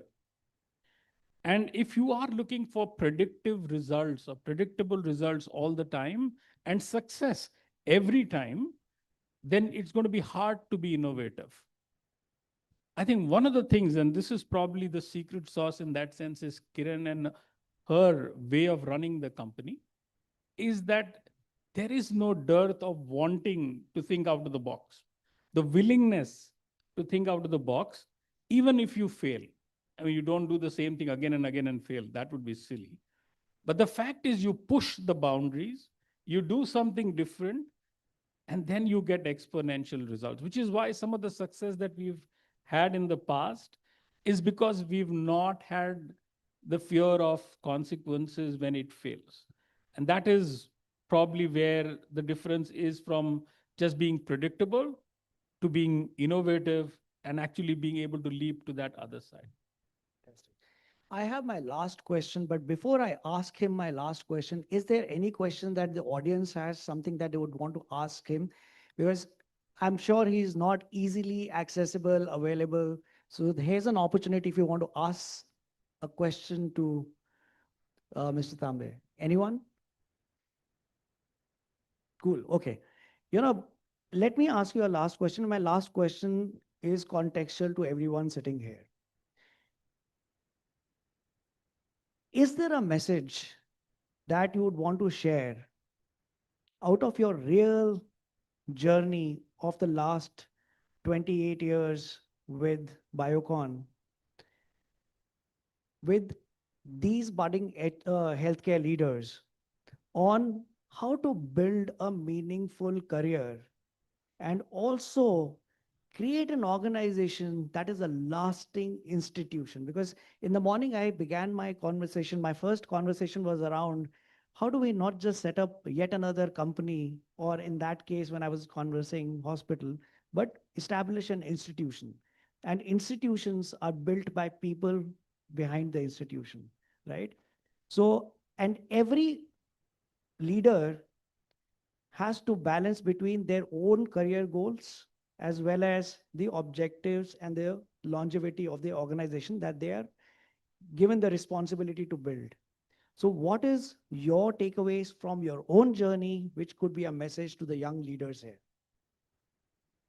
Yeah, first up, I won't want to advise people. I think there are several people in the room who are very senior and who've done lots of good things in their career. What I will certainly share my personal experience on this and my views.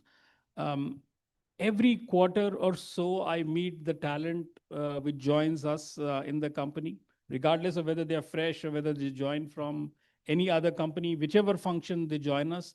I've been doing this for, I don't know, maybe 20 odd years now, regardless of which role I had. I can tell you with confidence that in the country, we have tremendous amount of talent.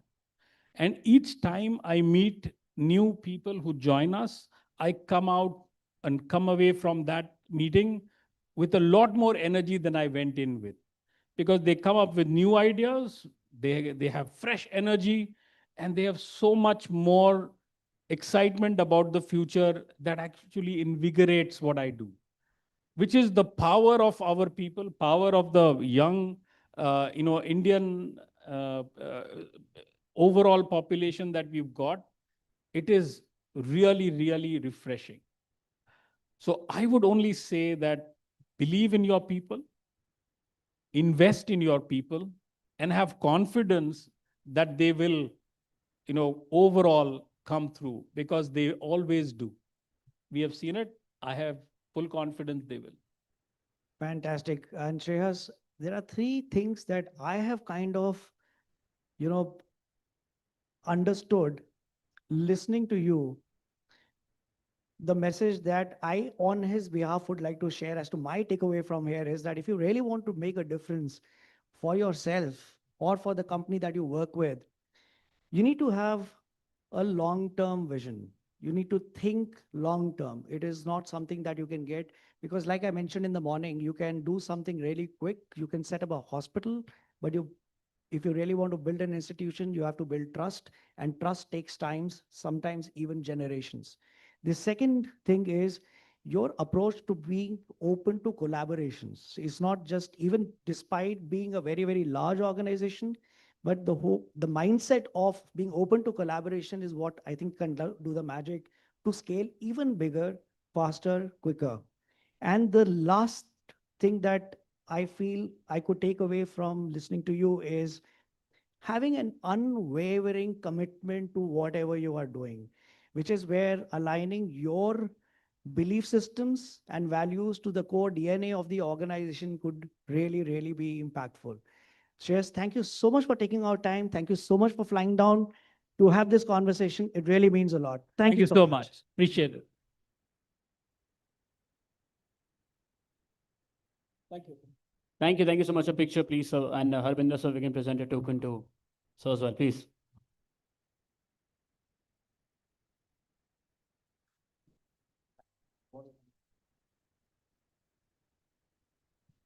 For them.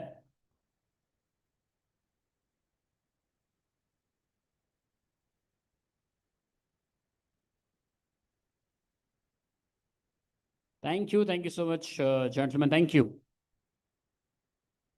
Chali, quickly moving ahead. Up next, it's a panel on how pharma can shape the future of healthcare through quality. Before we do that, just to inform and let everybody know that apart from all of us present in the hall, this event is also being streamed live on all social media handles of BW Businessworld and also on www.bwhealthcareworld.com. With that, the next panel, it talks of how pharma can shape the future of healthcare through quality and how it has become the core currency of trust in pharma and healthcare as well. First, while they get the stage ready, please join me in welcoming our panelists. सबसे पहले Professor Y.K. Gupta, President, AIMS Kalyani, and also Principal Advisor, India of GARDP Geneva, along with former Dean and HOD, Pharmacology of AIMS Delhi. Joining Professor is Mr. Nakul Pasricha, Managing Director of PharmaSecure and Vice President of ASPA. And ASPA is also our associate partner for today. Along with them, Dr. Abhay Sinha, Director General, Services Export Promotion Council, SEPC. Joining them is Dr. Rajiv Sharma, Vice President, Medical Affairs, Content, Public Policy, and also Regulatory Affairs, Tata 1 MG. And this one will be chaired by Dr. Sachin Bajaj, Founder and Director of Ujala Cygnus Hospitals. Let's please welcome them, everybody, collectively. 5 people we've got on the stage and only 4 of you applauded. Wow, the math doesn't add up. Thank you.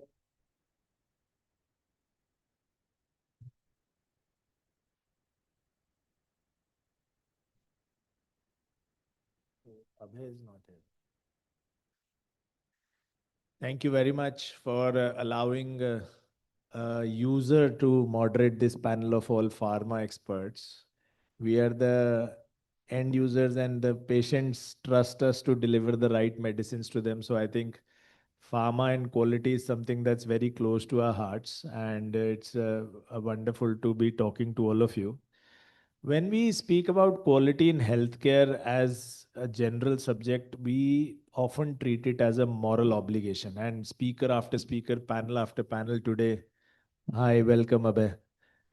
So, yeah, I know the traffic today is amazing. So, we're speaking about when we talk about quality in healthcare in general and pharma in particular, we treat it as a moral obligation. And of course, it is, right? So, but the uncomfortable truth is this, that morality alone has never built any systems at scale, right? Because healthcare does not really fail when intentions are weak. We all go in with the best of intentions to treat our patients well, to make the best possible medicines. It fails when mission is not backed by markets, right? When quality is seen as a cost in our minds instead of as an investment that will yield us multifold returns. Every time, so I sit on the NABH board, and when I go and talk to small hospitals in small towns that you have to drive quality, you have to be accredited, you have to be accountable, the first reply I get is it's too expensive for us. You know, the patients are not ready to pay for all the quality initiatives that you want us to take. And I think it's similar in small pharma factories, small producers. And this is where I think the idea of market-minded, mission-driven becomes very essential to whatever we do in healthcare. Being mission-driven, of course, means that we are uncompromising about patient safety, about efficacy of your drugs, about trust. But market-minded means then that we make sure that the models we build to deliver this are viable, scalable, and sustainable, so that quality doesn't collapse the moment subsidies disappear, or the moment scrutiny disappears, or the moment goodwill disappears. So pharma sits at a unique intersection of science and scale. I think we heard in the previous panel between regulation and real world use, and between global responsibility that the Indian pharma industry has and local trust that we need to develop. The future of healthcare quality, especially pharma quality, I am sure you will all agree with me, will not be shaped by regulators alone, definitely not by technology alone, certainly not by price competition alone. It will be shaped by how intelligently pharma aligns with incentives, data, ethics, economics, all of them coming together. So I'm really, really happy that we have such a esteemed panel of guests here to discuss these issues with us. And I would like to start with you, Dr. Gupta sir. You sit on both ends. You've been at AIMS. You are the president of one of the AIMS. You've been heading the pharmacology department. You are an advisor to so many pharma companies. So you have an academia, regulation, global public health lens all through. From your vantage point across these teaching institutions and global public health and drug safety, where do you think does Indian pharma ecosystem most commonly confuse compliance with true quality? Is it just a checkbox for all the pharma, or is it really, are they having it in their bloodstream?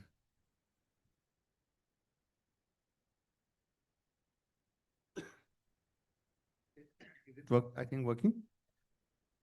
I think you raised a very confusing question. Compliance and quality sounds similar, if I say so. And both of them, whether you say compliance or quality, aim is to provide a medicinal or pharmaceutical product which is safe, which is effective, which is made of high standard, and which is given to the patient in Indian context. But when you say compliance, it means it is complying with certain regulatory norms. And in Indian context, this is regulatory, means you say CDSU or maybe Indian drug regulations, maybe Indian pharmacopoeia, the standards which are mentioned here. If it is complying with the US FDA or it is complying with the guidelines of EMEA, that is complying, whether it is the composition, whether it is a testing ability, whether it is stability, whether it is a dissolution, disintegration. So the standards are given, so it is compliance. Compliance is a mandatory, and if you don't comply, you out. Either you face recall or you face punishment or whatever is that. The quality is not a mandatory requirement here. Quality is much more beyond the compliance. And if I say, this is a flower, this is a flower, this is also meeting compliance, this is also meeting compliance, but I feel that this is, and my experience is, this is better quality. That means I'm comparing this with something. And that perception is so critical, particularly for Indian generics, not only in India, but when the Indian generics are exported to US, to Japan, maybe to any other country, then the quality sense makes a difference. I will just give you an example. The certain drugs of vitamin D3 preparations in India meeting compliance because they are GMP made, they are revised GMP made, but then the recovery of the vitamin D3 labels is not as fast perhaps with comparison to A, B, C, and maybe if the drug is purchased from outside, maybe like that. And then perception that this is of inferior quality. Maybe there may be some parameter, defined parameter. Maybe there is a no defined parameters. So that is one thing. Similarly, sometimes often you might have come to know, NSQ, not of standard quality. And there is a very subtle difference between the poor quality and the regulatory compliance of NSQ. If this is an antimicrobial agent, which is of 250 milligram and plus minus XYZ, say maybe 10%, which is acceptable as compliance. But here is a product which say 250 milligram means 247 plus minus 1 or 2. Here is another product which says 250 milligram plus minus 10 or 20. Both are regulatory complied, but then quality is different. And therefore, the often confusing thing, quality and compliance. Compliance is mandatory, which you have to follow. If you don't follow, you're out. Quality is still competitive, perception. And we have to struggle in India for our brand as quality products in India. Indian quality products. That's what. Of course, if it is not complied, it will be out. Thank you very much, sir. So compliance is mandatory. just hygiene. I think we need to be way beyond if we want to be really trustworthy in the global scenario. Nakul, coming to you, India still struggles with a lot of substandard and falsified medicines, right? And you lead Pharma Secure especially for this purpose. Do you really believe that can technology realistically restore a patient's trust at scale? Or do you think we are overestimating the technology role and the pharma producers, etc., have to play a much bigger role in that? Thank you for that. I've had the privilege, by virtue of the company that I'm running, which has been in this space for more than 15 years, but also because as the other hat that I wear is as a vice president right now of and been president of the Authentication Solution Providers Association, which has been doing research into the problem of counterfeiting and what is consumer perception of counterfeiting. The reason I say that is because at the end of the day, everyone is working towards the health and safety of patients. So what are patients thinking? When we did a countrywide study in 2022, we found that that about 33% of the consumers surveyed said that they had come across counterfeit products, or spurious is the right term, but they were unaware at the time of purchase. That is an extremely high number. Now, does that mean that 33% of medicines in India are spurious? Certainly, I would not say that. The statistics are varying. I think many of the people in this room, especially pharma industry, would be well aware. The not of standard quality percentage varies around 3 to 4% as per government statistics. The spurious has been 0.02 to 0.04%. However, WHO, the last global study that they did, claimed that 1 in 10 medicines are substandard or falsified. So what the right number is, my view is let's not get into that. Even 1 is too many. So I think what we have to do is a multifaceted approach. It's a kind of a long way of coming to the question that you asked, which is correct. And the answer to the question is there is no magic bullet to this. Certainly, there are multiple technology solutions. We have serialization regulations. We have holograms that are being used. We have more advanced non-clonable technologies. But if we think that just applying one solution to it is the be-all and end-all for patient safety or supply chain security, I would say that it is probably an incomplete approach. So my view is that we need a few different steps. the first step comes with awareness. We have to have awareness that this is a problem that needs to be tackled, both from an industry perspective, a regulator perspective, as well as obviously from the patient's perspective. We have to have the right regulations to protect patients. We have a number of serialization, track and trace regulations that govern exports. You know, pharma companies that are exporting are complying already with multiple such regulations. We did have one for Indian exports as well, which has been suspended, and I think is going to be reworked and reintroduced in a different form. For Indian consumers, we've had QR coding mandated since 2023 on the top 300 brands, which I hope everyone is aware, and many of you would be using some of these medicines. So it is something that as consumers, we have to be aware of. But going further, I think we need strict enforcement when we have such incidents and when we have a problem that emerges in the market. So I think everyone would be aware of the unfortunate incident that happened in 2025 with the cough syrup deaths in Madhya Pradesh. I mean, it's a tragedy that we lost lives of children because of that, but unfortunately, it was not the first such incident. It wasn't even the second. It was at least the fourth that I can remember. The previous ones being exported, cough syrups in Gambia, in Uzbekistan, and before that in our own country in Jammu and Kashmir.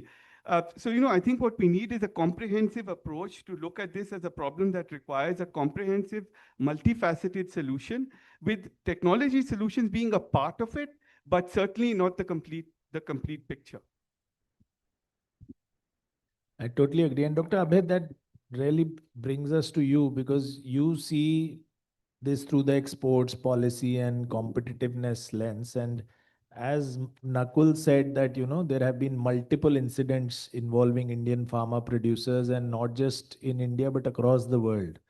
India is seen as the pharmacy to the world. But what, according to you, would determine whether Indian pharma is seen as a partner of choice going forward or as a risk supplier over the next 5 to 10 years? What are your thoughts on what will determine whether we really fly through or struggle in the world market? Thank you for taking me through my past journey in Pharma Excel and taking care of pharma sector and whatever I'm hearing right now about pharmacy of the world, India. So it actually is a music to my ears, and good that everyone has that recall value. So let's start with this point itself. Not only like recent incidents, what has been mentioned about Gambia, Uzbekistan, and other places, but you see way back in 2012 or almost close to that year, I may be forgetting the exact year, but certain products were seized in Nigeria long time back. And then it was found that they were not from the Indian origin, but actually made in China, and but misbranded. So it was not about a spurious product from India or counterfeit. It was actually a case of misbranding and somebody using the credibility of India to spoil the market. Now there are two things happen in pharma. It's a political subject, we all understand. Like every country has got a control, and they do have regulatory requirements, maybe perceived as a barrier for the manufacturer in their quest for export, but it actually certain standards. So one is like, I'll come to this part, what I tried to touch upon, but let me begin with something on the quality compliance part, because you mentioned about quality and how to ensure the efficacy and other thing. Any pharma manufacturer who is aspiring to export pharma product need to comply with the regulations or regulatory compliances of the destination country. There is no two thought about it. One has to comply. But then the question is cost of compliance. And that's where a lot of issues come up on whether the manufacturers are ready to meet that cost of compliance in their aspiration to export. And at the same time, anything going wrong in any given market because of the competition, because of many such issues as identified, there could be fly-by-night operators also. They are there. So how to put a check on it? Because even a single case of a product found is spurious, not having enough efficacy, is first spoiling the image of the country, not of the manufacturer. And that's where the track and trace technology came into existence.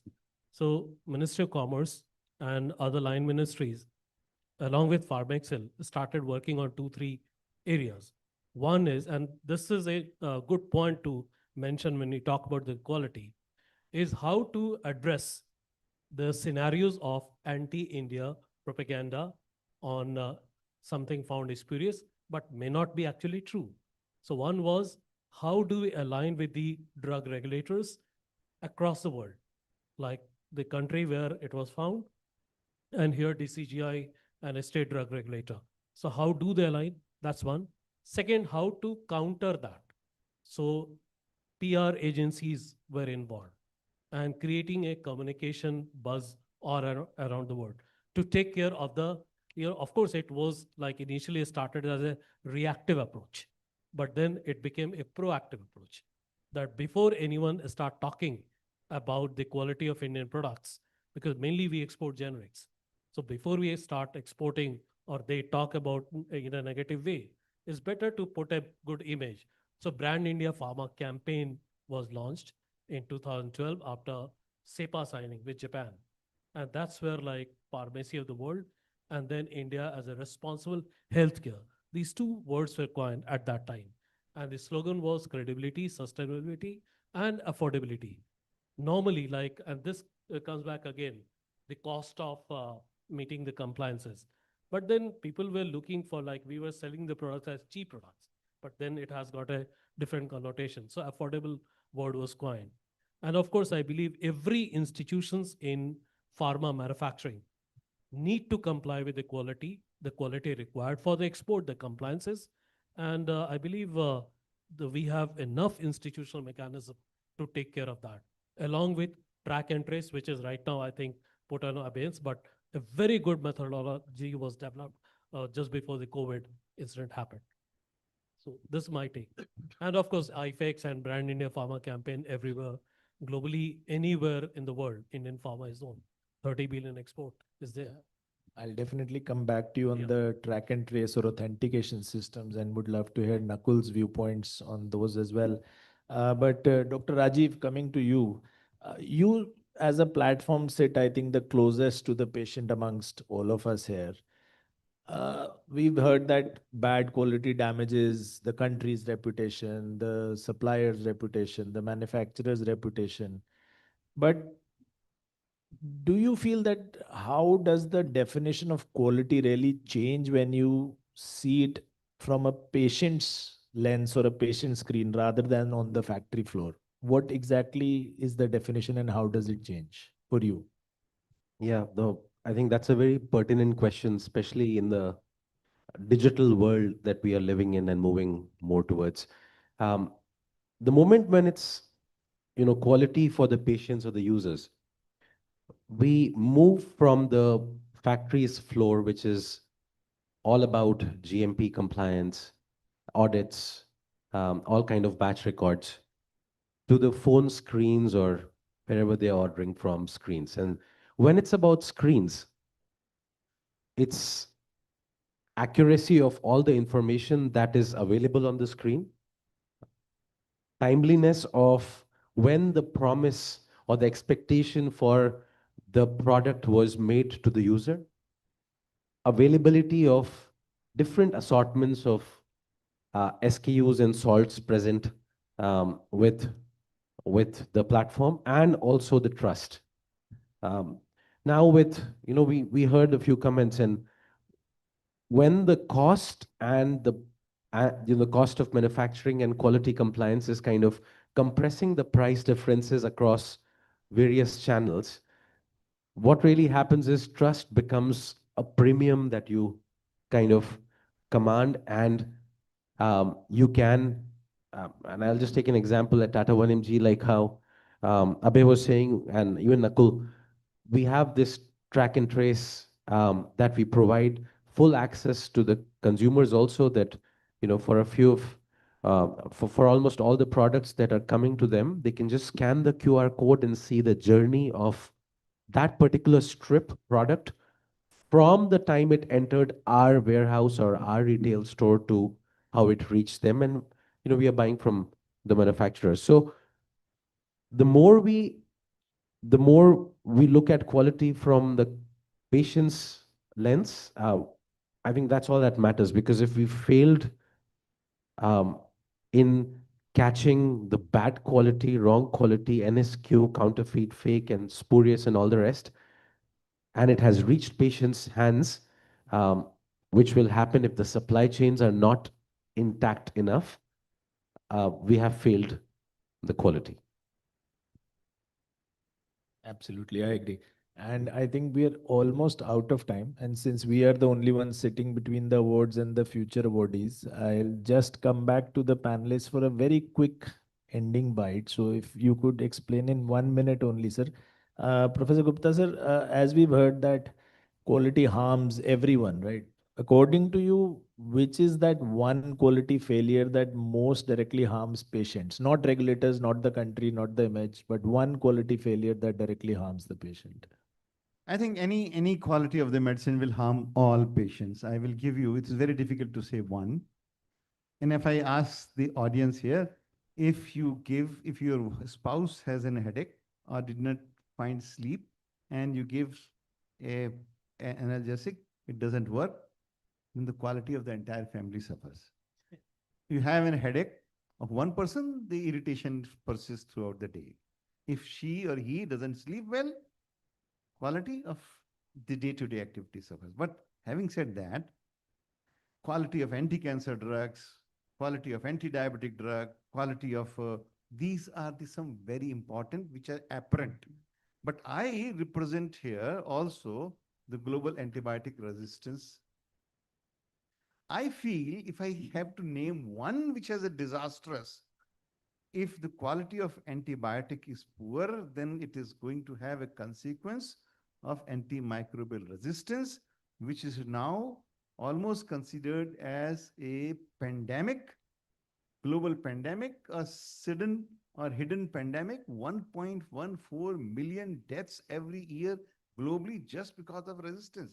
And one of the important cause is, of course, one is that the inappropriate dose and the medicine for inappropriate disease without diagnosis. So that I would rate as hidden disadvantage or misery or tragedy which can happen with quality lack.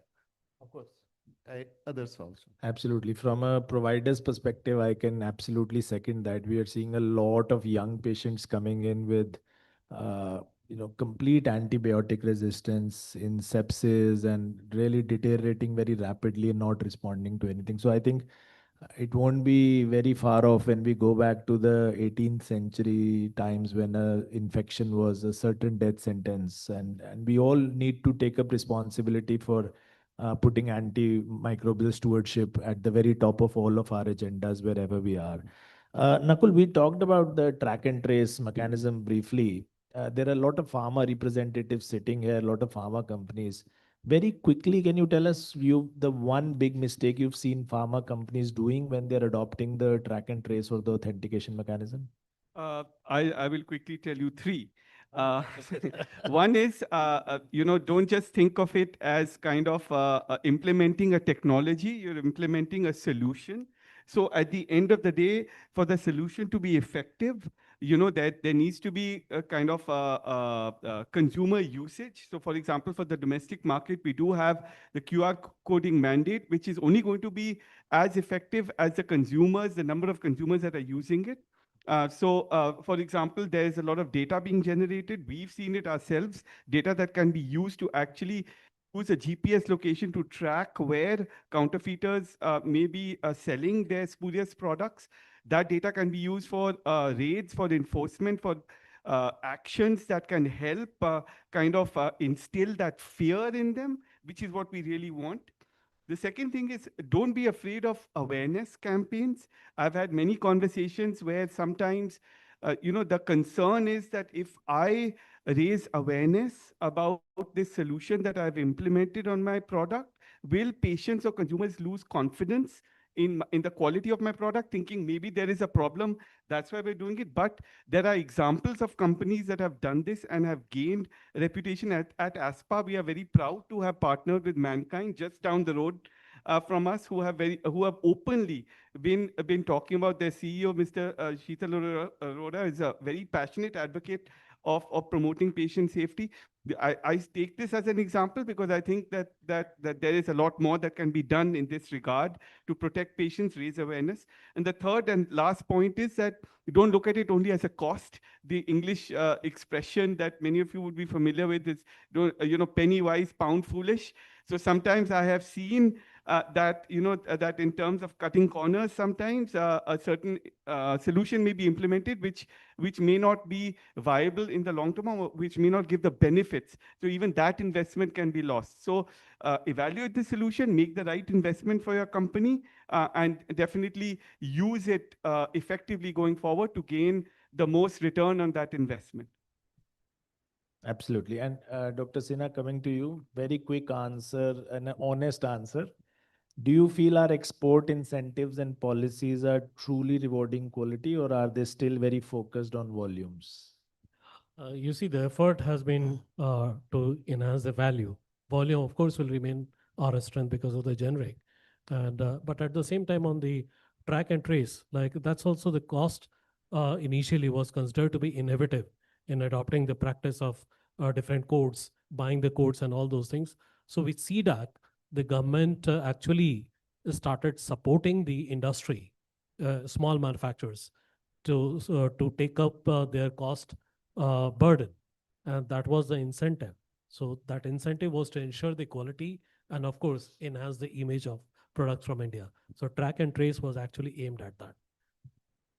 Absolutely. And as I keep saying, true quality is seen when these incentives, subsidies, monitoring all disappear. That is where we find, where the incentives are there for promotion of the product globally, but promotion of quality products. So it is embedded into any incentive what has been given.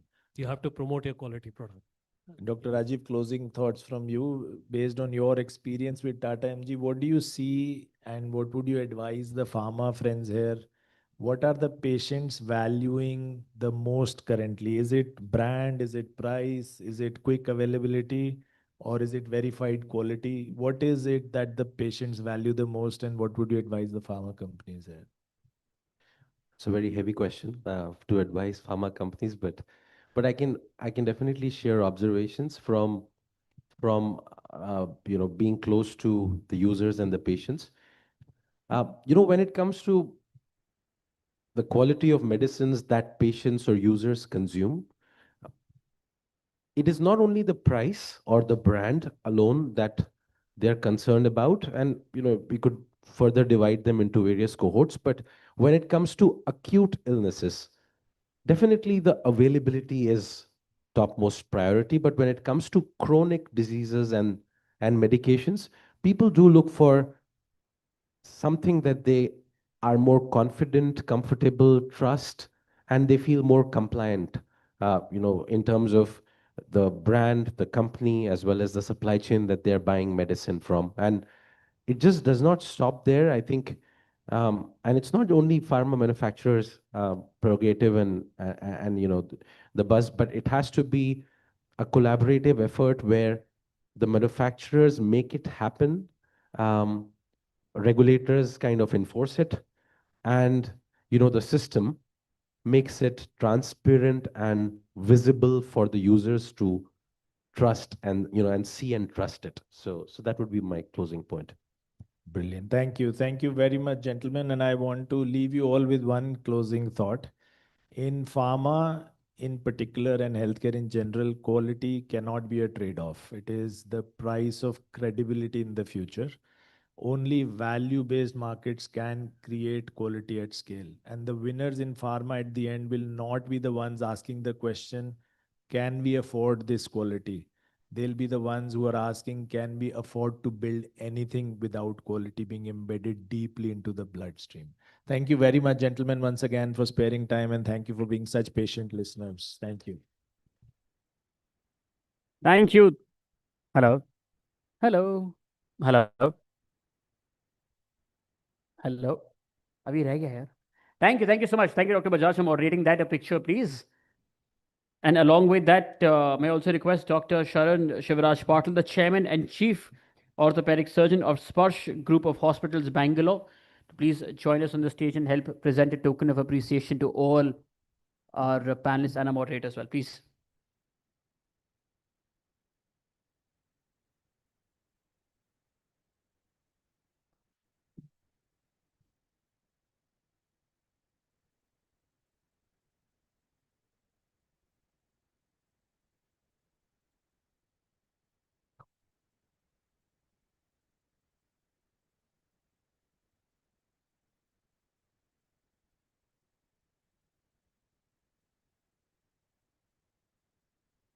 Picture with you.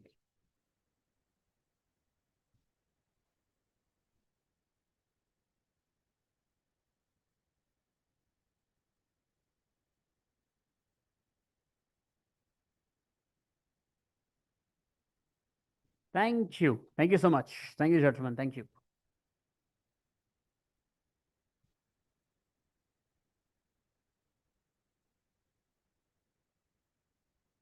Surely, Ji, now before the awards, we have one very quick and very interesting standalone session, which is on rethinking digital experiences in the age of AI for pharma and hospitals as well.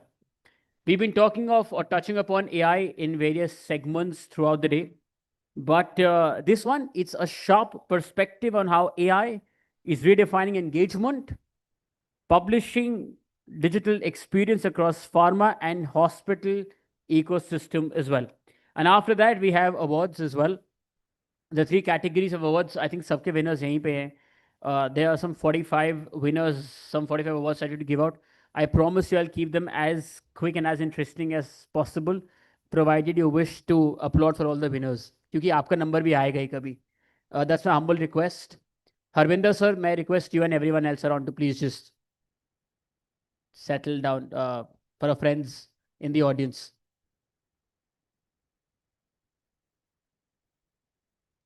We've got a young, dynamic founder walking up to the stage, and I wish to give him all the limelight that I can, please.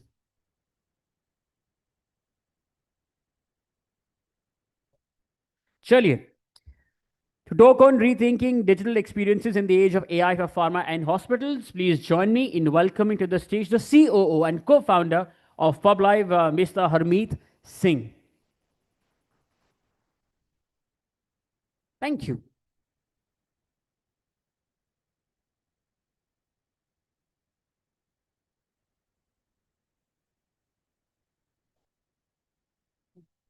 Thank you everyone. Good evening. I do understand it's been a very, very long day, but it's been an amazing one as well. So I'll try to keep it very quick. Thank you for the introduction, first of all. Digital experiences, it's a fancy word itself. First of all, I would like to question if my understanding and your understanding of digital experiences for pharma or hospital sector itself does match or not. So let's talk about that first. Considering hospitals as the sector itself, because these are the two primary stakeholders who've come through today. For hospitals, what do we think about digital experiences itself? Certain kind of engagement mediums to your eventual audience could be your patients, could be international patients itself, could be different set of stakeholders, retailers, B2B, HCPs. So anyone from the audience itself who would like to actually talk about what they think about digital experiences from a hospital standpoint? Anyone? My version of a digital experience is where you are actually engaging with your audiences. So corresponding to hospitals, one of the primary digital experiences that someone has to focus upon is their own website, which becomes that kind of an entry channel of engagement, building trust, understanding what the hospital is actually stating, the medical conditions they're talking about, the doctor profiles, the treatments, the accreditations. That's the kind of digital experience that they would want to actually emphasize upon. And as of today, all the content that appears, we actually had a lot of discussion in respect with the messaging, the appearance of this content coming across from LLMs, GPTs, the search mediums, and the new search, the AI overviews as well. So you need to actually rethink as to how this kind of a digital experience, let's just stick by hospital's website for now, how you need to rethink that kind of a digital experience. Second in line, pharma organizations, lots of pharma companies coming along today. Again, the same question, digital experiences for pharma organizations. It's been that kind of a sector which has been on-ground, field-driven sector itself, MR-driven sector through and through. But would love to have your thoughts in terms of like what all digital experiences do we think about pharma? So any thoughts, any ideas about what digital experiences would you count for pharma organizations? Again, an engagement medium itself to a different kind of audiences. It could be your doctors that you're trying to engage with, medical organizations, medical providers, insurance companies, different set of stakeholders could be the ones that you're trying to engage with. So again, digital experiences for pharma. I have given it some amount of thought itself in terms of what I would want to count as a digital experience for pharma. For me, at least, these digital experiences, again, the kind of audiences that I mentioned, which are very, very relevant for pharma organizations, the doctors, the medical students, the providers itself. For them, it's these different set of CME portals. These are again digital experiences from how both of these audiences, this interface is actually coming along. What kind of engagement is it generating? So examples ke taur pe, I have put across like Cipla Med is by Cipla. On a very similar note itself, MedsNat is from Dr. Reddy's. And then thereafter we have MediSamvad from Alchem Labs itself. These are just few examples of those kind of portals or digital experiences that some of these top champions have actually created. So talking again on those lines itself, what has changed with the coming of AI? I would say that these digital experiences, they need to actually talk about the content, the structuring of the content within this different set of digital experiences, both for hospital websites and these pharma portals itself, which are doctor facing or provider facing itself, how they are now able to build that engagement with the coming of AI layer itself, with these different set of stakeholders going across GPTs, LLMs, or maybe these AI overviews itself, where they're actually searching across the content that is coming across. So you don't just need to actually redesign interfaces. If that was the intervention that someone used to take for maybe redefining their brand or the digital experience itself corresponding to hospital website or maybe the pharma doctor portal itself. We need to actually go beyond it. The hard truth of today is that when we talk about both the hospital websites and the pharma doctor portals itself, I'm talking about referenceability over here itself. Many of these are built on top of legacy CMS platforms like WordPress, Drupal, Adobe, Sitecore. Even though these are like giant names itself, well known across building these set of digital experiences, but despite investing a hell lot of money across building these digital experiences for your audiences on these platforms, they've consistently underperformed. Underperformed in what manner? Low engagement by numbers, bounce rates, slow speeds of the website, slow speeds of the digital experience itself that you're powering, unknown, the recognition itself is missing, the visibility across geo, these new set of search-based platforms itself, that's a challenge. And now with the coming of these different set of compliances like DPDP and WCAG, accessibility standards itself, and security standards that you need to maintain, that's not the strong suit that these platforms so far have been able to provide. And that's the shortcoming of the current set of digital experiences. This is something that we were able to anticipate after auditing the current set of attendee websites as well, that we found out these set of 4 pillars across which the digital experiences, the hospital websites and the pharma portals were suffering. And why is it urgent? There's an inflection point in terms of this geo-led discovery, the AI search overviews, and there's high amount of demand in respect with building up your digital experiences corresponding to these new compliances corresponding to which enforcement is happening, like DPDP, the IT Act itself, or maybe the accessibility standards. The several big organizations who've received notices for the earlier enacted compliances itself. And with the coming of DPDP, you don't have much time. That's something that you need to rethink corresponding to your digital experience once again. And these legacy CMS platforms itself, they'll have their capacity itself in terms of meeting those same kind of digital experiences that you'd want to serve as of today.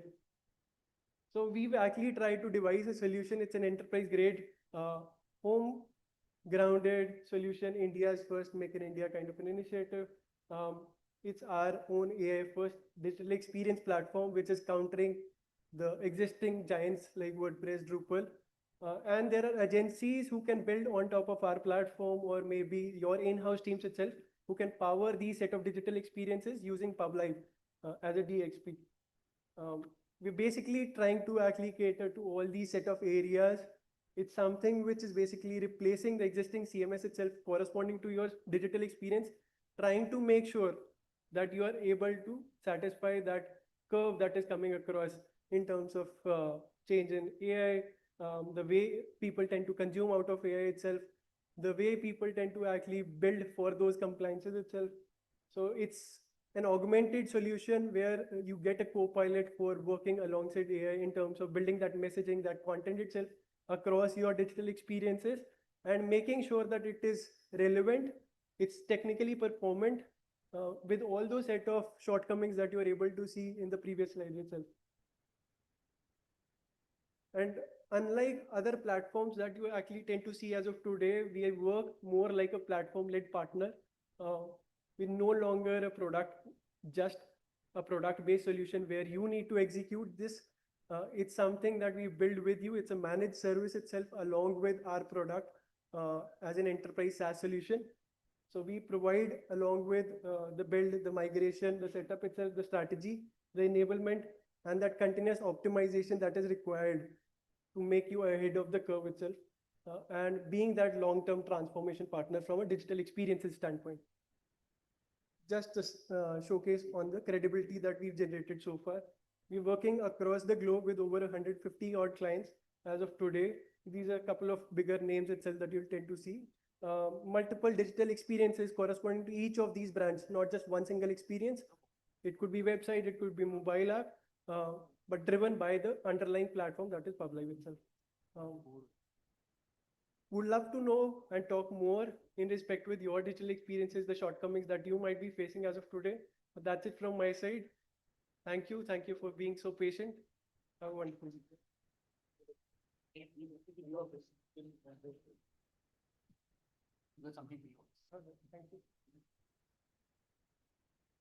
I'll do the press of photo.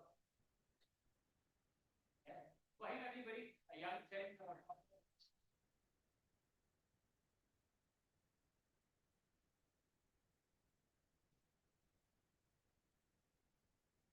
Chaliye ji. Oh, this is too loud. We are excited, but thank you. Chaliye ji, with that, we conclude the inaugural edition of BW Pharma Leadership Summit. My name is Aditya Malik. Once again, an absolute pleasure to welcome you to the awards ceremony.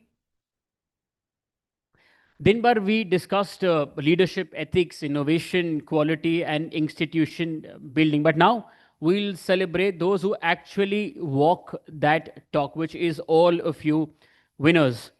You inspire, you create impact, and that is why all of you have made it to the 4th edition of the BW Healthcare 40 Under 40 Awards list as well. The theme for this year, it was building healthcare businesses in India. Perfectly resonates and reflects your spirit.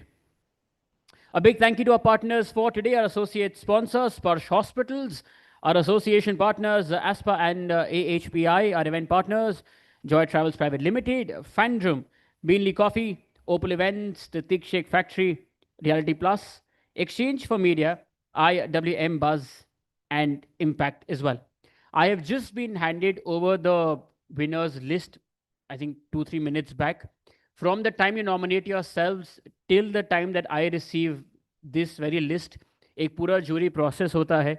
And at least I feel that if you've nominated yourself for any award, you already are a winner because you feel that it's worthy of nominating. But a list is a list, a process is a process. What exactly happened from the time you nominated till the time we received the winners list? We've captured all of that beautifully in an AV. Can we please play the jury AV?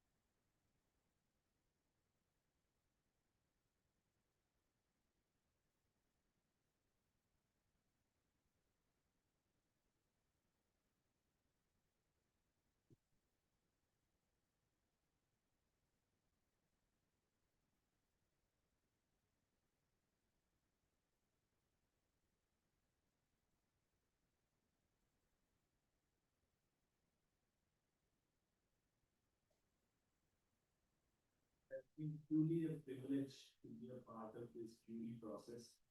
What stood out to me was not just the quality, but the diversity of ideas and intent across the applications, from scale-ready innovations to deeply mission-driven initiatives addressing the gaps on the ground, to very highly technical and complex clinical initiatives addressing the gaps that have been in the clinical processes across our sector. The jury deliberations were very thoughtful, rigorous, refreshingly collaborative, reflecting a shared commitment to recognizing work that is not only impactful but also sustainable. I truly believe the finalists represent the future of our sector. I'm glad to have been a part of a process that celebrates both excellence and purpose. My congratulations to all the winners and nominees. My compliments to the organizers for creating such a credible and inspiring platform of 40 under 40. I hope all the winners and the initiatives continue to be both market-minded as well as vision-driven in their journey home. Best wishes. My congratulations to the Businessworld and the team behind 40 under 40. We really had the opportunity to meet some of the truly inspiring coming up youngsters and it gives us a lot of sense of promise as to where we are going. I also must say that with the very limited numbers of the jury, it truly was a pleasure. Thank you.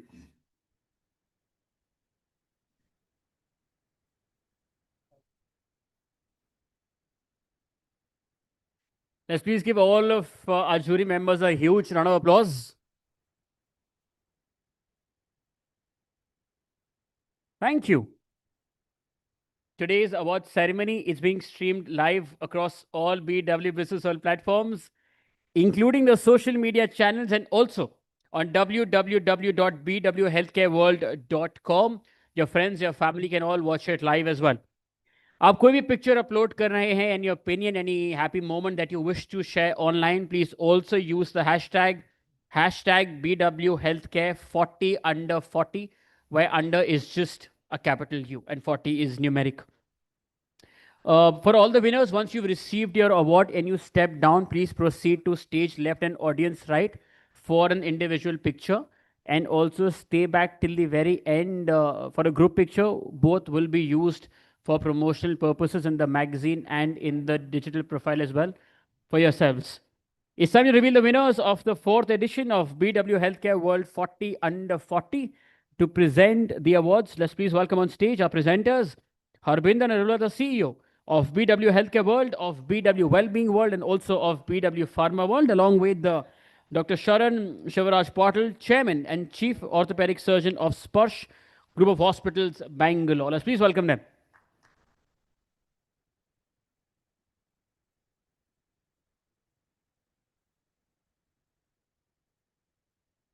Chaliye ji, the first person to join the power list of BW Healthcare World 40 Under 40 Awards.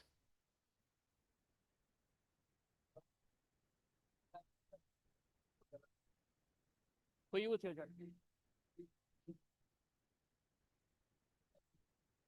first, Urvashi Prasad, Executive Director of ALK Positive India.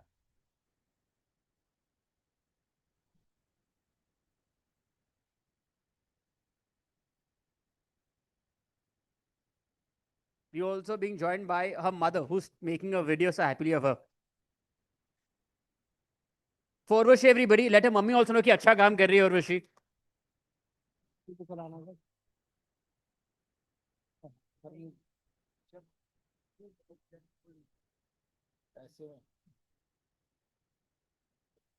Nan, thank you. Congratulations. Thank you. चलिए जी आगे बढ़ते हुए the next person to join the power list of BW Healthcare World's 40 Under 40 Awards.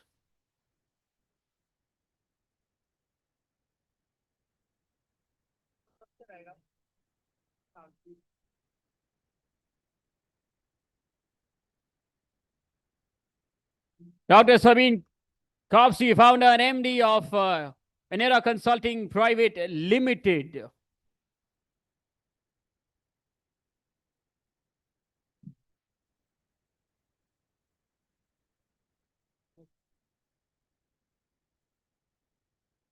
For her, please.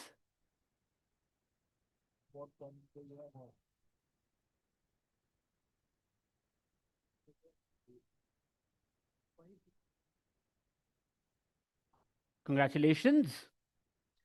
आगे बढ़ते हुए the next person to join the power list of BW Healthcare World's 40 Under 40 Awards.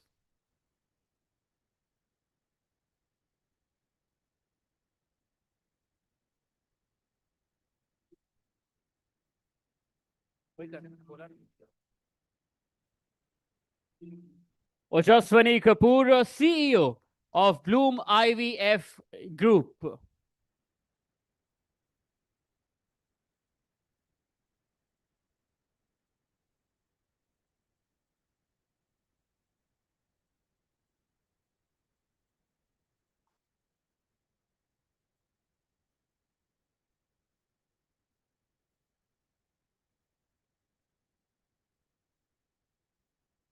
Congratulations.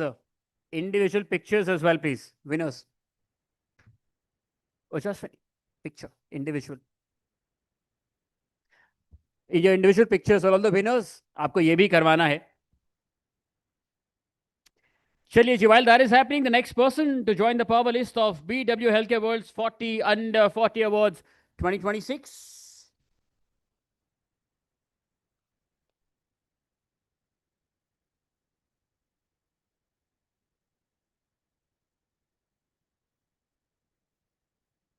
Praveen Kavidake, founder and CEO of Healthcare Scientific.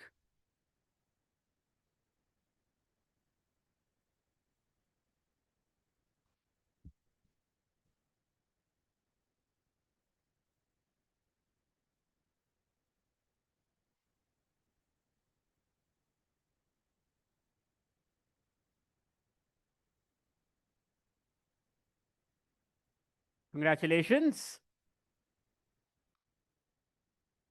आगे बढ़ते हुए, the next person to join the power list of BW Healthcare World's 40 under 40 this year.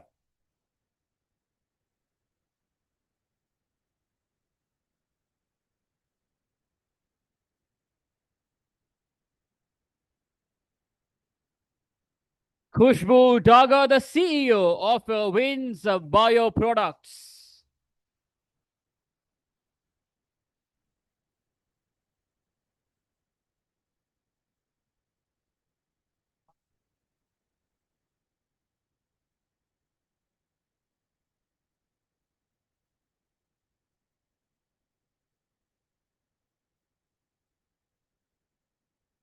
I know आप snacks enjoy कर रहे हैं, but तालियां भी वो भी है साथ में.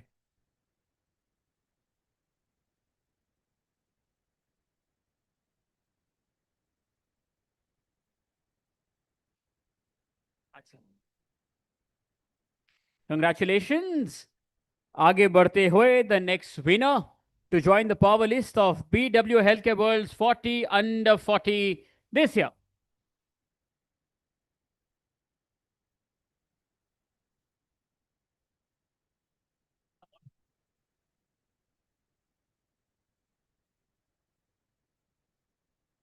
Darshit Patel, founder and chief science officer of Centenarians Life Sciences.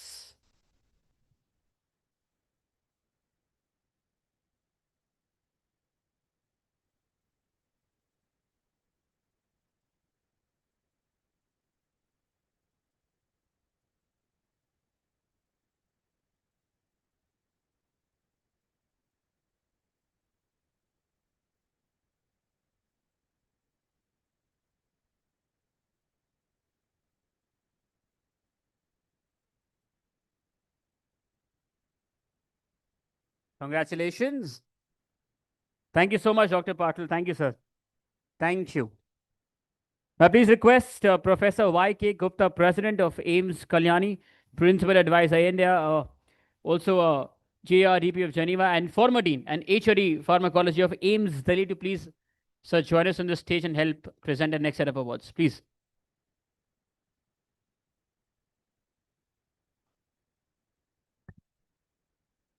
And the next member to join the power list of BW Healthcare World's 40 under 40 this year.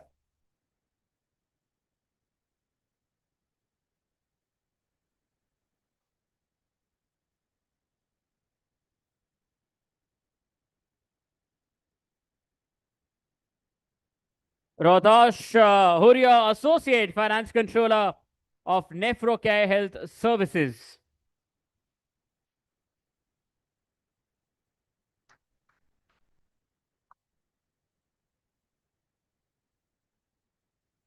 For him, everybody.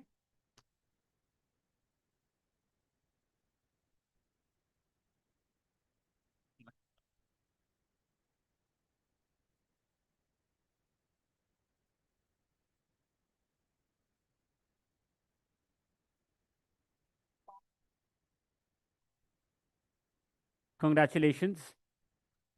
Before we move forward,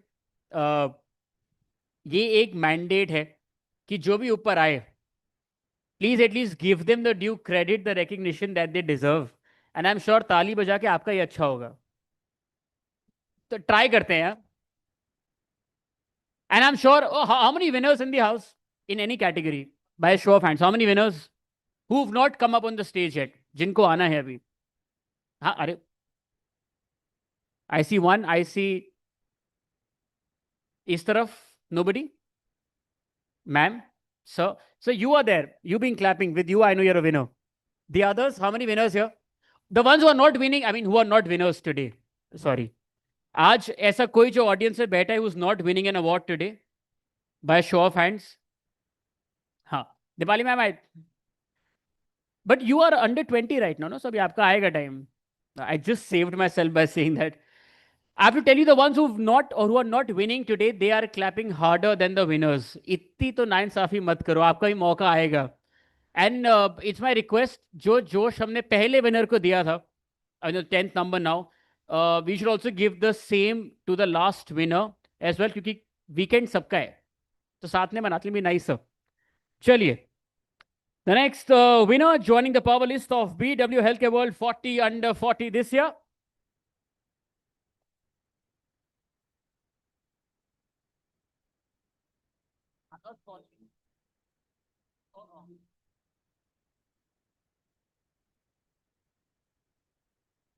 Dr. Avichala Daksak, consultant, endovascular and interventional radiology, Akash Healthcare Super Speciality.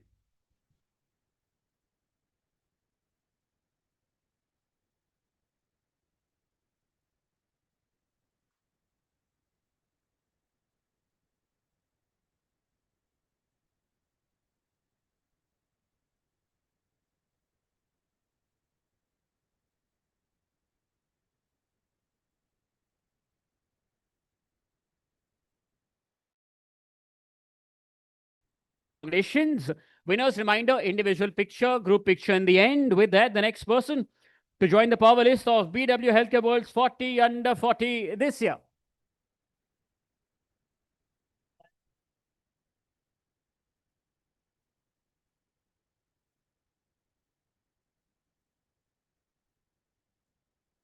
Dr. Shrishti Patil, consultant orthopedics and joint replacement surgeon, Sparsh Hospital.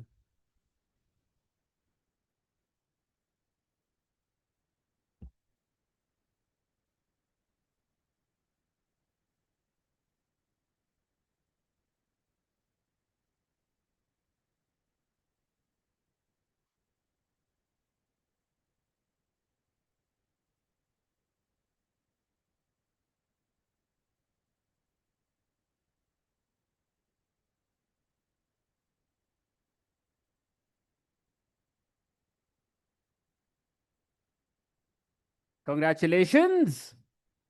We've crossed the halfway mark already. Moving ahead, the next person to join the power list of BW Healthcare World's 40 under 40 this year.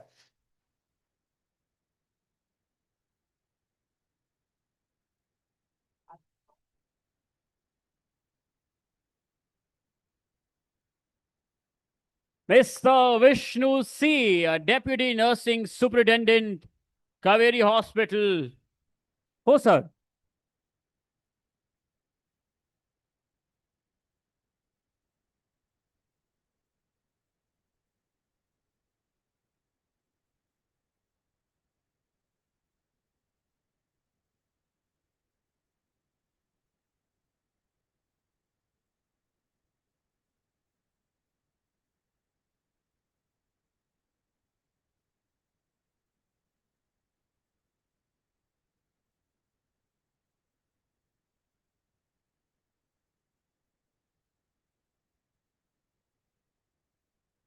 Congratulations. आगे बढ़ते हुए, the next person to join the power list of BW Healthcare World's 40 under 40 this year. 40 under 40 this year.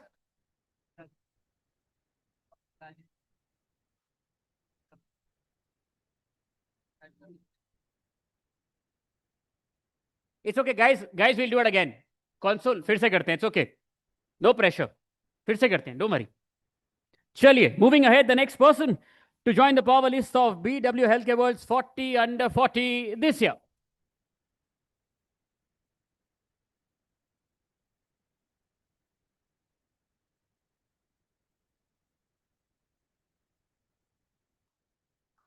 J. Sheetal, Nursing Supervisor, Kaveri Hospital.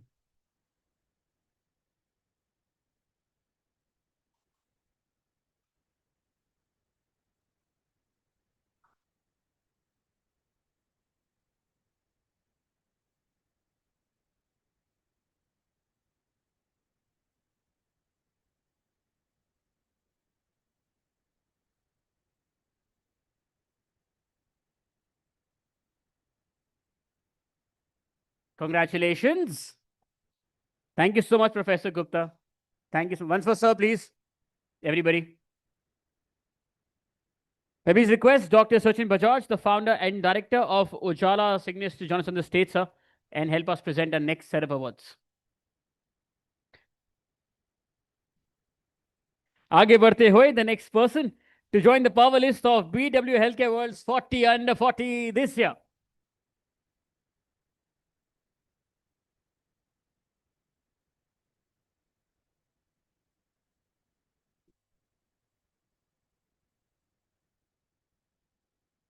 Dr. Ayush Dev Gupta, Director, Quality and Medical Services, Sarvotya Healthcare.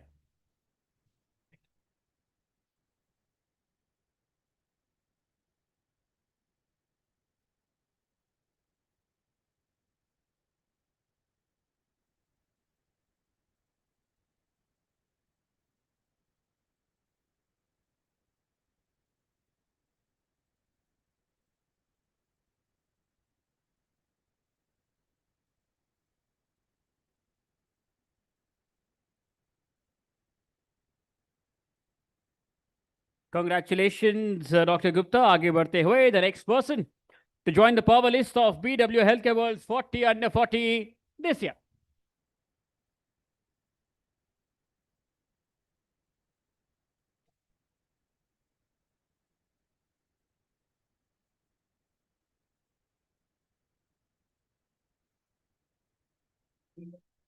Saurabh Jain, co-founder and CBO of EasyMed Technologies Private Limited.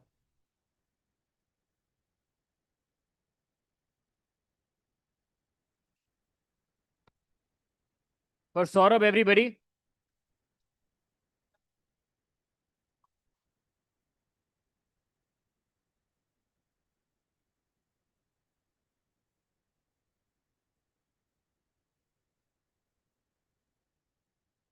Congratulations. Winners reminder, individual picture, group picture in the end. With that, the next person to join the power list of BW Healthcare World's 40 under 40 this year. This year? This year? This year? Please.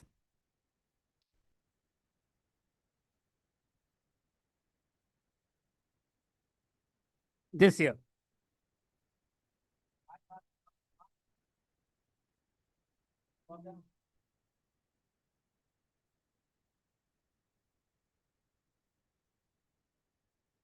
Dr. Veronica Arora, consultant, Institute of Medical Genetics and Genomics, Sir Gangaram Hospital.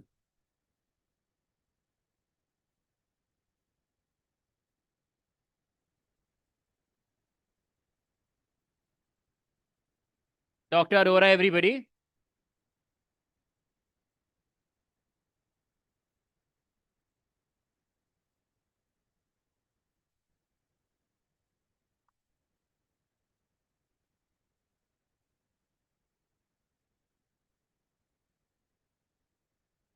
Congratulations. आगे बढ़ते हुए the next person to join the power list of BW Healthcare World's 40 under 40 this year.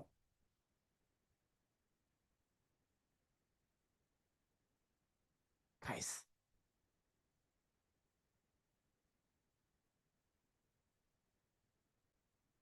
We've got everybody who's new at the console, so please bear with us.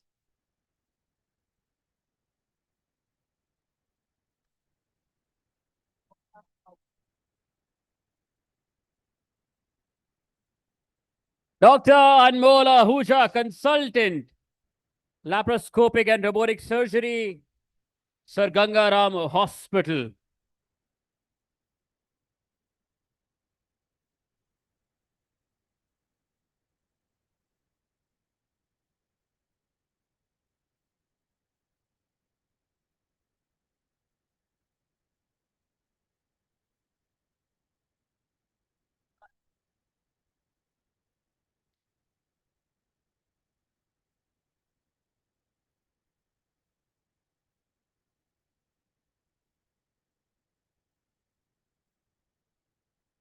Congratulations. आगे बढ़ते हुए the next person to join the power list of BW Healthcare World's 40 under 40 this year.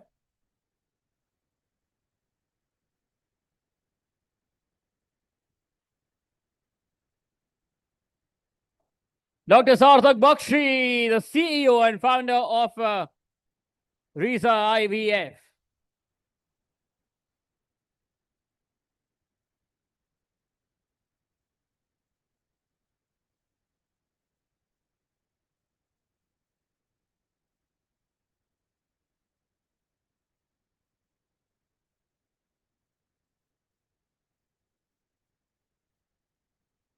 I just realized, guys, ये जो music इतना तेज बज रहा है, it is not a substitute for your applause. It's to help.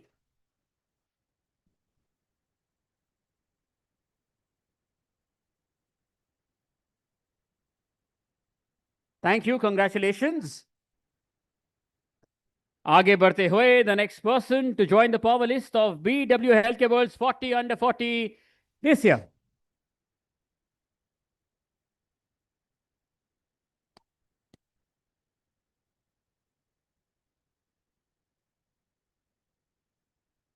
Because Cole, co-founder and chief product and growth officer of a CarePal Group.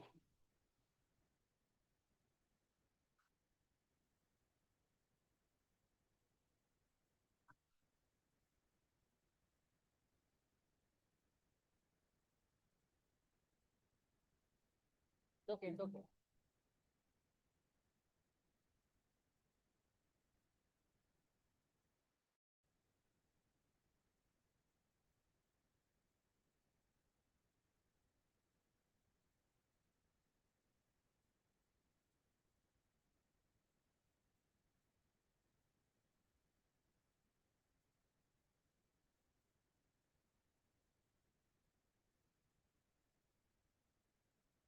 Congratulations. आगे बढ़ते हुए, the next person to join the power list of BW Healthcare World's 40 under 40 this year.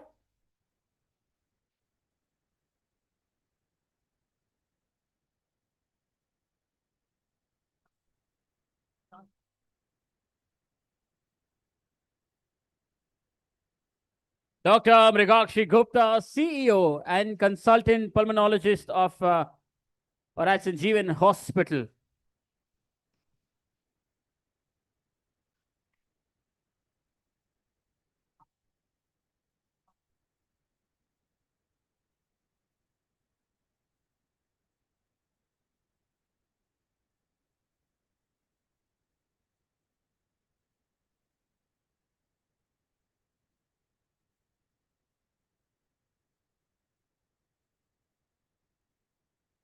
Congratulations, ma'am. A reminder, individual picture, group picture in the end. And एक और खुशखबरी है, we also have dinner after that.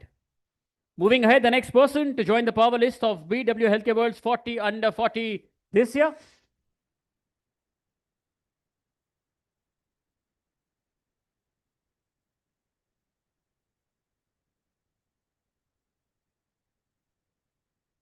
Dr. Shahbaz Singh, Director, Amandeep Healthcare Private Limited, Amandeep Hospital in partnership with Ujala Signis.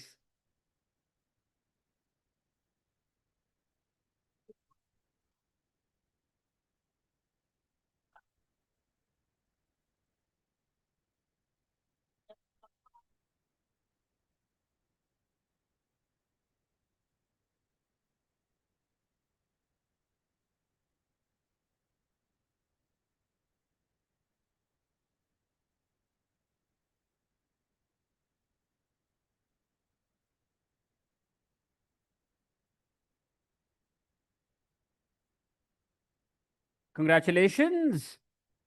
With that, thank you so much, Dr. Bajaj, for helping us with the awards. Thank you. Thank you so much, sir.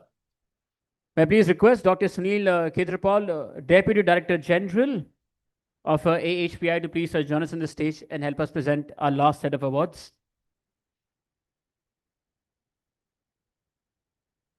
Moving ahead, the next person to join the power list of BW Healthcare World's 40 under 40 this year.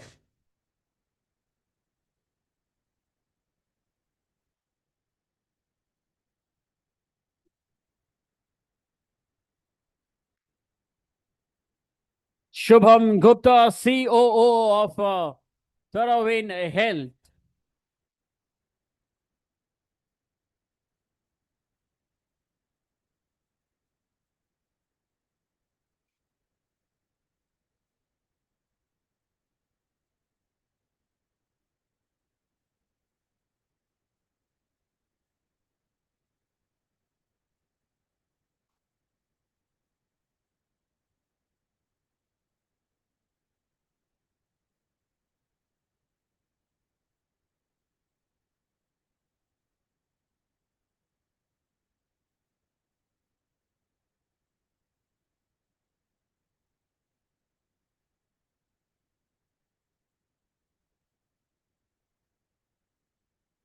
Congratulations, Shubham. आगे बढ़ते हुए, the next person to join the power list of BW Healthcare World's 40 under 40 this year.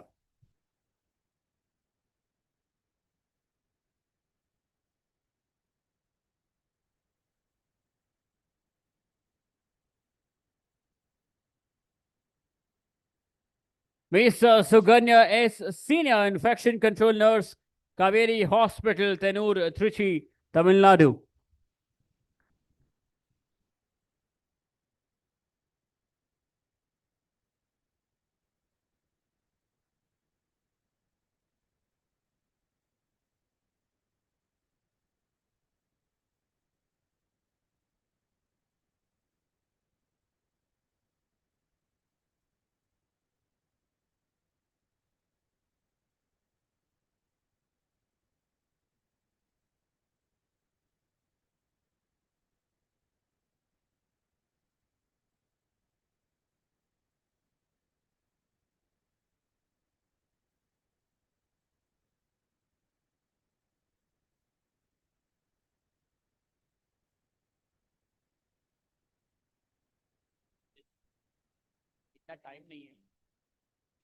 Congratulations. आगे बढ़ते हुए, the next person to join the power list of BW Healthcare World 40 under 40 this year.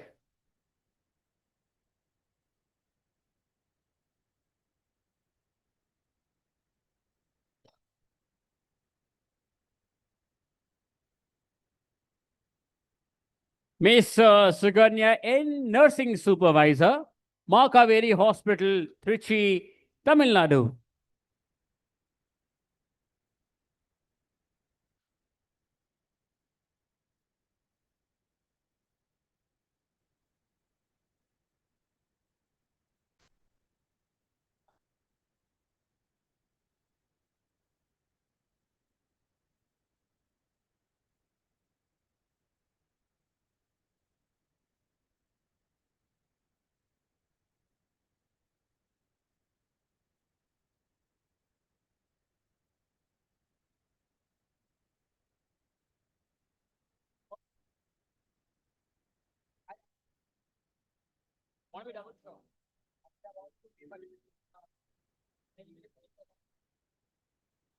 Congratulations.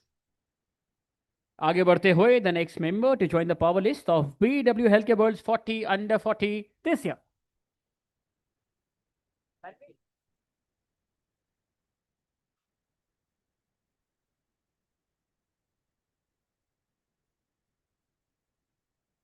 Manish Sharma, Industry Principal Healthcare at Google.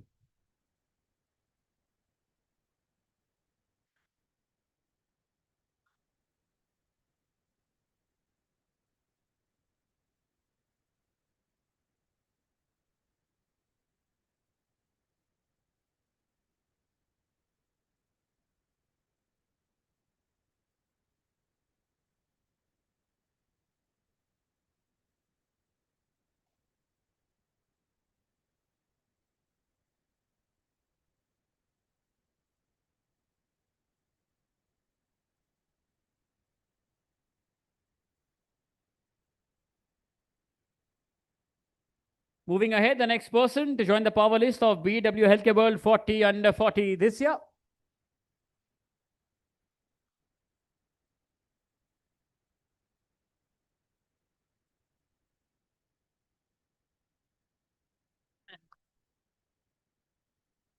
Namrata Jain, physiotherapist and relationship expert. Out Aloud Wellness.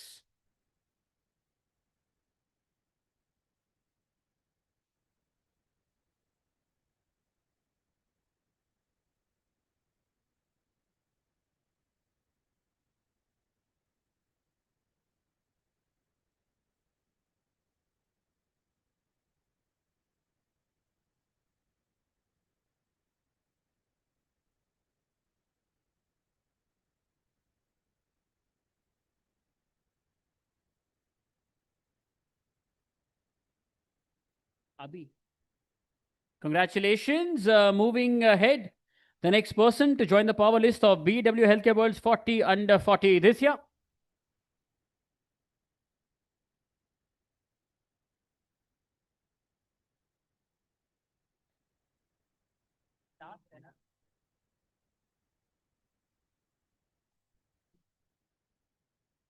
Chirag Jagwani, Head E-Commerce, Fix Dharma.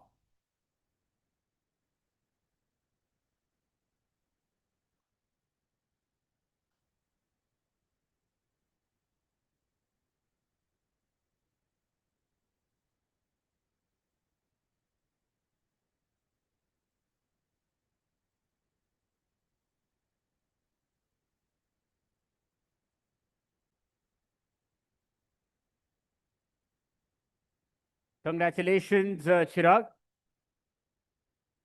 With that, we come to an end of the 40 under 40 awards.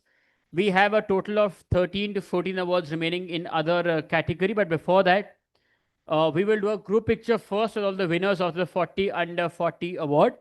And then we also have Dr. Batra joining us in the next 3-4 minutes. He wants to speak with all of you. And then we will do the last 12 awards. And then we'll do our last group picture collectively together as all the winners for the special issue for the healthcare magazine. So सबसे पहले all the winners of the 40 under 40, may I please request you to join us on the stage with your trophies. And can the Business World team please make sure अगर कोई winner बाहर है तो आप उन्हें अंदर बुला लें. अभी sir 40 under 40. And winners, please don't leave. After this group picture, you have to be back. आइए, all the winners on the stage, please.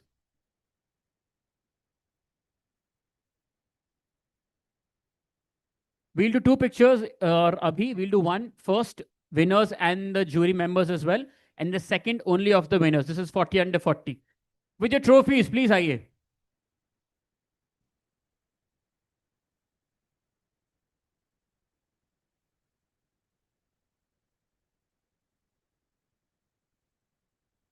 मतलब वो मैं समझे कि आप 9 नंबर बोलोगे वो उसके कैसे आप बोल रहे हो डाउन पूरा लेवल उठा के रखिए किसकी सुनो बताओ आपने हाथ करा है डाउन कर मेरी बात सुनो कंप्लेन नहीं कर आपको बता सुनो मेरी हां सुन लो जब मैं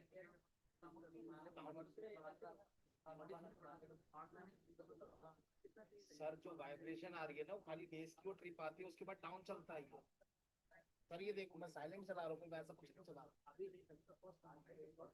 ये दोनों के हैं ठीक है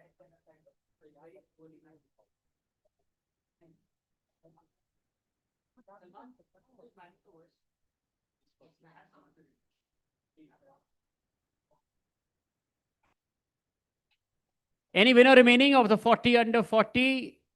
Please with your trophies.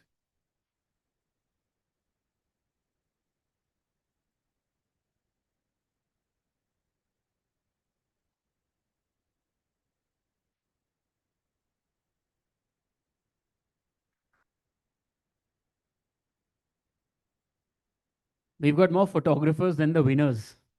Pehla, individual phones, wherever you want to see it, then we'll do one main frame. You've got 10 seconds, individual photographers.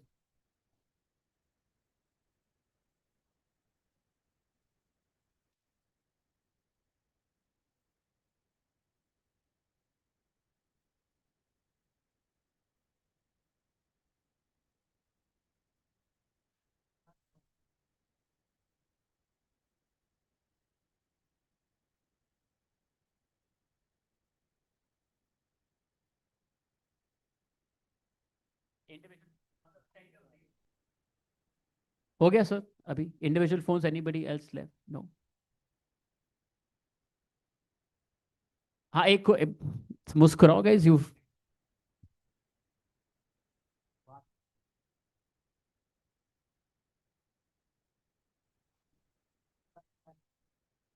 done thank you आइए and now we'll start with the pharmaceutical awards as well please may I request everyone to kindly take their seats.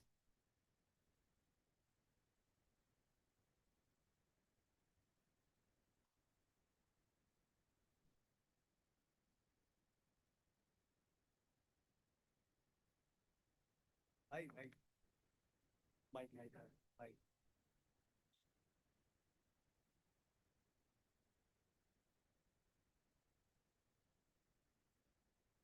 कैसे करूं आपके मित्र आए हैं इसका base बढ़ा दो यार Hello, working well.